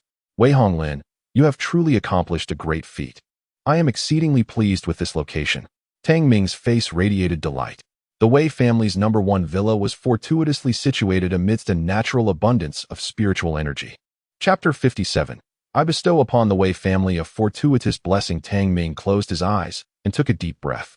With a swift motion, he inhaled a stream of pure spiritual energy, which transformed into his own power circulating within his dantian. He was astounded by the richness of the energy in this place. If I were to set up a gathering array here, my cultivation efficiency would be greatly enhanced. This truly is a paradise for practitioners. Filled with joy, Tang Ming could not help but smile. Wei Honglin, relieved, replied, I am glad you are pleased, Mr. Tang. I will immediately arrange for all the paperwork to be prepared and transfer the property into your name. Henceforth, you shall be the master of the Qinghu Mountain No. 1 villa. Excellent, splendid, Tang Ming exclaimed, turning back with a hearty laugh. Wei Honglin, you have rendered me a great service today. Speak, what reward do you desire? Whatever you ask, I shall surely fulfill. Wei Honglin humbly responded, Mr. Tang, you are too kind. It is my duty, as well as the Wei family's, to serve you. Do not be so modest. I believe in rewarding merit. Since your family has yielded to me and found this treasure of a location, I shall bestow upon the Wei family a fortuitous blessing. With that, he pointed decisively. In a flash, his finger touched the center of Wei Honglin's forehead, transferring a strand of his own refined, innate spiritual energy into him. Almost instantly, Wei Honglin's complexion grew rosy, his previously stooped back straightened, and he seemed to regain his youth. Feeling the surge of vitality coursing through him, Wei Honglin gasped, Mr. Tang, what have you done? You have received a strand of my innate spiritual power, which grants you an additional 30 years of life and immunity to all toxins, ensuring you remain disease-free for a lifetime. Your decades of practice with incomplete martial arts have harmed your internal organs, causing you to faint twice due to old ailments. I have completely eradicated the root of your maladies. Tang Ming spoke with a calm demeanor. Wei Honglin stood momentarily stunned before his face broke into a jubilant expression, his heart racing wildly. 30 additional years of life, immunity to all toxins, and a lifetime free from illness. This was a stroke of fortune indeed. As if the ancestral graves were exuding green smoke, Wei Honglin hastily knelt and bowed his head, expressing his gratitude. Thank you, Mr. Tang, for your generous gift. Thank you, Mr. Tang, for your generous gift. This is what you deserve, and I am a person who, once in good spirits, bestows more than one reward. Tang Ming smiled, his form shifting into a shadow, vanishing in an instant. Whoosh, whoosh, whoosh. He swiftly tapped 3 fingers onto the foreheads of Wei Tianhao, Wei Jiai, and Wei Tao, imparting a wisp of innate spiritual energy to each. Soon, the 3 felt a jolt, experiencing a transformation within their bodies. Wei Tianhao, although you once showed me disrespect, I shall grant you a fortuitous opportunity, considering your timely repentance and your status as Wei Honglin's direct descendant. And to Wei Jiai and Wei Tao, both of you have aided me to some extent. This is also a reward for you. Tang Ming spoke with authority, hands clasped behind his back. Wei Tianhao, Wei Jiai, and Wei Tao fell to their knees, overwhelmed with joy and gratitude. Yet, this was not the end. Tang Ming slowly continued. Wei Honglin, quickly fetch paper and pen. I have need of them. Wei Honglin hurried back to the carriage, retrieving paper and pen with utmost reverence. His awe for Tang Ming had reached its zenith, bordering on the divine. Here, Mr. Tang, I have brought the paper and pen. Excellent. Tang Ming took the materials, pondering briefly before beginning to write. Swish, swish, swish. In no time, he had sketched a complex hexagonal shape, annotating dimensions and critical details. Wei Honglin, I need you to find the finest renovation team to transform Villa No. 1 according to this hexagonal design. Do you see the straight line in the center? Channel the hidden waterway within the mountain into this line without error. Tang Ming inquired. Can you complete this within 3 days? Wei Honglin gazed at the drawing and resolutely replied, yes, it won't take 3 days. I will arrange for all the Wei family's renovation teams to work through the night. It should be finished in 2 days. Good. Tang Ming nodded, then swiftly picked up the pen once more, writing fervently. This time, he did not draw but penned words, his pen dancing across the pages, producing over a dozen sheets of text. Wei Honglin initially believed it to be a list of renovation considerations, but he was mistaken. With a swift motion, Tang Ming tossed the sheets over. Wei Honglin, though your family submits to me, your strength and foundation are woefully inadequate, almost inconsequential. Herein lies a supreme martial art and chi refining technique, far surpassing your family's incomplete methods. You may select loyal direct descendants to begin their training. Did you not once envy the hidden powers? Tang Ming's tone carried a hint of disdain. In my eyes, the hidden powers you speak of are all but trifles. Should your family cultivate according to the techniques on these pages, in less than 5 years, I assure you, the Wei family will become the most formidable transcendent force in Huaxia, a cultivation family far superior to those hidden powers. Additionally, expedite the villa renovation. This location holds great significance for me. Having concluded, Tang Ming turned and departed without a trace of hesitation. However, Wei Honglin was struck as if by a thunderclap. Tang Ming's final words reverberated in his mind like a bolt of lightning, impossible to erase. The pinnacle of martial arts and the cultivation of qi, within 5 years. I assure you, the Wei family shall ascend to become the most formidable transcendent force in Huaxia, a family of immortal cultivators. A tumultuous storm surged within Wei Honglin's mind, initially rendering him momentarily dazed, but soon he was overwhelmed with ecstatic laughter, as if driven to madness. Ha ha, I have placed my bet wisely.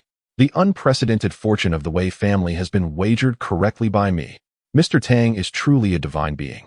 To submit to him is the most sagacious and significant decision of my life.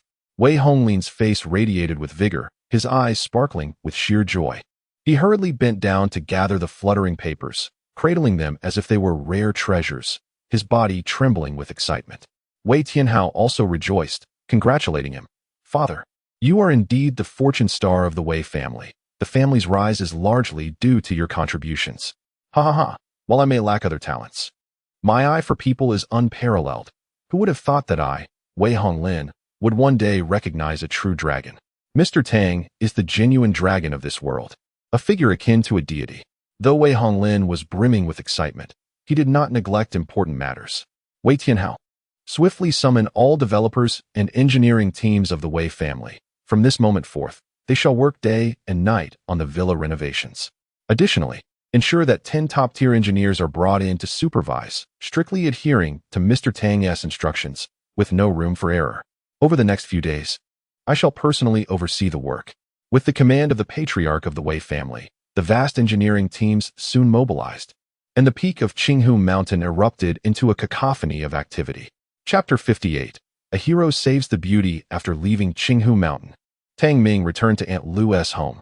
Upon opening the door, he was greeted by a table laden with a sumptuous dinner, adorned with fresh flowers and colorful lights, radiating a festive atmosphere. Tang Ming inquired with a smile, Aunt Lu, is today a special occasion? Indeed, it is a splendid day, a day of great significance. Aunt Lu pulled Tang Ming to the dining table and produced a birthday cake. Xiao Ming, today is your birthday. Happy birthday. Ah, Tang Ming was momentarily taken aback. Xiao Ming, you haven't forgotten your own birthday, have you? Aunt Lu gazed at him with a heart full of concern and guilt. I should have brought you here sooner. Look at you, forgetting your own birthday. You must have had a difficult time with the Tang family in Jinling. Those ingrates from the Tang family, each one ungrateful, are nothing but scoundrels deserving of 1,000 curses. Aunt Lu was incensed, her fists clenched in fury. Chen Jigang took hold of his wife's hand, reassuring her, enough? Today is Xiao Ming's birthday. Let us not dwell on past sorrows. Ensuring Xiao Ming lives well in the future is what matters most. Indeed, I should not bring up old grievances during such a joyous occasion. Aunt Lu realized this and turned to Tang Ming with a smile. Xiao Ming, make a wish. Today marks your 18th birthday, a momentous milestone. Happy birthday, Tang Ming. Chen Siki lit the candles, then dashed to turn off the living room chandelier, playing a cheerful birthday song on her phone. All right. Tang Ming closed his eyes with a smile. He did not make a wish, nor did he believe in such ephemeral matters. He closed his eyes merely to reminisce about the past. Since the disappearance of his parents when Tang Ming was 6, the Tang family of Jinling had grown indifferent, even disdainful towards him. Once the esteemed young master of the Tang household, he had been reduced to a forsaken orphan, subject to ridicule and violence even from the butler's son. Forget celebrating birthdays, merely having enough to eat was a luxury. At 16, his uncle, Tang Anshuan, orchestrated a scheme to strip him of his inheritance by falsely accusing him of harboring improper intentions towards his cousin, Tang Shui. Consequently, Tang Ming had his tendons severed and was expelled from the Tang family, stripped of his ancestral rights, rendered a mere shell of a man. In the depths of his heart, a tempest of murderous intent surged within Tang Ming, an aura of ferocity enveloping him, causing a sudden gust of wind that flickered the candles on the table. Aunt Lu, perplexed, remarked, "Why is there a breeze in the room? Jigang, could you check if the windows are closed?" "I had already shut the doors and windows," Chen Jigang replied, puzzled as he walked over to investigate. At that moment, Tang Ming opened his eyes, a faint smile gracing his lips as he extinguished the candle, saying, "Aunt Lu, I have made my wish." "Very well," Aunt Lu said, producing a beautifully wrapped gift box. "Xiao Ming, this is your birthday gift, a brand new Apple phone. I know how much young people love these, so I specially bought it for you." "Thank you, Aunt Lu," Tang Ming replied with a smile, unable to reject her kindness. Soon, the family gathered for dinner. Upon learning of Tang Ming's impressive examination results from Chen Siki, Aunt Lu's joy was palpable as she celebrated with him over a few glasses of red wine. Laughter and warmth filled the room, creating a cozy atmosphere. As night fell, Tang Ming returned to his room but did not begin his training. For some inexplicable reason, his mind was troubled. Though he concealed his feelings before Aunt Lu, solitude stirred a tempest within him. The disappearance of my parents seemed shrouded in deeper intrigue. In my memories, my father was the most exceptional heir of the Jinling Tang family, a figure of unparalleled grace. How could such a person vanish without a trace, while the Tang family not only failed to search for him, but also severed all ties? Could it be that my parents offended a force so powerful that even the Tang family dared not provoke it? A flicker of brilliance shone in Tang Ming's eyes. Pondering these unresolved questions only deepened his disquiet. Grabbing his keys, he ventured outside for a breath of fresh air. The moon hung high, and the evening breeze felt refreshingly cool. From his vantage point, he could see the lights ablaze at the summit of Qinghu Mountain, indicating that the Wei family had begun renovations on Villa No. 1. This villa boasted an excellent location, rich in spiritual energy. I could set up a spirit-gathering formation there, enhancing my cultivation speed. Whether seeking revenge against the Tang family or unraveling the mystery of my parents' disappearance, absolute strength is essential. As Tang Ming strolled through the night, his thoughts wandered freely. Lost in contemplation, he realized he had meandered onto a quiet suburban path, desolate and tranquil. He decided to sit down and meditate. However, not long after, a thunderous crash shattered the stillness of the night. Accompanied by the sounds of conflict and the crashing of vehicles, a slightly deformed Maserati soon collided with a tree trunk 20 meters in front of Tang Ming, its tires deflated and leaking air, the engine stalling and emitting thick smoke. "Cough, cough, Qingya, are you all right?" Two women stepped out of the vehicle, their faces ashen. One of the women, fair-skinned and beautiful, with delicate features and a pure, charming demeanor, appeared somewhat flustered. The other woman, more ordinary in appearance, had been driving and now anxiously glanced back towards the woods. The ordinary woman expressed her regrets. "Qingya, it's all my fault for scheduling your business event for the evening. I'm so sorry." "It's all right. I suspect those rogues have been planning this for a long time. Even if they don't act today, they will next time, Xia Qingya replied, her complexion pale, but striving to maintain her composure. They came prepared. The bodyguards won't hold out for long. Zhu Min, hurry and call the police. And also inform my father to send someone over. Zhu Min took out her damaged phone, exclaiming helplessly, I'm afraid that won't be possible. Both phones broke during the collision. Then what should we do? We can't stay here. We must run. Xia Qingya grasped Zhu Min's hand, ready to flee. Oh no. Zhu Min stumbled and fell to the ground, wincing in pain. Qingya, my foot is injured. I can't run fast. Just go without me. I can buy you some time. No, I can't let you take the risk. I've already burdened the bodyguards. Xia Qingya was in a state of panic and inadvertently turned to see Tang Ming not far away. She paused, noticing his attire did not resemble that of a thug, and hurried over to seek his assistance. Sir, could you please help us? We need to carry my companion away. Someone is pursuing us. I assure you, I can offer compensation, whatever amount you desire. Just please help us. Desperation tinged her voice, almost bringing her to tears. Tang Ming remained silent, frowning as he observed the scene before him. For some reason, the beautiful woman appeared familiar, as if he had encountered her somewhere before. Please, I beg you, Xia Qingya implored, her distress lending her an air of poignant fragility. Very well, I will assist you, Tang Ming sighed, rising to his feet. It seemed that the night was not conducive to meditation, and just as he managed to calm his mind, he was confronted with such turmoil. Thank you so much, Xia Qingya exclaimed, feeling as though she had grasped a lifeline. She struggled to support Zhu Min, while Tang Ming took hold of her other arm, preparing to leave. Take it slow, my foot hurts badly, Zhu Min whimpered, tears brimming in her eyes. Qingya, please, it feels like my bones are shattering. It hurts so much. Oh, I'm so sorry, Xia Qingya said, her head drooping as if she had committed a grave error. Let me carry you. Tang Ming bent down, intending to lift Zhu Min. His intentions were noble. Yet Zhu Min unreasonably pushed him away. I don't want you to carry me. It's improper for men and women to have such contact. Tang Ming furrowed his brow slightly, observing Zhu Min's ankle for a moment, a flicker of contemplation crossing his gaze. Her ankle appeared entirely uninjured. Why would she feign an inability to walk? Chapter 59. This woman has issues with his keen insight. Tang Ming immediately discerned that Zhu Min's ankle was uninjured. Reflecting on Xia Qingya's predicament, he seemed to grasp the underlying truth. Zhu Min, feeling flustered under his gaze, instinctively shielded her ankle. She lowered her head and bitterly remarked, Qingya, you should not concern yourself with me. Just flee on your own. It's all my fault. I shouldn't have let you attend the business event so late. Zhu Min, you bear no blame for this, Xia Qingya replied, her expression troubled. Given the current situation, let this gentleman carry you away. At such a moment, you must not dwell on other matters. Very well, Zhu Min reluctantly nodded. Xia Qingya turned to Tang Ming, her eyes pleading. Sir, Zhu Min has agreed. With your strength, you can carry her away. Once we are out of danger, I shall reward you handsomely. Is that so? Tang Ming shook his head, glancing towards the rear. But it is already too late. Those pursuing you have arrived. As soon as he finished speaking, a flurry of movement erupted. 8 masked assassins emerged from the thickets, exuding a palpable aura of menace, their short blades still stained with fresh blood, clearly having just emerged from a violent confrontation. Miss Xia, long time no see. The leader of the assassins sauntered forward, a sinister grin spreading across his face. My brothers have been in need of funds lately, so we have come to borrow a bit from you, our esteemed star. Xia Qingya's face paled in terror. I can give you money. Please, spare us.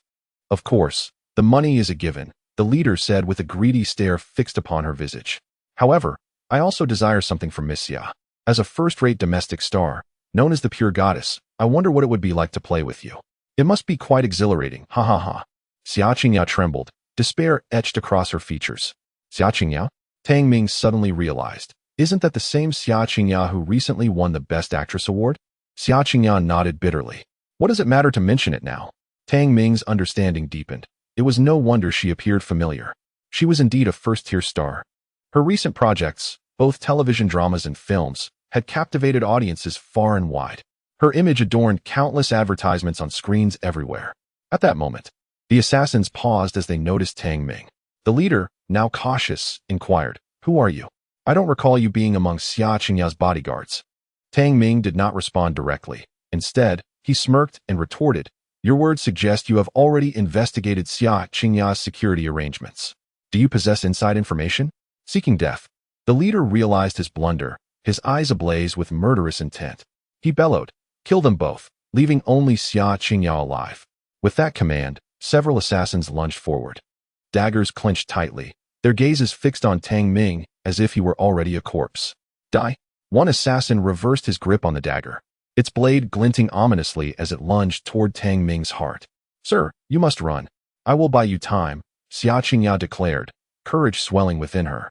As she positioned herself in front of Tang Ming, her delicate hand grasped a stone from the ground, yet her body trembled in fear. "Get away." Before her stood a killer who let out a low snarl, swinging a hand towards her. Summer Qingya, frightened, tightly shut her eyes. The sound of a sharp slap resonated throughout the area. She felt no pain on her face and slowly opened her eyes, only to find that the killer had been sent flying by a single blow. Before the body even hit the ground, the assailant spewed blood violently, crashing down lifelessly. His neck contorted at a grotesque angle. Tang Ming had unleashed a strike with enough force to shatter stone. How could an ordinary person bear such might? "Step back. I require no assistance in buying time," Tang Ming said with a serene smile, pulling Summer Qingya behind him. "Damn it. I misjudged you. It seems you are a master." The leader of the assassins observed his companion's corpse, his eyes narrowing coldly. "But alas, you have encountered my brothers tonight. Your demise is inevitable. Blame only your ill fortune for wandering into the suburbs at this hour." He drew a firearm from within his coat. Soon, the other assassins similarly brandished their weapons. In modern society, the lethality of firearms far exceeds that of cold steel. Faced with the 8 gun barrels aimed at him, Tang Ming displayed no fear. Once you pull the trigger, the consequences are beyond your control. Humph, even at death's door, you still speak boldly. Do you fancy yourself a superhero? The assassin leader scoffed, aiming directly at Tang Ming's head and firing. A thunderous bang erupted, the gunshot deafening with its reverberation. Almost instantaneously, as the trigger was pulled, Tang Ming's shoulder twitched, propelling him and Summer Qingya 2 meters away, the bullet striking the ground where he had stood moments before. Such swiftness. The remaining assassins felt a chill of fear. Few in this world possess the ability to evade bullets. "Damn it, let us see how long you can evade." The assassin leader sneered, raising his wrist to fire again. Suddenly, a chilling wind swept through the dimly lit woods, and despite the sweltering summer heat, all present shivered involuntarily. A thick black mist surged forth like a specter. What in the world is that? One assassin fired at the encroaching black mist, the gunshot deafening, yet the bullet merely passed through the darkness and struck the ground. A fierce roar echoed throughout, as the black dragon spirit surged forth with a terrifying intensity, wrapping itself around the nearest assassin. In mere seconds, a loud explosion sounded, the assassin's body bursting apart into a mist of blood, all flesh consumed by the ravenous black dragon spirit. Having tasted blood, the black dragon spirit grew even more frenzied, its crimson eyes glinting with greed as it turned towards the remaining assassins, before surging forward with an overwhelming thirst for blood. "Ah, get away, get away. There's a ghost. Help." 3 more assassins erupted in a similar manner, their forms dissolving into a mist of blood, devoured by the black dragon spirit. What in the world is this? The leader of the assassins, now thoroughly terrified, abandoned his pursuit of Tang Ming, turning to flee. Is it not too late to flee now? Tang Ming smiled indifferently, flicking his finger. Suddenly, the black dragon spirit raised its fearsome head, its chilling gaze fixated upon the fleeing figure, opening its gaping maw wide and charging forward. With a sudden tremor coursing through him, the leader of the assassins found himself ensnared in an endless shroud of black mist, which writhed incessantly around him. In that instant, piercing screams echoed from the depths of the darkness, accompanied by the chilling sounds of gnawing. Cloaked in the night and shielded by Tang Ming, Xia Qingya was spared the sight of that horrifying scene, yet she trembled in fear, her delicate frame shaking, her assistant, Zhu Min, equally distressed. Chapter 60. Arrival at Villa Number 1. Moments later, tranquility returned to the inky blackness, a gentle breeze dispersing the lingering scent of blood. "It's over now?" Tang Ming spoke softly, preparing to depart. Wait. Xia Qingya bit her lip apprehensively and said, "May we accompany you? It won't take long, just to reach the street." "Whatever," Tang Ming replied nonchalantly. Xia Qingya quickly supported Zhu Min and followed Tang Ming as they left. After 10 minutes, The trio finally emerged from the wilderness onto a familiar street, with several residential complexes ahead, signifying safety. This area is relatively secure. There is a security booth ahead where you can borrow a phone to call the police or notify your family, Tang Ming stated calmly. Casting a glance back at Zhu Min, his brow slightly furrowing. This woman had complained of leg pain during their escape, yet now, with the danger past, she walked with greater steadiness than Xia Qingya. There was something amiss about her. Sir, thank you for saving our lives, Xia Qingya said, spotting the security booth ahead.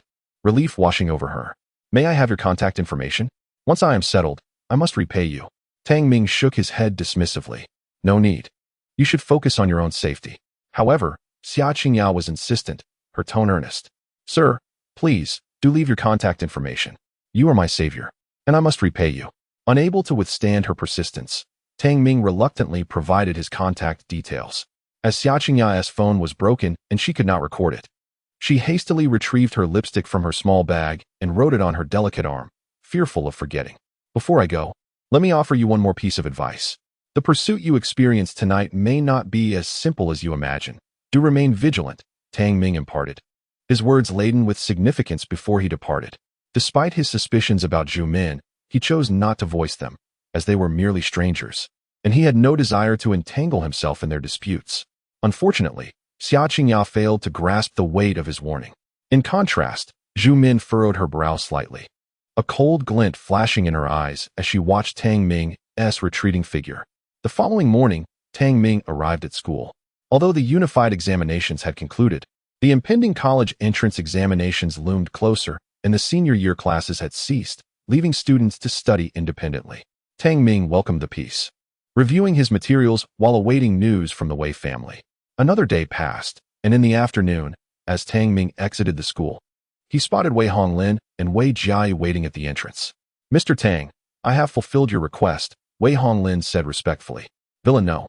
One has been renovated according to your specifications. You may inspect it to ensure your satisfaction. Should there be any issues, I will have it amended. Excellent. If the Wei family can consistently demonstrate such dedication and diligence, their future prospects are boundless. Tang Ming nodded with a subtle smile. Mr. Tang, you jest. The future of the Wei family entirely depends on you. In serving you, we shall exert our utmost efforts. Wei Honglin's face radiated with joy, his countenance adorned with a broad smile.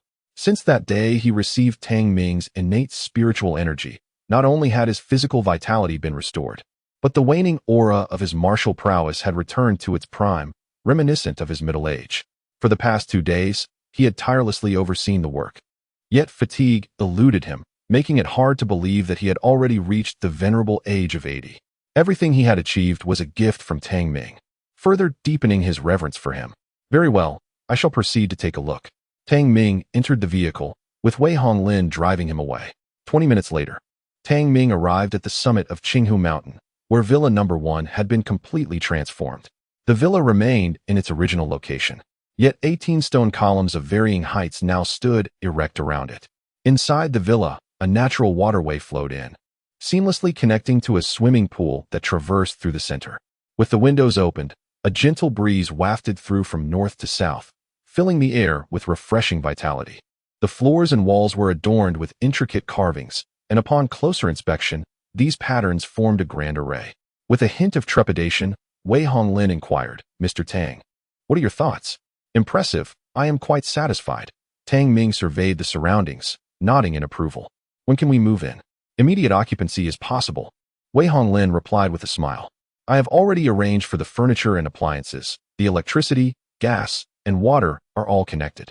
Additionally, I commissioned a set of high-quality furniture, which is currently in transit and should arrive by tomorrow. Excellent. I shall reside here tonight. After pondering for a moment, Tang Ming added, I will return home to fetch some items. While the sun is still up, please assist me in procuring a bronze cauldron. It need not be an antique, but it must be of sturdy material. The more, the better. I have significant use for them. With that command, Tang Ming boarded Wei Jiayi's vehicle and headed to Aunt Lu's residence, retrieving the medicinal herbs and century-old Ganoderma he had previously purchased from Wei Chao Hall. He initially considered taking his luggage as well, but decided against it, as it would not be proper to leave abruptly after Aunt Lu's kindness. He resolved to find an opportunity to explain to her later. Wei Jiayi, please take me to the antique street. As Tang Ming emerged with the herbs, Wei Jiai inquired, "Mr. Tang, are you in search of antique decorations for the villa? My grandfather has a substantial collection of rare antiques. If you wish, you are welcome to select from the Wei family's assortment," Wei Jiai offered with a smile. Tang Ming shook his head. "Not antiques. I am gathering materials for setting up a grand array." Materials for a grand array? A look of confusion crossed Wei Jiai's face. Yet she refrained from probing further as she drove Tang Ming to the antique street. After spending 2 hours, Tang Ming acquired dozens of items, both large and small, including ancient jade, a bagua plate, talisman papers, vermilion brushes, peachwood swords, command flags, and thunderstruck wood, among others. "Mr. Tang, you are not intending to exorcise evil, are you?" Wei Jiai's eyes widened in astonishment. The items Tang Ming purchased were quite peculiar, all belonging to the Taoist realm of exorcism, and some were even ritualistic implements. "It is not an exorcism, but rather the arrangement of an intricate formation that envelopes the entirety of Villa Number 1. Once I have completed the arrangement, you will understand its purpose." Tang Ming smiled mysteriously, stating, "Everything has been procured. Let us proceed to the villa." Upon their return to Villa Number 1, Wei Honglin coincidentally arrived with 5 heavy bronze tripods. Each of these tripods weighed over 800 pounds, necessitating the effort of 4 strong men to lift them. "Mr. Tang, everything is prepared," Wei Honglin explained, "but it will take some time. These bronze tripods are exceedingly heavy, and I have instructed my men to move them inside." "There is no need for such trouble. I shall handle it myself," Tang Ming replied, shaking his head as he strode forward, effortlessly lifting the hefty tripod and carrying it toward the villa. A few strong men looked on in bewilderment. This was a solid tripod weighing over 600 pounds, and even 4 of them working together would find it taxing. Yet, a mere youth lifted it with ease. In less than 5 minutes, Tang Ming had arranged all the bronze tripods. He turned to Wei Honglin and the others, saying, "You may disperse. I have some matters to attend to." "Very well. We shall not intrude upon Mr. Tang's cultivation. Should there be any further instructions, please do not hesitate to ask." Wei Honglin bowed respectfully and led the others away in succession. Chapter 61. A Marvel of Heaven and Earth. The Sea of Zhonghai in turmoil. Villa No. 1 returned to a state of tranquility. Perched atop Qinghu Mountain, it was isolated from other residences and the clamor of the world, imparting a profound sense of peace. Tang Ming sat cross-legged, focusing his mind. After 10 minutes, he had circulated his internal energy to its zenith, his eyes sparkling with brilliance. It was time to commence the formation. Tang Ming laid out the materials he had purchased from the antique street, then picked up a stack of ancient yellow talisman papers and a vermilion brush, beginning to inscribe the symbols. Talisman symbols are among the most common tools for practitioners. They can infuse their spiritual energy into the talismans, delineating formations that align with the celestial principles, which can be activated by channeling their energy when necessary. Typically, one must at least be at the foundation building stage to inscribe talismans. However, Tang Ming possessed a vast spiritual consciousness and exceptionally pure innate energy, allowing him to inscribe them even at the qi refining stage. Time passed slowly. After over 5 hours of diligent work, Tang Ming had filled the space before him with more than 300 talismans, 50 gathering cloud talismans, 50 raging wind talismans, 50 misty shadow talismans, and 50 illusionary disappearance talismans, sufficient for his needs. Tang Ming gradually rose, placing the talismans into specially designed hidden passages. These passages were deliberately created by him during the villa's renovation at Wei Honglin's behest, with each serving as the core of the formation, while the talismans were the key to activating it. With all 300 talismans placed within the hidden passages, Tang Ming retrieved the ancient jade, flags, peachwood sword, and other magical tools to inscribe the formation. This was a monumental endeavor. For other practitioners, completing such a workload would require at least half a year's time. Tang Ming's goal was to finish before dawn. As time flowed by, a night passed. When the distant sky revealed a hint of dawn, it was already morning. Tang Ming exhaled a deep breath, having completed the intricate array inscribed upon the final peachwood sword. With anticipation etched across his face, he stepped beyond the villa's threshold and approached the 18 stone pillars, methodically burying the ancient jade, the ritual chess, and the peachwood sword into the earth. All preparations were thoroughly executed, leaving only the arrival of the east wind. He settled cross-legged upon the plaza, his eyes gently closed as he activated the Qingming creation technique. A thunderous roar erupted as pure spiritual energy surged violently within a 100-meter radius, converging towards him. This time, however, Tang Ming refrained from absorbing this energy into his dantian. With his left hand forming a seal, he pressed his right fingers upon a specific spot on the ground, the golden ratio of the entire Qinghu Mountain, the very heart of the array. A resounding thud echoed as the earth cracked open, the influx of spiritual energy igniting the runes and artifacts buried beneath, spreading out in a seamless wave. 1, 2, 3. Hundreds of runes on the ground ignited in succession, weaving into intricate lines that formed obscure formations. Yet, this was insufficient. He demanded more. Tang Ming bellowed fiercely, and a swirling black mist coalesced above him, taking the form of a fearsome dragon's head that roared defiantly at the sky. The spiritual energy within a 500-meter radius was completely devoured. The air churned violently, and the winds howled relentlessly. The ferocious roar of the dragon reverberated through the heavens, akin to thunderclaps, summoning clouds that thickened and proliferated. As the purple sun ascended, the dawn light began to emerge, revealing a splendid day. Qinghu Park was bustling with activity. People were exercising, walking their dogs, dancing, strolling, jogging, an atmosphere brimming with life. Suddenly, a colossal sound reverberated from the summit of Qinghu Mountain, startling not only the visitors in the park, but also the residents of the surrounding neighborhoods. Was that thunder? How could there be thunder on such a beautiful day? Could there be a sudden rainstorm? Some onlookers, puzzled, glanced upwards, yet the sky remained clear and bright. What is that? A young man exclaimed in astonishment, as if witnessing something truly extraordinary. Those nearby instinctively turned their gaze, equally taken aback. At that moment, a vast vortex materialized atop the mountain's peak, consuming all surrounding clouds and transforming them into dense mist. The golden sun illuminated the white clouds, creating an awe-inspiring spectacle. The enormous vortex continued to expand, engulfing the clouds and mist of the heavens, while deep within, roars echoed like thunder. "My goodness, what is that?" exclaimed a bystander, utterly mesmerized. "What a marvel of nature! This is astonishing. Hurry, take a picture. I've never seen anything like this before. It's so beautiful, were it not for my own eyes. I might think it was a special effect. I must call my photographer friend. If captured well, this could win a prestigious award." The crowd in Qinghu Park stood entranced by the breathtaking scene before them. The Child Peak and the Mother Peak of Qinghu Mountain were two distinct summits. Yet due to the natural lake situated by the Child Peak, it had become a premier tourist attraction, while the Mother Peak's status had diminished, relegated to the domain of developers. But today, the majestic peak of Qinghu Mountain has unveiled a celestial spectacle, leaving all who behold it in awe. A young man, bewildered, inquired, "What do you think the roars emanating from that vortex signify?" "To me, they sound akin to the growls of a beast." "What beast?" "That is merely the deafening sound produced by colliding air currents. As taught in high school geography, the clash of air pressure results in thunderous echoes," an erudite scholar elucidated. The young man humbly asked, "I see. Then, could you kindly explain what that vortex is? Why does it solely manifest atop Qinghu Mountain?"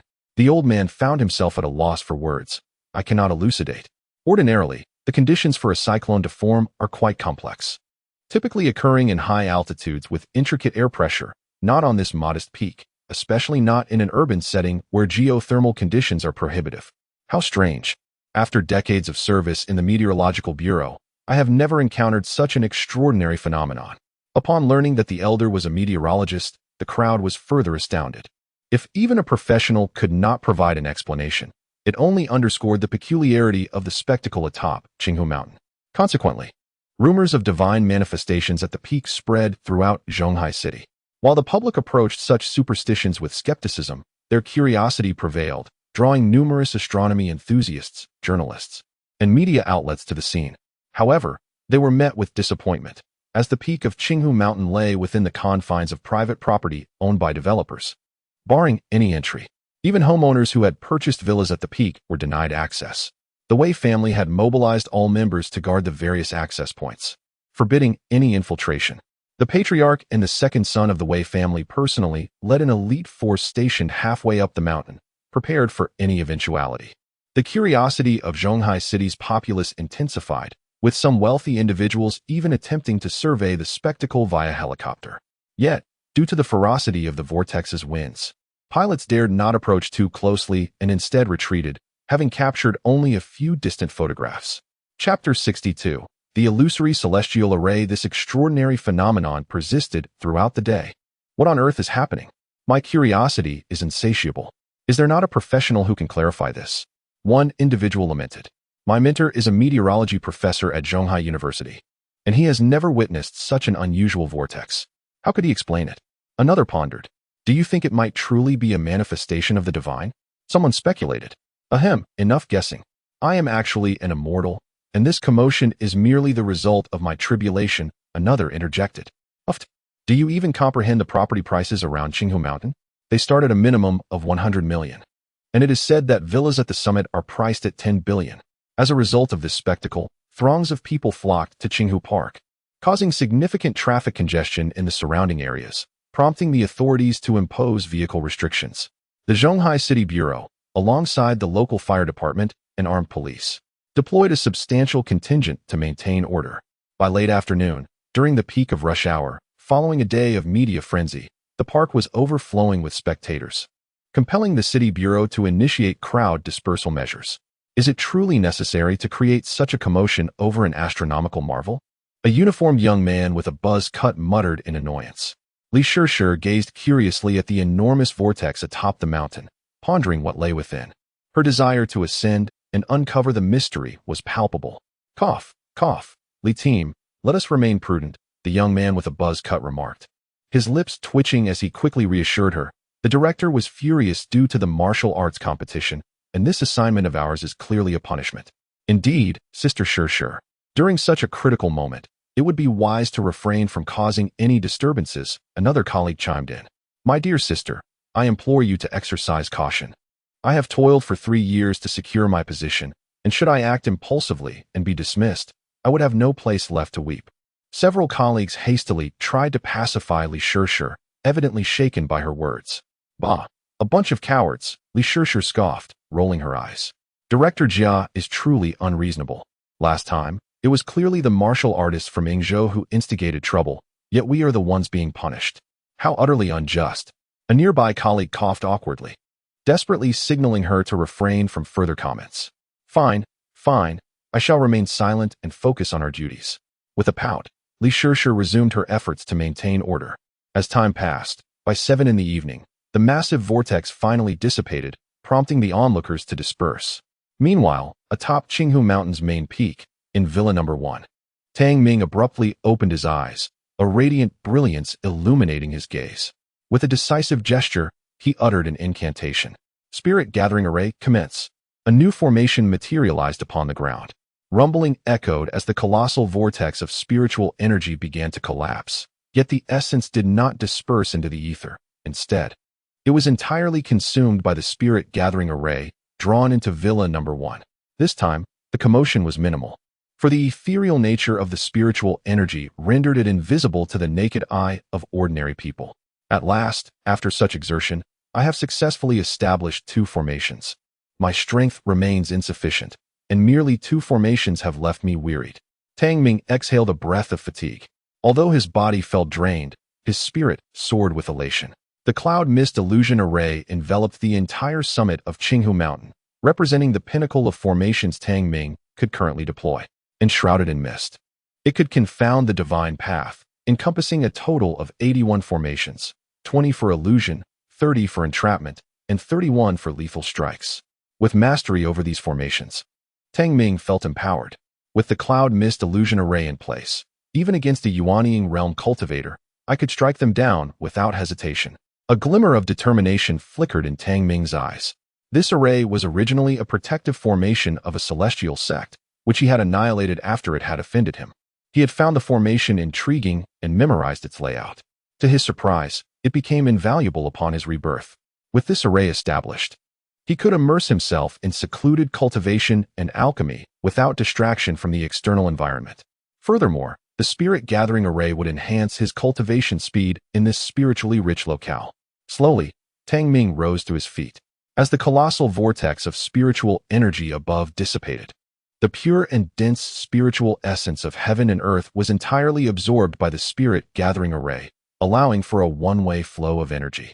This was the remarkable utility of the Spirit Gathering Array, which consumed the spiritual energy from a 100-mile radius and concentrated it within the confines of Villa Number 1, rendering the atmosphere within extraordinarily rich in spiritual essence. It was now time to commence alchemical practices. Tang Ming turned and entered the villa, flicking his fingers at the Black Dragon Soul Devourer. With a roar, the Black Dragon Soul Devourer obeyed, transforming its massive form into swirling black mist that melded with the cloud mist illusion array, becoming an integral part of the killing formation. Should a strong intruder dare to approach, they would be instantaneously consumed by the Black Dragon Soul Devourer. The following morning, as dawn broke softly, several large trucks drove up the mountainside of Qinghu Mountain, laden with luxurious solid wood furniture and some exquisite art decorations. "Father, the furniture you ordered has arrived," Wei Tianhao announced as he opened the truck door and gazed toward the summit. "Should we deliver it to Mr. Tang now? Let us wait a bit." "Mr. Tang hasn't emerged for several days. He must be occupied with something," Wei Honglin replied, shaking his head. Wei Jiai blinked her beautiful eyes and whispered, "Grandfather, Mr. Tang hasn't come down from the mountain in days, and there's no food prepared in Villa Number 1. What is he eating? I'm not certain. But since Mr. Tang has instructed this, we should comply," Wei Honglin said respectfully, his gaze toward the mountain summit filled with reverence. The massive vortex from yesterday had stirred the entire city of Zhonghai, provoking curiosity and speculation among countless individuals about the extraordinary phenomenon.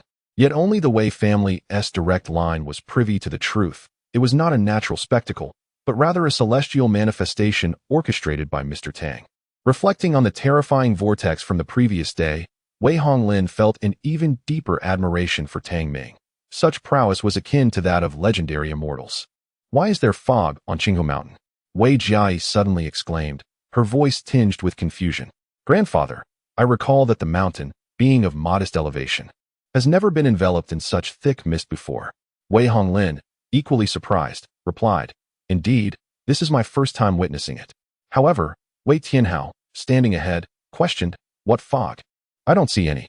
"Jiai, father, what fog are you talking about?" "It's the mist, Dad. Can't you see it?" Wei Jiai replied, puzzled. In contrast, Wei Honglin took a few steps forward, distancing himself from his previous position to join Wei Tianhao. Despite being merely 2 meters apart, as he raised his gaze, the view was clear and unobstructed, stretching far into the distance.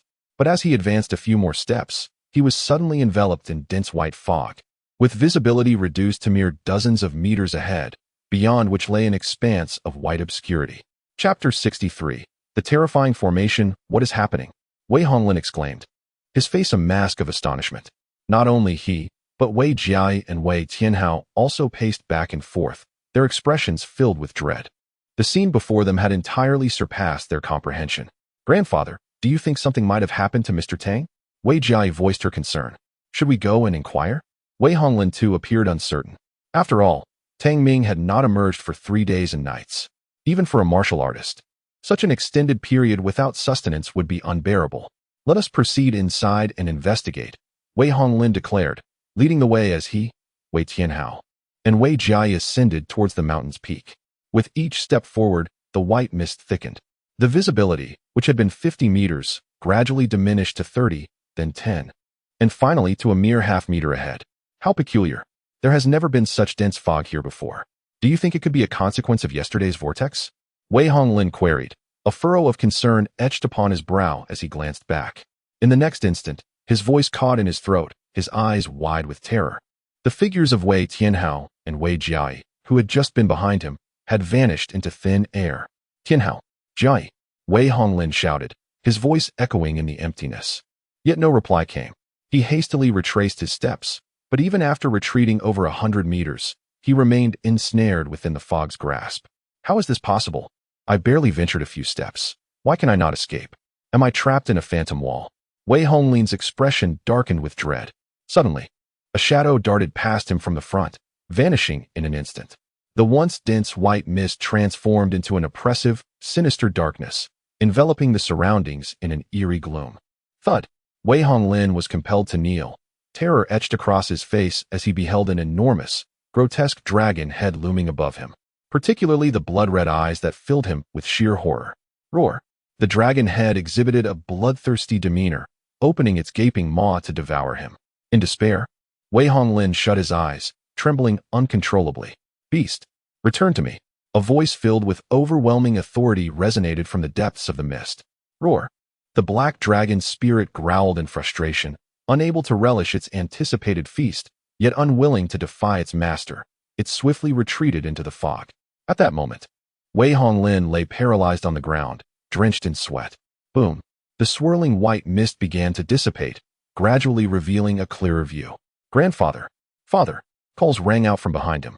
Wei Honglin turned to see Wei Tianhao and Wei Jiai. Both collapsed mere half a meter away, drenched in sweat and ashen-faced. Wei Tianhao bore traces of blood at the corner of his mouth, indicating he had been injured. "Grandfather, I saw a dragon." Wei Jiai's voice trembled with fear. "You saw it too?" Wei Honglin's heart raced as he recalled the fierce dragon head he had witnessed, his own fear mounting. At that moment, their surroundings appeared normal once more. Though remnants of mist lingered, the atmosphere was no longer as terrifying, and they could clearly see one another. "Come forth." A familiar voice beckoned from the depths of the mist. Wei Honglin and the others quickly rose and made their way forward, arriving at the doorway of Villa Number 1, where Tang Ming stood at the mountain's edge, hands clasped behind his back, facing the dawn. "Mr. Tang." Wei Honglin trembled as he clasped his hands in greeting. "I apologize for the earlier incident. I was unfamiliar with the newly arranged formation, and it must have startled you." Tang Ming turned his head slightly and replied with a faint smile, "As compensation, allow me to gift you these 3 chi blood pills." With a flick of his fingers, the 3 pills shot forth, landing precisely in the hands of Wei Honglin and his companions.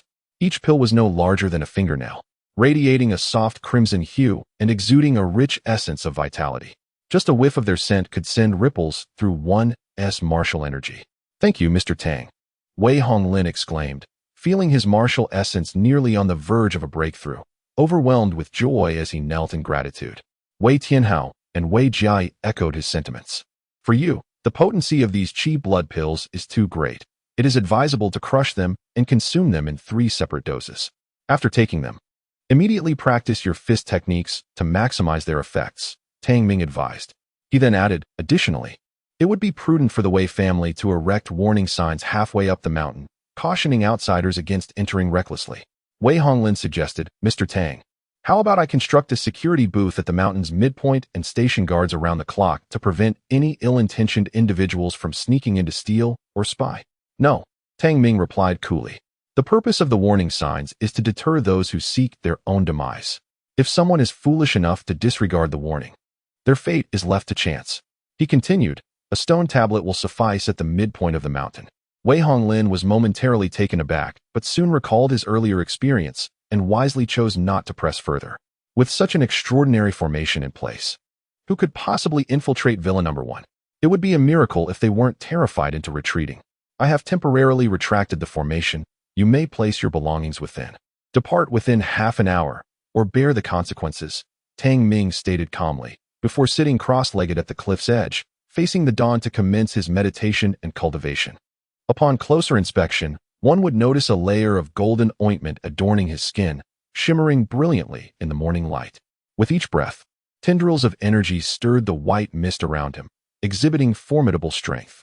This clearly indicated his cultivation at the 5th level of chi refinement. After directing the workers to arrange the furniture, Wei Honglin dared not disturb Tang Ming's tranquil practice and quietly retreated with his companions. Suddenly, a colossal black dragon's spirit manifested, its greedy gaze fixated on the flesh nearby, radiating an aura of murderous intent. "Beast, I warn you for the last time. Should you dare to reveal your true form again, I shall shatter your soul." Tang Ming's icy voice echoed as he reached into the void with a swift motion. With a rumble, the clouds churned, coalescing into a pair of enormous hands towering 100 feet high, which descended with thunderous force, pinning the black dragon's spirit to the ground, then clenching tightly. The black dragon's spirit let out a tortured roar, its surrounding black mist nearly dispersing under the pressure. But this was not the end. With a flick of his hand, Tang Ming summoned countless chains of mist from the depths of the clouds, ensnaring the black dragon's spirit tightly and constricting further. The chains glimmered with purple lightning, infused with lethal intent, striking the black dragon's spirit mercilessly. Once again, the black dragon's spirit howled in agony, its energy waning as it trembled, lowering its noble head. "Remember this. Only those enemies I designate may be consumed. Should you dare to harm anyone by my side, your fate will be most dire. Tang Ming's tone was frigid, devoid of any emotion. The black dragon soul devourer, trembling in fear, prostrated itself on the ground, nodding incessantly. Chapter 64. The Purple Gold Chamber of Commerce. Get lost. Ensure the grand array is well guarded. Should I discover you slaughtering the innocent, I shall make your soul tremble in fear. With a dispassionate wave of his hand, Tang Ming sent the black dragon soul devourer deep into the clouds, where it obediently hovered over villain number 1, afraid to make a single move. Indeed, it was a vile creature, its nature difficult to alter. Tang Ming wore a look of revulsion, had he not fortuitously emerged from seclusion. Wei Honglin and the others would have been devoured by this fiend. Before the black dragon soul devourer lay the fiend dragon, its malevolent intent eroding souls. If harnessed properly, it could serve as an ally. If mishandled, it would transform into a mindless killer of innocents, ultimately inciting the wrath of the heavens and inviting destruction, potentially even endangering its host. After lecturing the black dragon soul devourer, Tang Ming rose and descended the mountain. With a flick of his wrist, the thick, white mist began to converge from all directions once more. Villa number 1 was enveloped in clouds, resembling a celestial realm. The illusory heaven grand array consisted of over 30 enchanting and confining formations, making it nearly impossible for ordinary individuals to approach. Even those with cultivation abilities would ultimately perish within the lethal array. Thus, he harbored no concerns about unauthorized intrusions. Half an hour later, Tang Ming arrived at school. Having spent the past few days setting up the grand array and refining elixirs, he felt fatigued and sought to ease his mind, believing that a balance of work and rest would maintain his tranquility. Tang Ming, where have you been these past few days? Chen Siki approached him with a query. My mother called your phone yesterday, but it was turned off, so she sent me to check on you. I apologize, my phone ran out of battery. Tang Ming scratched his head, realizing he had been too busy to pay attention to his device. Did Aunt Lu need to discuss something with me? Chen Siki shook her head, smiling. Actually, it's nothing urgent. My father's company is hosting a gathering tonight after school, and my mother suggested bringing you along. All right, I will return home after classes. Tang Ming nodded. Just as he was about to lower his head to continue reading, he noticed that Chen Siki remained standing, her lovely face displaying a hint of hesitation, as if she were wrestling with her words. Is there anything else? Tang Ming inquired, puzzled, with a hint of shyness. Chen Siki lowered her gaze and said, Tang Ming, there are some concepts in mathematics that I don't quite grasp. Would you mind tutoring me? Tang Ming chuckled softly. I thought it was something significant. Here, move a chair over. Feel free to ask me any questions you have. Okay. Chen Siki sighed in relief and hurriedly brought her chair and books over. With the college entrance examinations approaching, most classes consisted of self-study, and there was little objection to collaborative learning among students. However, the sight of Chen Siki, a stunning beauty surpassing even the class representative, sitting beside Tang Ming to study sparked envy among many boys. But it remained merely envy. For Tang Ming's top scores in all 6 subjects were not something they could rival. Feeling the weight of the gazes around her, Chen Siki's cheeks flushed. Yet she handed over a problem from her test paper, saying, Tang Ming, I don't understand this question. Let me take a look. Tang Ming took the examination paper, glanced at it momentarily, and remarked, this question is straightforward. Proving the value of the polygon requires you to draw auxiliary lines. Here it is. Once the auxiliary lines are established, simply substitute them into the hexagonal equation. With swift precision, he inscribed the correct answer, his steps clear and his reasoning lucid. He slid the paper back to her, asking, do you understand? Chen Siki, dazed, nodded in agreement, for she realized that Tang Ming had tackled these problems without even using a draft, relying solely on his formidable mental arithmetic. She subtly raised her gaze, observing the unique charm in Tang Ming's concentrated demeanor as he immersed himself in his studies. In truth, Tang Ming was quite handsome, and his academic performance was commendable. He had even assisted her mother in repaying a debt of 20 million. How amusing it was that she had previously mocked him and looked down upon him. Chen Siki, dear Chen Siki, now you must grasp the concept that there is always someone greater. Biting her red lip, her thoughts were tumultuous. At that moment, Tang Ming suddenly furrowed his brows and directed his attention towards her, saying, your mind is in disarray.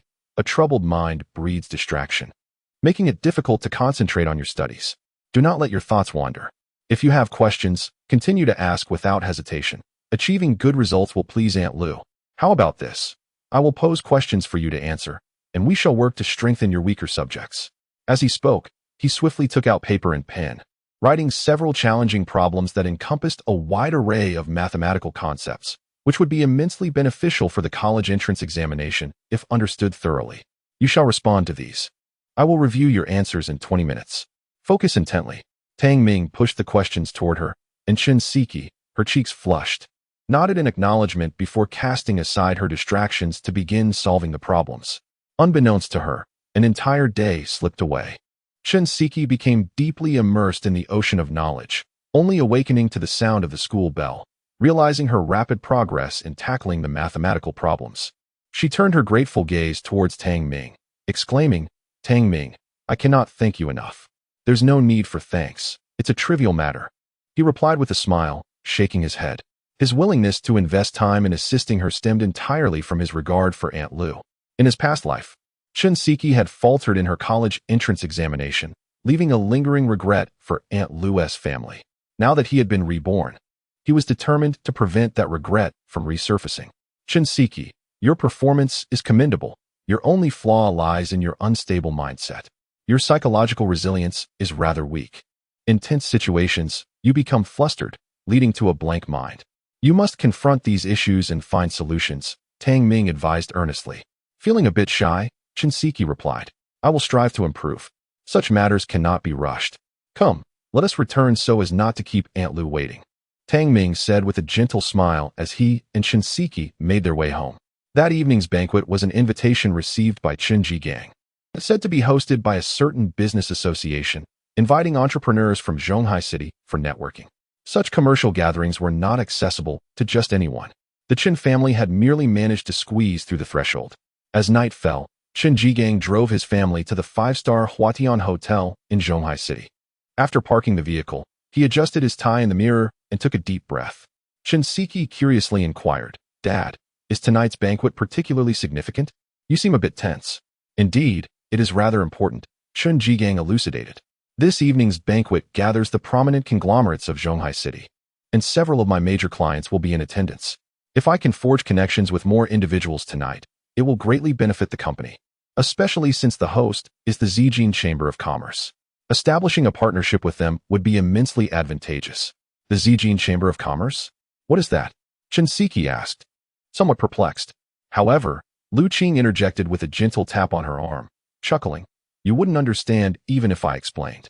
Just go with Xiaoming tonight to unwind and relieve your academic pressures. The business matters will be handled by your father and me." "Okay," Chen Siki nodded obediently. At that moment, Tang Ming's eyes flickered slightly upon hearing the name Zijin Chamber of Commerce. Suddenly, he spoke up, "Uncle Chen, wasn't the Zijin Chamber of Commerce once the leader of Zhonghai's business community?" "Ah, Xiaoming, you are familiar with the Zijin Chamber?" Chen Jigang replied, surprised. Tang Ming smiled and nodded. "Yes, I heard about it from a friend." The Zijin Chamber was indeed the dominant business association in Zhonghai City. But that was a decade ago. Back then, they were extraordinarily wealthy and held significant influence, even in the Jiangnan province. Unfortunately, it seems they encountered internal issues and split, leading to the rise of the Tianhai Chamber of Commerce, which has now surpassed the Zijin Chamber as the foremost business entity in Zhonghai City. Noticing Tang Ming's interest, Chen Jigang patiently elaborated. "So, Xiaoming, are you considering entering the business world? If so, after the college entrance examination, you could intern at my company for a while. It would greatly aid your future endeavors." "No, I was merely curious and asking casually," Tang Ming replied, shaking his head with a smile. Lu Qing playfully punched Chen Jigang's arm. "What are you talking about? You want Xiaoming to work for free? Not a chance." "Haha, how could that be? If Xiaoming wishes to come, I would certainly pay him," Chen Jigang chuckled. With that light-hearted exchange, his inner tension eased considerably as he led his family towards the hotel. Tang Ming followed behind, lost in contemplation. His recollection of the Zijin Chamber of Commerce was tied to the Tianhai Chamber. In his previous life, Chen Jigang's company was swallowed by the Tianhai Chamber, plunging him into despair, and despite searching for aid from all his friends, none could assist him. Ultimately, the Tianhai Chamber caused his family's downfall. Even so, the Tianhai Chamber did not intend to spare Aunt Lu's family, but fortunately, the Zijin chamber intervened, saving Aunt Lu and Chen Siki's lives. However, Chen Jigang's demise, coupled with successive blows, drove Aunt Lu into severe depression, leading her to take her own life. The mention of the Tianhai chamber sparked a glint of malice in Tang Ming's eyes. The banquet was set to take place on the top floor of the Huatian Grand Hotel, which boasted over 80 stories. The higher one ascended, the more exorbitant the expenses became. Such a lavish affair as a top-floor banquet was a rarity, scarcely held more than a few times a year.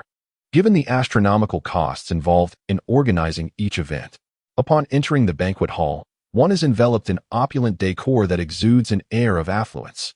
The spacious venue is filled with distinguished guests clad in formal attire, each exuding an aura of nobility. It would not be surprising to discover that any individual who casually steps out from this gathering is a business elite with a net worth exceeding 5 million. In one corner, a pianist and dancers entertain the audience with their performances. Lu Qing smiled and said, "Siki, you and Xiaoming may go over there to enjoy the show. I will join you shortly after concluding the business discussions." After exchanging a few words, Lu Qing and Chen Jigang ventured into the crowd, quickly engaging in conversation with other entrepreneurs. "Tang Ming, shall we go watch the performance?" Chen Siki, feeling somewhat out of place, glanced timidly at Tang Ming. "Indeed," Tang Ming replied, leading Chen Siki to an available sofa. Numerous young men and women had also gathered in this area, evidently with parents engrossed in business negotiations. Allowing their children to play nearby, many youthful pairs danced in the ballroom. Hardly had Chen Siki settled in when several young men and women approached, holding high-stemmed glasses. "Beautiful lady, sitting here alone must be rather dull. Why not join us for a drink?" A tall, handsome youth offered a glass of champagne. "Allow me to introduce myself. I am Wang Zijia, the son of the chairman of Deshang Pharmaceuticals." "Hello, I am Chen Siki," she stammered, clearly nervous as it was her first time at such an event. "There's no need to be anxious. Our statuses are quite similar. As our elders are busy with business while we are left here," Wang Zijia said with a warm smile, extending his hand. "Now that we are acquainted, may I invite you to dance?" "Ah, dance. I cannot dance," Chen Siki replied, her cheeks reddening as she shook her head. "Not to worry, I can teach you. After all, everyone has their first time, and who knows, you may come to enjoy it," Wang Zijia persisted, taking a seat beside her. His previous remark carried a significant double entendre, eliciting mischievous smirks from his companions. "Beautiful girl, Jiegu's dancing skills are exceptional. He can surely teach you," one friend chimed in. "Indeed, our Jiegu is not only the prince of the dance floor, but also adept at social ballroom dancing. Please, just agree to dance with him. He is quite the handsome and affluent gentleman," they continued to encourage. "I'm sorry, I genuinely do not wish to dance," Chen Siki said, her face flushed as she glanced pleadingly at Tang Ming across the way. "Come on, I've already said I can teach you. Let us dance. And later, I can have my father discuss a collaboration with your parents. How does that sound?" Wang Zijia inched closer, grinning. "My father's Deshang Pharmaceuticals is among the top 50 companies in Zhonghai City." Before he could finish, he felt a hand firmly clasp his shoulder. Tang Ming had risen at some point, tapping Wang Zijia's shoulder and asserting, "She has already stated she does not wish to dance. You should leave her be." "Who the hell are you?" Wang Zijia snapped, irritated as he tried to shake off Tang Ming's grip. However, in the next instant, an overwhelming force gripped his shoulder, akin to being caught in iron pincers, causing him to grimace in pain and nearly cry out. In a moment of confrontation, a stout young man, filled with bravado, attempted to charge at Brother Jia. However, Tang Ming, without even glancing in his direction, effortlessly seized the stout man's shoulder blade with his vacant left hand, pressing him firmly to the ground. "Ouch, that hurts. Let go, please." The stout man, drenched in cold sweat from the pain, was not alone in his distress. Wang Zijia felt an overwhelming ache in his shoulder, a deep, penetrating pain rendering him unable to steady his drink, resulting in a considerable spill onto his trousers. "Are you going to leave or not?" Tang Ming asked lightly. "If you don't depart soon, I might have to render those 2 arms useless." "All right, we're leaving. But I can't get up if you don't let go." Wang Zijia gasped, sweat pouring down his face. Upon releasing his grip, Tang Ming regarded the group with indifference. The stout man scrambled to his feet, while Wang Zijia's expression darkened, his gaze turning venomous as he glared at Tang Ming. "You little brat, do you have the audacity to lay a hand on me?" With a swift motion, Tang Ming retaliated. Delivering a resounding slap, that sent Wang Zijia crashing to the ground. Coldly, Tang Ming fixed his gaze upon him, his eyes glinting with a chilling intensity. Mind your words, lest you invite calamity. Wang Zijia, taken aback by that piercing look, felt a shiver run down his spine, rendering him speechless, even causing blood to trickle from his nose. Brother Jia, perhaps we should let this slide. You're bleeding, the stout man urged, helping Wang Zijia to his feet, clearly shaken. Indeed, Wang Zijia mumbled, clutching his nose as he rose awkwardly. As he departed, he shot a fierce glare at Tang Ming, as if etching his likeness into memory. Chapter 66. This is your second offense against me. The commotion did not ripple through the vast dining hall, where adults engaged in business discussions, rendering the corner largely unnoticed. However, the other young attendees murmured among themselves about the incident. Chen Siki, biting her lip, addressed Tang Ming. Thank you for your help just now. It's nothing. Next time, remain calm and adopt a firmer stance, Tang Ming replied, shaking his head before reclining on the sofa, seeking tranquility. As time passed slowly, over an hour later, Lu Qing approached with a bright smile, her expression indicating a fruitful evening. Xiao Ming, Siki, the business discussions have concluded. The main event of the banquet is about to commence. Let us head over. Main event? What is it? Chen Siki refrained from mentioning the earlier altercation. A charity auction, featuring an array of antiques. It promises to be quite lively, Lu Qing said cheerfully. Come, let us gather with your father. It might be crowded, and he could be hard to locate. They soon returned to the center of the banquet, where Chen Jigang was animatedly conversing with several middle-aged men, clearly in high spirits. Mr. Chen, this must be your daughter, remarked a rotund gentleman with a receding hairline, his demeanor jovial. You are truly fortunate. Your wife is a beauty, and your daughter is equally stunning. Chen Jigang chuckled in response. Mr. Wang, you flatter me. I've heard your son is quite the gentleman. You are indeed a winner in life, with a promising successor. My boy is rather unruly. He struggles in academics and lacks a head for business. Quite the disappointment, Mr. Wang lamented. Lu Qing smiled faintly upon hearing this. Mr. Wang, it is understandable for young boys to be a bit mischievous. It reflects their vitality. Besides, with your guidance, a tiger father seldom begets a dog son. Young Master Wang is bound to achieve great success in the future. Ha, I love hearing that. Brother Chen, your wife is truly remarkable, beautiful and articulate, a quintessential virtuous partner. Wang Jin laughed heartily. Although he directed his compliments towards Chen Jigang, his gaze unabashedly roamed over Lu Qing. Lu Qing was undeniably exquisite in both beauty and figure. The air of nobility she exuded was reminiscent of a medieval aristocrat, a captivating allure. Wang Jin greedily fixated on Lu Qing, swallowing hard as he said, Brother Chen, Lu Mei, how about this? After the banquet, we go for a drink together and won't return until we are thoroughly intoxicated. Lu Qing subtly furrowed her brow, gently declining. Mr. Wang, it will undoubtedly be quite late after the banquet. Perhaps we should postpone. Postpone. There's no time like the present. The business we discussed earlier has some aspects that I still do not comprehend. Let's elaborate on it during the feast. Wang Jin waved his hand dismissively, adopting an irrefutable tone. What is this? I sincerely seek to discuss business with you, yet you seem unwilling? His aggressive demeanor gradually diminished the smile on Lu Qing's face. Primarily, it was the way he looked at her that she found distasteful. Lu Qing's expression turned resolute and cold. I apologize, Mr. Wang, but I am feeling unwell today and would prefer not to drink. After the banquet, I will head straight home. You are making me lose face. What? Are you no longer interested in the business? Wang Jin dropped the pretense, smiling faintly.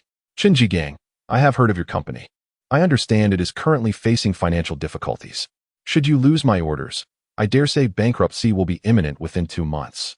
Here's the deal. Let Lu Mei accompany me for drinks tonight, and I shall sign the contract tomorrow. What do you say? As he spoke, his lecherous gaze lingered on Lu Qing's figure. Chen Jigang grew anxious. Mr. Wang, let's forego the drinking. My wife is unwell. How about I join you another day? Humph. Ungrateful wretch. In that case, the business we discussed is off the table. Wang Jin's expression was one of arrogance, as he awaited Chen Jigang to plead. Do you not see the insignificance of your company? You aspire to collaborate with Decheng Pharmaceuticals? Were it not for your wife's looks, who would even bother with you? Chen Jigang's countenance darkened, yet he maintained his composure. If that is the case, then it is truly regrettable. Mr. Wang, I hope we may have the opportunity to collaborate in the future. With that, He turned to leave with Lu Qing. At that moment, a venomous voice suddenly pierced the air. Wang Zijie approached, standing defiantly before Wang Jian. "Dad, it's him. This scoundrel just assaulted me." He pointed accusingly at Tang Ming, his face contorted with malice. "Dad, have your bodyguards teach him a lesson. This man struck you?" Wang Jian was momentarily taken aback before a sinister smile crept across his face as he turned to Qin Jigang. "Qin Jigang, your family has harmed my son. How do you intend to settle this debt? Let me be clear. Either your wife accompanies me for drinks and ensures my satisfaction, or consider it an apology for this affront. If you are unwilling, then let me declare this. Today, I shall incapacitate the hand that struck my son, and I will ensure that your company is completely obliterated across all channels." Wang Jian's voice was laden with menace. He had been searching for an excuse to threaten Qin Jigang and his wife, and now, fortune had provided him with one. Qin Siki anxiously interjected, "Mom, it was that person who harassed me. Tang Ming acted in my defense." "What?" Lu Qing's brows knitted in disbelief. "Wang, how shameless can you be? Truly, like father, like son. I was mistaken in my judgment of you. You two are hardly worthy of the saying, a tiger father has no dog son, in my eyes. You are merely a pair of despicable fools.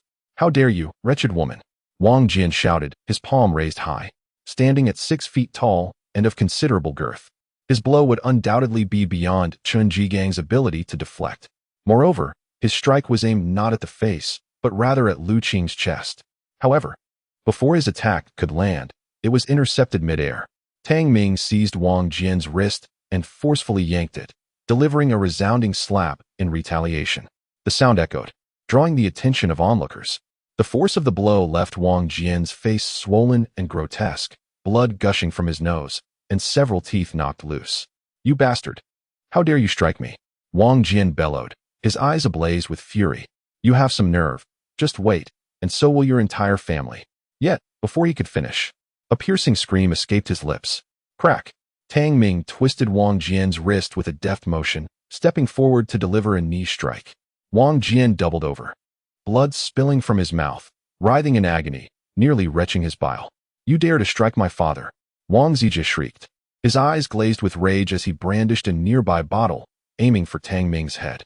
"This is the second time you've provoked me," Tang Ming replied coldly. Raising his gaze, as Wang Zijie lunged, Tang Ming swiftly extended his arm, capturing Wang Zijie's throat in a vice-like grip before delivering a powerful kick. Crack! The sound of shattering bone filled the air. "Ah!" Wang Zijie's anguished scream reverberated, his knees shattered, white bone protruding gruesomely through torn flesh, an utterly horrific sight. The sudden turn of events left all present momentarily stunned. Those in attendance were the elite of Zhonghai City, and witnessing the downfall of the Wang father and son, they exchanged troubled glances. "You wretched fool, you've signed your own death warrant." Wang Jian seethed, eyes filled with venom as he retrieved his phone, ready to summon his bodyguards. But Tang Ming's eyes glinted coldly as he raised his foot to stomp down. Crack! Wang Jian's left hand, along with his phone, were crushed beneath Tang Ming's heel, the excruciating pain eliciting a blood-curdling scream. Such ruthlessness! The spectators recoiled in shock. Even Qin Jigang and Lu Qing were taken aback by the severity of Tang Ming's actions. "You're finished, boy. You're utterly finished. I harbor an intense desire to annihilate your entire family, leaving them with no place for burial. And as for Qin Jigang, his family shall not escape my wrath either. I intend to reduce your wife and daughter to mere slaves, subjecting them to a lifetime of torment." Wang Jian bellowed in a fit of madness, believing that such threats could alleviate the agony of his shattered hands. His rise to prominence in Zhonghai was undoubtedly supported by sinister forces, causing those familiar with the Wang family to instinctively retract their necks upon hearing his words. Tang Ming lifted his foot once more, his tone indifferent as he asked, "Repeat that. I dare you to do something about it." Wang Jian retorted, his eyes brimming with insanity. "As long as your family resides in Zhonghai, I can obliterate your entire lineage, and as for Qin Jigang's family, his wife and daughter will also suffer the consequences, reduced to the lowest of the low, at the mercy of others." Suddenly, a chilling gust swept through the banquet hall, captivating all present. "Since you are so intent on seeking death, I shall oblige your wish." Tang Ming's eyes flashed with murderous intent as he raised his foot again, this time aiming for Wang Jian's throat. This man had crossed a line. "Stop!" At that moment, a sharp, commanding voice rang out. A group of individuals surged into the room, causing the wealthy attendees to instinctively step back. The head of the Zhou family, Zhou Wenqing, had arrived. The Zhou family of Zhonghai was also in attendance at tonight's gala. Zhou brother, your timing is impeccable. This scoundrel has dared to shatter my arms. I implore you to have your elite dispose of him and deliver him to me for further torment. Wang Jian's spirits soared at the sight of the Zhou family. Truth be told, he had nearly been paralyzed with fear when Tang Ming had raised his foot, but with the strongest backing now present, his trepidation vanished. Zhou Wenqing nodded, then turned his gaze toward Tang Ming, his eyes glinting with menace. Youthful arrogance is understandable, but should one become utterly reckless, it is tantamount to courting death. Wang Jian is an ally of my Zhou family. In Zhonghai, no one may harm him in my presence. Young man, heed my advice and avoid inviting calamity upon yourself. Is that so? Tang Ming arched an eyebrow, regarding Zhou Wenqing with a bemused smile. Do not feign ignorance. You have been observing from the sidelines since the beginning. Have you not? As the head of the Zhou family, it is inconceivable that you would not recognize me, particularly since I am the one who rendered your son, Zhou Yinjie, incapacitated. A gasp rippled through the crowd, their astonishment palpable as they regarded the youth who had incapacitated the heir of the Zhou family. Zhou Wenqing's expression darkened immediately. Tang Ming's words rang true. He had indeed been a silent observer, and it was an unexpected revelation to be discovered. Tonight is the banquet of the Zijin Chamber of Commerce. I shall not hold past grievances against you. There will be ample time to address our enmity in the future. However, Wang Jian is under my protection, and you may not lay a finger on him. Zhou Wenqing's tone bore an authoritative weight, a firmness cultivated by years of leadership. Is that so? What if I insist on taking action? Tang Ming taunted. Zhou Wenqing replied coolly, you may attempt it, should you proceed with that footfall. Not even the Wei family will be able to shield you. Xiao Ming. Aunt Lu emerged in a state of alarm, positioning herself protectively in front of Tang Ming, ready to shoulder the consequences on his behalf. Yet, the oppressive aura emanating from Zhou Wenqing made her tremble uncontrollably. Tang Ming felt a warmth in his heart as he gently pulled Aunt Lu behind him, reassuring her, Aunt Lu, I can handle this. Trust me. Humph, Lu Qing. You wretched woman. Are you finally frightened? Wang Jian, sprawled on the ground, let out a sinister laugh. It is a privilege for you that I have taken an interest in you. How dare you show me disdain?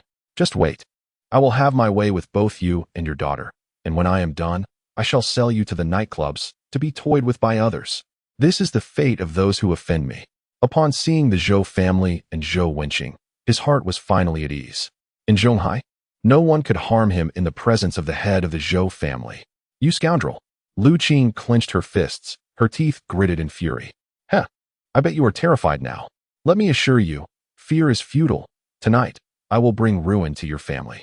Wang Jian's eyes gleamed with malice as he reveled in Lu Qing's silent fury. Tang Ming turned to Lu Qing, offering a gentle smile. Aunt Lu, could you please turn your head away? Huh. Lu Qing looked up in confusion. Something unfortunate may transpire shortly. You and Siki should look away. Tang Ming said with a smile, taking her hand and guiding her to turn her back, while discreetly signaling Chen Siki to do the same. Suddenly, he raised his leg with force. Stop this! Zhou Wenqing bellowed, his voice booming as he waved his hand. In an instant, several elite members of the Zhou family surged forth, rushing towards them. Yet, they were already too late. A powerful stomp reverberated through the hotel floor. Uft! Wang Jian's eyes widened in shock as blood gushed from his mouth. His gaze turned vacant. He could hardly fathom that this young man dared to deliver a fatal blow before so many, even in front of the head of the Zhou family. Screams erupted from the crowd as they turned their terrified faces towards Tang Ming, and then to Wang Jian, whose neck lay broken on the ground, devoid of life. A dead man. Scoundrel! Zhou Wenqing's eyes blazed with fury. Seize him. With a command, 4 elite members of the Zhou family charged forward, their bodies radiating with energy. Fierce and bloodthirsty, the Zhou family's warriors, bolstered by their elite fighters, had established the family's formidable position in Zhonghai. Those who comply prosper, while those who oppose perish. With synchronized precision, the 4 warriors unleashed powerful punches aimed directly at Tang Ming. Get lost. Tang Ming frowned and growled, a fierce aura surging forth as he swung his fist forward. Bang! The Zhou family warrior instinctively raised his fist to counter, but a tremendous force struck him, causing a bone-crunching sound as he was sent reeling backwards, spewing blood before he even hit the ground. Bang, bang, bang. The other 3 warriors met a similar fate. Flying backwards without even touching Tang Ming, their energies diminished, bones shattered, and martial prowess eradicated. Chapter 68. The Fierce Tiger of the Xia Family. Xia Kuaihu, a scent of blood permeated the air. The banquet hall fell into an eerie silence. No one could have anticipated that, in the Central Sea, an unheard-of youth would not only dare to slay an ally of the Zhou clan in front of Zhou Wenqing, but also incapacitate 4 martial artists of the Zhou family. The atmosphere was so tense that one could hear a pin drop. Zhou Wenqing, observing his 4 subordinates rendered powerless, could not suppress the shock that gripped him. One of his trusted aides stepped forward and whispered, "Master, this individual possesses formidable strength. It is likely that Zhou Tao's recent disappearance was not coincidental, but rather orchestrated by this person." Zhou Wenqing's brow furrowed deeply, and the murderous intent in his eyes intensified. At that moment, a voice in the Huaxia dialect emerged from behind him. "Mr. Zhou, do you require my assistance?" A man from Yingzhou, clad in a warrior's robe and sporting a small patch of facial hair, slowly stepped forward. "Mr. Fujiwara, there is no need to trouble yourself with such trivial matters. I am more than capable of handling this," Zhou Wenqing replied with deference, inclining his body slightly. "I apologize for the inconvenience caused to Mr. Fujiwara. Rest assured, this minor issue will be resolved swiftly." "Ah, Mr. Zhou, there is no need for formality," Fujiwara Okai said with a faint smile as he strolled forward. "Since we are friends, it is only natural to assist one another in times of difficulty. Besides, I seem to have some grievances with this individual as well." As he spoke, he turned his gaze towards Tang Ming, his demeanor growing cold. "Huaxia youth, did you incapacitate my 10 disciples 3 days ago?" Zhou Wenqing's expression shifted abruptly. "Mr. Fujiwara, is it this person who has harmed your beloved disciples? However, I have heard that it was the police from the municipal bureau, and they possess no such capability."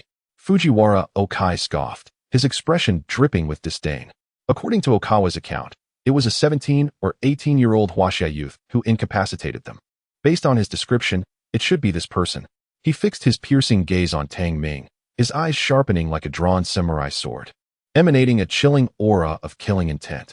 Fujiwara Okai bellowed, "Huaxia youth, is it truly you?" Tang Ming shrugged nonchalantly and replied, "If you refer to those inept Easterners, I can unequivocally confirm that it is indeed me." "Baka!"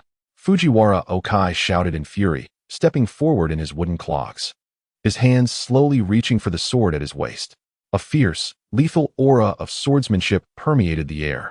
Tang Ming's expression grew slightly serious as he sensed a trace of sword intent emanating from the Yingzhou man. This was the first time he had encountered sword intent in the secular world. Although the sword intent surrounding this individual was chaotic, it still far surpassed that of the Zhou and Wei clan martial artists. Zhou Wenqing, on the other hand, felt invigorated. If Fujiwara Okai could eliminate Tang Ming, it would certainly be to his advantage. As the atmosphere charged with murderous intent, suddenly, a booming voice resonated throughout the hall. "Who dares to cause trouble in the purple gold chamber of commerce?" Accompanying this voice, 5 men clad in azure robes entered the banquet hall, each exuding an aura of profound depth. Particularly, the short-haired man at the forefront emanated a menacing presence, his long arms hanging by his sides, calloused hands hinting at his prowess in martial arts. "This is the purple gold chamber of commerce." Zhou Wenqing recognized the leader of the chamber's guards, who was rumored to be named Xia Kueihu. Could it be that Xia family's fearsome fighter who grapples with tigers barehanded? It is he, a person of formidable martial prowess. The crowd was taken aback. Although the purple gold chamber of commerce has seen better days, it remains a giant in the realm of commerce, its legacy still formidable. Even the present-day Zhou and Wei families cannot be compared to the purple gold chamber. This is the lingering power of its foundation. Zhou Wenqing approached with a faint smile, clasping his hands in greeting. "Mr. Xia, you have arrived just in time. There has been an incident of violence at the banquet hosted by the Purple Gold Chamber, and I implore you to restore justice." "Is that so? Who is so reckless as to commit an act of violence here?" Xia Kueihu surveyed the crowd, ultimately fixing his gaze upon the bodies of Tang Ming and Wang Jian. "Young man, did you kill this person?" Xia Kueihu's brow furrowed, his expression suddenly turning severe. "He deserved it, so I killed him." Tang Ming shrugged, looking up and asking, "Is there a problem? Is there a problem?" These simple 4 words, so mundane, sent chills down the spines of those present. How audacious of this young man to act so brazenly before the leader of the Purple Gold Chamber's guards. Did he not value his life?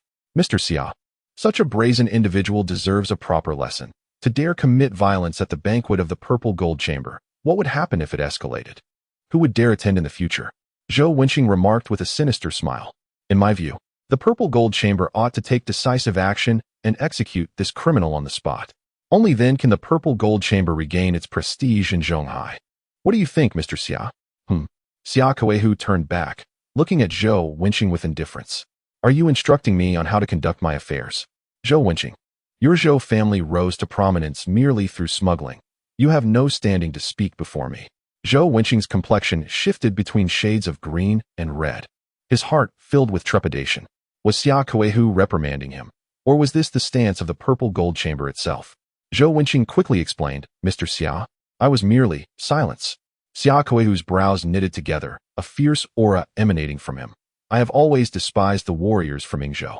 Your Zhou family is quite bold, colluding with Yingzhou warriors and daring to act violently in the Purple Gold Chamber. Are you tired of living? Baka, shouted Fujiwara Okai beside him.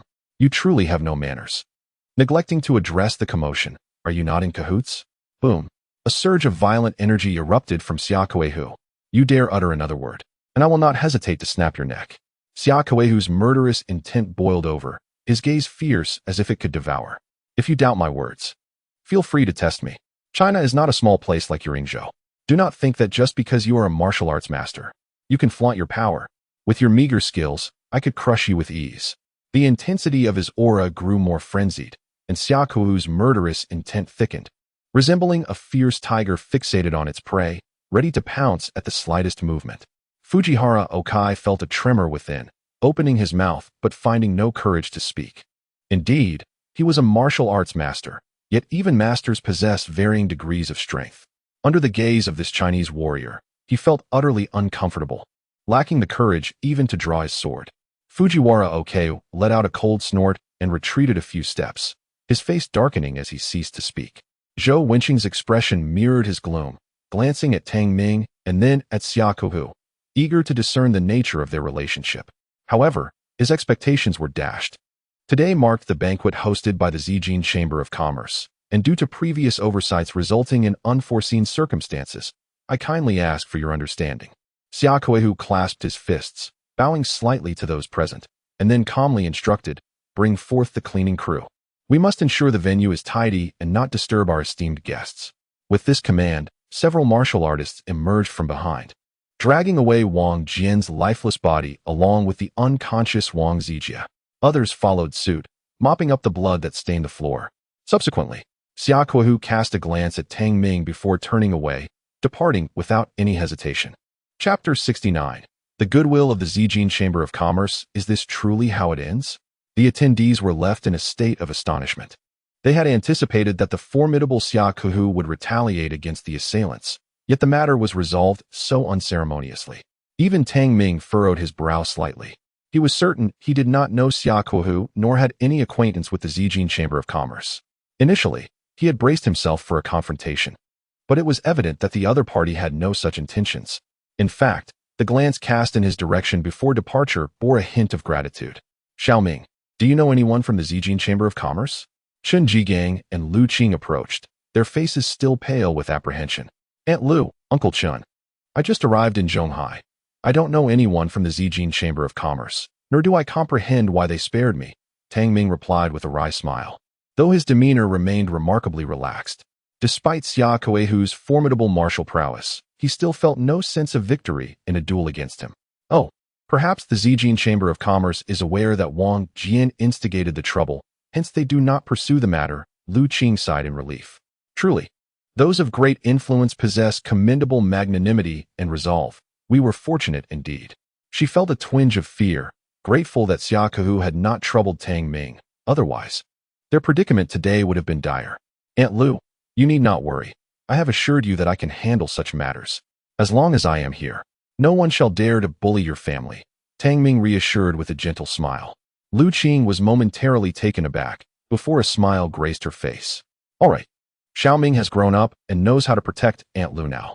But remember, in the face of such situations, do not act impulsively. Your safety must come first. Come now, the auction is about to commence. Let us go and enjoy the festivities. With that, she took Tang Ming by one hand while drawing her daughter and husband along, leading them into the private room adjacent to the banquet. Meanwhile, Zhou Wenqing fixed his gaze on Tang Ming's retreating figure, his eyes fluctuating with uncertainty. His confidant hesitated before speaking. Master, could this young man be associated with the Zijin Chamber of Commerce? I recall hearing that Xia Dihai once had a son and a daughter. Xia Dihai, after all, was the president of the Zijin Chamber of Commerce. If Tang Ming were indeed Xia Dihai's son, then the Zhou family would have truly stirred a hornet's nest. That cannot be the case. Zhou Wenqing shook his head. To my knowledge, Xia Dihai's legitimate son perished during the turmoil of those years, leaving only a daughter behind. His confidant inquired, perplexed, then why did Xia Kuohu protect this individual just now?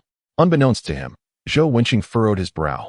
Contemplating a conjecture, I surmise that the Zijin Chamber of Commerce does not wish to escalate matters. After all, it has been a decade since their resurgence, and they likely do not want to attract the attention of the Tianhai Chamber of Commerce. I suspect that Zijin's comeback will not be successful. Times have changed, and Tianhai Chamber now reigns supreme in Zhonghai City. It would be prudent for us to remain uninvolved, as we cannot afford to offend either of these chambers. At that moment, the repressed Fujiwara Oke spoke up, displeased. Mr. Zhou, the standards of your Huaxia are truly lacking. Had this been in my wise HU, that young man would undoubtedly face dire consequences. Zhou Wenqing turned with a smile, saying, Mr. Fujiwara, please accept my apologies. Let us proceed to the auction, as your master's desired item is available there. Is that so? Fujiwara Oke's eyes brightened. Then it is settled. You will assist in acquiring this treasure, and we, the Beichin ITT, shall eliminate the Wei family for you. Excellent, a delightful collaboration. Zhou Wenqing rejoiced, leading the group into the private box. The evening's banquet gathered the majority of entrepreneurs from Zhonghai City. If the previous gatherings were merely a prelude, the auction was the main event. The box was spacious enough for all to be seated. Tang Ming and his companions arrived early, securing a prime location. Soon, the lights dimmed, and an elderly gentleman clad in brocade ascended the stage, his face beaming with a smile as he delivered a few inconsequential remarks to inaugurate the auction. Distinguished guests, this Ming Dynasty blue and white porcelain is a treasured collection of the Zijin Chamber of Commerce, and today it is being auctioned with a starting bid of 20 million. The elder unveiled a red cloth, revealing a stunning piece of porcelain on the counter. A murmur rippled through the crowd. The very first item for auction, a treasure such as this blue and white porcelain, attests to the Zijin Chamber's formidable financial strength. Bidders quickly began to compete, while others merely watched in envy. Lacking the means to contend, having come instead to network with wealthy acquaintances for business prospects. For instance, Chen Jigang's family. TSK, the Zijin Chamber of Commerce, after a decade of silence, has returned with a terrifying foundation. Chen Jigang exclaimed with envy. If only we could establish a connection with the Zijin Chamber. Their resurgence surely heralds significant undertakings. This is an opportunity.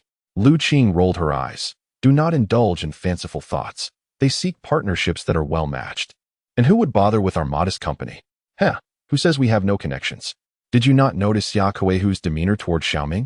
Chen Jigang chuckled. Perhaps Xiaoming knows someone in the upper echelons of the Zijin Chamber. And then, smack. Lu Qing abruptly struck Chen Jigang's thigh, frowning.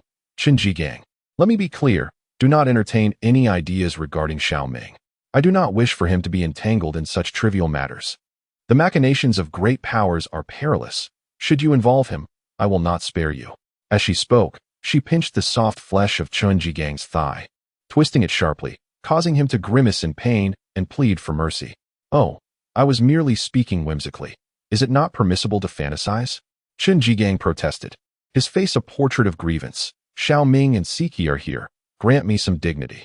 Humph. Lu Qing shot a glance at her husband. Yet her heart ached as she gently rubbed the area where she had just pinched. Chen Siki observed her parents' playful banter, a subtle smile gracing her lips. Xiaoming, do not heed your Uncle Chen's nonsensical ramblings, understand? Our family is living quite well already, and you must not involve yourself in such perilous power struggles, Lu Qing cautioned. Still somewhat uneasy, turning to remind Tang Ming. Yes, understood, Aunt Lu, Tang Ming replied, a warm current flowing through him. As he chuckled ruefully, Uncle Chen, If I were acquainted with the upper echelons of the Zijin Chamber of Commerce, I would surely repay you and Aunt Lu without your prompting, but alas, I truly do not know them. As for that Xiaokuehu, I cannot fathom why he did not cause any trouble. He paused. Then a spark of inspiration struck him. However, while I may not know the Zijin Chamber, I am familiar with the Wei family, and collaborating with them could yield fruitful results. Wei family. Chen Jigang's heart leapt with joy, and he exclaimed, "Excellent. That will be quite the endeavor for Xiaoming." Xiaoming. Lu Qing cast an anxious glance, her expression tinged with reproach. You initially promised me not to get involved. How is it that you no longer heed Aunt Lu's words? Aunt Lu, you have been generous to me. I am more than willing to assist within my capabilities. Tang Ming responded with a smile.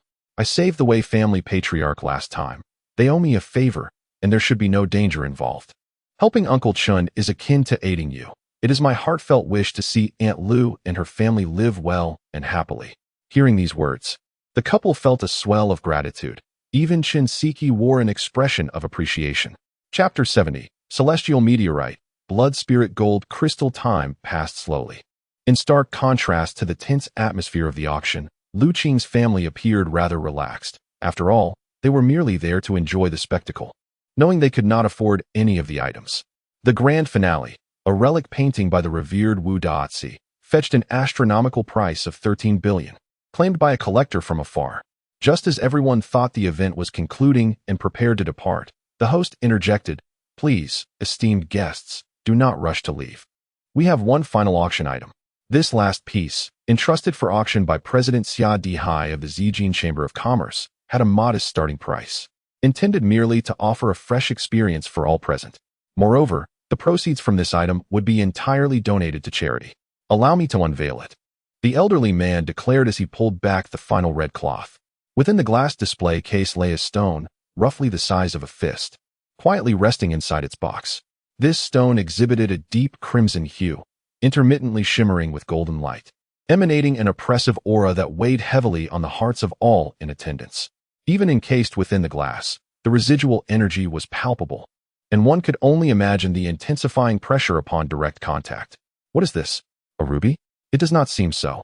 Could it be a bloodstone? Look. The stone emits its own radiance, sometimes gleaming with gold, other times steeped in a rich crimson hue. What on earth could this be? Many began to murmur amongst themselves.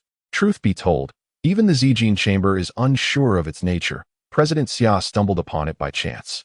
Despite its appearance as merely a stone, it cannot even be cut with a laser. After Chairman Xia obtained it, he visited numerous research institutions and consulted countless experts and scholars. Ultimately, it was confirmed that this object did not originate from Earth. It may have fallen from a celestial body. Its density surpasses that of diamonds, and as of now, no technology has been discovered that can decompose or cut it. The elder spoke loudly, a celestial meteorite, rarer and harder than diamonds. Upon hearing this, the atmosphere in the room grew tense with anticipation. The elder continued, "Ladies and gentlemen, celestial meteorites are exceedingly rare, perhaps a once-in-a-century find, and there may be only one in the entire world. However, due to its inability to be cut or polished, its price is relatively low, starting at 20 million. No sooner had he finished speaking than someone in the crowd raised a bidding card. Zhou Wenqing calmly raised his card and smiled. "My family will take this celestial meteorite for 22 million.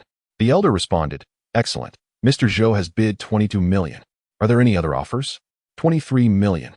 23,500,000. Sparse bidding voices echoed in the hall. Clearly, despite its celestial origin, the inability to cut it deterred many from bidding, as spending tens of millions on a mere rock seemed imprudent unless one was exceedingly wealthy and foolish. 25 million, Zhou Wenqing called again. At this point, very few were still bidding. Nearby, Fujihara Okai was visibly excited, harboring disdain for Huaxia, thinking that such a priceless treasure was going unsold. It seemed his master had indeed possessed foresight.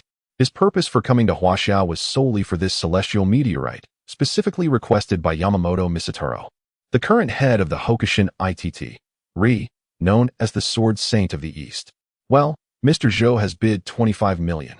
Is there anyone willing to bid higher? The elder smiled, surveying the crowd, but no one responded. Chen Jigang shook his head with a wry smile. The world of the wealthy is truly beyond our imagination. Tens of millions for this trinket. Before he could finish his sentence, Tang Ming suddenly stood up and declared, "I bid 30 million. The crowd gasped. Just as the auction was nearing its conclusion, someone had unexpectedly raised the bid to 30 million, shocking everyone. Even Qin Jigang, Lu Qing, and Qin Siki were taken aback. They had not anticipated that the final bidder would be Tang Ming. The elder on stage cleared his throat and looked over. "Ahem, young friend. Are you truly bidding 30 million? Is this your own bid, or are you bidding on behalf of an elder beside you?" "It is my own bid, 30 million. Tang Ming replied nonchalantly. "Humph, do you think this is a game? This is an auction, not a casual gathering." Zhou Wenqing scoffed, gesturing to the elder. "Sir, this person is disrupting the auction order. Isn't the Zijin Chamber of Commerce going to intervene?" The elder, hearing this, cast a disapproving glance at Tang Ming. "Young Ming, even if your father left you plenty of money, you shouldn't squander it so recklessly." Lu Qing, looking anxious, tugged at Tang Ming's sleeve, while Qin Jigang was equally alarmed. 30 million right off the bat? That's terrifying. "Aunt Lu, this object is of great importance to me. Rest assured, I know what I am doing." Tang Ming smiled calmly, then retrieved a golden card from his pocket, a slight tremor in his hand. With a swift motion, the card shot forth, gleaming with golden light. It soared several dozen meters before embedding itself with a resounding thud into a wooden pillar on the high platform, evoking astonishment from the onlookers. "Is that not the supreme golden dragon card of the Wei family?" An elder recognized the card, and his gaze towards Tang Ming transformed instantly. "Is this young gentleman affiliated with the Wei family?" "No." Tang Ming shook his head. "I merely wish to demonstrate that I possess the capability to compete for the item." "Indeed," the elder nodded, responding, "this young gentleman has bid 30 million. Does Mr. Zhou wish to proceed?" "I bid 320 million, Zhou Wenqing replied, his expression darkening. Tang Ming calmly countered, 35 million, 36 million, 38 million, 40 million, 42 million. With each increment, Tang Ming exceeded Zhou's bid by 2 million. He was resolute in acquiring the extraterrestrial meteorite. The blood spirit gold crystal, astonishingly, still existed in the mundane world of Earth. A flicker of brilliance shone in Tang Ming's eyes. The blood spirit gold crystal was the finest material for crafting flying swords. Possessing a hard exterior yet a soft interior, imbued with a natural aura of bloodthirst, swords forged from it exhibited remarkable lethality. Even within the realm of cultivation, this material was deemed top tier. The exterior of the blood spirit gold crystal was hard, and only those who had reached the foundation establishment stage could soften it using their own blood essence, thus forming a connection of intent. Swords crafted from it would be far more responsive. With this thought, Tang Ming declared once more, 50 million. His bid surged 4 million above Zhou Wenqing's. The crowd gasped in astonishment.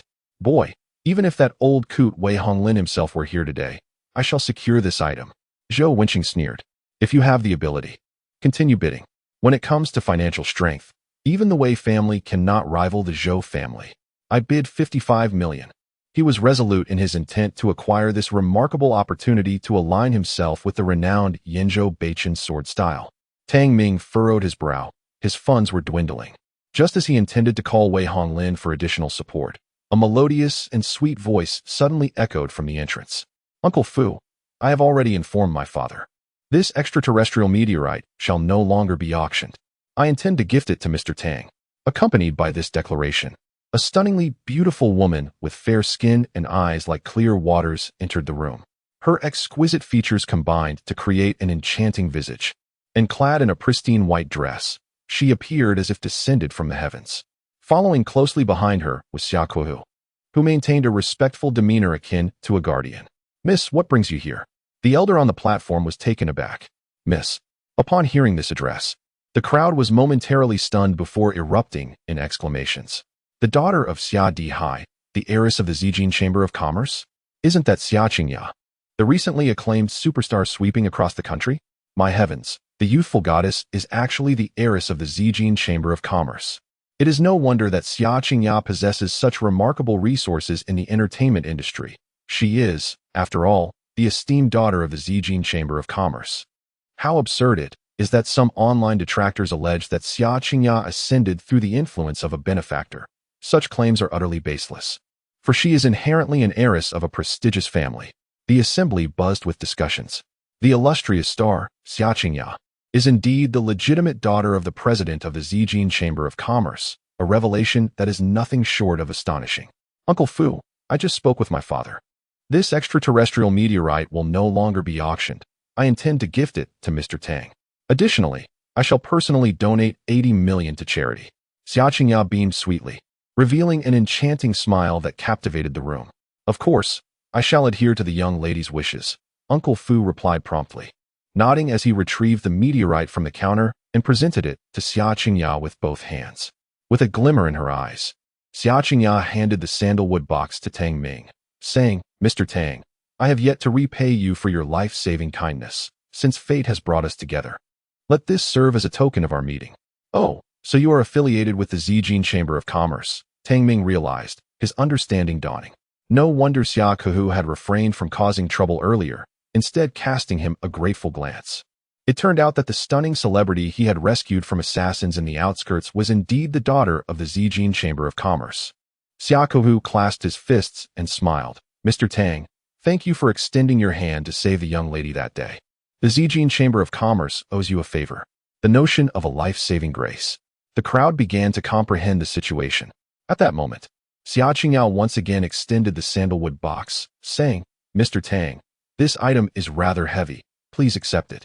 Very well, this item is indeed of great use to me, and I shall graciously accept it. Tang Ming nodded, receiving the blood spirit gold crystal. Humph, what a remarkable Zijin Chamber of Commerce, Zhou Wenqing exclaimed indignantly. Rising to his feet with a sardonic tone, Miss Xia, are you not concerned that such actions might tarnish the reputation of the Zijin Chamber of Commerce? You promised it for auction, yet now you refuse to sell it. Are we to be treated as fools? Fujihara GK's eyes gleamed ominously as he echoed, indeed. The merchants of your nation seem to lack integrity. It is said that your culture values benevolence, righteousness, propriety, wisdom, and trustworthiness, yet I find that hard to believe. Their collaborative outrage was palpable. Impudence. Xia Kehu's brows furrowed deeply, a chilling aura emanating from him. Uncle Tiger, Xia Qingya gently interjected, halting his impending reaction. She then stepped forward, addressing the crowd with a charming smile. First and foremost, this extraterrestrial meteorite is not intended for auction. After all, the main event has already transpired. It is merely a small gift.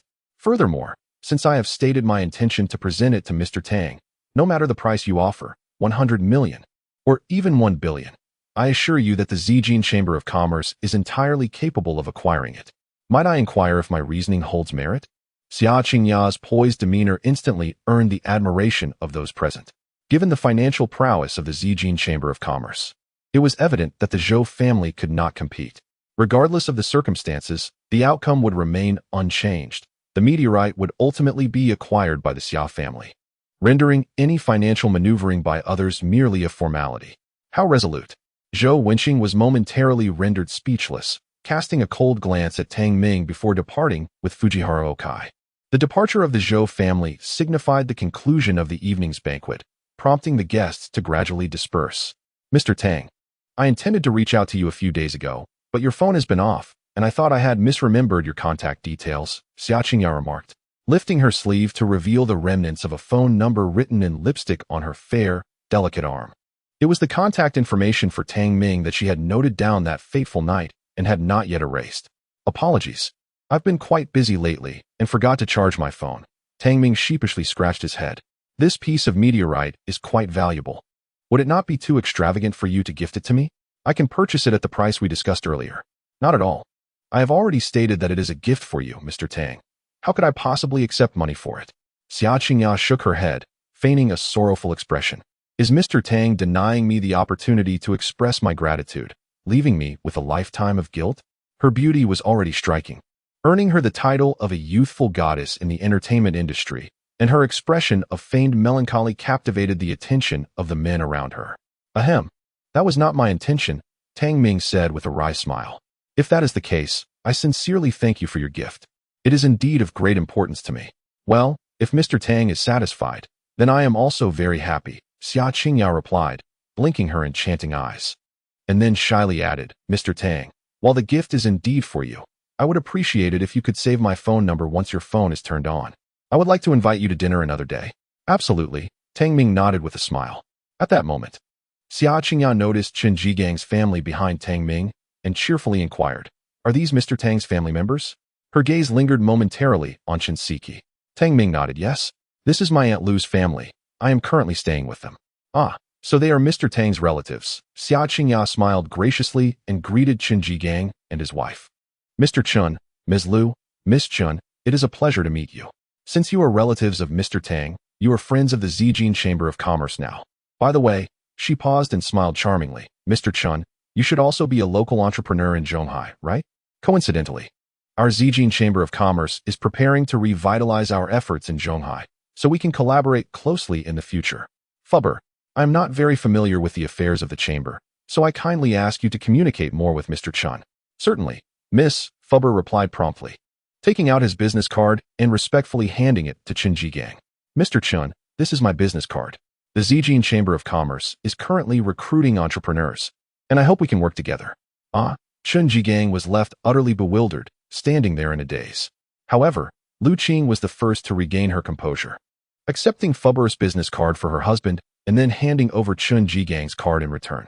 Mr. Tang, while I would love to invite you to dinner right now, I still have a few scenes to shoot and must rush out of town tonight. Let us arrange for another time.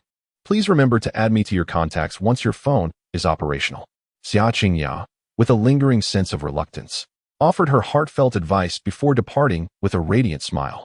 As she left, many onlookers gazed at her with envious admiration. Chen Jigang, in a daze, reflected on her earlier words. Lu Qing, did I hear correctly? The Zijin Chamber of Commerce has just invited me to join them? You heard right. It's hard to believe you're a grown man with such little composure, Lu Qing remarked, rolling her eyes as she slapped Uncle Fu's business card against his chest. Look at you, now are you satisfied? If it weren't for Xiaoming, our family wouldn't have this fortune. Hee, my dear wife, you truly are my steadfast support. I was utterly stunned just now. Chen Jigang chuckled foolishly, embracing his wife. At that moment, several distinguished middle-aged men approached them.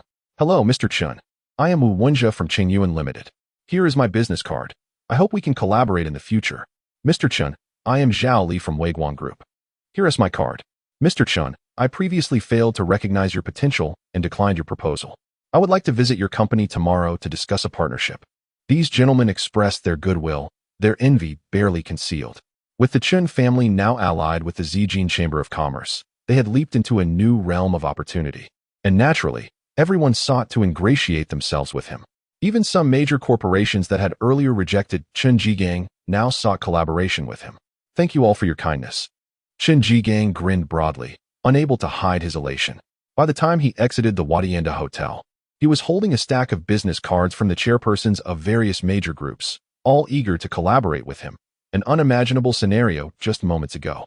Standing at the hotel entrance, the evening breeze calmed his excitement, and he turned to Tang Ming, saying earnestly, Xiaoming, I, Chen Jigang, am fully aware of my own capabilities.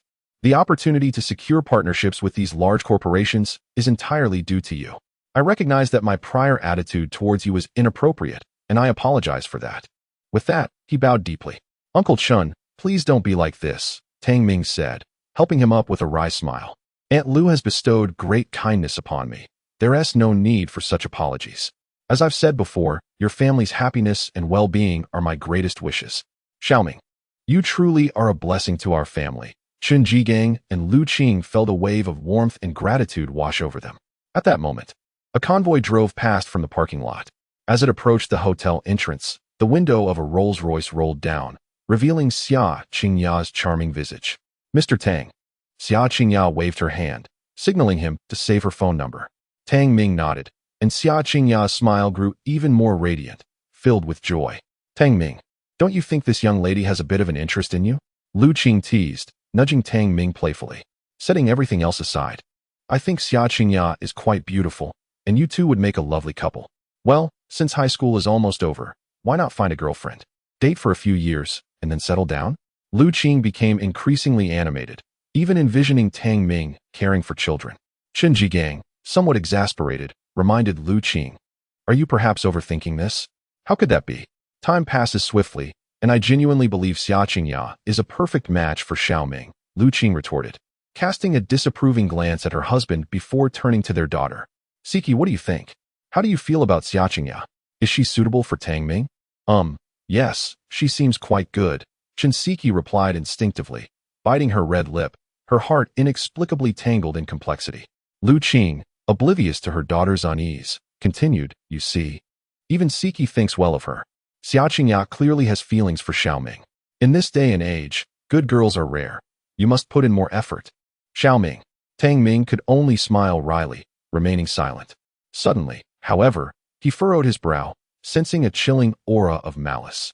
This ominous intent was palpable and thick, accompanied by a robust surge of vitality. Any warrior capable of exuding such energy would undoubtedly surpass both Tingyuan Gangwei and Xia Kehu by several magnitudes. Tang Ming tensed, stepping forward to shield Aunt Lu. "No, this malevolence is not directed at me, but rather at Xia Qingya." He abruptly looked up, initially suspecting it was the Zhou family's retaliation, only to realize that the threat was not aimed at him. Xia Qingya's convoy had just departed the hotel, heading towards the outskirts. Shortly after their departure, several vans suddenly emerged from a distance, tailing closely behind. The source of the murderous intent emanated from these vehicles. Lu Qing called out as they prepared to head home, "Let's return. It's getting late. Aunt Lu, I may have something to attend to tonight. You all should go back first," Tang Ming murmured thoughtfully. "Very well. Just be careful and stay safe while out with your friends," Lu Qing replied without much thought, offering a few reminders before leaving with Chun Jigang and Shinseki. As soon as Lu Qing departed, Tang Ming's eyes flickered. He gathered his strength and surged forward, covering an impressive distance in mere moments, pursuing the direction the convoy had taken. Whoosh, whoosh. The world around him blurred as he dashed forward, a whirlwind of speed. Tang Ming's physique was robust and well-honed, and with his spiritual energy flowing through his legs, he moved with astonishing swiftness, racing across the wilderness faster than any vehicle. Half an hour later, he arrived at the suburban highway, where the night was silent and devoid of traffic. Suddenly, a thunderous explosion erupted ahead, flames soaring into the sky, shattering the tranquility of the dark night. In front of the convoy, an Audi that had been leading the way was overturned, while several massive trucks barreled in from both directions, completely blocking any escape routes. "Enemy attack! Protect the young lady!" Shouts rang out in rapid succession. The door of a Rolls-Royce swung open, revealing Xia Kehu, his face etched with fury. The other bodyguards from the convoy quickly converged towards him. "Uncle Tiger." Xia Qingya's delicate features reflected a hint of panic. "Young lady, please remain in the car. With me here, no one dares to harm you tonight," Xia Kehu declared, his eyes brimming with lethal intent as he retrieved a pair of steel gauntlets from his pocket, adorned with steel spikes, the air around him thick with a palpable menace.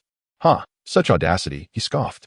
A figure clad in a fitted outfit emerged from the shadows, casting a disdainful glance towards Xia Kehu. "Xia Kehu, are you certain that no one will be able to touch Xia Qingya tonight?" With his arrival, a dozen robust men surged forth from the darkness, wielding crude blades and exuding a palpable aura of menace. Chapter 73. The Sword Master. "Fan Jinlong, it is you, the traitor Xuehui." Xia Kehu's brow furrowed deeply. Xuehui replied with a faint smile, shaking his head dismissively. "There is no need for such harsh words. I merely recognize the wise course of action."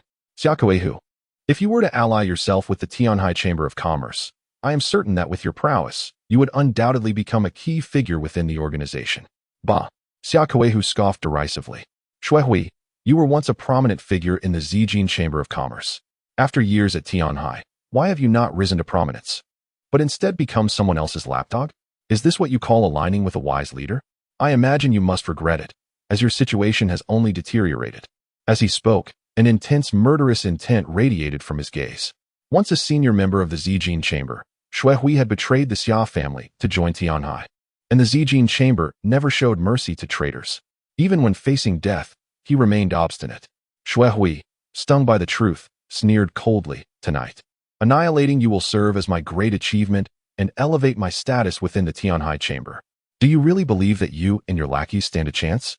Xia Kehu's fury ignited as he stepped forward, casting a cold eye upon the surrounding swordsmen, his eyes ablaze with ferocity. With a single stride, a formidable and overwhelming force radiated from him, his muscles rippling like coiled dragons. The essence of the fist. Xuehui, taken aback, quickly responded with a sinister grin. "I did not expect your martial prowess to have advanced so rapidly in recent years. However, ultimately, you cannot escape death." He then bowed deeply into the shadows. "Mr. Fan, I entrust this man to you. The rest of the insects shall be dealt with by us." No sooner had he spoken than a chilling wind swept through the darkness. As sharp as a blade, a middle-aged man with stubble, dressed in traditional attire and sporting canvas shoes, sauntered forward. His movements appeared casual, yet were imbued with an unmistakable aura of coldness, emanating from the long sword cradled in his arms. Upon seeing the man, Shuehui hurriedly ingratiated himself. "Mr. Fan, you need only to eliminate this one. We can handle the rest. There's no need for such trouble. I will eliminate them all in passing. Just ensure that your men keep a close watch on Xia Qingya, so she does not escape amidst the chaos." The swordsman spoke with an indifferent tone, exuding an unyielding pressure that brooked no refusal. Shuehui, sensing the gravity of the situation, nodded eagerly. "Of course, we appreciate your efforts, Mr. Fan." The swordsman moved past Shuehui and his cohorts, his indifferent gaze locking onto Xia Kuohu and his companions, his eyes as frigid as death itself. Xia Kuohu felt a sudden tension grip him as he scrutinized the sword-wielding man, and then, with a tremor, he exclaimed, "You are Fan Jinlong? You recognize me?" The swordsman inquired, his voice icy. "I do. Years ago, at the Extreme Sword Martial Arts School in Jiangbei, I witnessed you dispatch the school's master in a single stroke. At that time, you had already grasped the essence of the sword." As Xia Kuehu spoke, beads of sweat dotted his forehead, and his heart plummeted to the depths of despair. Fan Jinlong had already attained the comprehension of sword intent 5 years ago. Now, after the passage of another 5 years, his mastery would undoubtedly be even more profound. In contrast, Xia had merely grazed the threshold of the realm of fist techniques. The chasm between them was immense. Fan Jinlong cast a dispassionate glance in his direction. "Since we are acquainted, I shall grant you the opportunity to take your own life. Otherwise, I shall sever your heart meridian, and it will be rather painful."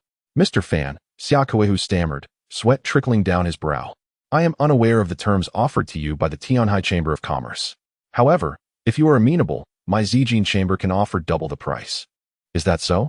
Fan Jinlong replied coolly. "The Tianhai Chamber has promised me a 400-year-old blood ginseng. If you can procure 2 such specimens, I may spare your life." A 400-year-old blood ginseng is of incalculable worth, valued at no less than 200 million. Moreover, for a martial arts master, monetary gain pales in comparison. Such a ginseng is an invaluable treasure for any warrior, even serving as a critical asset in their pursuit of martial mastery. Xia Kuehu hesitated, then proposed, "Mr. Fan, would the Zijin Chamber be able to offer you 500 million Huaxia coins? That is also twice the value of the ginseng. That will not suffice. I desire only the blood ginseng." Fan Jinlong's gaze sharpened. "Since you cannot provide it, prepare to depart this world." With that pronouncement, he unsheathed his sword in a sudden motion, the sound of its piercing cry resonating through the air, transforming into a lethal beam of cold light that surged forth. "Protect the young lady," Xia Kuehu bellowed, positioning his men in front of him. Utterly foolish. Fan Jinlong's eyes glinted with icy menace as he brandished his sword, slicing through the throng. In an instant, 3 bodyguards clutched their throats, collapsing lifelessly to the ground. A martial arts master who comprehends sword intent possesses an extraordinarily robust physique, coupled with acute senses, capable of evading even bullets. How could these bodyguards hope to withstand such prowess? The sword flashed with lethal brilliance, blood spattering everywhere. A dozen corpses lay strewn in a pool of blood, each dispatched with a single strike, the acrid scent of blood transforming the scene into a hellish battlefield. Gasping, Xia Kuohu coughed up blood, his body riddled with sword marks. Even the steel gauntlets he wore reduced to shards. In just one encounter, all his bodyguards had perished. "You are too feeble. How can a mere novice in the realm of fist intent contend with me?" Fan Jinlong remarked coolly. "You failed to appreciate the opportunity for self-termination I offered earlier. Now, I shall let you experience the agony of having your heart meridian severed." He thrust his sword forward gently, the sharp light radiating menacingly. "Damn it, young lady, run. I will hold them off." Xia Kuehu turned, shouting, then gritted his teeth, a surge of blood rising within him, his eyes bloodshot, fury radiating from him like a storm. Such audacity, Fan Jinlong observed with a faint smile. To dare to reverse your martial aura for a fleeting moment of explosive power. Alas, you still fail to grasp a fundamental truth. Among myriad martial arts, the sword is the most formidable weapon of attack. Your struggles are in vain, die? As the words left his lips, the sword light surged violently, its lethal aura reaching an apex. Xiaokuehu gasped as blood spilled from his mouth, his strength waning in an instant. Witnessing the futility of his most formidable techniques, despair enveloped his heart, just as he braced for the fatal strike. A piercing whistle sliced through the darkness, and with a resounding clang, Xue Jinlong's sword was effortlessly deflected. Astonishingly, the source of this intervention was merely an ordinary stone. Who is it? Fan Jinlong's cold eyes narrowed as he abruptly turned to the side. In the shadows, a graceful figure gradually emerged. Who are you? Fan Jinlong furrowed his brow, glancing at Xue Hui in search of answers. Xue Hui, equally perplexed, replied, Mr. Fan, I am unfamiliar with this individual. It appears he is not associated with the Zijin Chamber of Commerce. Tang Ming. Xia Qingya's initial surprise swiftly morphed into ecstatic joy. Tang Ming? Xue Hui pondered the name, frowning as he exchanged glances with Zhu Min, Xia Qingya's assistant, who subtly gestured across her throat. Chapter 74. Mr. Tang, the martial arts master Mr. Fan. It does not matter who he is. Eliminate him swiftly to prevent the Zijin Chamber from catching wind of this and intervening. Xue Hui spoke gravely, leading several assassins forward to seize Xia Qingya. Advance another step, and you shall die. A chilling voice emanated from the youthful figure at the forefront. Almost as soon as Tang Ming cast a glance at Xia Qingya, Fan Jinlong launched his assault, a fierce blade of light aimed at the boy with lethal intent. You dare to be distracted in my presence? Truly, you court death, Fan Jinlong proclaimed coldly, poised to behead the youth. Yet, a sudden dread gripped his heart, an overwhelming panic surging within him. In a blink, Tang Ming vanished from Fan Jinlong's sight. The next moment, he felt a searing pain in his wrist. Instinctively releasing his grip and retreating, his right arm trembling uncontrollably, face etched with disbelief. His sword had been snatched away the instant they crossed paths. Do you dare to call yourself a swordsman? Spare the title from your disgrace, Tang Ming scoffed, casually tossing aside the stolen sword before delivering a decisive strike to its hilt. Whoosh! The sword shot forth, propelled like lightning, piercing the throat of the assassin who lunged for Xia Qingya, blood spraying over 3 feet high, a distance of 10 meters, and one sword thrust through the throat. Fan Jinlong's cold gaze contracted. He realized that even he could not achieve such a feat. Tang Ming smiled lightly at Fan Jinlong. What? You cannot possibly think this swordplay is remarkable? Allow me to broaden your horizons before your demise. With that, he reached behind him with a single hand. Boom! A potent energy erupted. The sword, once embedded in the assassin's neck, trembled violently, erupting from the corpse in a shower of blood, turning mid-air to strike again. Squelch! Squelch! Squelch! The blade's light surged forth, painting the air with crimson. A tragic scene unfolded as numerous assassins, including Xue Hui, were taken down instantly, their throats pierced before they could comprehend the situation. Impossible. You can wield the sword. Fan Jinlong trembled, his expression one of sheer terror, as if he had encountered a ghost. As he beheld the uncontrolled, swirling swords ahead, a shiver coursed through his body, and his heart surged with tumultuous waves. The art of sword mastery. Legend has it that this esoteric technique can only be wielded by those whose will in the sword path has reached its zenith, and it has been lost to time for a full century. Who would have thought it would resurface today? This, indeed, is a pinnacle technique that even the masters of martial arts cannot command. Damn it, Tianhai Chamber of Commerce, you dare to harm me. With such a presence, who could possibly stand against the Zijin Chamber of Commerce? Fan Jinlong, filled with rage and astonishment, had no time to ponder further and swiftly turned to flee into the darkness.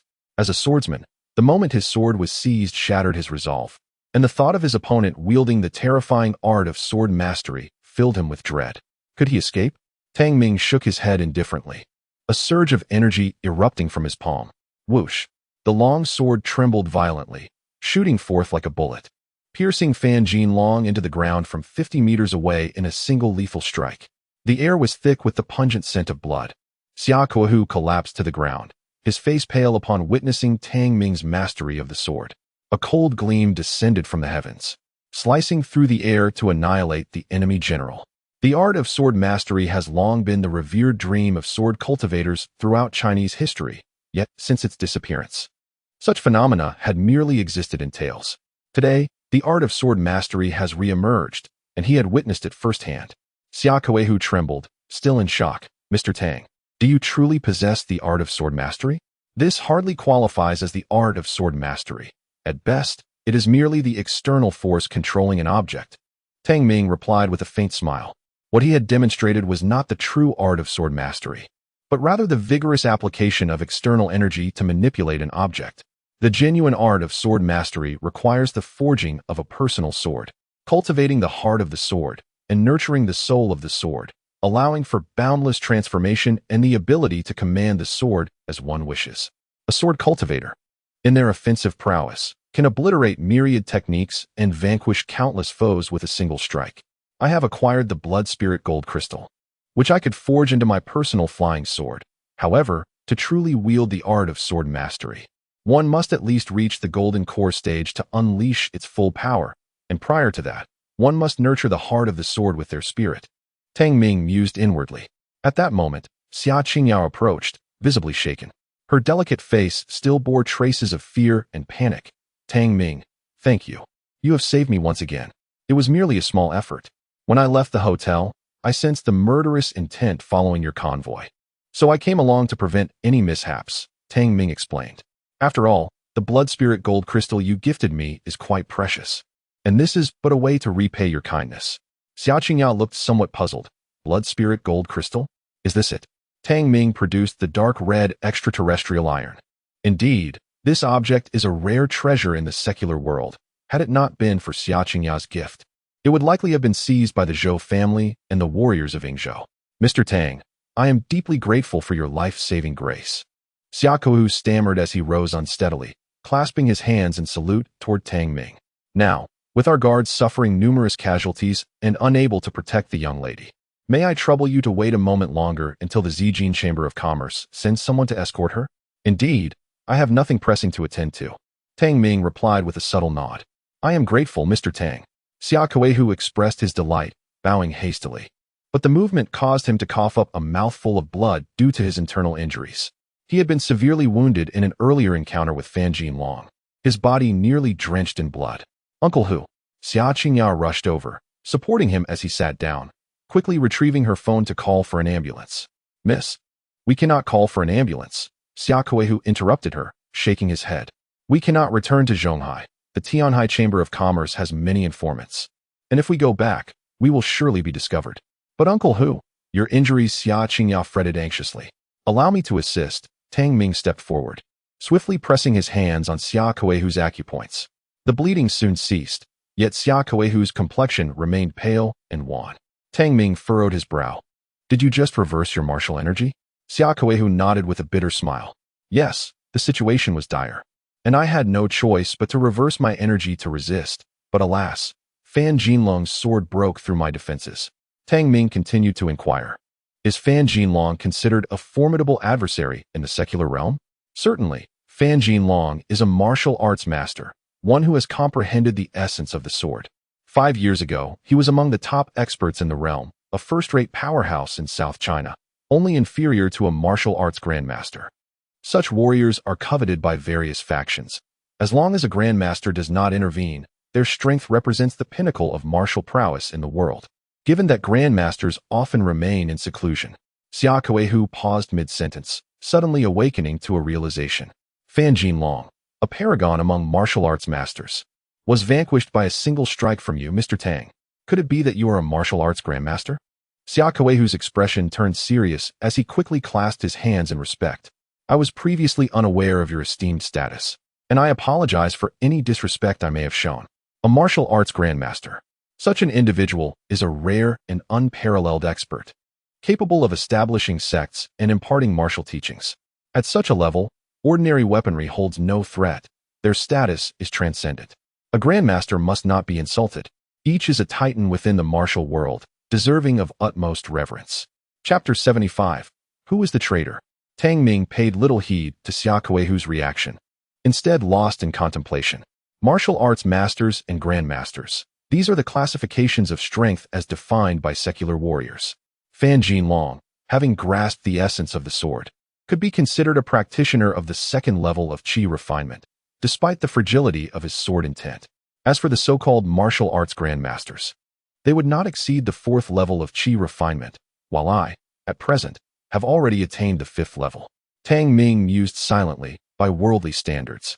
He indeed qualified as a martial arts grandmaster, and at the pinnacle of that realm. Yet, what is the truth? Secular grandmasters only cultivate vital energy and blood. They do not possess the concept of spiritual essence, and with the depletion of spiritual energy in the world, they rely solely on brute strength to temper their physical forms. In contrast, I am a cultivator, nurturing my spirit and comprehending the laws of heaven while utilizing innate spiritual energy to refine my body, achieving harmony of both inner and outer realms. Even if we both stand at the pinnacle of grandmaster status, there exists an essential disparity, a chasm that cannot be bridged. A glimmer of determination shone in Tang Ming's eyes. The chasm between cultivators and secular warriors is insurmountable. Even if a peak master were to arrive today, they could effortlessly enact slaughter. Half an hour later, on the pitch-black national highway, dozens of luxury vehicles suddenly sped forward, their engines roaring with thunderous sound. With a screech, the convoy came to a halt. Hundreds of elite men surged forward, and from one of the Rolls-Royce Phantoms, a middle-aged man in his 50s hurriedly emerged. This man was none other than the current president of the Purple Gold Chamber of Commerce, Xia Dihai. Father, Xia Qingya, like a ship finding its anchor, plunged into her father's embrace, weeping profusely. It's all right, it's all right. It was my fault for alarming you, Qingya. Xia Dihai gently patted his daughter's back, providing comfort. Seeing her safe and sound, the tension in his heart finally eased. However, his gaze fell upon the numerous corpses strewn about, including that of Shui Hui. Tianhai Chamber of Commerce. Xia Dihai clenched his fists, a chilling fury radiating from his eyes. The oppressive aura he exuded was not something an ordinary person could possess. As the president of the Purple Gold Chamber of Commerce, he had long held a position of power. Qingya, now that I am here, you are certainly safe. Be good and rest in the car for a while. Noticing his daughter's panic-stricken face filled him with heartache, and he guided Xia Qingya into the vehicle before closing the door and stepping out. Sir, we have ascertained the situation. All of the young lady's protectors perished in battle, and Kuei, who is gravely injured.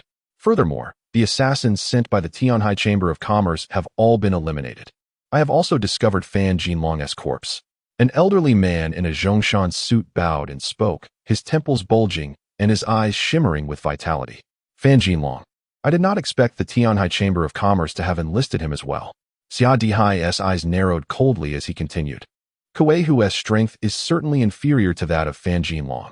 Could it be that a formidable figure has lent their assistance tonight? The old man nodded. Indeed. It was a young man. A young man? Xia Dihai was taken aback for a moment, then led a large group forward. Sir, this is Mr. Tang. Xia Kuhu struggled to rise. Thanks to Mr. Tang's benevolent intervention, otherwise, the young lady would have been in grave danger today. Mr. Tang has come to her aid more than once. He was also the one who intervened during the previous ambush in the outskirts. Is that so? Xia Dihai's face filled with gratitude as he bowed deeply. Qingya is my only daughter, my precious treasure. I shall never forget Mr. Tang's immense kindness, nor shall the Purple Gold Chamber of Commerce. With that, he bowed deeply. The hundreds of strong men behind him simultaneously bowed in respect. Mr. Xia, there is no need for such formality. I merely... Tang Ming shook his head, about to speak, when an untimely voice suddenly interrupted. Sir, Assistant Zhu Min spoke up. I sense something amiss about tonight's events. Logically, the young lady's itinerary is confidential, and the Tianhai Chamber of Commerce could not have obtained it. Yet tonight, our convoy was intercepted midway. The Tianhai Chamber of Commerce not only prepared large trucks in advance, but also dispatched powerful assassins, coming fully prepared. Zhu Min spoke solemnly. I suspect there is collusion between someone and the Tianhai Chamber of Commerce. The brows of those present were furrowed, and even Xia Kuhu had come to a realization. Indeed, the atmosphere was thick with murderous intent tonight. The Tianhai Chamber of Commerce had deliberately dispatched a formidable figure like Fan Jinlong, undoubtedly having received intelligence in advance.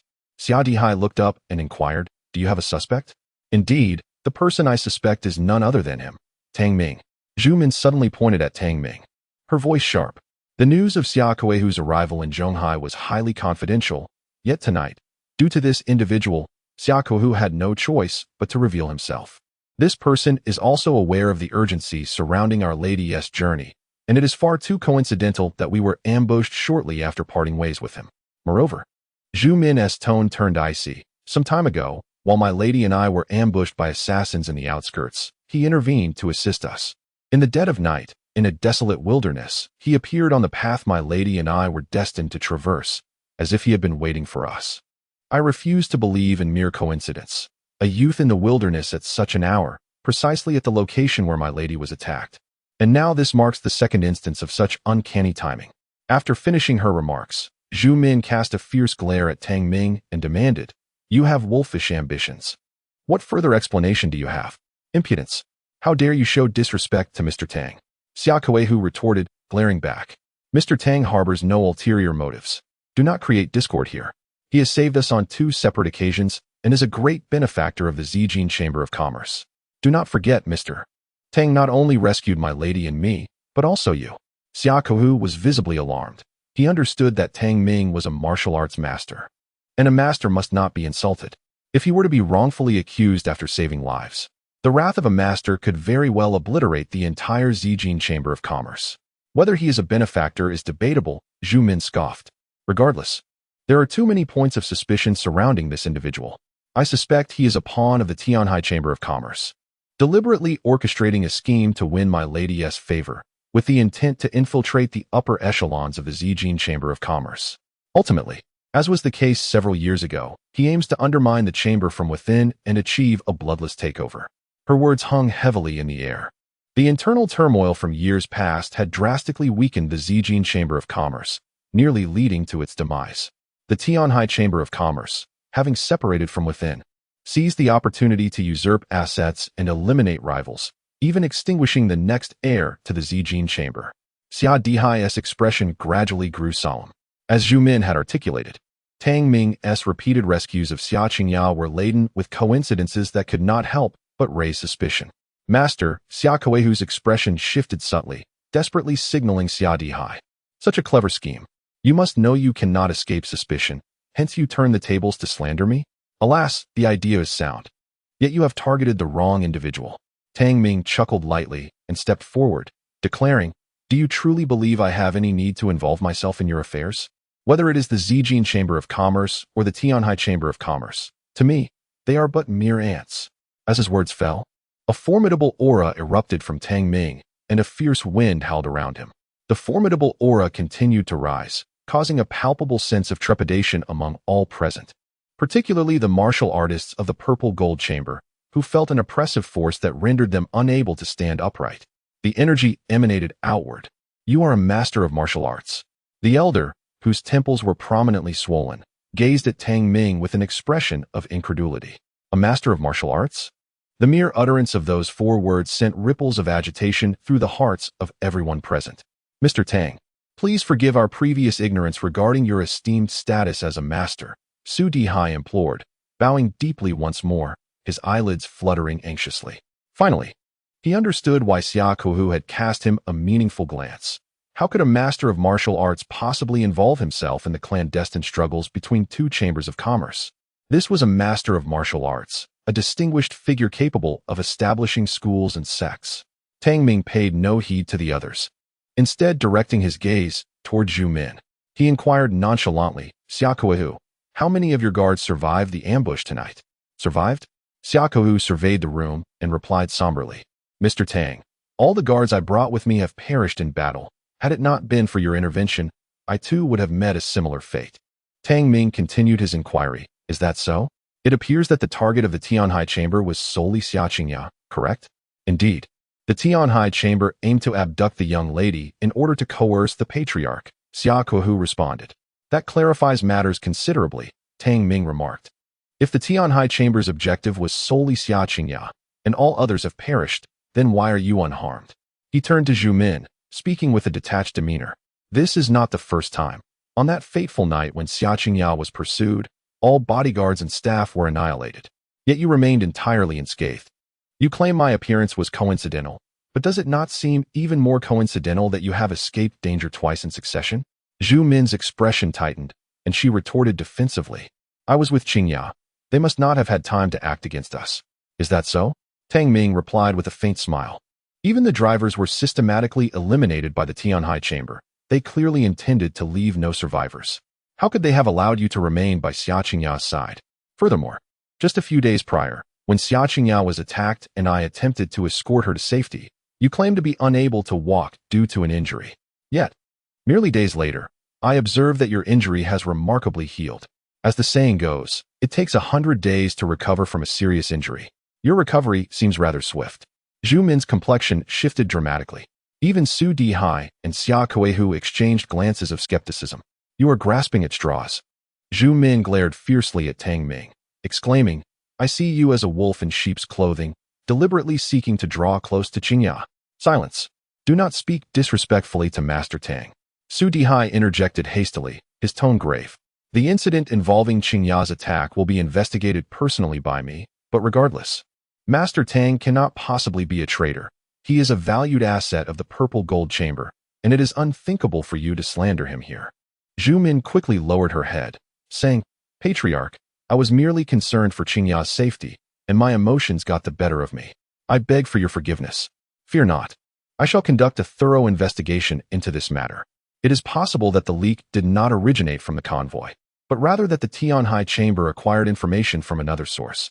Xia Dihai slowly shook his head and turned to Tang Ming, about to speak, but was directly interrupted by the latter. Chairman Xia, why complicate matters? The traitor from your Zijin Chamber of Commerce is right before us.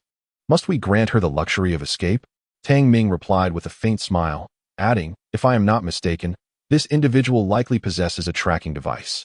Having passed several intersections, the Tianhai Chamber of Commerce showed no hesitation in directly pinpointing the location of Xia Qingya's convoy.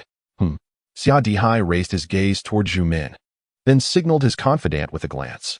My lord, I was a lonely orphan whom you rescued and nurtured. My loyalty to the Zijin Chamber of Commerce is unwavering. Zhu Min pleaded, her expression shifting dramatically as she desperately defended herself. Moreover, I share a sisterly bond with Qingya. I could never betray her. Please, trust me. While trust is one thing, a thorough investigation is another. Xia Dihai waved his hand, instructing his confidant to approach. Just a few steps forward. Zhu Min's previously aggrieved demeanor morphed into one of fierce hostility. She swiftly drew a compact handgun from her bosom and aimed it at Xia Dihai, pulling the trigger. Bang! The gunshot rang out with resounding clarity. No one could have anticipated that this seemingly delicate woman was concealing a firearm, and with only a few meters between them. The fatal proximity meant that a single bullet could be deadly. My lord, in an instant, everyone turned to see that Xia Dihai had already vanished from his position. The moment Zhu Min squeezed the trigger, Tang Ming had already perceived the danger, seizing Xia Dihai by the collar and pulling him aside, narrowly evading the bullet. Tang, Mr. Tang. Xia Dihai, still in shock, realized he had narrowly escaped death. The others looked at him with expressions of gratitude and fear. Why are you all staring at me? The culprit is escaping, Tang Ming exclaimed, somewhat exasperated, gesturing forward. After firing a shot, Zhu Min seized the opportunity while everyone's attention was on Xia Dihai and dashed into the dark wilderness. Damn it, that ungrateful wretch. I saved her out of pity, and she turned out to be a treacherous wolf, Xia Dihai seethed, his eyes blazing with fury as he glared in the direction Zhu Min had fled. Gritting his teeth, he bellowed, Xiaoyu. With a command, a martial arts master with a pronounced tempo leaped into the enveloping darkness. Within 2 minutes, Zhu Min's lifeless body was retrieved by the Zijin Chamber of Commerce. Mr. Tang, I owe you my gratitude for your timely intervention, Xia Dihai said, his anger dissipating slightly as he turned to Tang Ming, his face filled with appreciation. First, you saved Qingya twice, and now you have saved my life. The Zijin Chamber of Commerce owes you 3 lives. No need for such formality, Tang Ming replied with a gentle smile, shaking his head. I came tonight merely to repay a favor owed to Xia Qingya. A favor? Xia Dihai was momentarily taken aback, unable to comprehend how a martial arts master could owe his daughter a favor. It was only after Xia Kuehu provided some explanation that he finally grasped the situation. Well then, if there is nothing further, I shall take my leave, Tang Ming stated succinctly before gracefully departing. Xia Dihai had intended to engage further, but recognizing the stature of the martial arts master, he refrained, bowing respectfully instead. Kuehu, come, tell me in detail how you came to know Master Tang. Xia Dihai gazed over with a face full of excitement. This was a martial arts master, a youthful prodigy. If the Zijin Chamber of Commerce could align itself with him, it would surely soar to new heights. Chapter 77. The Legend of the Mother Peak of Qinghu Mountain. The night was tranquil. At the summit of the Mother Peak of Qinghu Mountain, mist swirled, enveloped in the moonlight, transforming the clouds into a silvery haze, a breathtaking spectacle that left one in awe. Tang Ming sat cross-legged in Villa Number 1, eyes closed, as strands of silver mist coiled around him, which he absorbed and assimilated. This silver mist was the physical manifestation of exceptionally dense spiritual energy. Under the dual formations of the cloud mist illusion array and the spirit gathering array, the internal spiritual energy of Villa Number 1 was extraordinarily rich, rivaling even the most blessed locations. With a resonant hum, the Emperor's golden jade floated beside Tang Ming, emanating waves of robust essence. The Emperor's golden jade tempered the physical body, while innate spiritual energy nourished the soul. Such unparalleled conditions for cultivation would undoubtedly incite envy and madness among other practitioners on Earth. It was indeed extravagant. A single day of cultivation here equated to half a month in other regions. The following day, Tang Ming gradually opened his eyes. A burst of white light suddenly erupting from his breath, shooting forth like an arrow and leaving a mark on the hard white jade floor. The sheer force of this breath was astonishing, evoking a sense of awe. He had reached the 6th layer of qi refinement. Indeed, his cultivation had broken through again. Tang Ming nodded lightly, not overwhelmed with joy. A cultivator's heart must remain steady, if one cannot bear such a small increase. How could they tread the path of the heavens? Moreover, in his previous life, he was a revered celestial master. This modest advancement was hardly cause for celebration. The only solace lay in the solid foundation he had established in this lifetime. Balancing work and rest, it was time to head to school. As Tang Ming exited Villa Number 1, he was about to descend the mountain when he suddenly frowned, glancing towards the foot of the mountain. His gaze pierced through the distance of 1,000 meters, observing numerous individuals pointing towards the summit, evidently filled with curiosity. In recent days, the peak had become a true wonder of Zhonghai City. The mist lingered ceaselessly, resembling an ethereal realm. Curious onlookers had attempted to ascend the mountain from its rear, eager to uncover its mysteries. Yet strangely, those who entered the mist found themselves disoriented. Neither their phones nor any devices functioned, and there were even tales of grotesque beasts seen within the fog. Rumors spread and grew increasingly fantastical, resulting in throngs of people flocking to witness the misty marvel. Moreover, shrewd merchants had set up stalls, using tricycles to charge visitors for rides to this spectacle, thereby creating an entire industry. Alas, I underestimated the curiosity of the mundane world, Tang Ming thought with a wry smile.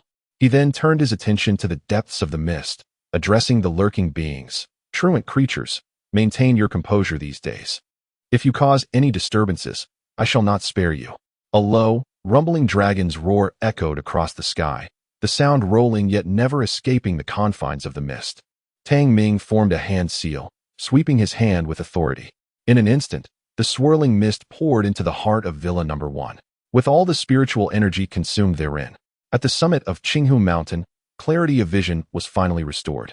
Tang Ming subsequently made a call to Wei Honglin. In the next 2 days, we should permit outsiders to ascend the mountain to observe Qinghu Mountain, allowing them to see that it is no different from other places, thereby dispelling their curiosity and preventing frequent visits in the future. 2 days later, the mountaintop of Qinghu Mountain was completely sealed off, with the Wei family dispatching personnel to guard and obstruct any ascent. After receiving Wei Honglin's response, he shouldered his backpack and took a small path down the mountain. "Look, the mist at the top of Qinghu Mountain has dispersed," exclaimed a visitor. "Do you think there truly are immortals up there? The mist is simply enchanting." "Immortals? Nonsense. I heard there's a villa up there, owned by a developer." Another chimed in. "Could it be that this mist is artificially created, merely a gimmick by the developer?" "That is a possibility," murmured tourists at the foot of the mountain. Most of them, shaped by an education and worldview grounded in atheism, especially the newcomers, naturally approached the situation with skepticism. I assure you, dear visitors, there are indeed immortals atop Qinghu Mountain. A guide, growing impatient, pulled out a video on their phone. "Look, half a month ago, the miraculous spectacle of Qinghu Mountain was witnessed by the entire city of Zhonghai. The maternal peak of Qinghu Mountain boasts a long history. It is said that during the reign of Emperor Taizong of Tang, a young soldier perished at the frontier and his body was returned home. The soldier's mother, in profound grief, buried her son atop the maternal peak. Each time she missed him, she would ascend to gaze upon the child peak, weeping day and night in sorrowful longing. This deep maternal bond moved the heavens, ultimately granting blessings that allowed the deceased son to be reborn. Blessed by the path of immortality, both mother and son eventually ascended as celestial beings. The guide spoke eloquently, weaving in references and various legends with ease. The surrounding tourists listened with rapt attention, growing ever more enamored with the maternal peak of Qinghu Mountain. Just then, Tang Ming happened to pass by and was struck by a fit of dry cough upon hearing the guide's words. This guide was truly a talent. With such a knack for weaving tales, they were undoubtedly an elite figure coveted by various tourist attractions. Meanwhile, the Wei family, having received the news, promptly arrived, removing barriers to allow tourists to proceed to the maternal peak of Qinghu Mountain. Instantly, a throng of eager visitors surged toward the summit. "Mr. Tang," Wei Tianhao called out, hastening over to greet him. "Send someone up to ensure that no one sneaks into Villa Number 1. In 2 days, their curiosity will surely wane, and we can then seal off the mountaintop." After giving his instructions, Tang Ming departed. He had set up a formation around Villa Number 1, which ordinary people could not breach. Allowing the Wei family to ascend was also a precaution against unforeseen incidents. After all, should anyone be caught in the backlash of the formation, it would lead to complications. Upon arriving at school, the atmosphere in the class grew increasingly tense as the college entrance examination approached. Tang Ming noticed Chen Siki casting glances, seemingly hesitant to speak. With a gentle smile, Tang Ming encouraged, "Come now, feel free to ask any questions. Performing well will surely delight Aunt Lu." "Thank you for your support," Chen Siki replied, a smile spreading across her face as she quickly brought over her chair and books.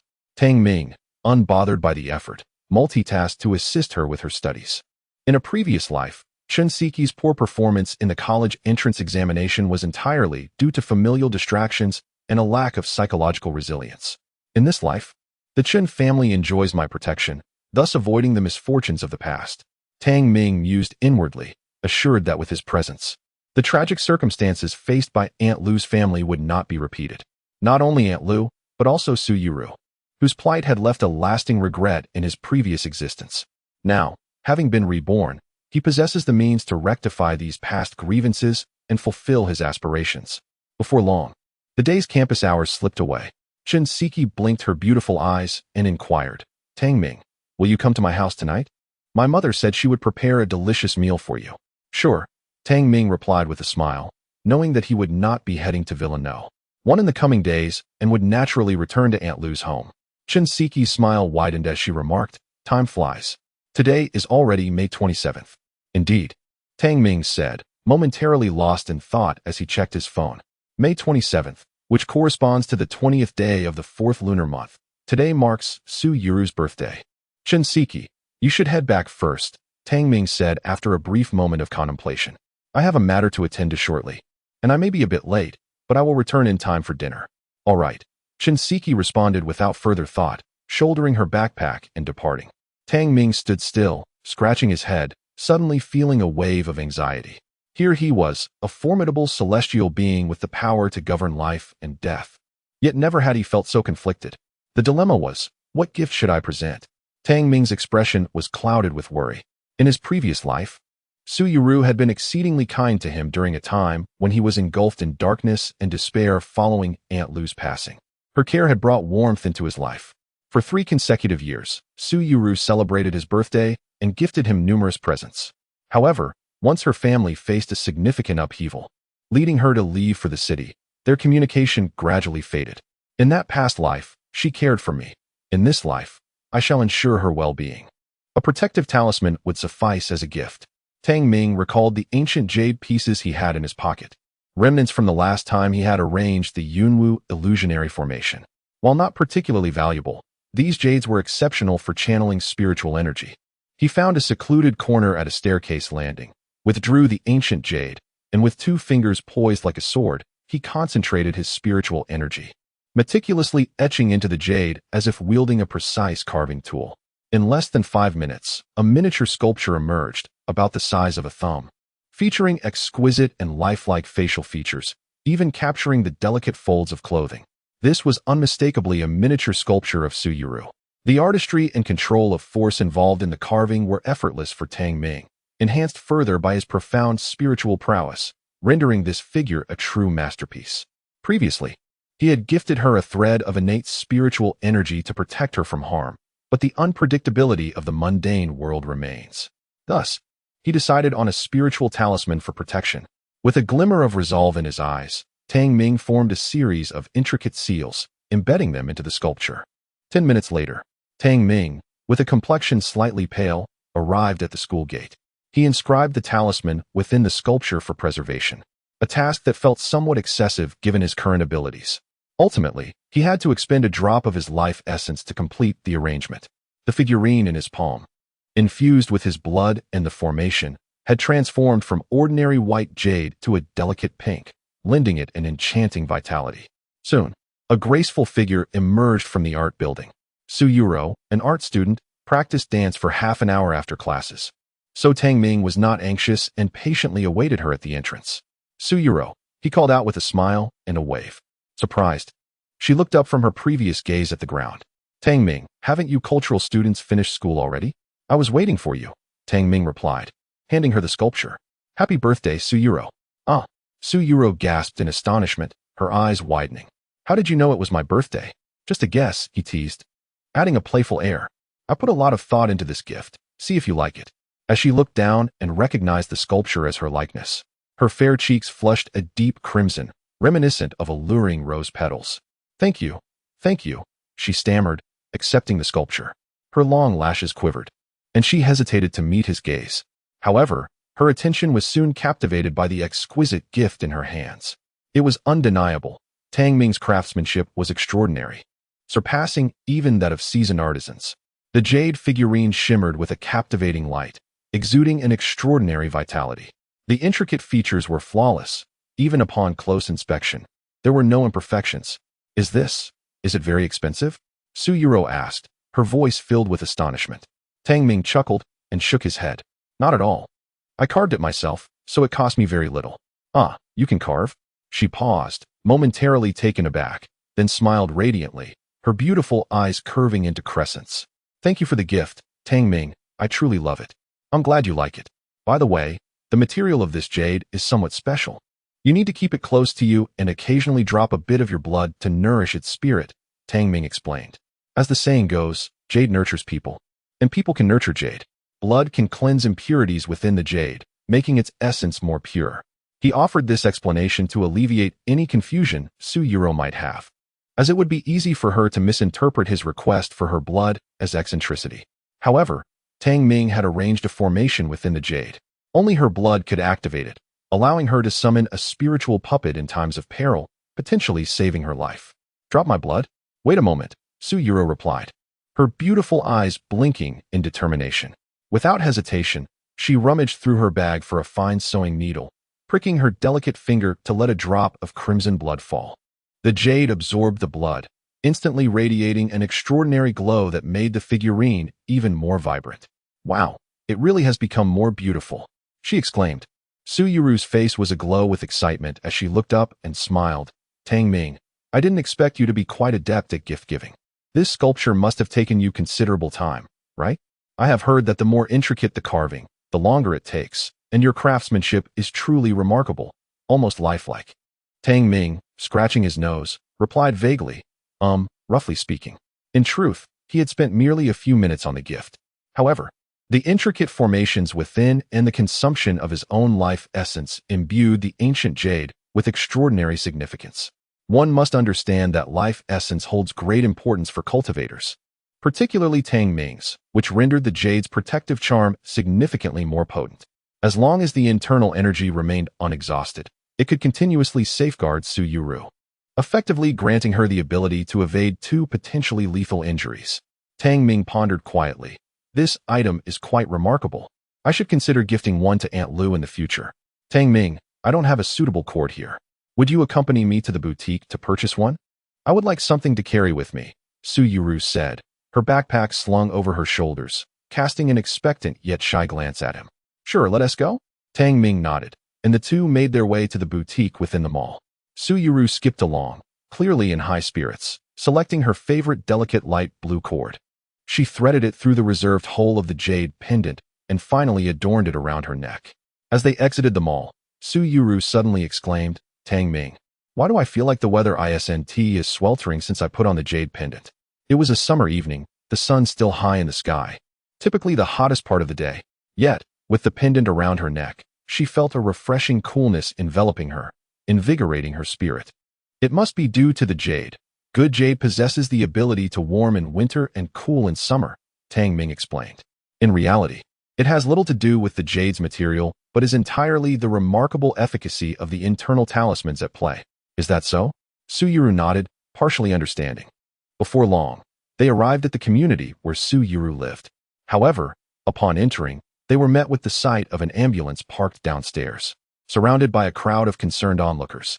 Su Yuru, your mother has fainted at home. A neighbor called out anxiously. What? Su Yuru's complexion paled, her mind clouded with shock. A middle-aged man standing beside the ambulance waved to her. Su Yuru, hurry up, come with me to the hospital. Dad.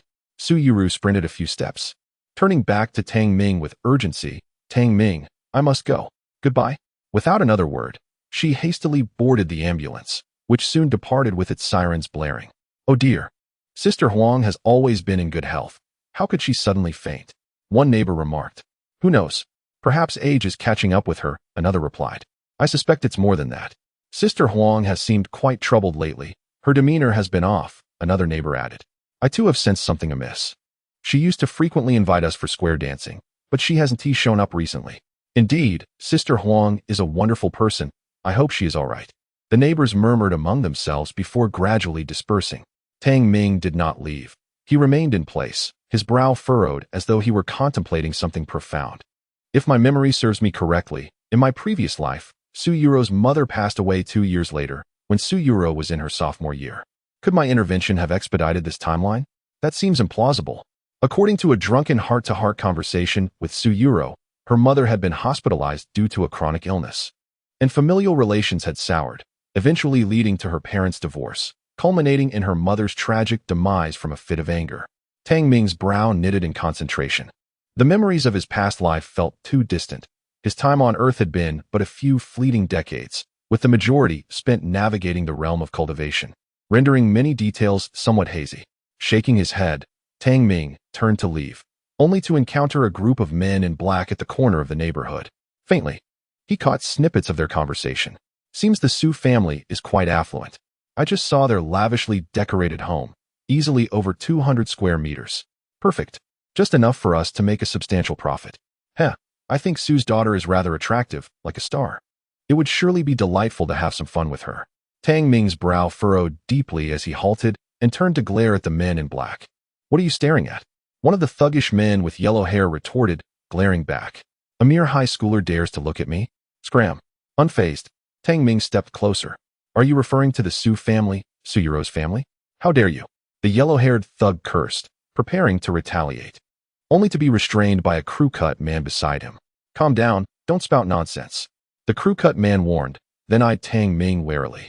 Kid, we don't know any Su Yuro. Just mind your own business. We're merely here for a smoke. Tang Ming replied indifferently, is that so? Yet I distinctly heard the name Su family just now. The crew-cut man narrowed his eyes, scrutinizing Tang Ming before casting a cautious glance around, opting not to respond as he motioned for his companions to leave. Stop. Tang Ming's tone turned icy. You have yet to answer my question. The crew-cut man's expression stiffened. Then he forced a smile. Young man, this isn't the right place to discuss such matters. Let us talk elsewhere. Very well. Undeterred, Tang Ming followed them into a nearby alley, a desolate dead end that seemed seldom traversed. Young man, what is your relationship with Su Yuro? The crew-cut man's tone grew cold, signaling his companions to block the exit. Tang Ming replied calmly, we are classmates. Ah, it appears your relationship is quite close. The crew-cut man sneered. Coincidentally, the Su family owes us a considerable sum. Since you are Su Yuro's classmate, you can start by repaying some interest. As he spoke, he brandished a dagger from his pocket. The yellow-haired thug behind him wore a derisive grin, raising his hand to strike. How dare you act tough in front of me? Today, I'll make sure to break your legs. However, his hand was swiftly caught midair. Crack. The thug's wrist was brutally twisted, emitting a piercing scream of agony. How dare you retaliate? The man with a buzz cut narrowed his cold gaze and lunged forward with a dagger. However, Tang Ming remained unperturbed. Just as the blade was about to pierce him, He abruptly yanked the yellow-haired man in front of him as a shield. The knife plunged into the yellow-haired man's thigh, blood gushing forth. "Ah!" The yellow-haired man cried out in agony, leaving even the buzz-cut man bewildered. He had been poised to strike Tang Ming. Yet suddenly a yellow-haired figure appeared before him. "Are you not going to speak?" Tang Ming's tone turned frigid as he tightened his grip. "Since you refuse to talk, I shall employ my own methods to extract information from you." With a fierce kick, he sent the yellow-haired man flying 10 meters. The sound of cracking bones echoing as he landed in a heap, lifeless. Witnessing the scene, the other men attempted to flee. But Tang Ming's foot stomped the ground with a resounding thud. The earth trembled, sending several fragments of stone hurtling through the air, propelled by a powerful force akin to bullets. Thud! Thud! 3 men lay sprawled on the ground, wailing in pain as their leg bones were pierced by the stones. Blood gushing uncontrollably. Who are you?" The buzz-cut man stammered, fear etched across his face. "Big brother, I have never wronged you. There was no need for such brutality." "Brutal? If you remain silent about the Su family, you might find things becoming even more severe." Tang Ming's gaze was laced with an oppressive aura, shattering the buzz-cut man's resolve. "All right, I will speak," he exclaimed hastily. "Huang Li, the mother of Su Yura, has a brother named Huang Bo. Earlier this year, he fell into debt with an underground bank.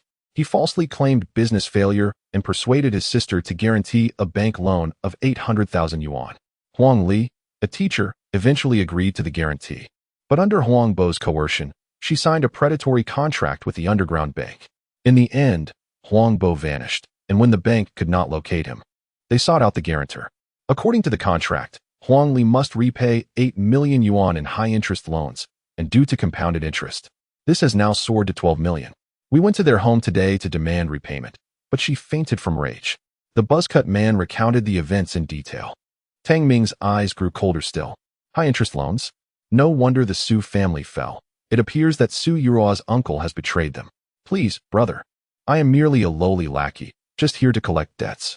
The Su family's plight has nothing to do with us." The buzz-cut man pleaded.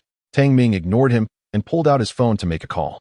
Shortly thereafter, Wei Tianhao arrived in haste with a group of men. "Second Master Wei." The buzz-cut man initially thought he was saved. However, upon seeing Wei Tianhao, he was filled with dread. Wei Tianhao's eyes glinted with menace as he surveyed the scene. "Mr. Tang, have these insolent fools provoked you?" Tang Ming replied coolly. "Disable these men and unearth their backers. They are involved in underground banking and gambling. Moreover, assist me in extricating the Su family from this quagmire." "Understood," Wei Tianhao replied, bowing his head in acknowledgement. The man with the buzz cut was already terrified. His spirit shattered as he cried out, "Second Master, I assure you this has nothing to do with me. The underground bank is run by the Zhou family. I am merely an external hire."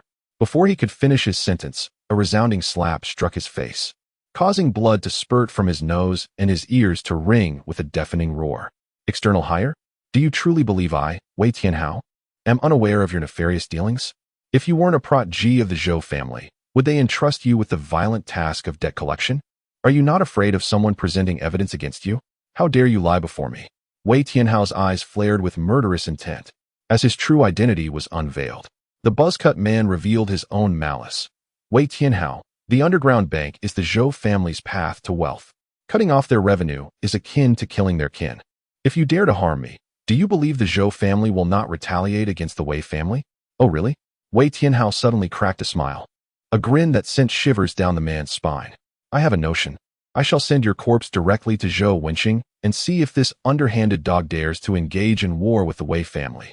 I have long been weary of the Zhou family's insidious schemes. If it comes to a head-on confrontation, I shall welcome it." In a swift motion, Wei Tianhao extended his arm, seizing the man's throat and twisting it violently. With a sickening crack, the man had no time to struggle as his neck was snapped. Life extinguished. "Mr. Tang." Wei Tianhao rose and bowed respectfully to Tang Ming, explaining, "This scum serves the underground bank, employing brutal and ruthless tactics. Countless families have been driven to ruin by their hands. His death is of no consequence. Do not speak of such matters to me. Remember my words. Eradicate the underground bank and liberate Su Yura's family from this quagmire." Tang Ming replied coolly before leisurely departing. As he exited the narrow alley, the ominous sounds of necks being snapped echoed behind him. Huang Mao, and his crew were all vanquished by the Wei family. Upon returning to the Chun residence, Aunt Lu had prepared a sumptuous dinner, and even Chun Jigang brought forth several bottles of red wine, jovially proposing a toast with Tang Ming. Thanks to you.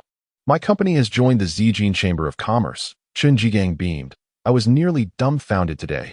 The president of the Zijin Chamber, Chairman Xia Dihai, was in Zhonghai and personally invited me to join. I am well aware of my standing, and this glass of wine is for you, Ming. With gratitude etched on his face, Chun Jigang rose, raising a glass and downing it in one go. Just as he was about to propose a second toast, Tang Ming chuckled and intervened. Uncle Chun, you are my elder, and you and Aunt Lu treat me as family. This toast should be for me to both of you. Oh, you two men are being overly formal.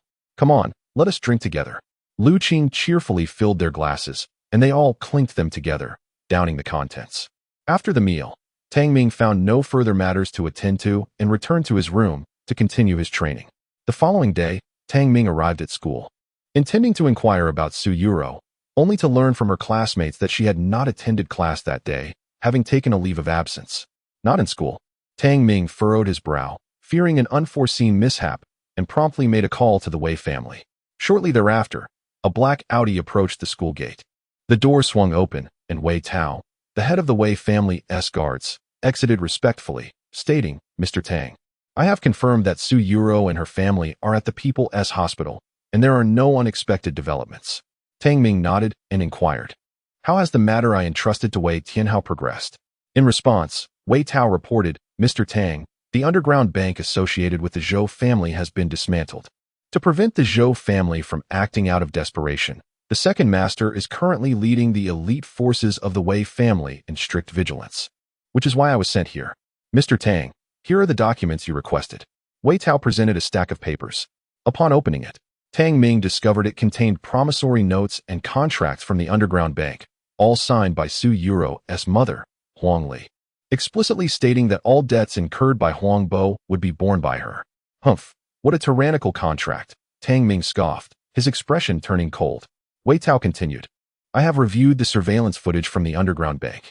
Huang Li signed these oppressive contracts entirely due to the deceit of her own brother. He explained that Su Yuro's uncle had deliberately concealed the true extent of the debts, and Huang Li, unfamiliar with such matters, had fallen victim to the ruse. Tang Ming frowned and asked, what of Huang Bo? Has he fled or been captured by the bank? Neither, Wei Tao replied, shaking his head with a peculiar tone. Huang Bo has been staying at home, and just a few days ago, he even contacted the bank via WeChat, arranging to continue spending once Huang Li repaid the debts. At this revelation, Tang Ming's gaze grew increasingly severe. The situation was becoming clear. Huang Bo was colluding with the underground bank to exploit his own sister. Find Huang Bo and break his legs, Tang Ming stated calmly, then opened the car door and entered the vehicle. First, take me to the People's Hospital. Understood, Mr. Tang, Wei Tao replied respectfully. During the drive, he instructed his subordinates to locate Huang Bo, confident that with the Wei family's influence in Zhonghai City, this task would be effortlessly accomplished. Half an hour later, the two arrived at the People's Hospital. Wei Tao had already gathered all necessary information and respectfully informed Tang Ming, Mr. Tang, Su Yuro's mother is in room 406 of the inpatient building. Very well. Tang Ming responded with a nod, quickly locating Huang Li's ward.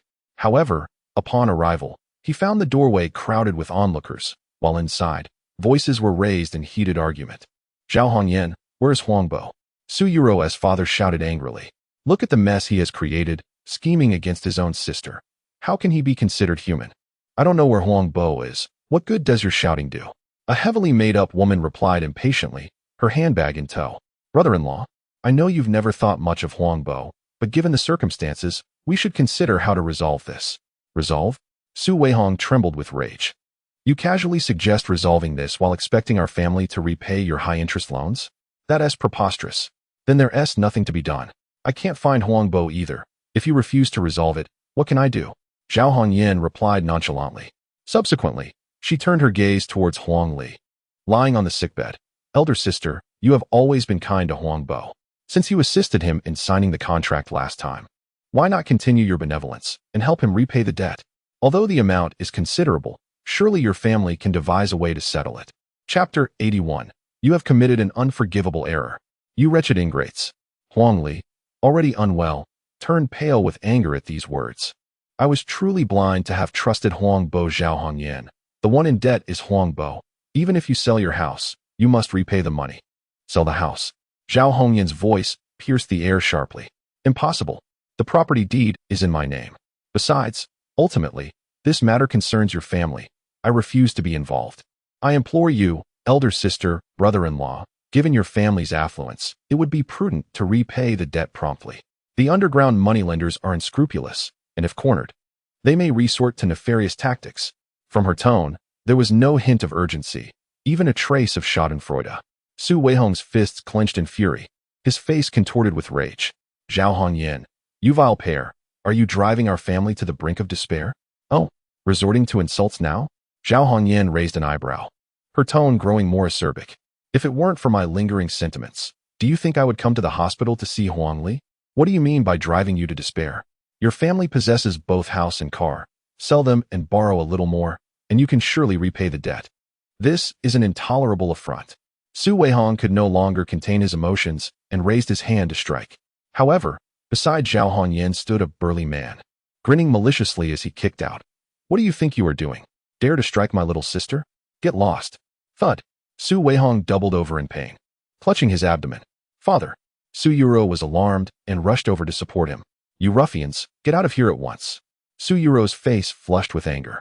Seeing her father's pained expression and her mother's lingering illness, she was overwhelmed with despair.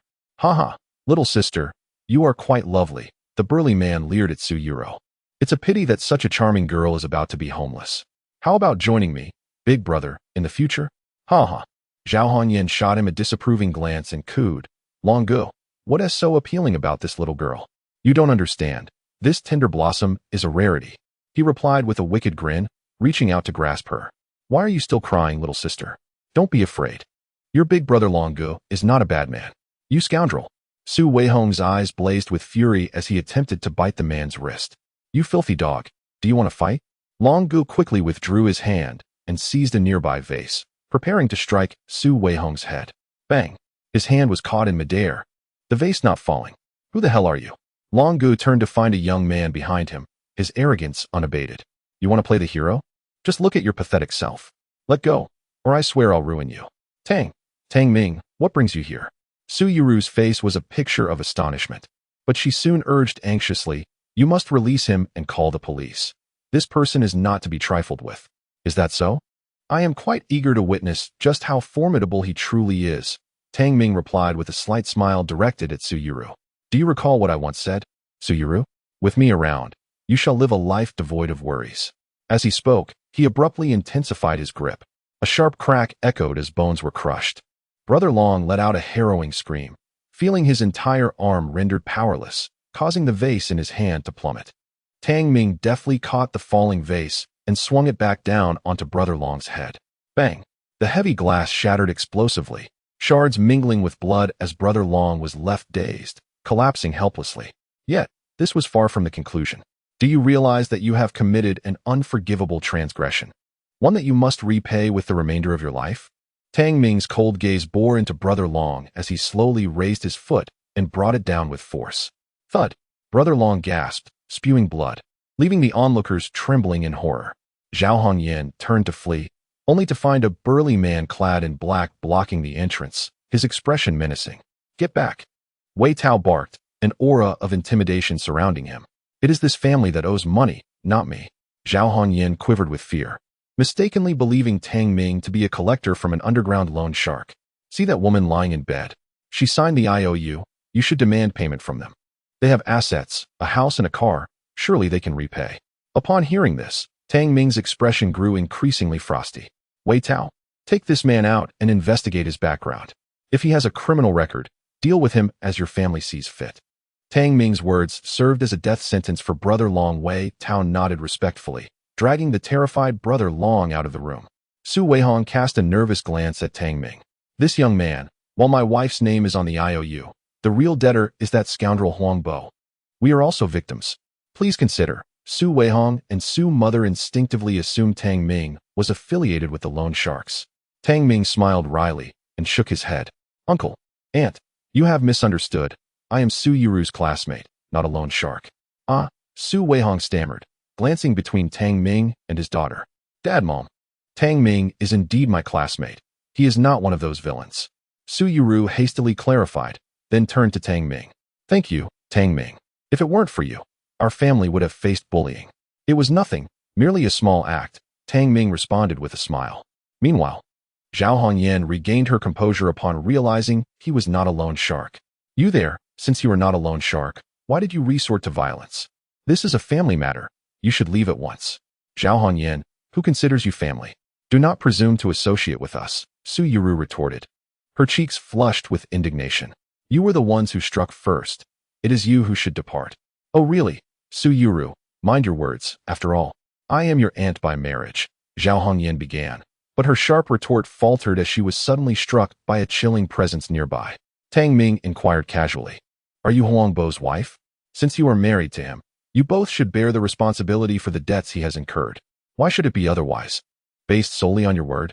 Zhao Hongyan scoffed disdainfully. The promissory note and contract were signed by Huang Li. Even if this escalates to court, we hold the upper hand. Huang Li, your family truly seems capable, claiming to be from a scholarly lineage. Yet look at the sort of man your daughter has chosen to associate with. He resembles a rogue. What? Do you think your physical strength entitles you to intimidate me? Come, let us see you try. Noticing Tang Ming's attempt at reason, she resumed her haughty demeanor. Chapter 82. The destruction of the coercive contract. Huang Li's lips quivered with rage. You are shameless. And what of it? Zhao Hongyan retorted. Shamelessness does not equate to criminality. In any case, this is my last visit. From now on, your family's fate is of no concern to me. Upon concluding her statement, Zhao Hongyan turned to leave. Stop, Tang Ming called, retrieving a stack of promissory notes from his pocket and tossing them at Zhao Hongyan's face. Take a look. These are the debts owed by you and Huangbo, correct? Zhao Hongyan picked one up, her expression shifting dramatically. These were indeed the promissory notes she and Huangbo had signed, and they bore both their names. Yet, how could these underground loan shark notes end up in his possession? Although surprised, she continued to sneer. So what? According to the contract, these debts have now reverted to Huang Li. Not necessarily, Tang Ming countered, producing another contract and turning to the bedridden Huang Li. Aunt, does this not resemble the original contract? Huh. Huang Li took it, her shock evident. Yes, it is the original, but how did you acquire it? I have a rather resourceful friend who assisted me in retrieving these original documents, Tang Ming fabricated. Aunt, you now possess the original contract. If it is torn, then the agreement you signed will naturally become void, and all debts will revert to Huangbo and Zhao Hongyan, having nothing to do with the Su family. Is that truly possible? Huang Li questioned, still somewhat incredulous. Tang Ming nodded with a smile. Of course it is. Such coercive contracts are inherently unlawful. Even if you were to pursue litigation, there is little to fear, merely some inconvenience at most. Now that you have nullified the contract, the underground lenders will not dare to pursue you for repayment. Should they attempt to, you may simply call the authorities and have them arrested. Huang Li paused, then hastily tore the contract into shreds. Su Weihong stepped forward, gathering the fragments into a ball and using a lighter to incinerate them, sending the ashes down the toilet. Well, the contract has been destroyed, which signifies that all debts are now unrelated to you. Aunt. Tang Ming nodded with a smile. The responsibility for repayment will revert to Huangbo and Zhao Hongyan. What? Zhao Hongyan stood frozen, her complexion drastically altering. This cannot be. Who are you trying to intimidate? How could you possibly possess the original notes from the underground lenders? You must be deceiving me. I refuse to believe it. I will call to expose your lies, Zhao Hongyan declared, pulling out her phone to make a call. However, soon her expression transformed into one of sheer terror. The underground moneylender had been obliterated the previous night, and all debts had been replaced by bank loans. Excluding the exorbitant interest, the remaining amount owed required standard repayment. Furthermore, several debtors had called to demand repayment. All acquaintances of Huangbo, who had borrowed substantial sums during their gambling escapades. They had initially planned to transfer their debts through a coercive contract. But with the contract now nullified, the responsibility for repayment naturally fell upon her and Huangbo. The total sum amounted to over 4 million. The phone slipped from her grasp and fell to the ground. Zhao Hongyan, her mind a blank, sank to the floor in despair. Su Yuro timidly inquired, Tang Ming, does our family truly owe no money? What a question. Their family had never been in debt. They had merely been victimized. With the contract destroyed and the underground moneylender uprooted, they could indeed emerge from the quagmire. "Oh right," Tang Ming exclaimed, tapping his forehead as he retrieved a bank card from his pocket. "I almost forgot. Auntie, this is the 800,000 you borrowed from the bank. Since the debts are void, this money naturally returns to its rightful owner." He placed the card in Huang Li's hands. This, Huang Li stammered, overwhelmed with emotion. During this tumultuous period, the underground moneylender had resorted to violent coercion, creating havoc at her home and school, making her life exceedingly difficult. With her bank accounts frozen and multiple warnings issued by the bank, she had feared her family would suffer irreparably. Yet now, everything was returning to normal, a notion she had never dared to dream of. "Xiaotang, I cannot thank you enough. You are our family's savior," she cried, tears streaming down her face. "If not for you, our family might have faced dire consequences, perhaps even total ruin." Huang Li, regaining her composure, attempted to kneel to Tang Ming in gratitude, as did Su Weihong. "Auntie, uncle, please don't do that," Tang Ming said with a bitter smile, quickly helping both elders to their feet. However, when he turned, he found Su Yuro had also knelt down. "Tang Ming, thank you." Su Yuro began. But before she could finish, she felt a gentle strength lifting her up. "Su Yuro, anyone can express gratitude to me, but you need not." Tang Ming replied with a soft smile. "I have long stated that as long as I am here, I shall protect you from all worries in this life. This is a trivial matter, and there is no need for you to dwell on it. A small favor should be repaid with profound gratitude." Both Su Yuro and Aunt Lu had provided Tang Ming with immense assistance in his past life. Without them, he would not have achieved his current glory. Tang Ming's words were lost on Su Yuro, who, flustered, lowered her head, her heart racing. At that moment, Zhao Hongyan finally came to her senses. She fell to the ground, sobbing as she pleaded with Huang Li, "Sister, I was wrong. I truly understand my mistakes. Please, for the sake of our kinship, help us once more. This time, we need not repay exorbitant interest, only the principal owed to others. Just 4 million will suffice. Please lend it to us." Zhao Hongyan's face was filled with dread. A creditor just called, demanding repayment within a week.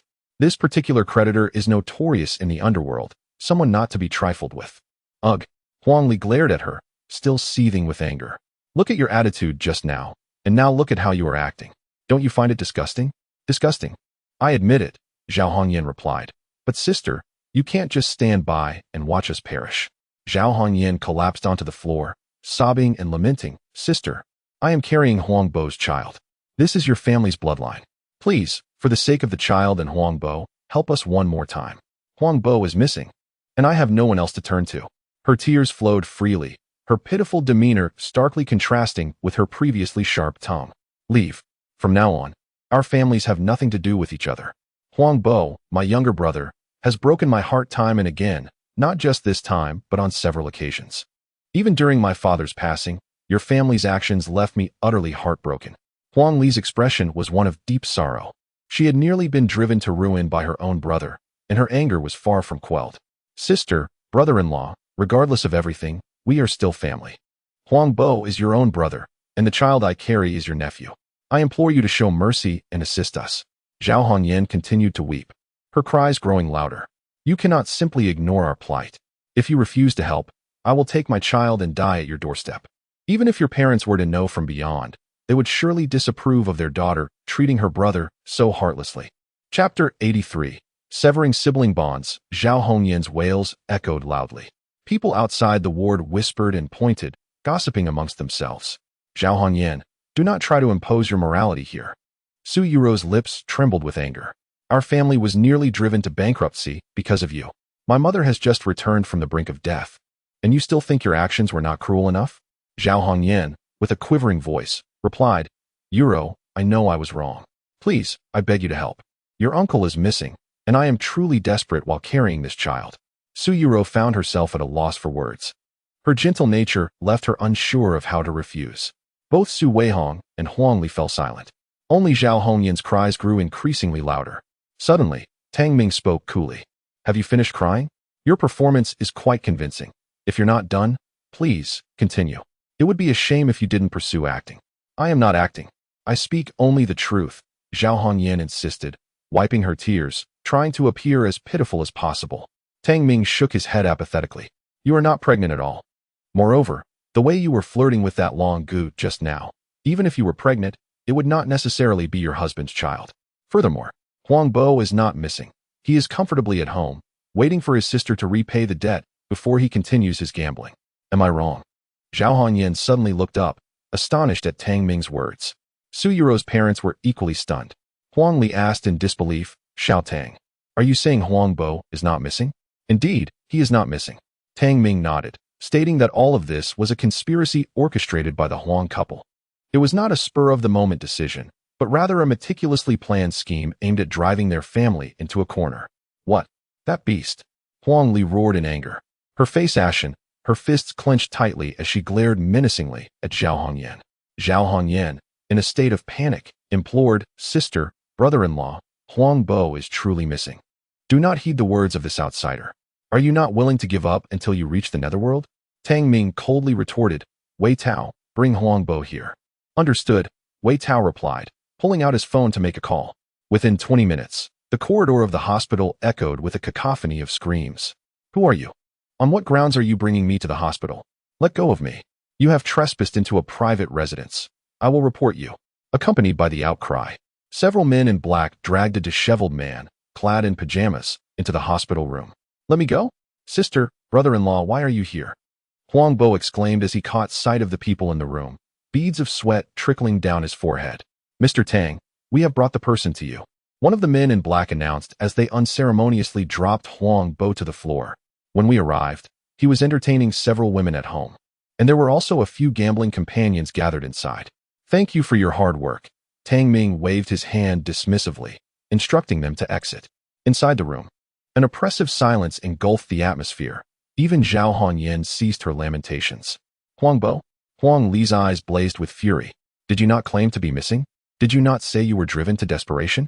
I was nearly ruined because of you, pursued by gangsters, blacklisted by the bank, and yet you are here, living it up at home? Huang Bo recoiled. Sister, do not call me sister. From this moment forth, we are severing all ties. Huang Bo, our sibling bond is irrevocably broken. Huang Li ground her teeth in indignation. I treated you like my own brother. And yet you conspired with that vile Zhao Hongyan and the underground loan sharks to bring about our family's destruction. Beast. Her anger mounting, she seized a nearby teacup and hurled it at him. Huang Bo barely managed to evade the projectile, desperately explaining, Sister, this is not my idea. It was Zhao Hongyan who proposed it. Yes, it was her. You lie, Zhao Hongyan screeched. It is clearly you who accrued ever-increasing gambling debts, and, seeing that brother-in-law's family is affluent, you proactively contacted the loan sharks to set a trap. How can you blame me? Vile woman, silence yourself. It is all your fault for instigating discord between me and my sister. Speak another word, and I swear I will strike you. Huang Bo's eyes gleamed with menace as he threatened. You dare strike me? Zhao Hongyan, already fiery in temperament, swung her designer handbag at him, and the couple immediately became embroiled in a chaotic brawl. Tang Ming frowned and barked, Wei Tao, take these two outside. If they wish to fight, let them do so elsewhere. Wei Tao quickly entered, forcibly dragging the two out. Huang Bo clung to the doorframe, weeping and pleading, Sister, I was wrong. Grant me another chance. I am your brother. The bond between us siblings has been irrevocably severed since the moment our father passed away. The fact that you wagered our ancestral home, a relic left by our father, as a bargaining chip has left me utterly disheartened. It is laughable that I was swayed by your manipulations to assist you in repaying debts. Depart from my sight. I never wish to see you again. Huang Li, resolute and unwavering, even closed her eyes to avoid witnessing Huang Bo's contemptible expression. Tang Ming waved his hand, and Wei Tao promptly dragged the couple away. Within the confines of the hospital room, tranquility was finally restored. Huang Li wept with her eyes shut, a tempest of sorrow and fury causing her to cough incessantly. Su Yuro, her face etched with concern, grasped her mother's hand firmly. Mother, please do not carry on like this. You have yet to recover. Do not let anger worsen your condition. Su Wei Hong, equally anxious, hurriedly pressed the call button. Soon, several doctors clad in white coats arrived to conduct examinations. The patient faced a risk of cerebral hemorrhage, while the symptoms were still in their infancy. It was imperative to manage her emotions and avoid external trivialities that might disturb her peace of mind, thereby preventing melancholy. The commotion caused earlier in the hospital was indeed from your family, was it not? For the sake of the patient's well-being, it is best to refrain from such disturbances in the future, the attending physician admonished sternly. I am not jesting. Brain ailments are perilous. We can only suppress them, not eradicate them entirely. It is essential to prevent any drastic emotional fluctuations in the patient. After issuing their cautions, the doctors finally departed. Mother. Suyuro bit her lip, tears welling in her beautiful eyes. Let me take a look. Tang Ming gently patted Suyuro's shoulder before turning to her mother. Huang Bo has brought this upon himself. You have already extended your kindness to him beyond measure. There is no need to suffer for someone like him. Each person has their own path in life, and your priority now should be to recover swiftly and to cultivate happiness within your family. Indeed, Huang Li nodded earnestly, expressing her gratitude. Thank you, Xiao Tang. No need for thanks. If you trust me, I can assist in your treatment, Tang Ming replied with a grin. It won't be long. I estimate you can be discharged and return home by this afternoon, fully healed. Chapter 84. You should engage more with Tang Ming. Upon hearing that Tang Ming could provide treatment, Huang Li was taken aback, yet she nodded in tentative agreement, motivated by a desire to try. Soon, Tang Ming instructed Wei Tao to fetch a set of silver needles from the traditional Chinese medicine department and commence treatment in the hospital room. Utilizing the silver needles as conduits and drawing on spiritual energy, he successfully eliminated the hematoma in Huang Li's brain in less than half an hour. With a sigh of relief, Tang Ming set down the needles. The gravest concern with cerebral hemorrhage is the internal hematoma, which can compress nerves and pose life-threatening risks. Now that the hematoma has been resolved, the danger has naturally dissipated. And, during this recovery period, remember to rest and refrain from emotional upheaval that could trigger past ailments. Here is a tranquil herbal remedy. Uncle, you can prepare it to brew a medicinal soup for your wife. Tang Ming pulled out paper and pen, swiftly inscribing a prescription. Huang Li looked on with astonishment. Xiao Tang, I feel significantly better. My head feels light, and the pain has vanished. Su Wei Hong, filled with gratitude, exclaimed, Thank you so much. You are truly our family's savior. Had it not been for Tang Ming, we would still be oblivious to Huang Bo's treachery, facing violent debt collection from loan sharks, with the potential for our family to be shattered. But now, Tang Ming had only been there for half a morning when he resolved all the issues at hand. Huang Li discreetly pinched herself, realizing the pain confirmed that this was no dream, and her inner gloom was instantly alleviated. Uncle and Aunt, you are too kind.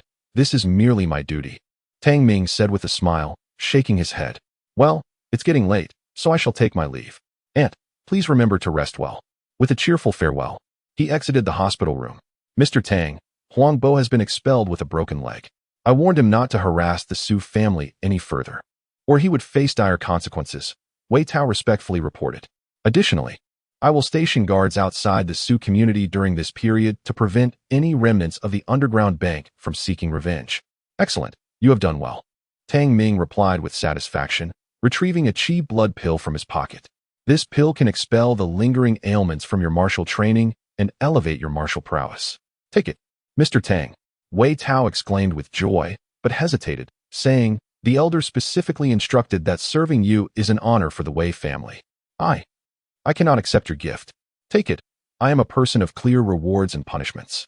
You have earned it, and thus shall be rewarded, Tang Ming said, tossing the pill towards him. As it fell, Wei Tao quickly caught it with both hands, cradling it as if it were a priceless treasure. This was indeed a qi blood pill. The last time the elder and the second master consumed one, their martial energy surged, and their old injuries healed completely, a coveted elixir for any martial artist. Now he too possessed one. Tang Ming smiled and advised, remember, your martial skills are still nascent. Consuming the whole pill at once would be overwhelming. Grind it into powder and take it in doses. Yes, thank you, Mr. Tang, Wei Tao beamed, unable to contain his delight. All right, I have no further matters to attend to.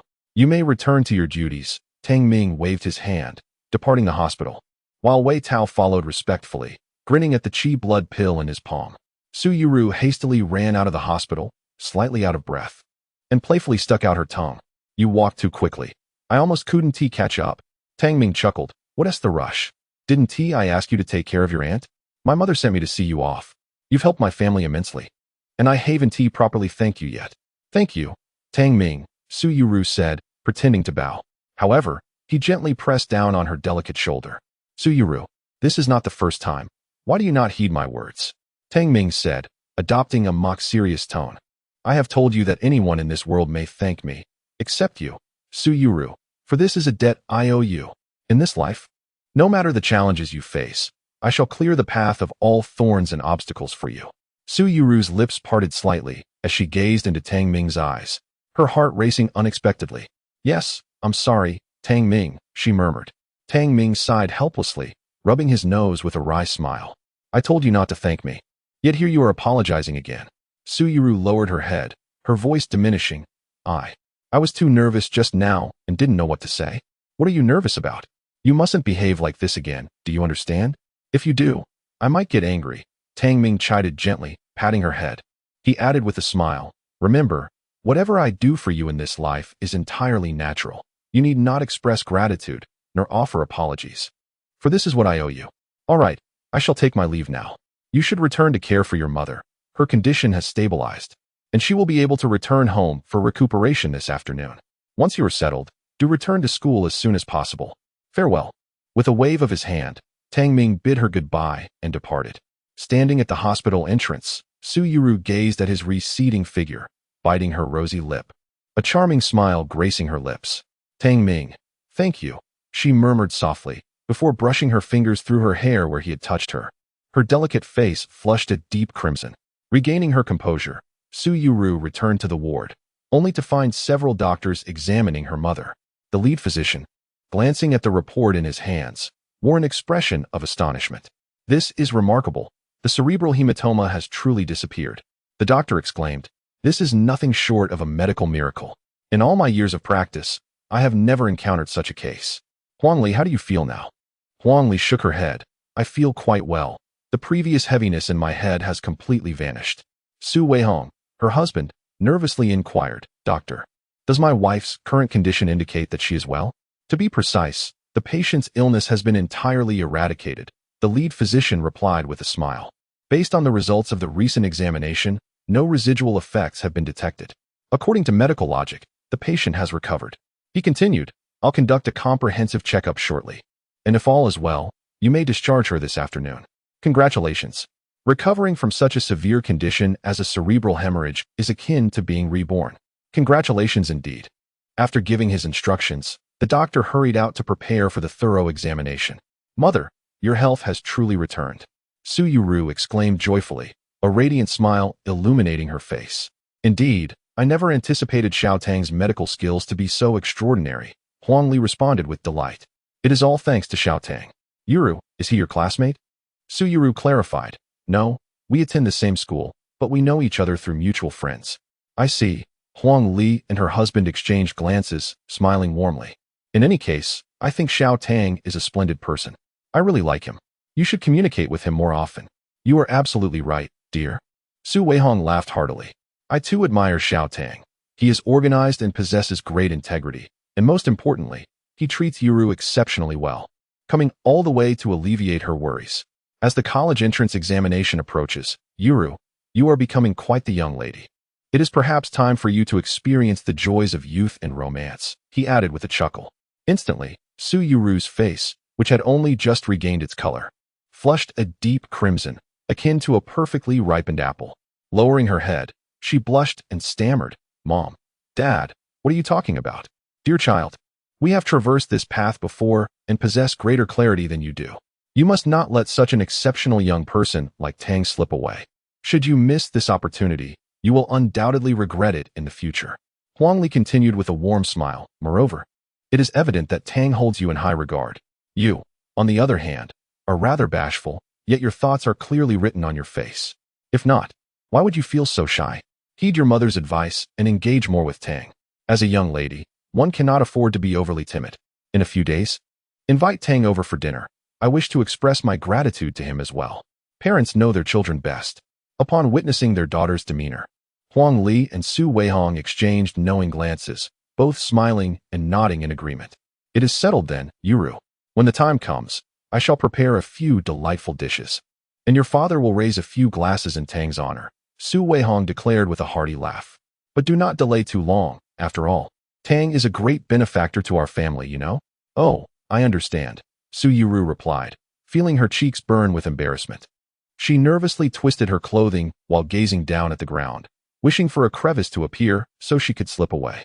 Meanwhile, after leaving the hospital, Tang Ming did not return home, but instead sought a secluded corner in Qinghu Park to begin his cultivation. In his previous life, the Su family's decline was precipitated by debts owed to loan sharks and Huang Li's cerebral hemorrhage. Now, these two calamities had been averted. With these adversities resolved, the Su family would not fall into decline, and the regrets of his past life were thus compensated. Tang Ming's eyes sparkled with brilliance, and his mind was exceptionally tranquil. A profound sense of clarity allowed his intentions to flow freely. Suddenly, a peculiar wave emanated from within him as he sat cross-legged by the lakeside, seemingly merging with his surroundings. The waters rippled, the gentle breeze caressed him, clouds drifted lazily, and flowers bloomed vibrantly. All of this harmonized perfectly with Tang Ming's state of mind. Even the traces left by the wind on the lake were under his control. Moreover, where he once could manipulate spiritual energy within a 100-meter radius, in this moment of extraordinary insight, Tang Ming found himself capable of commanding the spiritual energies within a 500-meter expanse, absorbing and assimilating them at will. Unity of man and nature.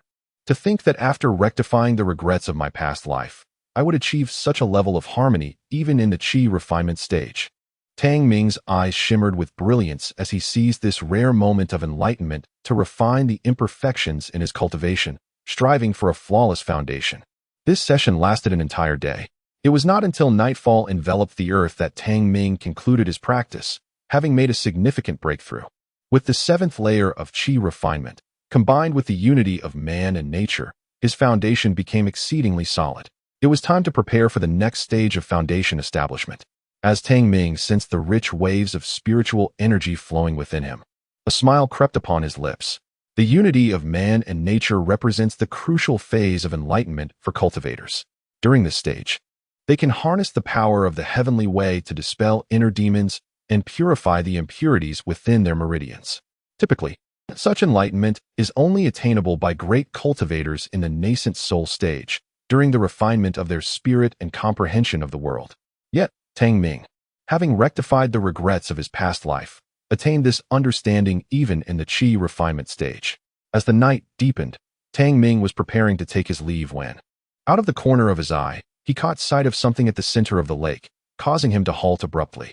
What could that be? He retracted his foot and turned to gaze at the lake's heart. It was past 11 at night, with the full moon hanging high, casting a silvery glow upon the lakeside.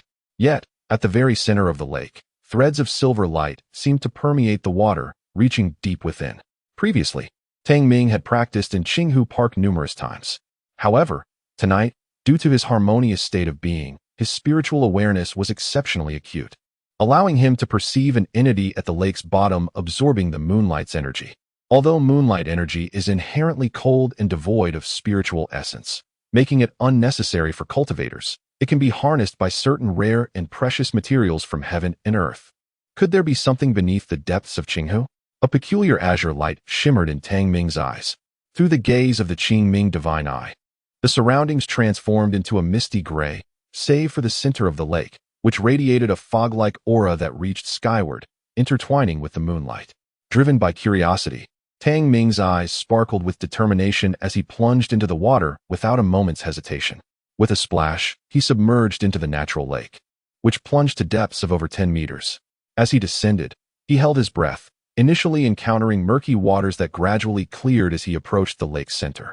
After 5 minutes, he arrived at the heart of the lake, where the water sparkled like a crystal spring. A misty aura continuously purified the water, consuming impurities and cleansing dirt. The source of this ethereal mist was a pristine white lotus tinged with a hint of azure.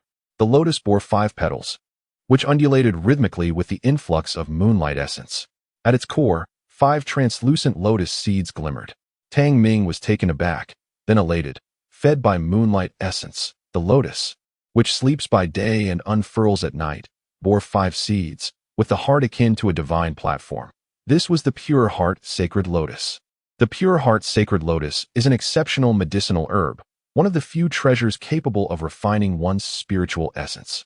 It purifies the soul of impurities and refines the essence of the spirit, allowing cultivators to attain a more pristine and unblemished heart. Truly, heaven has favored me. Who would have thought that such a rare treasure could be discovered in the mundane world? Even in the celestial realm, the pure heart sacred lotus is exceedingly rare.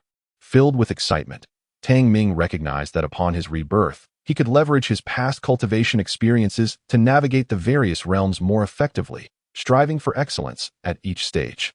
However, the cultivation of spiritual essence is complex, requiring a renewed comprehension of the profound truths of the universe. With the pure heart sacred lotus, he could begin refining his spirit from the chi refinement stage, purifying his heart and soul, which would yield immeasurable benefits in the future.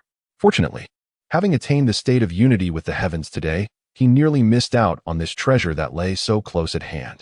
Fixating on the pure heart sacred lotus before him, he observed that 4 of the 5 lotus seeds were plump and rounded, while one remained slightly withered, a sign that it was not yet fully matured. Chapter 86. Forced entry if it were to be transplanted to Villa Number 1. Infused with the essence of celestial energy and moonlight, it would fully mature within half a month. Tang Ming, upon this thought, acted promptly, channeling spiritual energy through his hands to uproot the pure heart sacred lotus, along with the muddy soil beneath it. With a splash, he leaped onto the lakeshore, his body drenched yet unperturbed, making his way directly towards the summit of Qinghu Mountain. Following the daytime promotions, many had intentionally come to the peak of Qinghu Mountain, eager to witness the marvel, only to find that aside from an opulent villa, there was nothing extraordinary to behold. Gradually, the curiosity surrounding the mountain's summit dwindled. Nonetheless, the Wei family continued to dispatch elite guards to safeguard the vital paths. Mr. Tang, Wei Tao bowed respectfully upon seeing Tang Ming approach. Today, many people visited the summit, but after realizing there were no peculiarities, they dispersed. I believe that after tomorrow, interest in the peak will wane, and no one will disturb you, sir. This had been Tang Ming's prior instruction, aimed at dispelling outsiders' suspicions. However, he had since changed his mind. From this moment forth, seal off the summit. No one is permitted to ascend. Tomorrow, no visitors shall be allowed on the mountain. At dawn, have Wei Tianhao construct a security booth halfway up the mountain and set up barriers. Tang Ming spoke with firm resolve. Yes, Mr. Tang, Wei Tao replied, refraining from further inquiries as he quickly retreated with his subordinates. Once the outsiders had departed, Tang Ming waved his hand. With a rumble, clouds and mist enveloped the area. As the illusionary mist great formation was reactivated, shrouding the peak of Qinghu Mountain once more in ethereal fog, a colossal black dragon spirit emerged from the clouds, its massive form curious as it gazed at the pure heart sacred lotus resting in Tang Ming's palm, its immense eyes glimmering with greed. Do you desire it? Tang Ming inquired coolly. The black dragon spirit nodded eagerly, but soon sensed a hint of murderous intent and quickly shook its head. Smart of you. This herb is of great use to me. Should you dare consume it, your demise is certain, Tang Ming stated indifferently. I will transplant it at the summit. You shall assist in its care, and any negligence shall be met with consequences. The black dragon spirit emitted a low, aggrieved growl. Tang Ming regarded it sternly, furrowing his brow. Once the pure heart sacred lotus matures, I shall grant you a petal, which will aid in dispelling your misfortunes and enhancing your spiritual power. The black dragon spirit's gaze shifted towards the lotus seeds. Tang Ming's brow furrowed as he admonished, You wretched creature, do not overreach. Seeing him angered, the black dragon spirit quickly retracted its neck and concealed itself within the mist. Tang Ming said no more, proceeding to dig a small pit near the cliff's edge at the summit, planting the pure heart sacred lotus and establishing a dozen protective barriers around it. With swirling fog and moonlight cascading down, the ethereal aura ascended into the heavens. At this moment, the summit of Qinghu Mountain appeared truly picturesque, akin to a realm of immortals. Yet this beauty was entirely veiled by the formation, lest it be misconstrued by the mundane as a celestial phenomenon. The following day, Tang Ming arrived at school, only to find that upon entering the classroom, his classmates regarded him with peculiar expressions. On his seat lay a meticulously prepared breakfast. His deskmate, Wang Chong, raised his eyebrows teasingly. Brother Tang, it seems you've unwittingly become the talk of the school. Tang Ming, touching his nose, inquired, whose breakfast is this? Oh, come on. The school beauty personally brought you breakfast, and you're still pretending, Wang Chong remarked with envy. Brother Tang, Su Yirua is the epitome of beauty at our school. So many have pursued her. Now, she brings you breakfast this morning. How many hearts must be broken? Suyuro? Tang Ming paused momentarily before a subtle smile graced his lips. If it's her homemade breakfast, it should consist of 2 poached eggs and scallion noodles. He opened the packaging to reveal a thermal container. Indeed, the aromatic noodles were sprinkled with scallions, accompanied by 2 plump poached eggs. Wow, Brother Tang. You can even guess that? Wang Chong's eyes widened in astonishment. Tang Ming smiled silently. In his previous life, Suyuro had prepared breakfast for him several times, and her signature dish was scallion noodles with 2 poached eggs. Lifting the lid and savoring the familiar taste of the scallion noodles, he felt a wave of contentment wash over him. In the afternoon, just as school was about to conclude, Tang Ming received a phone call from the Wei family, informing him that someone had forcibly breached the entrance of Villa Number 1. A frown creased his brow. Without a moment to lose, he strode out of the classroom. Upon arriving at Qinghu Park, he was met with a throng of people, police officers, and a search and rescue team scouring the lake center, alongside several tow trucks. 2 vans, their windows shattered, lay in ruins, drenched with lake grass, having been salvaged from the water. It was astonishing. I happened to be strolling in the park when I suddenly saw 5 vans plunge from the peak of Qinghu Mountain, an elderly man recounted, his face etched with fear. Another witness chimed in, I saw it too. 5 vans sped off the 100-meter-high peak, crashing down like dumplings. Alas, at such a height, those inside must have perished, lamented another. Listening to these accounts, the crowd appeared bewildered. These vans had forcibly ascended, even demolishing the security booth halfway up the mountain. I heard the bodies recovered from the lake were all burly men, adorned with tattoos depicting firearms. Could they have been robbers? Perhaps, but it seems their fate was grim. Reports suggest they didn't die from the fall, but were drained of life beforehand, meeting a gruesome end. Drained of life? Is there something sinister atop Qinghu Mountain? The bystanders murmured amongst themselves, gazing with a mix of curiosity and trepidation at the distant peak. Tang Ming listened for a while, his brow furrowing as he pressed onward. Ahead, police had cordoned off the area, and from a distance, he could discern several bodies covered with white sheets on the ground. Even the path leading to the peak was sealed off. A mere glance confirmed to Tang Ming that these bodies had indeed been drained of their vitality, undoubtedly by the malevolent black dragon spirit. In the ethereal misty illusion array, I deliberately deactivated the lethal formations and the soul-confounding traps, allowing only a minimal fog formation to remain. Should anyone inadvertently trespass, they would momentarily become disoriented within the array before reappearing at the entrance, devoid of any lethal consequences. Only if someone were to persistently challenge the array 9 times in succession and attempt to violently dismantle it would the lethal formation be triggered, unleashing the malevolent spirit of the black dragon. A glint of cold light flickered in Tang Ming's eyes as he gazed upwards at the summit of Qinghu Mountain, his entire being radiating a chilling aura of killing intent. Chapter 87. The unrecognizable trouser puller. Tang Ming arrived at the entrance to the Qinghu Mountain's main peak, which had been completely sealed off. The Wei family members waited by the roadside, and upon spotting Tang Ming, Wei Tianhao hurried over, expressing his regret. Mr. Tang, our defenses have been inadequate, and I am truly ashamed. Tang Ming furrowed his brow and inquired, what exactly has transpired? Wei Tianhao replied solemnly. Preliminary investigations reveal that the individuals who forcefully breached Villa Number 1 are elite members of the Zhou family. The Zhou family? Tang Ming's brow arched, his tone turning frigid. Continue.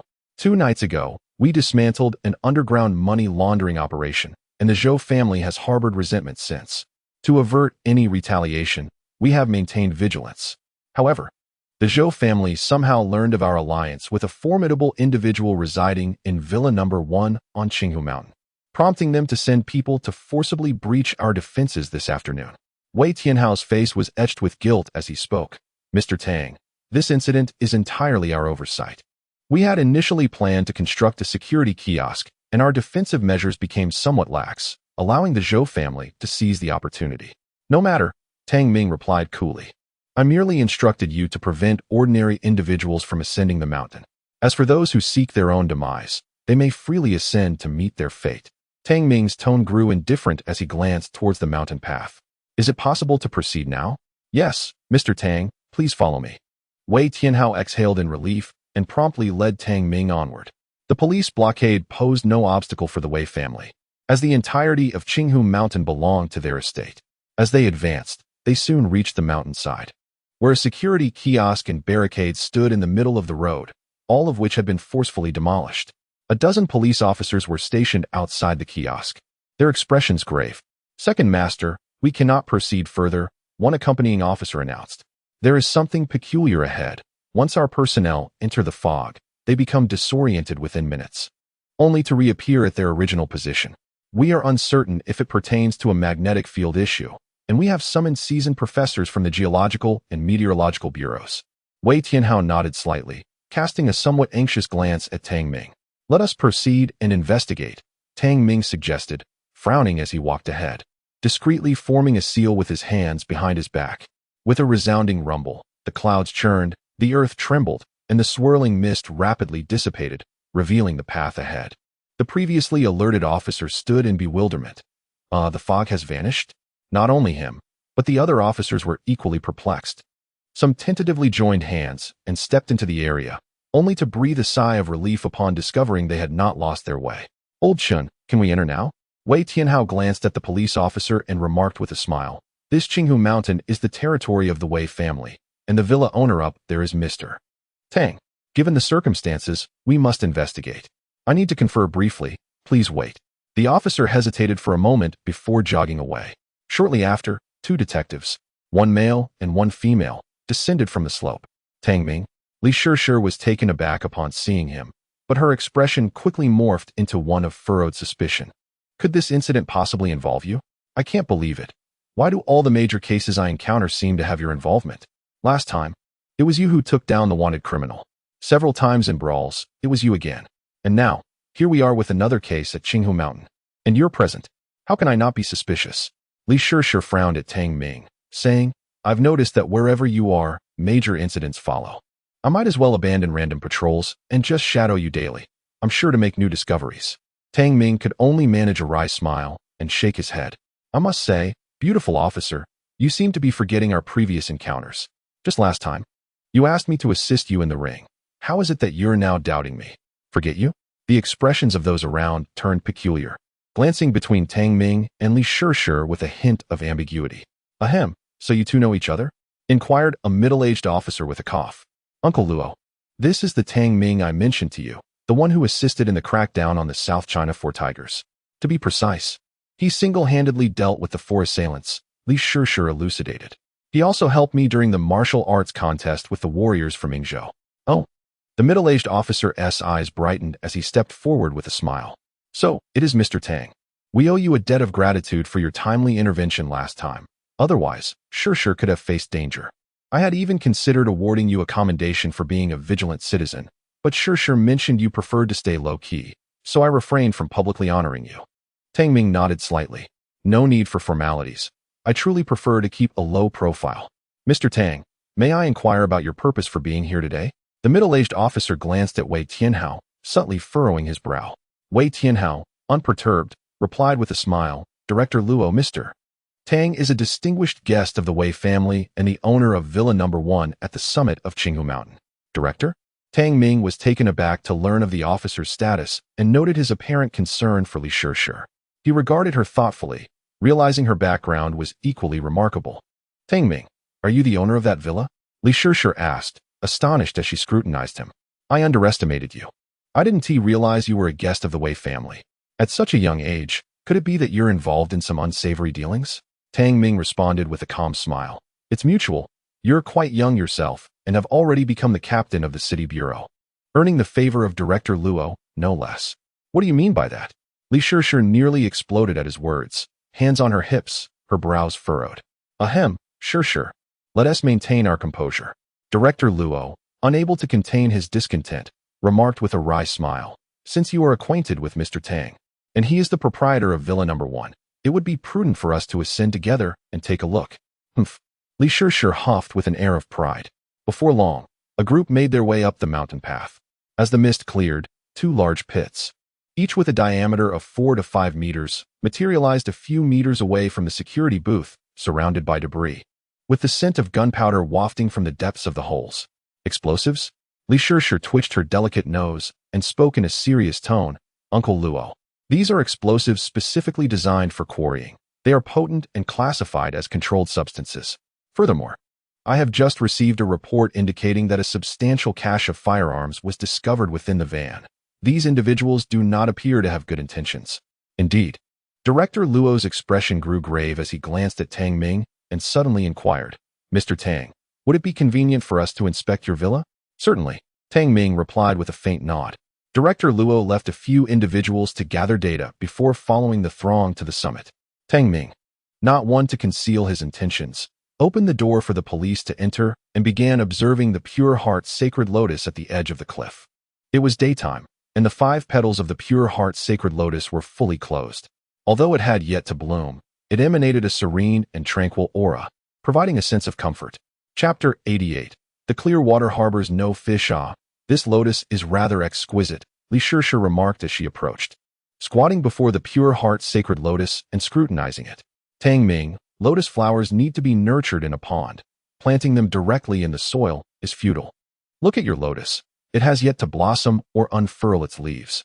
I too have a fondness for cultivating flowers. Allow me to assist you in nurturing it, and it will certainly bloom within a month.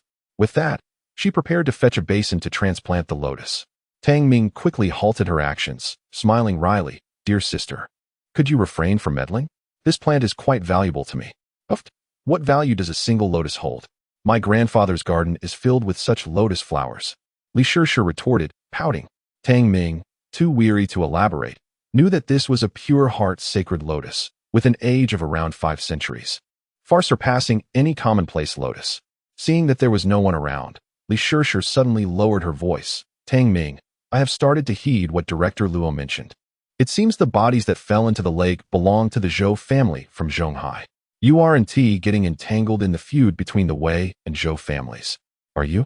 I must warn you, both are venerable families in Zhonghai with profound roots, and even our local bureau should tread carefully. Be cautious. After hastily delivering her warning, she glanced around nervously, relieved to find no one watching them. After all, given her status, discussing such matters with outsiders was akin to leaking intelligence. Thank you for the warning, Tang Ming said with a smile and a nod. This is not merely a warning, it is a caution. Li Shishir raised her chin and continued. Both the Wei and Zhou families harbor underground influences, making them prime targets for the Bureau's crackdown. You must not involve yourself recklessly. If I were to catch you, I would not show any leniency. If I possessed the strength, I would obliterate both the Wei and Zhou families, leaving Zhonghai a pristine environment free from turmoil. Tang Ming, with such formidable prowess, why not join our bureau? Strive to become a police officer, and I can facilitate your entry. Facilitate my entry? A delicate beauty spoke in such a way that even Tang Ming couldn't help but wear a peculiar expression. Ahem. That was a misstatement. What I intended to convey is that I possess connections that could secure you a formal position. Li Shishir, her face flushed with embarrassment, elaborated, so, how about you follow me? I promise a bright future awaits you. Thank you for your kindness, but I must decline, Tang Ming replied with a gentle smile, shaking his head. Moreover, your perspective is rather naive. This world is not merely black and white. With so many cities in Huaxia, how many are as pristine as you envision? Even in the absence of the Zhou and Wei families, other underground forces will inevitably arise. Where there are interests, there will be conflict. This is an immutable truth. Furthermore, many legitimate paths are fraught with clandestine dealings. Such matters cannot be entirely eradicated. Li Shishir, I recognize your noble intentions, but a crystal-clear stream harbors no fish, and an overly discerning individual attracts no followers. Pursuing perfection may yield contrary results. Li Shishir was momentarily taken aback, then, somewhat vexed, scratched her head. Your manner of speaking is reminiscent of my grandfather. He imparts similar lessons to me. Indeed, you are still quite youthful. With time and experience, you will come to understand these truths, Tang Ming chuckled. You are even younger than I am, still a high school student. By age, I could consider myself your elder sister. How dare you call me youthful? Li Shishir retorted, pouting. Regardless, I believe the current situation in Zhonghai is troubling.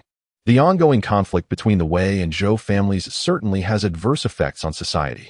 Suddenly, Tang Ming interjected, I have an idea that could fulfill your request. What idea? Li Shishir's expression brightened with intrigue. It's quite simple, Tang Ming replied nonchalantly. The two factions are embroiled in ceaseless strife, disrupting the underground world and, consequently, society. If one faction were to subdue the other, establishing dominance in the underground realm, and instituting unified standards, prohibiting the oppression of the weak and ensuring the stability of the mundane world. Wouldn't that suffice? Li Shishir furrowed her brow. Are you suggesting that one family should dominate both the Wei and Zhou clans? But that would pose the risk of unilateral power unless someone can master these forces, among other considerations. Suddenly, she realized, her eyes widening in astonishment as she gazed at Tang Ming. Could it be that this person is you? Tang Ming smiled enigmatically. Do you comprehend the implications of this? Li Shishir's tone turned grave. It signifies that you would be the underworld leader of Zhonghai. Setting aside whether you can bear this responsibility, the risks are immense. The Wei family, being an established lineage, possesses profound depth that a mere youth like you cannot possibly control. As she spoke, she hesitated.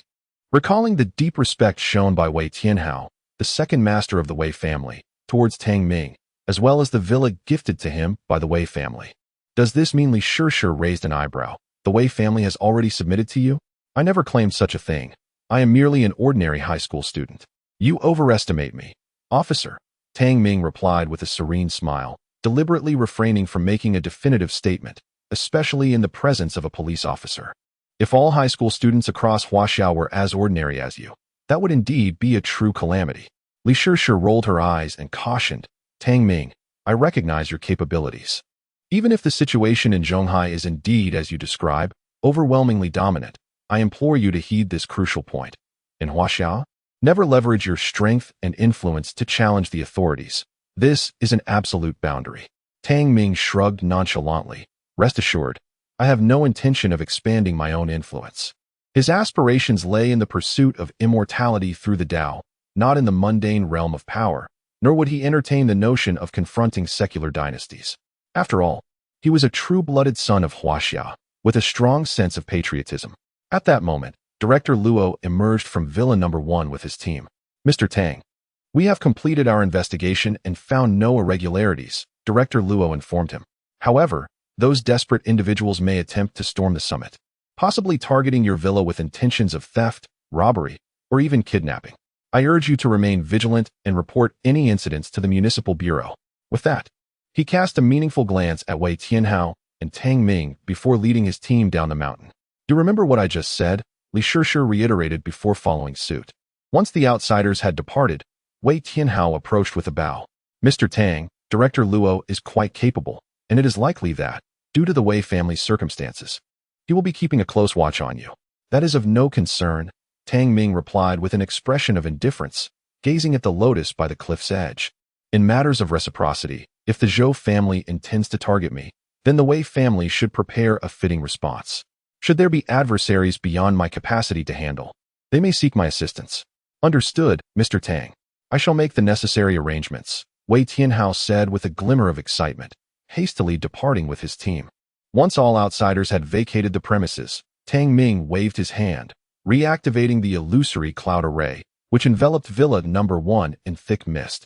With a roar, a dragon-shaped phantom materialized, its colossal eyes filled with fury. Wretched creature, why must you consume human flesh and discard the remains into the azure lake?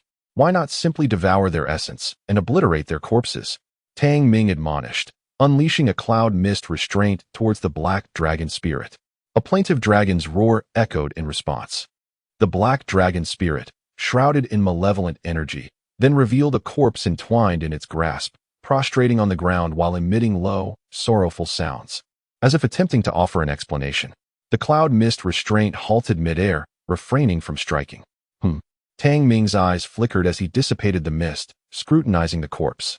The body belonged to a burly man clad in black, identifiable by the tattoos as a companion from the van. Though deceased, the corpse was enveloped in a chilling aura, emanating from a small insect within, which roamed the body, devouring its essence to grow stronger. Is this a bloodthirsty goo insect? Tang Ming furrowed his brow, deep in thought. The bloodthirsty goo worm, originating from the depths of the southern frontier, is a peculiar creature that, when introduced into the human body, feeds upon the essence of the host's blood and vitality to enhance its own power. Strangely, this worm does not lead to the death of its host. Rather, it nourishes them in return, granting them extraordinary abilities beyond the reach of ordinary mortals. In ancient times, many shamans from the southern regions would cultivate these bloodthirsty goo worms. implanting them into the bodies of villagers, who would then sustain the worms with their flesh and blood.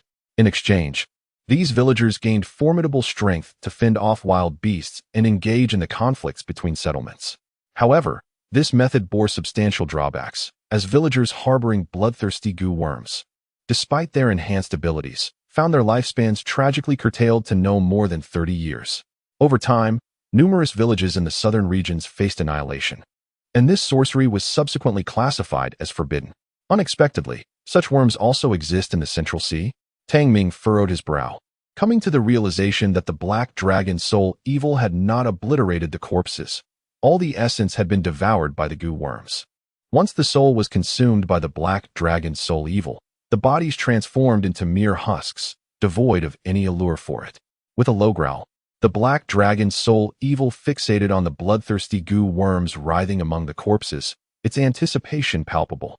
Consume them, but remember to erase all traces, Tang Ming commanded sharply. Should a similar incident occur again, even if you are reluctant, ensure the bodies are disposed of properly. Do you understand? The black dragon soul evil nodded vigorously, and upon seeing Tang Ming wave his hand, it swiftly dissolved into a swirling black mist.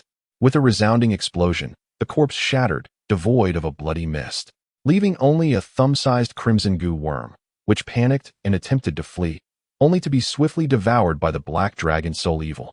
The bloodthirsty goo worm hails from the southern shaman clan.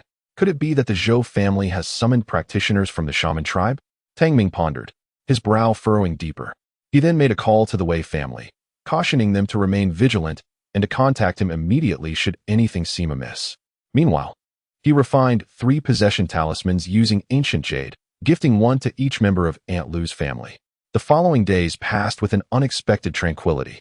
The discovery of the corpses near Qinghu Mountain resulted in a decrease in visitors to Qinghu Park, much to Tang Ming's delight, as he relished the peace. He narrowed the scope of the Yunwu illusion array, confining it to the mountaintop area to prevent the city police from getting lost in the mist while conducting their investigations.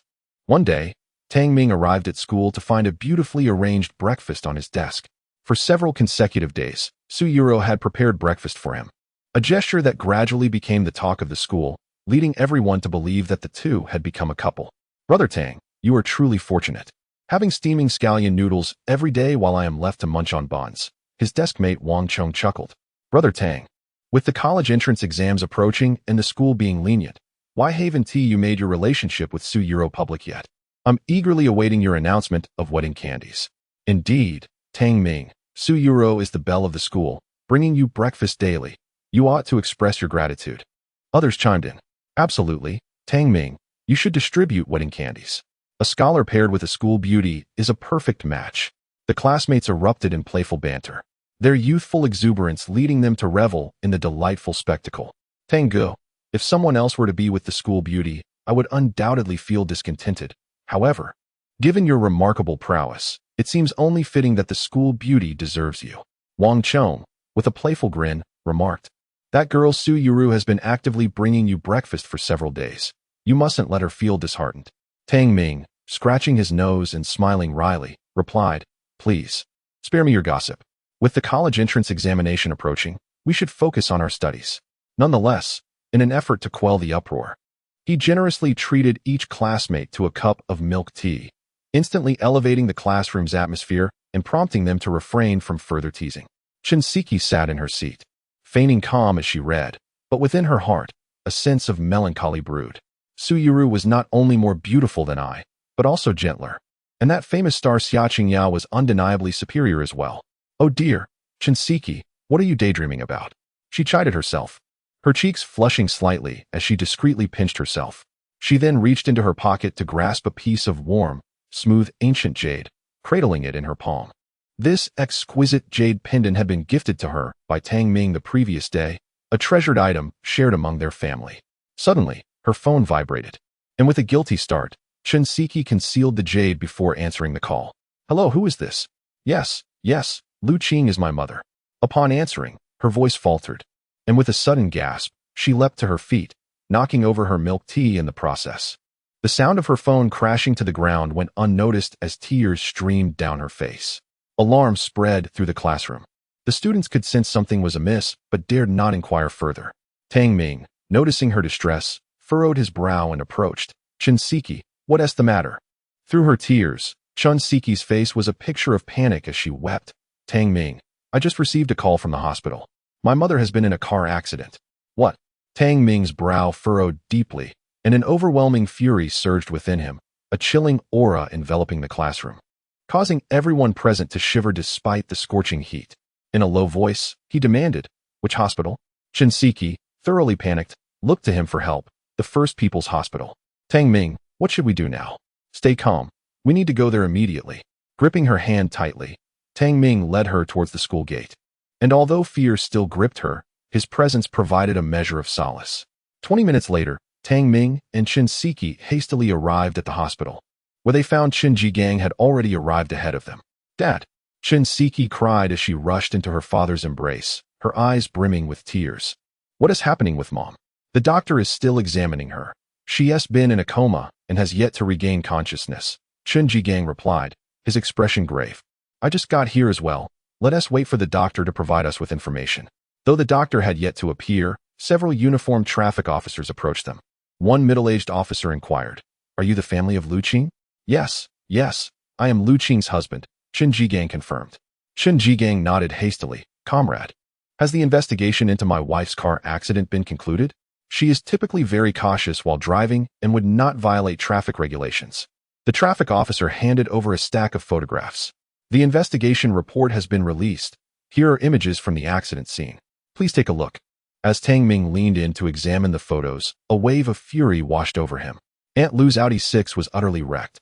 The front hood had been completely torn off, and the entire vehicle resembled a crumpled mass of metal, a truly harrowing sight.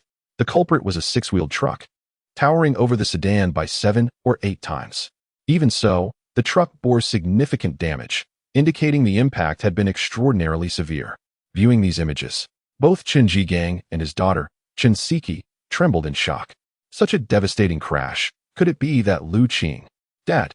Shinseki could not bear to continue looking and collapsed into her father's embrace, weeping. After studying the photographs, Qin Jigang closed his eyes in anguish. Our investigation revealed that after the truck collided with your wife's Audi, the driver did not apply the brakes. Rather, he pressed the accelerator to the floor, pushing the Audi several meters until it crashed into the roadside guardrail, the officer explained. The road conditions were relatively good and the area was quite open, under normal circumstances.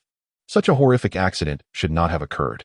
We preliminarily conclude that the driver may have been fatigued or intoxicated, and he fled the scene after the collision. The middle-aged officer paused. The traffic police are already reviewing the surveillance footage from nearby streets and will make every effort to apprehend the hit-and-run driver. Qin Jigang nodded sorrowfully, uncertain of what else to say. Yet, Tang Ming suddenly interjected, This is not a case of fatigued or intoxicated driving. This is a premeditated murder. The officer turned to him, intrigued. Young man, why do you say that? Look at this image, Tang Ming pointed out. The truck approached from the side in a reckless manner, and this side is not a straight line. It is a narrow one-way street.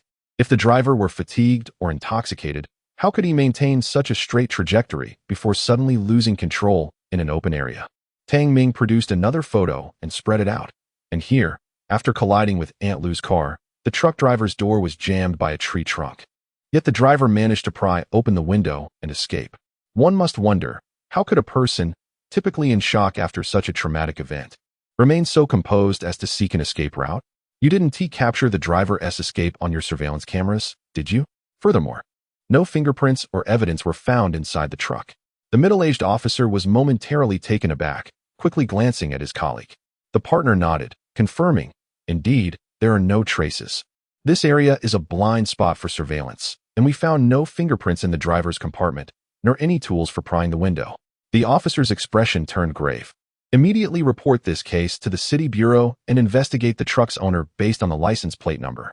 It's futile if the perpetrator was prepared. The truck either has a false license plate or has been stolen.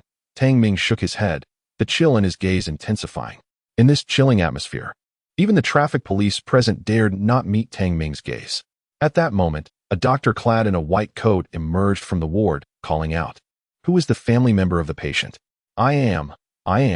Qin Jigang hurriedly approached, anxiously inquiring, Doctor, how is my wife doing?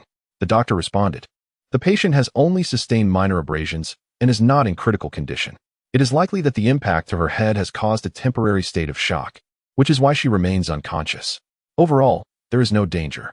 It was indeed miraculous, such a horrific car accident that had reduced the vehicle to scrap metal. Yet the individual inside emerged relatively unscathed, a stroke of fortune amid misfortune. The doctor expressed his astonishment upon hearing that Lu Qing was safe. Both Chen Jigang and Chen Siki exhaled with profound relief. The doctor cautioned, "You may enter to see the patient, but do not disturb her. I will return in 3 hours to conduct another examination." "All right. Thank you, doctor," they replied eagerly as they entered the ward, with Tang Ming following closely behind. Inside the ward, Lu Qing lay on the hospital bed, her face slightly swollen, her arms bearing scratches, her eyes tightly shut, and an oxygen mask covering her nose. Tang Ming approached, his gaze fixated on the jade pendant around Aunt Lu's neck. The pendant was shattered within, the once crimson hue, stained by Aunt Lu's blood, now reverted to its original form. The spirit guarding talisman had been activated, yet its internal energy was entirely depleted. Had it not been for this protective charm, Aunt Lu would undoubtedly have perished. Tang Ming felt a wave of relief, thankful that he had given Aunt Lu the talisman in time. Otherwise, he would have been left with a lifetime of regret. However, his brow soon furrowed in concern. The timing was all wrong. In his previous life, Aunt Lu's accident should not have occurred during this period, and that incident had merely served as a scare, lacking the lethal intent witnessed today. Could it be that my presence has altered the course of history? A fierce determination flickered in Tang Ming's eyes. Aunt Lu had bestowed upon him immeasurable kindness in her past life, and in this lifetime, anyone who dared to harm her would be provoking his ire. The dragon's reverse scale, touch it, and face certain death. Before long, police officers from the municipal bureau arrived to take Chen Jigang's statement. While Tang Ming stepped outside the hospital alone, where several black SUVs were parked. Wei Tianhao, spotting him, quickly opened the car door and bowed slightly, saying, "Mr. Tang." Tang Ming replied coolly, "I will give your Wei family half a day to identify the perpetrator of the accident. If you cannot handle this matter, I shall be greatly disappointed." With that, he departed without a backward glance. After Wei Tianhao respectfully watched him leave, he straightened his posture, a glint of determination in his eyes. "Wei Tao, quickly go to the traffic police department and retrieve the surveillance footage of the accident. Additionally, I recall Wei Jiai mentioning that a person named Shi Shuequan had a grievance with Lu Qing recently. Investigate this matter as well. Move swiftly. Mobilize the entire Wei family. Even if we have to turn Zhonghai upside down, we must find the culprit within half a day." With the order from the second master of the Wei family, Wei Tao hurriedly set off with his team. Wei Tianhao stood in place, contemplating, and ultimately decided to personally issue a bounty in the martial world. A reward of 1 million in cash would be given to anyone who provided information on the perpetrator of the car accident. In an instant, the underground realm of Zhonghai City was set ablaze with commotion. Time passed slowly. Tang Ming sat atop the peak of Qinghu Mountain, meditating with his eyes closed. Beside him, a pure heart sacred lotus radiated a rich aura, surrounded by swirling mists, reminiscent of a celestial paradise. Yet, the air was thick with a chilling aura of murderous intent. This ominous presence was so formidable that even the black dragon soul evil dared not approach, opting instead to observe from a distance. Tang Ming returned to the villa in the morning, brewing a deep-seated wrath. Aunt Lu had nearly perished in an accident while under his protection. This was something he could never forgive. Buzz, buzz, buzz, his phone vibrated. Tang Ming opened his eyes and answered the call with a calm demeanor. "Speak." "Mr. Tang, after our investigation, we have located the perpetrator. He is a dog dealer from the southern dogfighting arena. That large truck was purchased from the black market for 50,000. This man is known on the streets as Viper, ruthless in his dealings, and is also a member of the Southern Tiger Gang, which is backed by the Zhou family of Zhonghai." Wei Tianhao paused before continuing. "Mr. Tang, Viper has no grievances with Lu Qing, and it is unlikely he would orchestrate a murder plot. It is more probable that the Zhou family is pulling the strings from behind." "The Zhou family?" A fierce glint flashed in Tang Ming's eyes. "Are you certain?" Wei Tianhao continued. "We can confirm. I captured one of Viper's subordinates who mentioned that someone from the Zhou family approached Viper last night. Moreover, that truck was introduced to Viper through this connection. We have verified that he is not lying. Mr. Tang, should I bring Viper before you?" "No need. I will personally collect the debt shortly." Tang Ming's voice was cold and devoid of emotion. Wei Tianhao, your family must mobilize entirely today. Prepare to eradicate the Zhou family and seize dominance over the underground world of Zhonghai. The Zhou family shall be annihilated tonight. The gravity of those words echoed through the phone, and even Wei Tianhao felt a chilling murderous intent emanating from them. Especially upon hearing the phrase about the Wei family dominating the underground world of Zhonghai, his heart raced. Understood, Mr. Tang. I shall make the necessary preparations. Wei Tianhao responded before hastily entering Wei Honglin's study to relay Tang Ming's words. The Zhou family is courting death by provoking Mr. Tang. This presents a splendid opportunity for the rise of the Wei family. Wei Honglin's eyes sparkled with fervor. Tianhao, summon all our elite forces immediately. Tonight, we shall launch a comprehensive assault on the Zhou family's enterprises and annihilate them once and for all. Night descended. At an abandoned hill on the outskirts of the southern city, a black Audi approached. Mr. Tang, we have arrived, Wei Tao respectfully announced. This hill is where the Southern Tiger Gang constructed their dog-fighting arena, where fierce dog battles take place every night. Moreover, as per your instructions, Second Master and the Old Master have led the elite forces of the Wei family to encircle the various strongholds of the Zhou family. It is likely that the battle has already commenced at this moment. Tang Ming nodded, then glanced at him. Aren't you going to join them? No, Wei Tao replied. Second Master specifically instructed me to come here and follow your lead, Mr. Tang, so I can manage matters that you may find inconvenient. Wei Tao lowered his head and waved his hand towards the sides of the mountain path. Instantly, over a dozen elite members of the Wei family, clad in black, emerged from the forest. Several vans were parked at the entrance, prepared for the disposal of corpses later on. There's no need for such fuss. Let them leave. You just need to guide me up the mountain and point out who the Viper is, Tang Ming stated lightly before strolling upward. Wei Tao dared not disobey Tang Ming's command and quickly gestured for the surrounding people to support other areas of the Wei family's operations. Then, he checked the firearm tucked in his jacket and hurriedly followed Tang Ming up the mountain. Upon reaching the halfway point, they were halted by a sudden brightening of headlights. 7 or 8 muscular men with bare torsos revealed themselves. The tattooed leader scrutinized Tang Ming and Wei Tao, speaking coldly. There is no dogfighting competition tonight. You should leave. Wei Tao chuckled and stepped forward. Come on, buddy. We specifically came to purchase a few fierce dogs to secure our home. Just let us go up. Can't you understand human language? The tattooed man waved his hand impatiently. Our boss has declared that not only is the dogfighting competition suspended, but all dog sales are canceled. What? Are you disregarding the rules of our tiger gang and looking to cause trouble? You aren't law enforcement, are you? As he spoke, the surrounding muscular men approached with menacing grins, their eyes fixed on the two. Brother, please make an exception. We have money. Wei Tao feigned reaching for cash, but was actually preparing to draw a weapon and force their way through. However, suddenly, a chilling voice pierced the air. Why bother with such trouble? Since this mountain is filled with Tiger Gang members, killing them all suits my purpose perfectly. Tang Ming stomped heavily on the ground. With a deafening thud, the makeshift mountain path cracked, sending a flurry of small stones flying like bullets in all directions. The sound of blood splattering followed as the small stones pierced through the bodies of the hulking guards, resulting in their swift demise. Let us go? Don't waste any more time, Tang Ming uttered curtly, continuing forward. Wei Tao, taken aback, barely comprehended the situation before realizing that all their enemies had been annihilated, and he was drenched in cold sweat upon witnessing Tang Ming's lethal prowess with mere pebbles. Soon, the two reached the summit. The plateau was expansive and flat, illuminated by several floodlights hanging above. A bonfire crackled, mingling with the acrid smoke that filled the air with a suffocating scent. Approximately 50 to 60 burly men were scattered across the mountaintop, indulging in food, drink, and gambling, creating a lively atmosphere. Surrounding them were 30 iron cages, each containing dogs of half a man's height, baring teeth and drooling menacingly. Woof, woof, woof. In the center of the enclosure, 2 ferocious wolfhounds were engaged in a fierce battle, their fangs tearing at each other, blood splattering amidst the cacophony of boisterous men surrounding them. Hey, who are you two? How did you make it up here? A few burly men, gathered around a bonfire, turned their attention to Tang Ming and Wei Tao, erupting into a torrent of curses. Haven't seen these two before. They can't possibly be cops, can they? Damn it. How did Fai Long and the others let them through? And there's even a boy among them. Haha, Looks like a high school student, doesn't he? What a pity he is a boy. Just imagine if he were a girl from high school.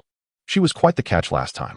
The other men also glanced over, their gazes unwelcoming, akin to wolves eyeing two unwitting sheep straying into their den. Chapter 92. The atrocities committed are unforgivable, Mr. Tang. There are too many people. Wei Tao gulped nervously. Perhaps we should call for backup. No need.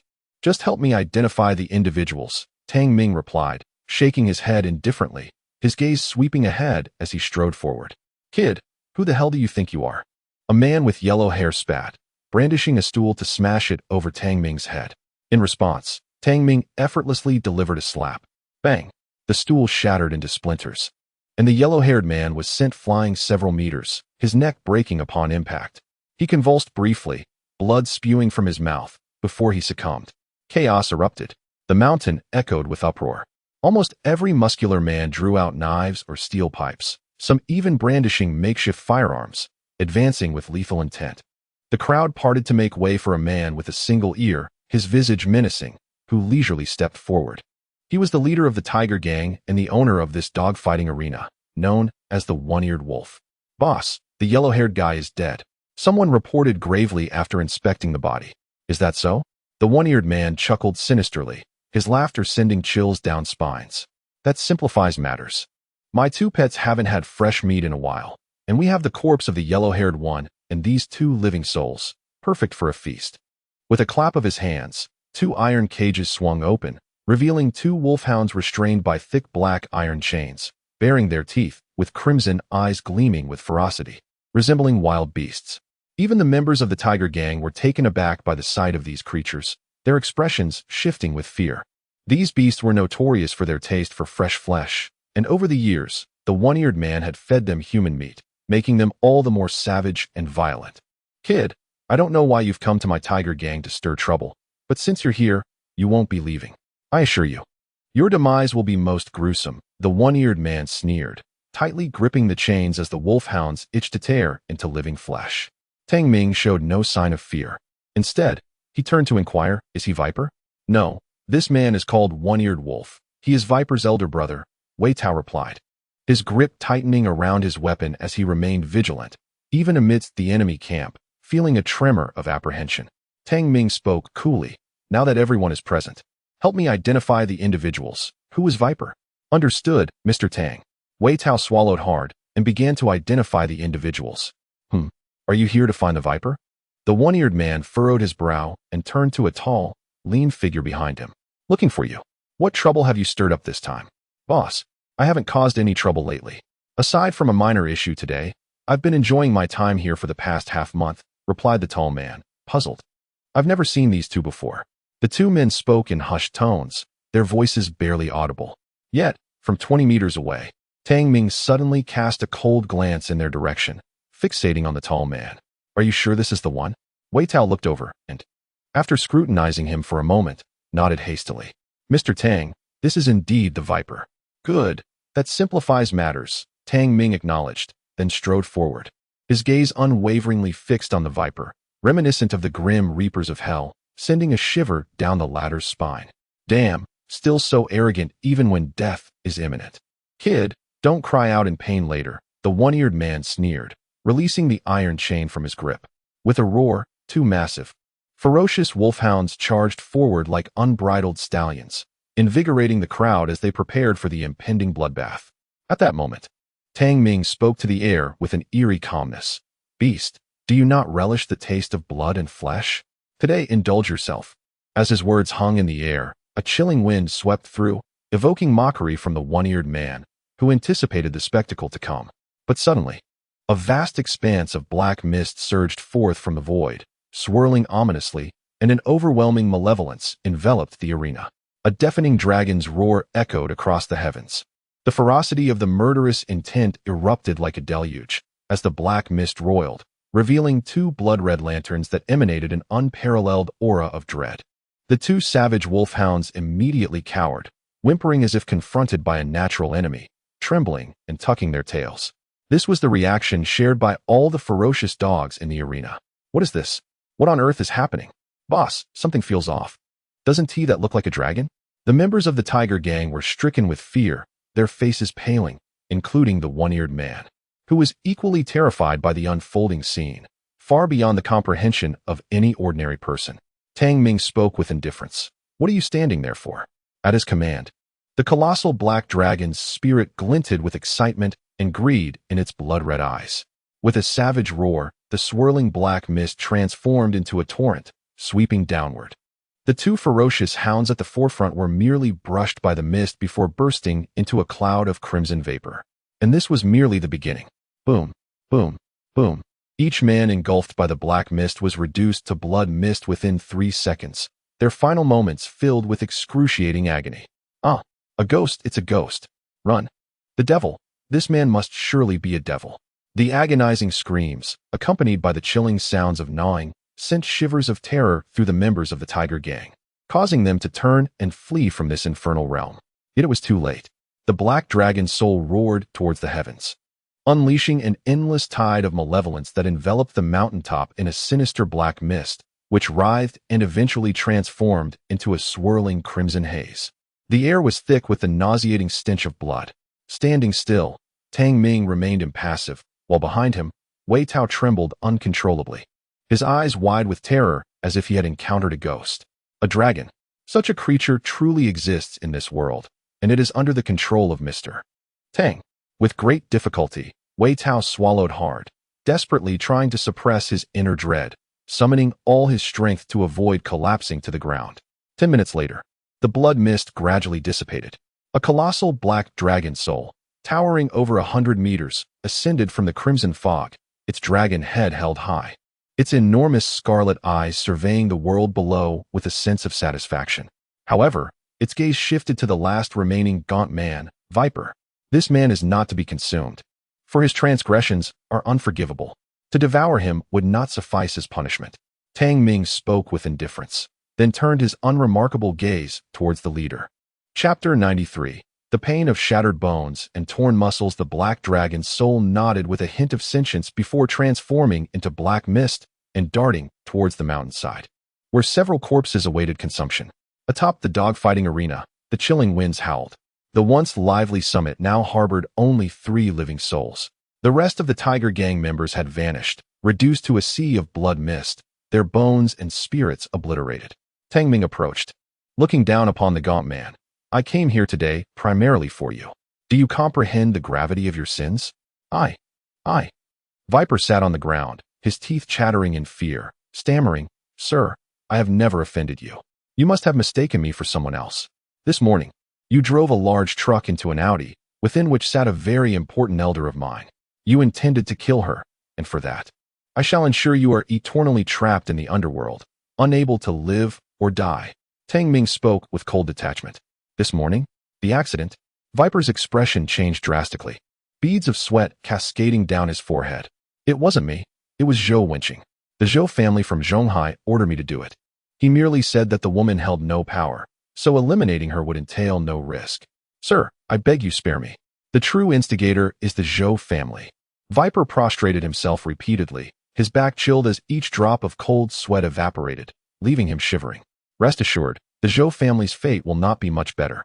A chilling glint suddenly pierced Tang Ming's dark eyes. With a single pointed finger, a burst of energy erupted. Crack!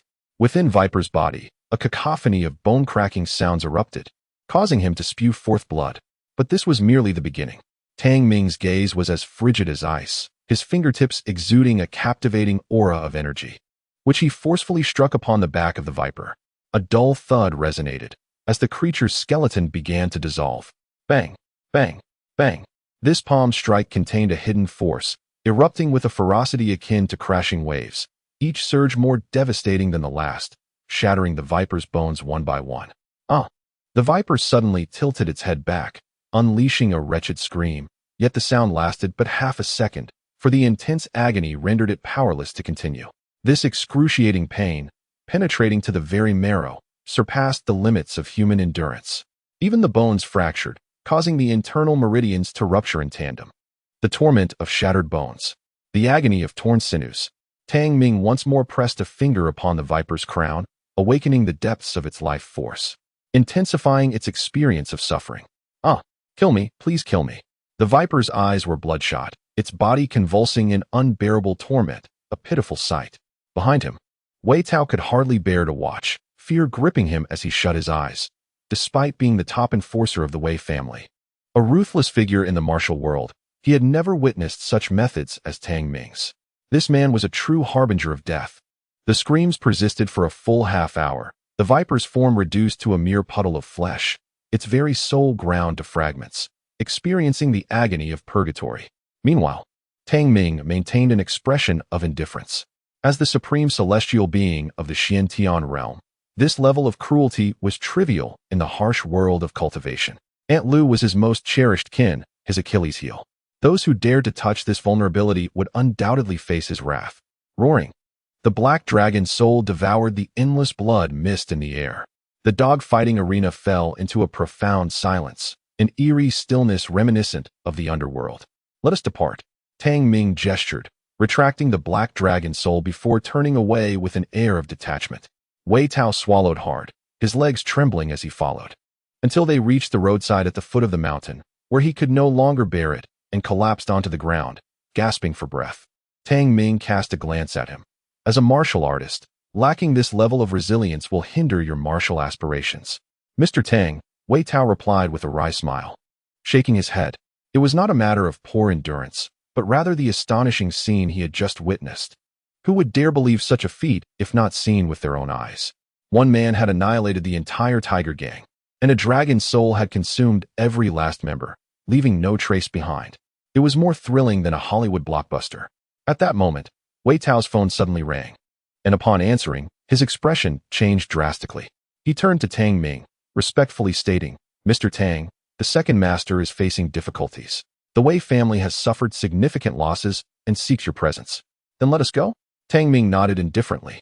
Half an hour later, Wei Tao drove him to a manor in the city center. This was the stronghold of the Zhou family in Zhonghai, and to possess such an expansive estate in the heart of the city spoke volumes of the Zhou family's immense wealth. While in the vehicle, Tang Ming conversed with Wei Tianhao over the phone. The Zhou family had already established its dominion over various enterprises in Zhonghai City, and as they prepared to deliver a decisive blow to the Zhou clan, they encountered unexpected difficulties. A formidable group of mysterious masters appeared on behalf of the Zhou family.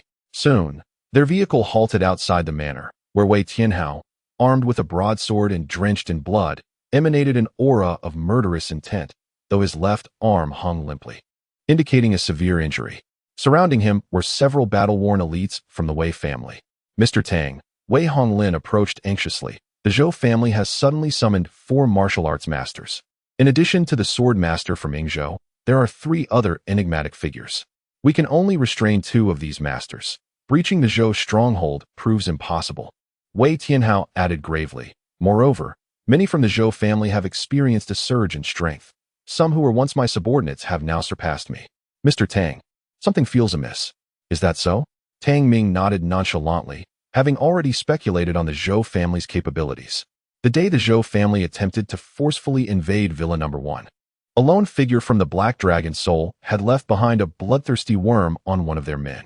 The rapid enhancement of the Zhou elite's power may very well be attributed to the sorcery of a southern Jiang shaman lurking in the shadows. Furthermore, this shaman was not to be underestimated. Southern Jiang shamans could be regarded as practitioners in the secular realm. A faint smile crept upon Tang Ming's lips. How intriguing. Today, I shall witness the prowess of these secular practitioners. He then raised his gaze towards the manor ahead, where the vast estate was brightly illuminated and heavily fortified, with hundreds of Zhou elites stationed at various points, maintaining a vigilant watch. "Let us proceed.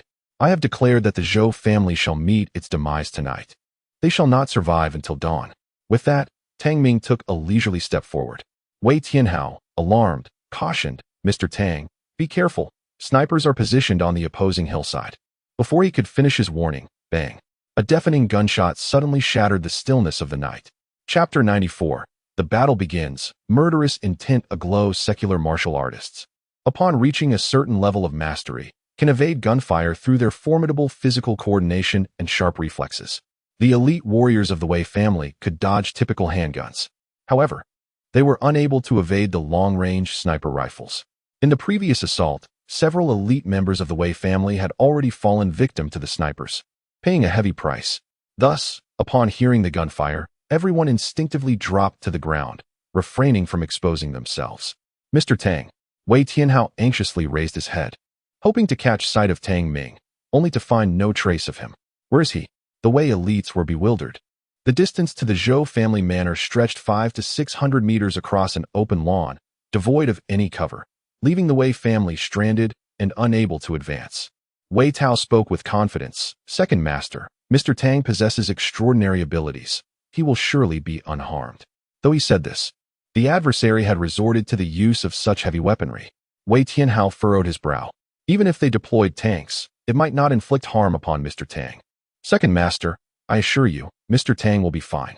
Wei Tao remained steadfast in his beliefs, having witnessed Tang Ming's terrifying powers with his own eyes. To say nothing of other matters, the dragon spirit controlled by Mr. Tang alone could easily bring the entire Zhou family to its knees.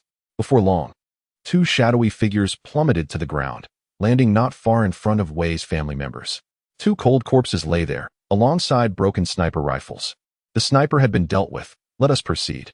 Tang Ming's voice resonated softly. I shall only eliminate the Zhou family's masters. The rest is for you to handle. Upon seeing the sniper's demise, the elite members of the Wei family rejoiced, hastily rising from the ground to charge toward the estate. The night was as dark as ink, with the cold wind howling fiercely. The air was thick with a sense of impending doom.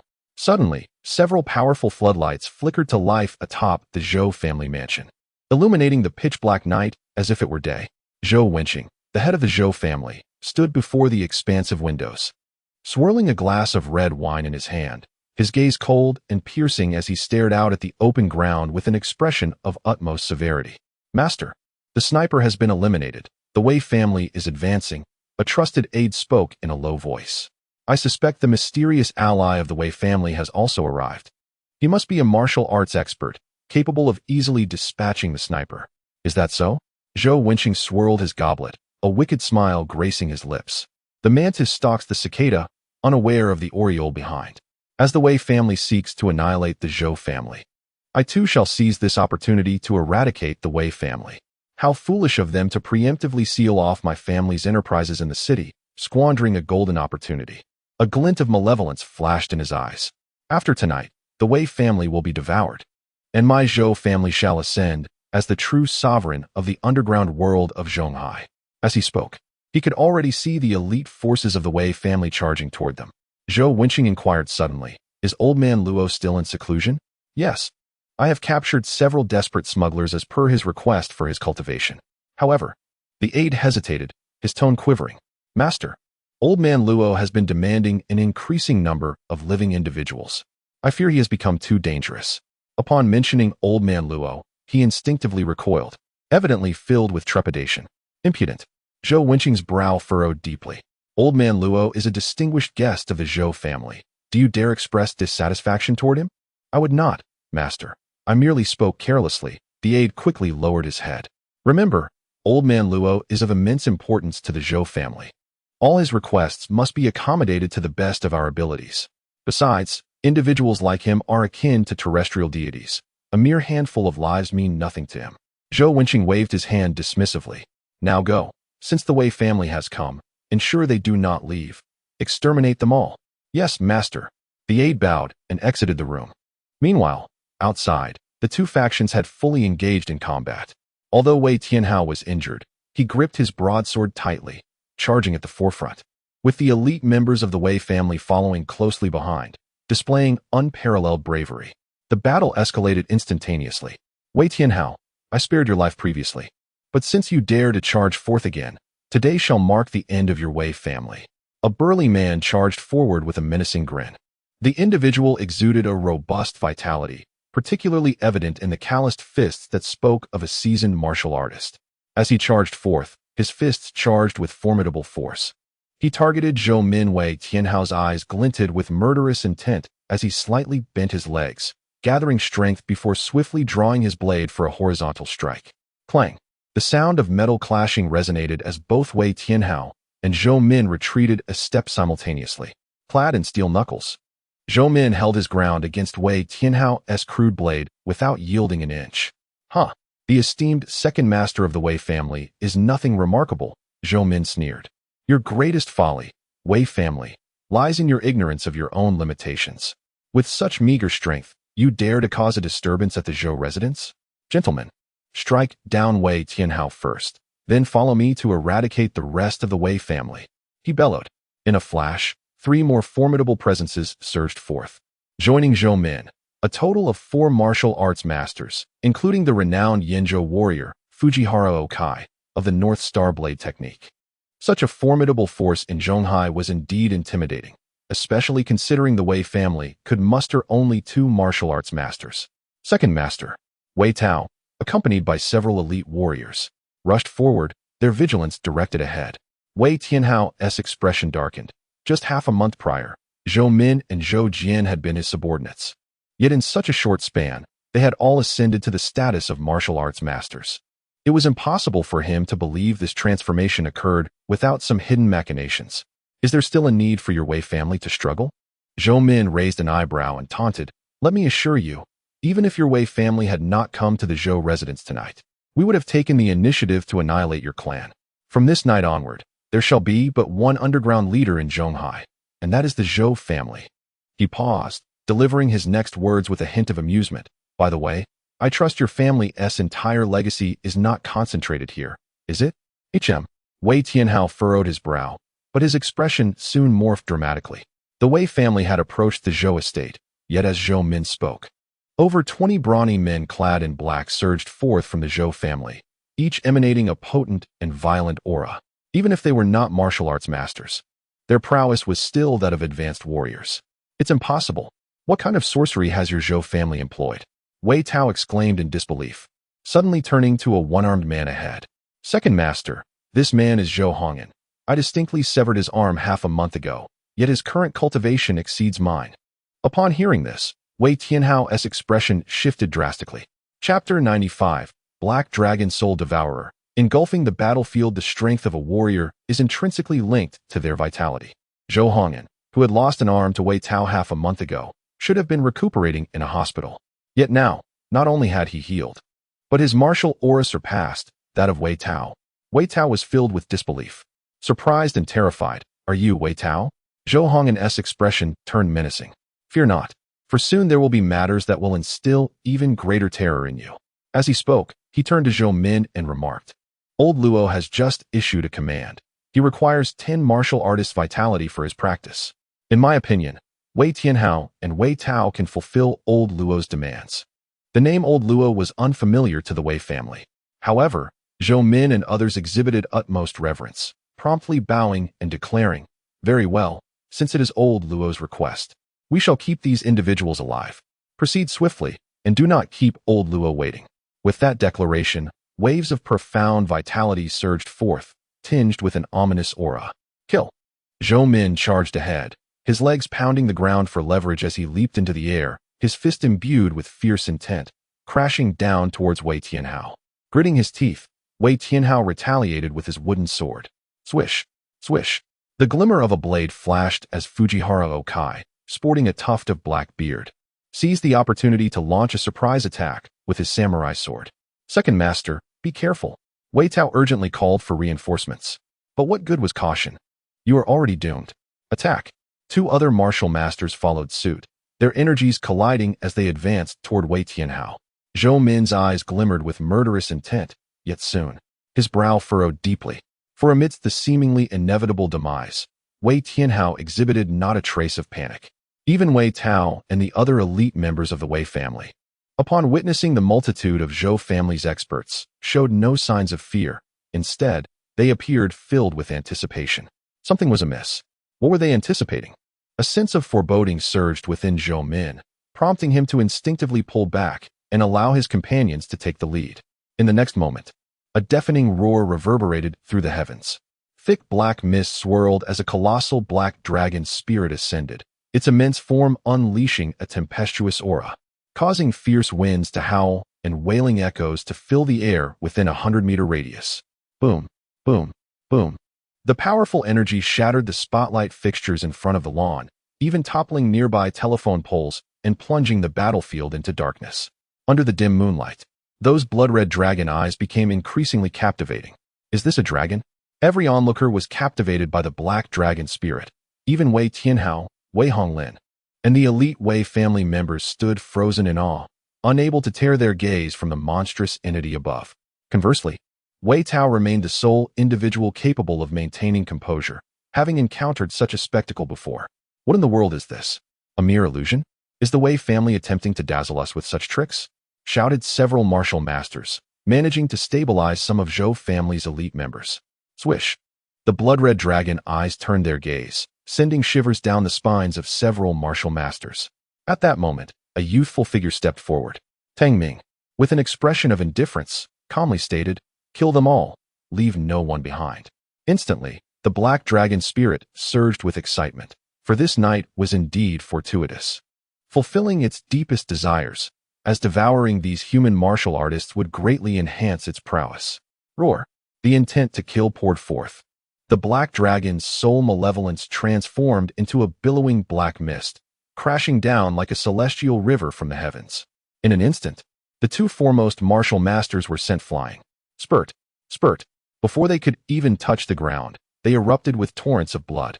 Yet, being martial masters, their vitality shielded them from an instant demise, though their spirits remained profoundly shaken. Roar! The black dragon's soul malevolence, now incensed, surged forth in a thick black mist, enveloping the two warriors. Ah!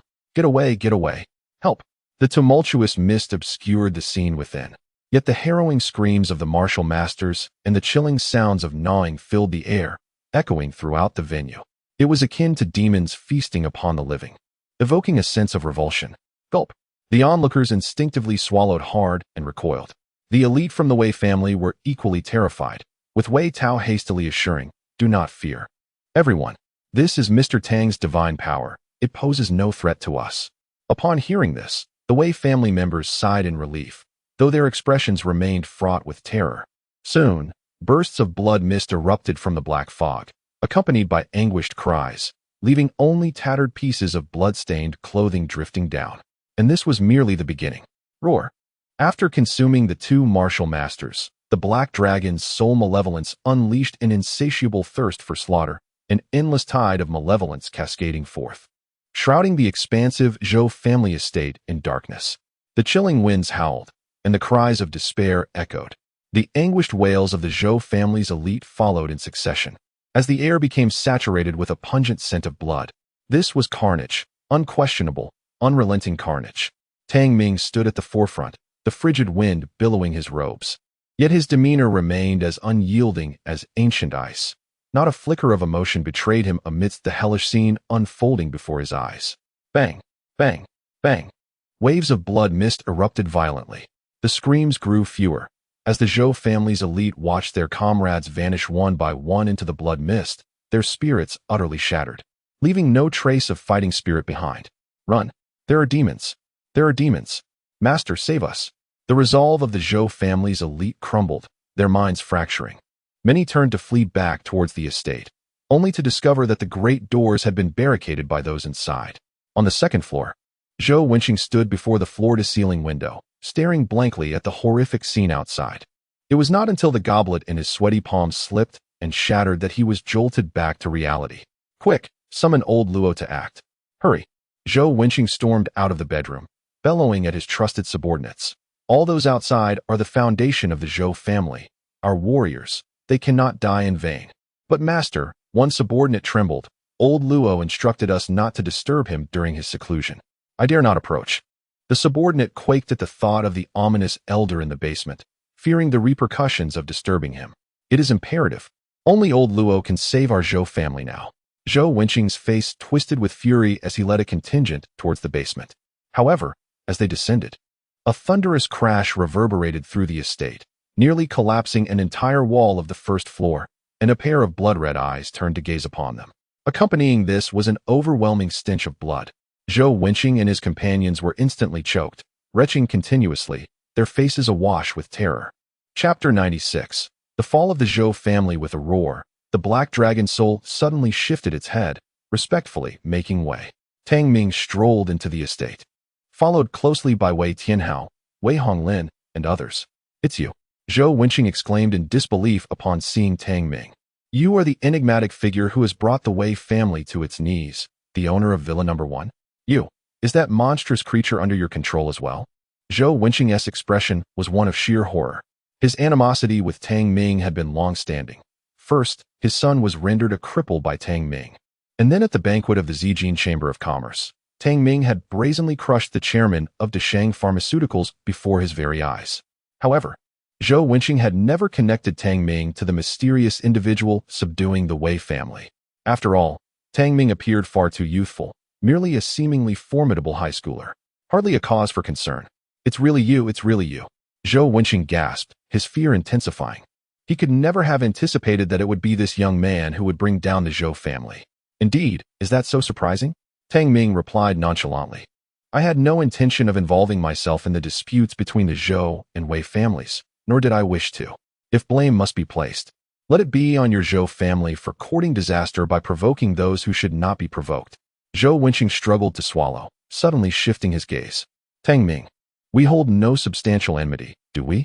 You maimed my son, and that led me to seek you out. Therefore, let us erase our past grievances.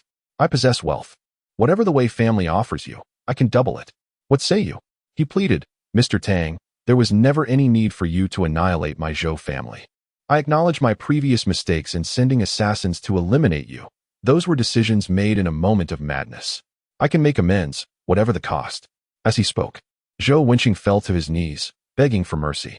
With his entire family of warriors annihilated, and a monstrous creature looming over him, he was engulfed in profound dread. Not much enmity. Tang Ming's tone turned sardonic.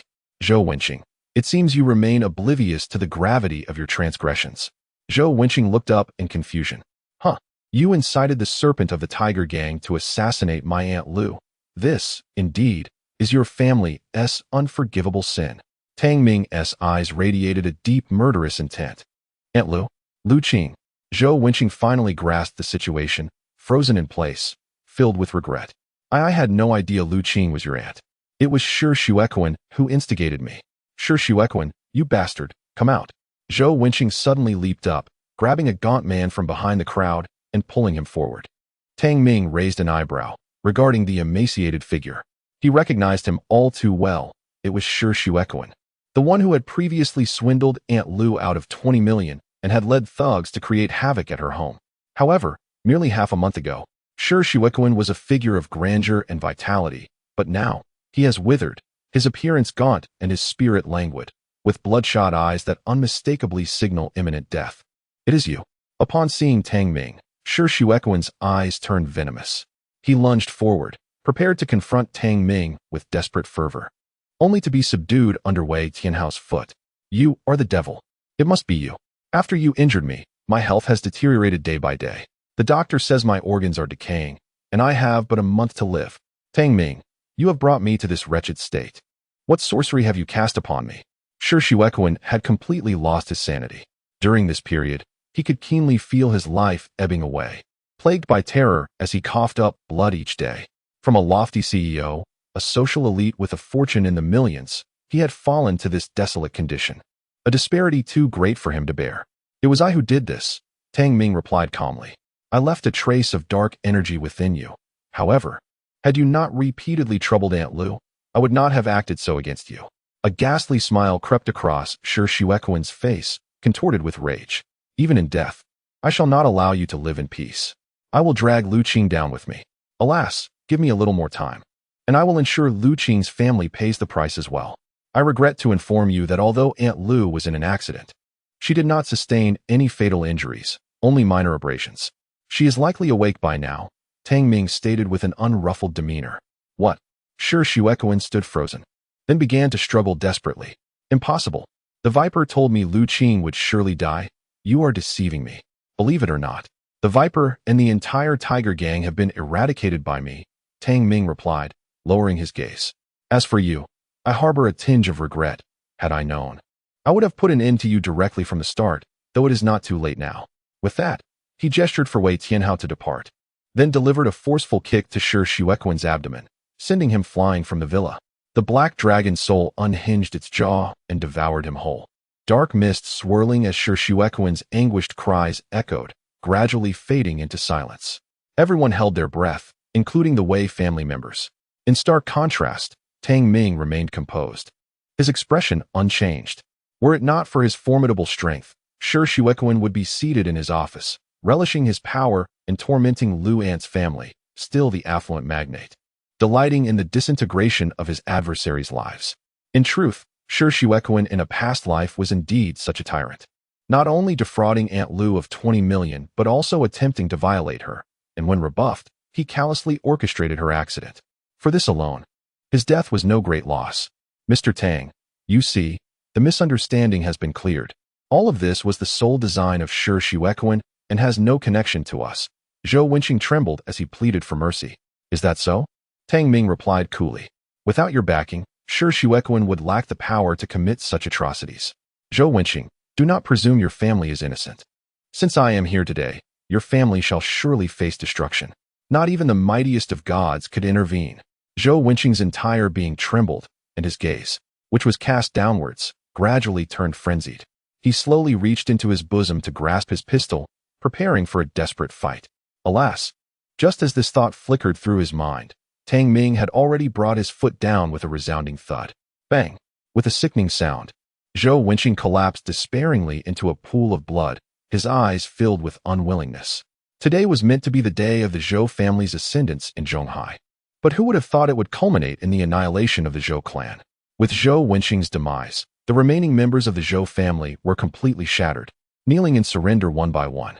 Wei Honglin, filled with trepidation, inquired, Mr. Tang, how should we deal with these individuals? Tang Ming lifted his gaze, furrowing his brow, and replied, deprive them of their cultivation, expel them from Zhonghai, and additionally investigate. Those who have unclean hands shall be dealt with using your Wei family's methods. Yes, I shall take them away immediately, Wei Honglin affirmed, exchanging a heavy sigh with Wei Tianhao. Even they were shaken by Tang Ming's ruthless intent, feeling a sigh of relief upon hearing that Tang Ming spared their lives. However, just as everyone began to relax, a deafening crash suddenly echoed from the basement of the villa. Following that, an aura of extreme malevolence surged forth.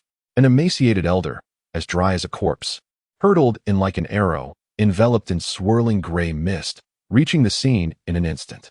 Who would have thought such a thing as the dragon soul evil exists in this world? Ha ha ha. Truly, heaven has aided this old man. The elder's eyes gleamed with excitement as he beheld the dark dragon soul evil outside, as if he had discovered a priceless treasure. The elder's sudden appearance put the Wei family members on high alert. This elder, hunched over with a visage marred by pockmarks, emanated a chilling and fierce aura that sent shivers down their spines. Tang Ming's expression darkened slightly as he coldly regarded the elder before him.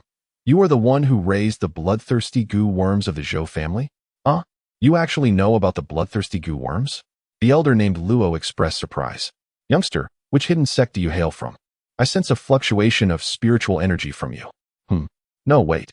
At such a young age to possess the cultivation of the 7th layer of Qi refinement. Which hidden sect do you belong to? The elder's expression grew grave, tinged with apprehension, yet if one looked closely, a trace of elation flickered within. Tang Ming, remaining unperturbed, inquired, must one necessarily belong to a hidden sect to possess such cultivation? Is that even a question? Do you think cultivators are as common as cabbages? The elder named Luo responded with impatience. Quickly reveal your sect affiliation. Perhaps I might know your sect's elders. You are mistaken. I am merely an ordinary rogue cultivator. Tang Ming replied nonchalantly. A rogue cultivator? The elder was momentarily taken aback, then his brows furrowed tightly. He glanced at Tang Ming, then back at the dark dragon soul evil outside, a glint of greed flashing in his eyes. Tang Ming, noticing the greed in the elder's gaze, turned away and calmly said, Wei Honglin, the Zhou family has been obliterated. You may now proceed to clean up the aftermath. Understood, Mr. Tang, Wei Honglin nodded, gesturing for the others to prepare to leave. Yet, suddenly, a chilling aura enveloped the entire space. It turns out that the Zhou family was annihilated by you. The Zhou family has treated me well. Since you have exterminated them, there is no need for you to leave. The elder of the Luo clan let out a sinister laugh, and with a wave of his hand, dozens of crimson beams shot forth, curving through the air. A few of these beams struck the members of the Zhou family, who immediately looked on in horror at their arms. Within an instant, blood holes appeared in their skin as if some living creature were burrowing into their bodies. In less than 3 seconds, these individuals collapsed into a puddle of flesh. A thumb-sized insect began to devour the blood and meat.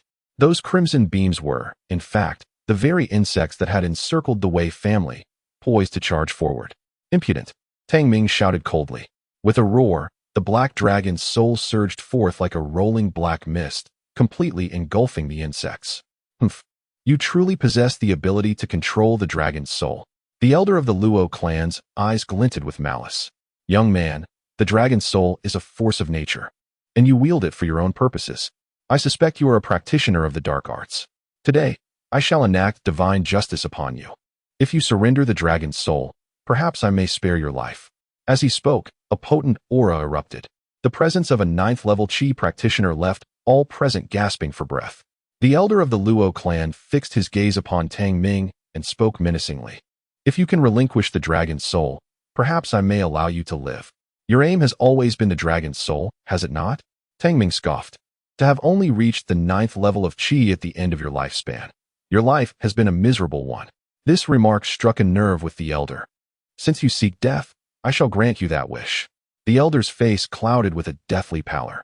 Indeed, my days are numbered. But capturing you and seizing your body would grant me longevity, wouldn't it?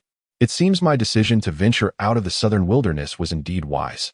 I initially thought to select an ordinary person for possession, yet I stumbled upon a remarkable furnace. He fixed his gaze upon Tang Ming, his eyes gleaming as if he had discovered a treasure. At such a young age to already possess the 7th level of Qi, your talent is extraordinary. If I can successfully possess you, your talent will merge with mine. At that point, establishing my foundation would be effortless, and my lifespan could be extended once more. Since the mask of civility had been discarded, the elder wasted no more words. Suddenly, he produced a tattered black flag from his robe, palm-sized and adorned with intricate ghostly patterns, intermittently exuding waves of dark energy. With the appearance of this small flag, the temperature in the room plummeted, and an oppressive aura engulfed the air, as if